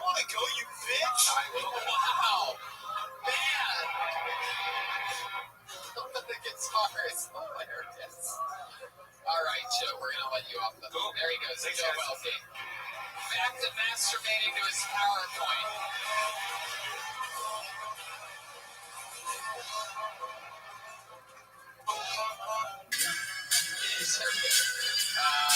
We have a regular on the show. She performs a brand new minute every single week. We're going to go back to the bucket. We're going back to the bucket after her. So don't think you fun Dolphins. Experience together for you. She's the great Allie McCoskey.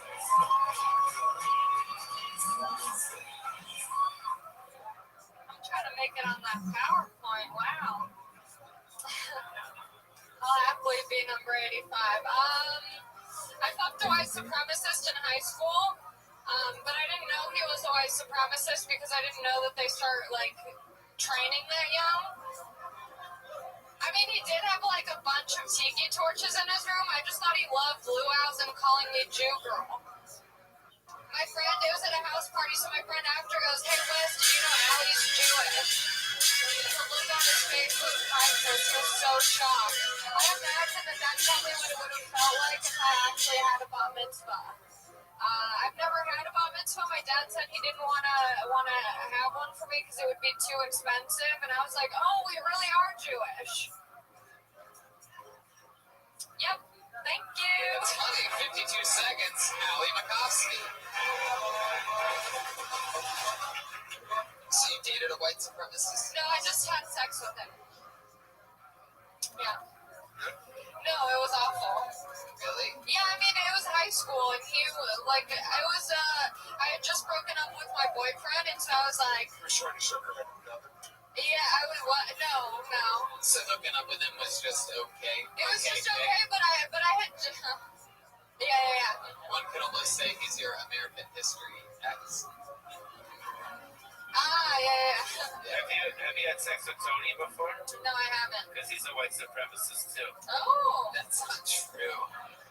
You walk around like a fucking German dude a little bit. You look fucking... I did want to audition for Inglourious Bastards, and I didn't get to. But, alright. Are you really Jewish? Yeah, half. Oh, half. Which? The lower half. The one that pays for the haircuts. She used Dollar Shave Club for her head. It's an awesome life hack and a no-brainer. No, give me that. Get out of here. With the Dr. Carver shave butter, though, I mean. Great. Are we supposed to tell her how great she is? Because she comes out here with the fruit. Every single week. I want to hear your say. Was side. she great, guys? I want to hear great. I have a theory, Holly, and she does this every single week. She stands out. She has a very rock star cadence about her and everything like that. I'm convinced that she's going to be one of the top comedians ever. I agree. You should take 10% of her stuff right now because you developed this shit. Man, Is it 10% off Dollar Shave Club too?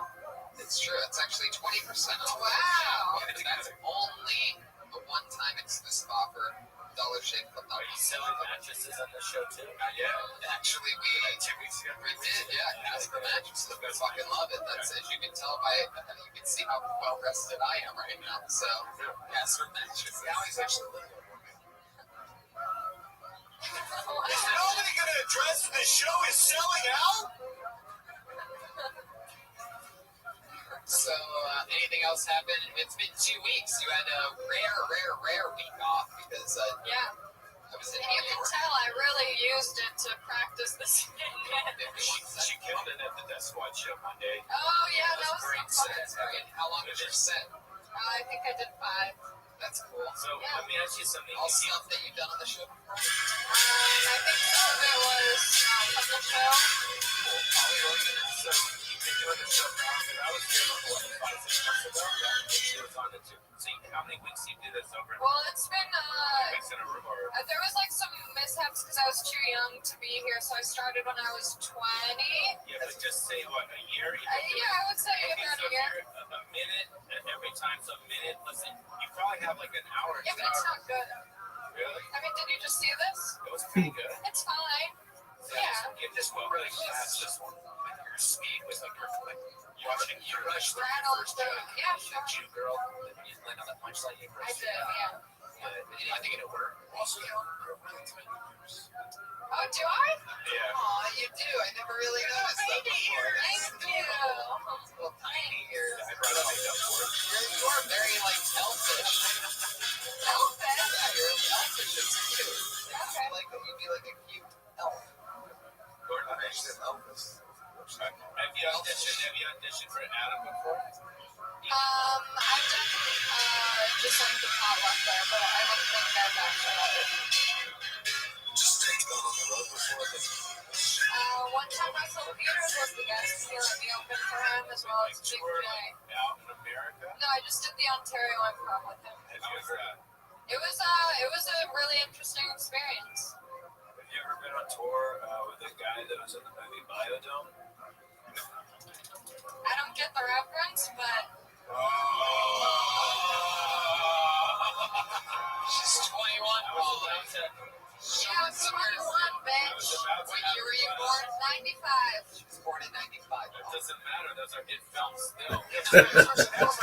Biodome, there was still a few years it was sizzling, right? Encino Man is still, and I'm still making money off that fucking. I love Encino Man. It's great. I go to Encino Man. Haven't Never seen seen it. any of my movies. No. You should. Holly, You should. I'm known all over the world. Yeah, I know. Yeah. Holly, do you make a lot of money on Biodome? No. Like, what do you do? Like, do you just get to go up to like red boxes and like pick up like one of those coin stores? All my stuff now is on the digital platform. Most of Holly's stuff. Hey, you guys started something for me, okay? Yeah. So there you go. That's hard to do.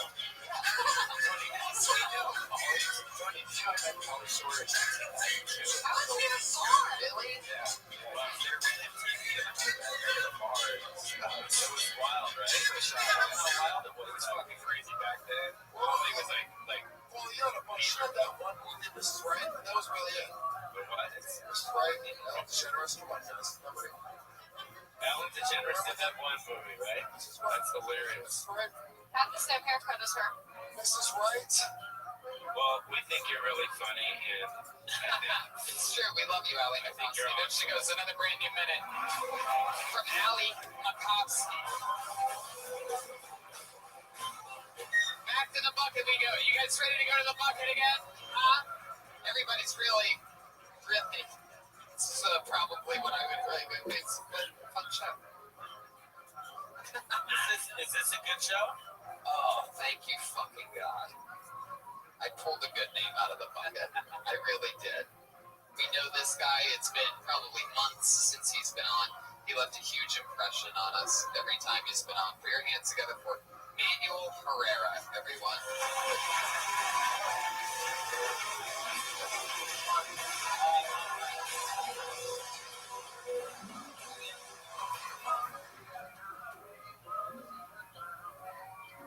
I follow a dirty-ass little hoe on Twitter.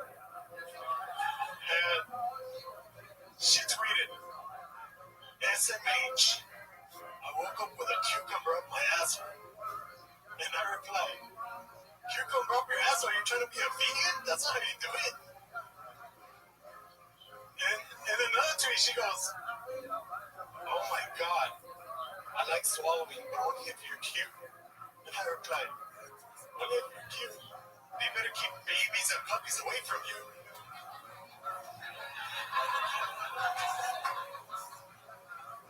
So yeah, in 6th grade, I grabbed the girl's ass and I got suspended. My parents were fucking disappointed because I ruined my perfect attendance that year. Thank you guys. I think that's it. Manuel Herrera. You jinxed it, bro. You jinxed it. Did you just really read tweets and then the responses? No. You didn't? What did you do? No, I'm trying to incorporate those tweets into my life. Listen, man, hold on. Can I say this? Yeah. All right. He was on the first time, I believe I was on the show. That was the first time he was on. Yeah. Last time I was on, he was on. Yeah. the advice that we gave him, because when he killed with last time, it's very interesting. He killed with a tweet that he read from this crazy bitch. I remember this very specifically. Yeah. We're like, dude, do more of that because your jokes stink. Right. That's what he's doing. Yeah, it's trying. Give me advice. Here's the thing, is I'm convinced that I'm still better at finding your best tweets than you. For example, I just found one. From the 18th of this month, the 18th of August. That girl, that same girl that you troll regularly, this just seems to be a normal girl. She's from where? I don't know. Virginia. She's got 5,750 followers. 5,750, not that many, but you were obsessed with her. And she said, my girl said, I'm gonna take you out. She said, and you quote tweeted this, she said, my girl said, I'm gonna take you out to show you how N-words should treat you. That's just sad, LOL. And you said, oh, you mean church on Sundays? You should baptize that pussy first, then you'll be good. See, that was a better one. Did you hear the laugh that one got that I picked? Yeah. All right, here's something she said on July 31st. She said, I finally got some head, but now I know why it's been 2 years. Because guys don't know how to eat pussy. And you quote tweeted that and you said, it's because the guys you choose don't know their ABCs and 1, 2, 3s. I do the Constitution in Morse code with my tongue. Some alien level shit. Hear that? It's a fucking applause. That's the biggest line of the night. That's a Sam Kinison joke, FYI. Oh, really? Because he does the Constitution? But that's like a... That's you don't know what Sam Kinison is, it doesn't matter. He doesn't know the Constitution. You don't know Sam Kinison, right? All right, that same girl from Virginia said on the 31st of July, she said, haven't got my pussy ate in over 2 years, shaking my head. He quote tweeted it and said, or let me just read it one more time. She said, haven't got my pussy ate in over 2 years. He said, that's a president ago. Get someone to eat it up already.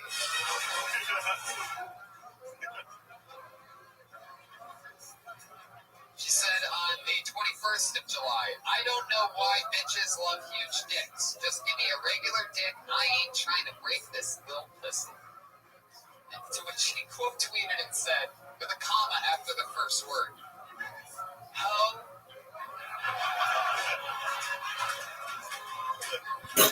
My dick is 6.75 inches. I even named it regular dick. I'll leave you dick-notized. Is that like a play on hypnotized? Yeah. Dick-notized? Yeah. It doesn't even rhyme. But you went with it anyway. It worked in the tweet. It worked. It worked in real life. Did she ever respond to you?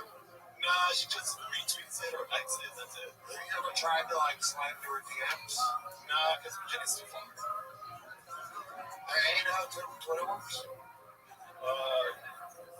On July 13th, she said, so my mom was just vacuuming my room and something got stuck in the vacuum, and when she pulled it out, it was a used condom. 2 monkey emoticons with their eyes covered. To which he said, good thing the dirt devil didn't suck out your dildo too.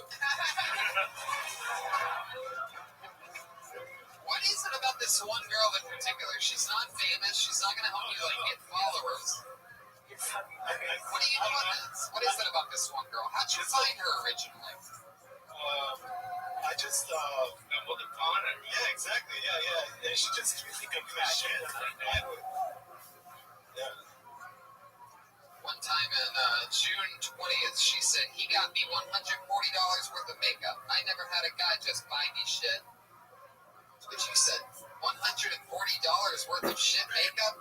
You'd think he'd know it was shit by the $5 mark. Now, that's just mean. I think it's funny. You do? Alright, I'm gonna read one more. June 14th, she said, I literally laid in bed for an hour like I don't gotta be at work 30 minutes ago. You said, good thing you weren't sucking dick, girl. She would have been late over 3 hours. What is wrong with you? It's because she sucked dick for 3 hours at one point. Oh, I do remember that. Are you doing these at other shows besides to kill Tommy? Like you're used to it and responses? Yeah, but I don't really get laughs. I see him at mics all the time. Why do you get laughs? You're funny. On my birthday, I guess I'm not setting up right. on my birthday, June 8th, she said I was really about to go to Cali with him for a few weeks till I found out he'd been lying to me. You said, I lied to you for your own good. You responded like you're the guy she's talking about. I lied to you for your own good, and I was just kidding about you coming to Cali. You run on Henny, and that shit's expensive. Was she really talking about you there? No. Oh, okay. No. I use myself. Very silly. Hey, Manuel, what else has been going on in life? Well, lately I've been ejaculating into the toilet. Yeah. Like, to save tissues, you know? Jeremiah's out. Save tissues, right? Yeah. Jeremiah's out. Is that why? To save dishes? Yeah, pretty much. I should just put it in here. It's because I share rooms with my little brother, and I can't really do that. You masturbate looking at a poop or something? No, I just close my eyes and I just go to work. Well, I see you jerk off into the toilet. Let me ask you a question, because I jerked off into the toilet. Yeah. Don't worry. Grossest fist bump ever. I don't really give a shit at one hand, because I gave the fist bump, so you jerk off with your knuckles more. So, here's the deal. When you come into the toilet, you're not standing upright, because you don't have to behave. You have to kind of go down to the squat position. Yeah. Almost over the toilet. Doggy style. Push your dick down into the toilet. But into the toilet, so it's like froggy style. Like really shoot like downward into the toilet. Yeah, like you're shooting something. Can I reveal something really embarrassing about myself? Until I was maybe 14, I could only do it reverse cowgirl, sitting on the toilet. That was it. Where would you finish? Also facing the toilet. Facing the bowl. Facing doing bowl. Yeah, weighted down. I would sit backwards on the toilet. We're doing the Janet Jackson for the nation. Exactly, that's what I called it. Yeah, them two lifestyles. Any further question? Where would you shoot your load at, Joel? Into the water. I'm gonna shoot up a school. Jeremiah Watkins. Here you guys, Manuel Guerrero, ladies and gentlemen.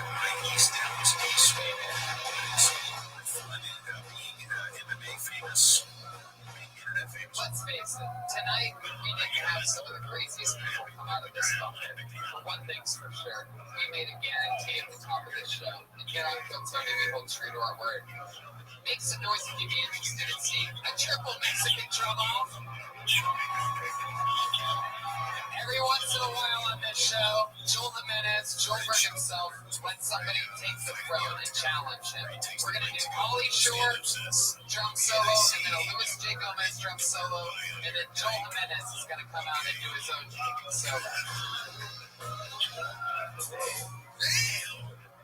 Ladies and gentlemen, the great Pauly Shore.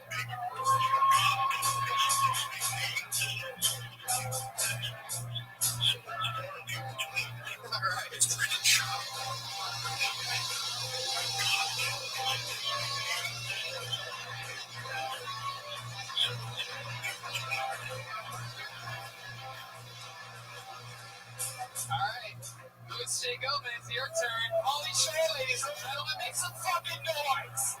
It's the laziest fucking Monday crowd. You guys were no help tonight. You know that?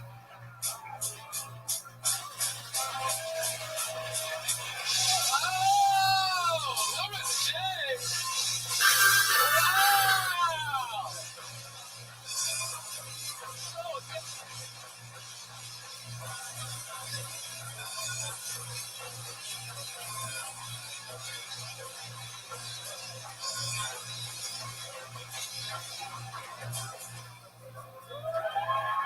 And ladies and gentlemen, here to defend his throne, the one, the only, Joel Jimenez!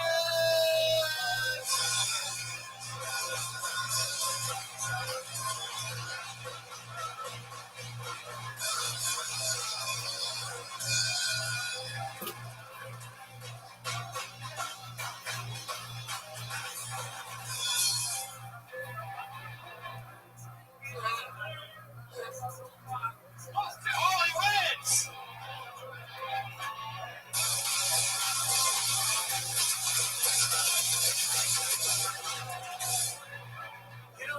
I shaved my pubes today, and I think a Dollar Shave Club. You can't. Oh, yeah, no. Here's the thing. I was like, what if they asked me to do this drum off, and I'd shave my pubes, and I lost all my power, and that's what happened. All your power's in your pubes. But Dollar Shave Club, guys, check it out. What's the password? It's $dollarshaveclub.com/kill. You guys got it. You want to have smooth pubes like me? Go there. He really does. He has a complete baby dick right now. Live audience, thank you so much. That was Kill Tony live in the major. Wow, look at that. Ryan J. Ebelt. Fucking unbelievable. I have the whole world in my hands. Pauly Shore and the great Louis J. Gomez, guys. We did it. Plug some stuff. All right, Pat.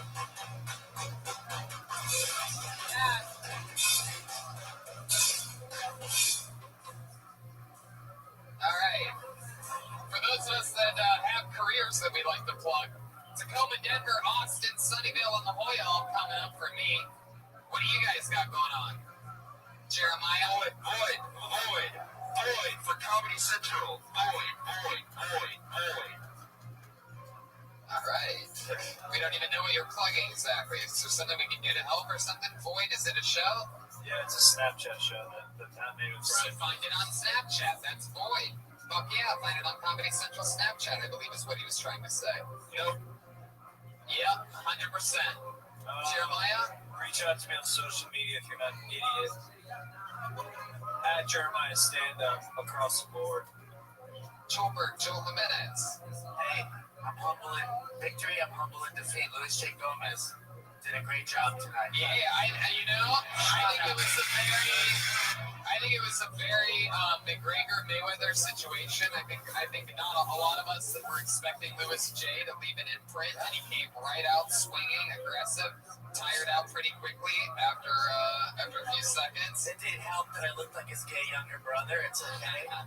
Yes. I'm mostly sorry. Moving on. Thanks for coming. I love you guys. Patty Reagan, Jeremiah Watkins, the great Pauly Shore is on Twitter. Is it Pauly M. Shore? It's Pauly Shore. Pauly Shore. And go watch me on Snapchat too. I love Snapchat. Fuck yeah. Chris Dillon on the bass. Chris Dillon. Thank you, Chris Dillon. Our newest member. Catch Jeremiah and I on the rest of the Monster Energy Outbreak Tour this Wednesday in San Fran, Friday in Portland at the Aladdin Theater. And next Tuesday, guys, you're all invited here to watch me and all these goofballs do stand-up comedy. I'm going to do a really long set that night because I'm contractually obligated to by my friends at the Monster Energy Outbreak Tour. Ryan? Next Wednesday, we have a show here in the Million Room Death Squad show with Tom Segura, Christina Pajitsky, and a bunch of people next Wednesday. Ooh, I want a piece of that.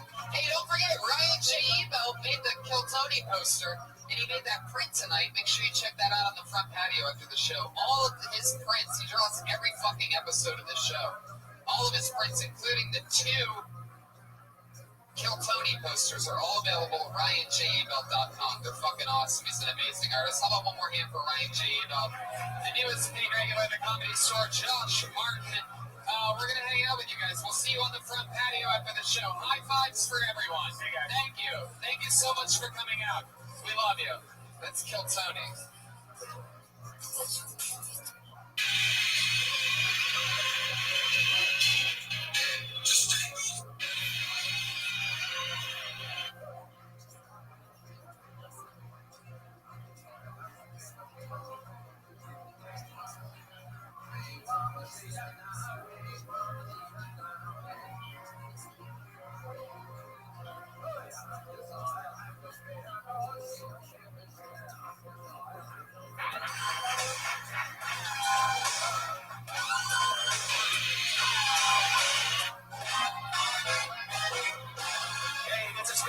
Live from the Real Famous Comedy Store main room for a brand new episode of Kill Tony. Here's Tony Hicksville. Hi, everybody. Welcome. Good evening.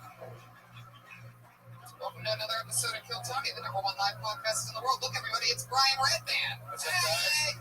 Ryan J. Ebelt's right here drawing tonight's episode already. We are streaming live on our regular stream and live at VR360. There's a camera right there, There's other cameras around here.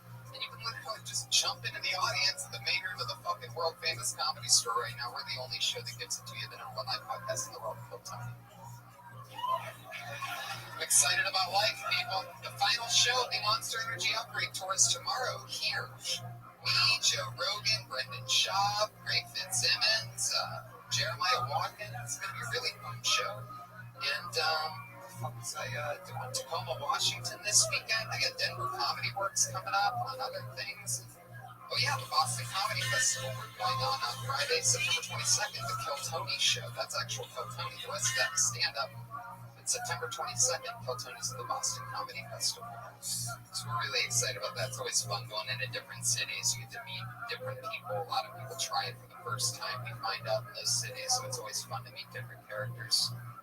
I'm excited about tonight's show. Very typical, fun, already set up show. Shall we just jump right into it? You guys ready to do this shit? This is Kill Tony, live at the world famous comedy store. Let's bring up the comedians first. Makes sense. Two of my favorites, tonight's show, roast battle, brilliant writers, Emmy-nominated comedy writers, and unbelievable stand-up comedians. You've seen them on this show before. Two of my favorite humans. Make some noise for the great Mike Lawrence and Jason Galern. Absolute chokesmiths. Hell yeah. Mike Lawrence and Jason Galern. Fuck yeah. What's up, funny motherfuckers? Good, yeah. There you go. I did plan to take those 2 hits of weed. I was just going to have a beer and then we got Jason high before the show. I mean, you know, as long as I got to do stand-up, I can totally understand. That means I'm the only one. That's the only It's a variety. It's a podcast as well, unfortunately. We're blocking it out. It lives forever. So welcome back to the show, guys. You've done it before. We know what you're in for with you two. I consider this a perfectly booked show. I'm so excited about it. And there's only one thing we're missing. It's the band. Everybody's favorite band. I know it's my favorite band. One of the best damn bands in comedy. Let's see how every week they do a different intro. I never know what they're going to do, and they try to commit to these characters throughout the episode. It's always incredible. Put your hands together for the Kill Tony band, ladies and gentlemen. It's Matt Reagan, Jeremiah Watkins, and Joel Jimenez. Oh my God.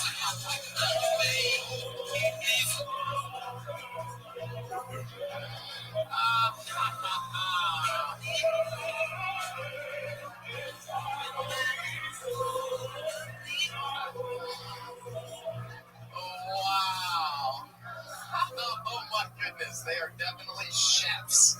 This looks like every other Adam Sandler SNL sketch from like 1993.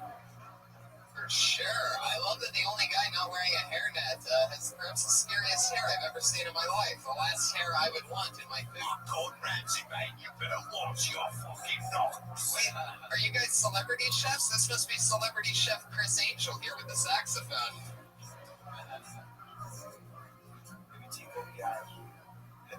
Oh, wait, what?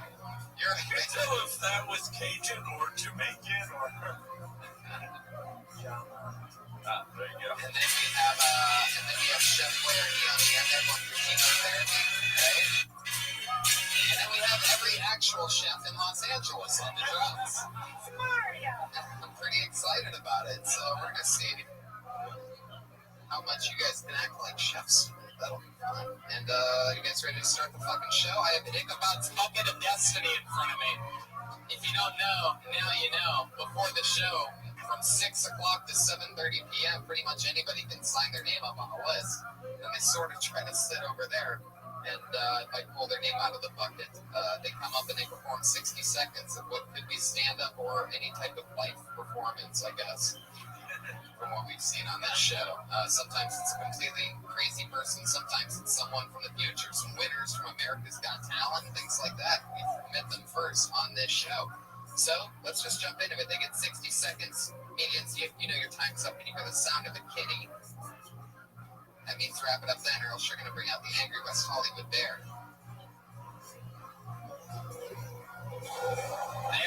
You guys ready to start tonight's show or what? Here we go. It begins that easily. And your first person doing an uninterrupted 60 seconds tonight goes by the name of Hobby Luna. I actually know Hobby. Hobby Luna. Is he not here? Here he comes.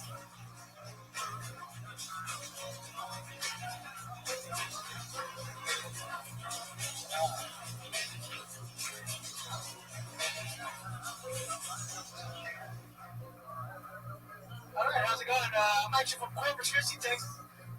Yeah, just south of Houston. I actually floated here.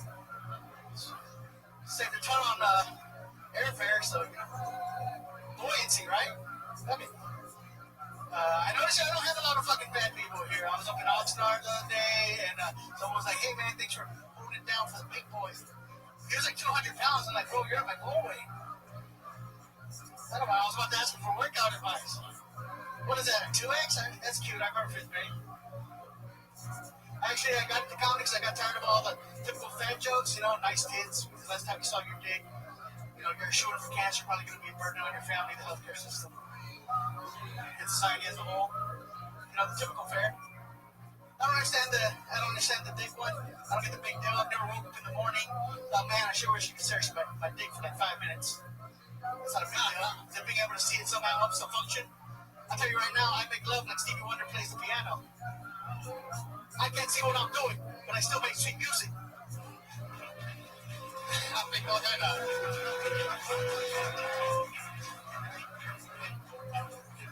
Hobby Luna, you are adorable.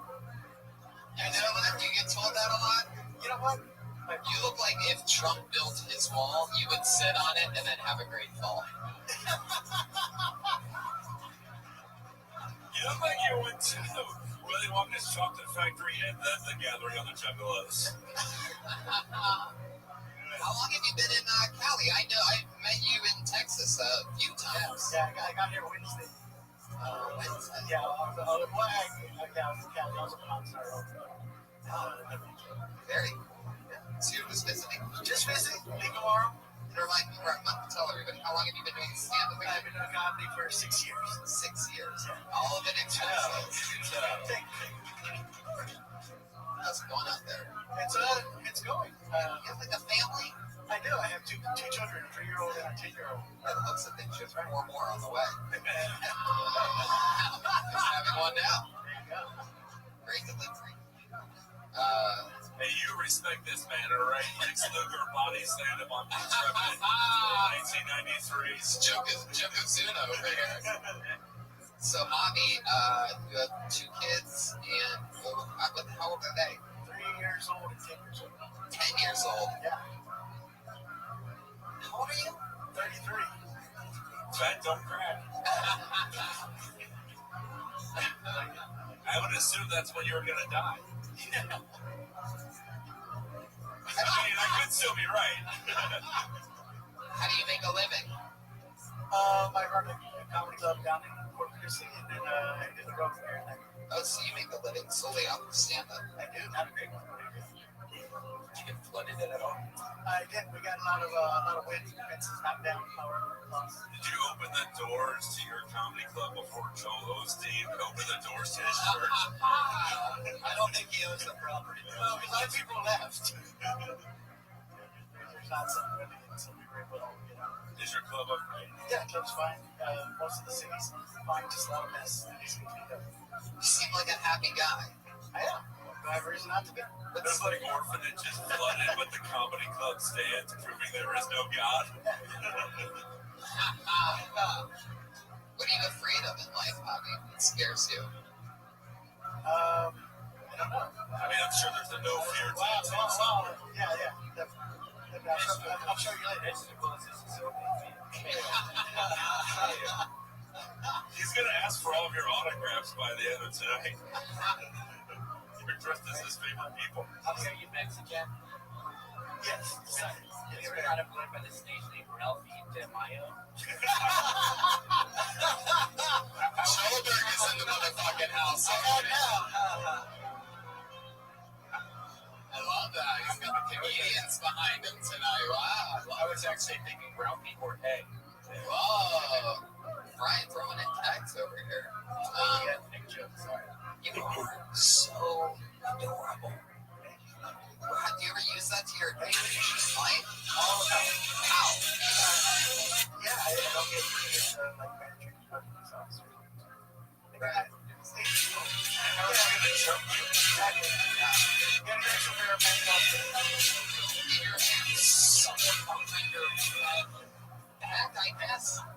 If they stop and frisk, that's their entire shift. They shoot it and it bounces back. Do you have any needles, guns, or turkey basters that I need to know about? He just unzips his face and we realize Carlos Mencia has been hiding there. And this was his Trojan horse way of getting back at the Comedy Store. Bobby, what else did you do in LA while you're here? So cute. What did you get to do while you were That's here? fucking great. That's rabbits are gonna be shitting themselves over that. Really? Oh, spraying all over the fucking place. Really? Oh, who the fuck knows? I don't give a shit. Really? That's it. No, they can fucking do whatever they want. See, I was gonna make a dumb joke and I didn't. I'm glad you did, because it was good to see what it would have gone like had I done it. Is that what you were really doing? I was gonna do chicken strip. I was just gonna hit it right on the head, but I'm like, the timing's just not right. It'll just sound hacky. How about New York strip? Look at this pimp with the wizard. It was like perfectly good comedy. It was like you're probably. Here's the reality. This is if there's an advice part of this, right? So you can stay in Corpus Christi and probably be the best person there. Yeah, you'll definitely be the biggest fish in a very small pond. Yeah.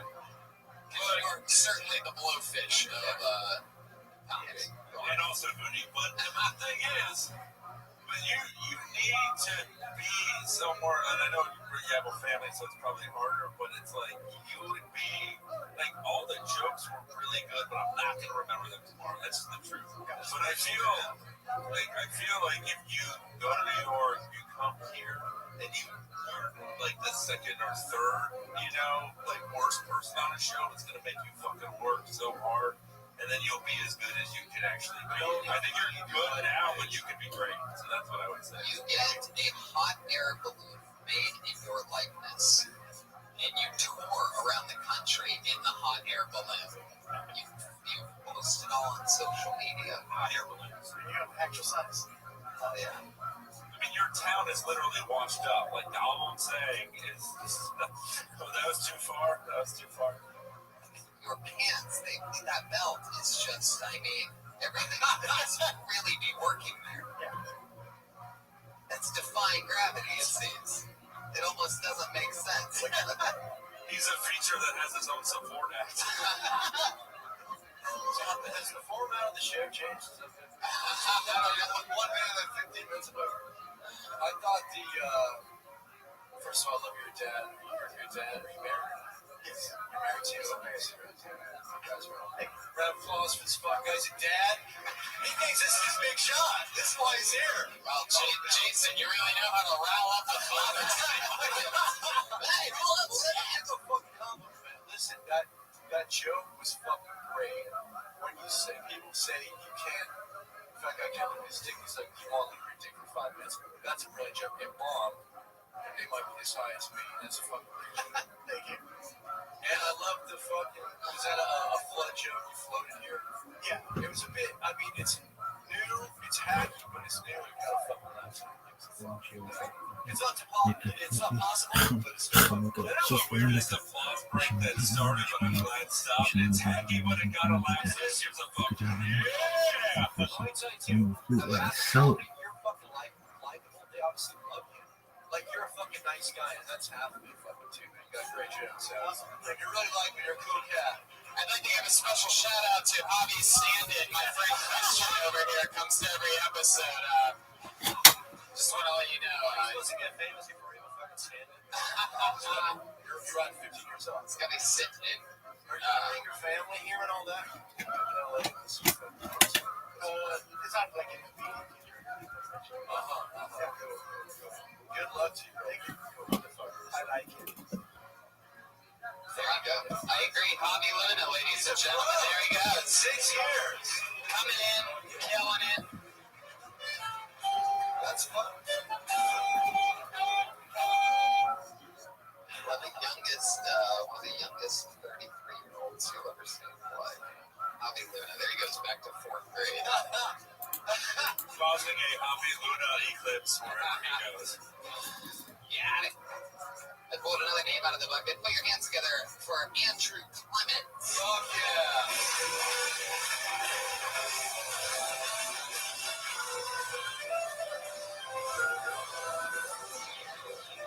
Seems like Andrew, Blacklisted. I was so worried it wasn't going to be the other fat guy that had to do like 10 more minutes. You are also large. Sure, I'm glad that I voted here for Mexico. All right, I pulled another name out of the bucket. Put your hands together for Zara Ali. Fuck yeah.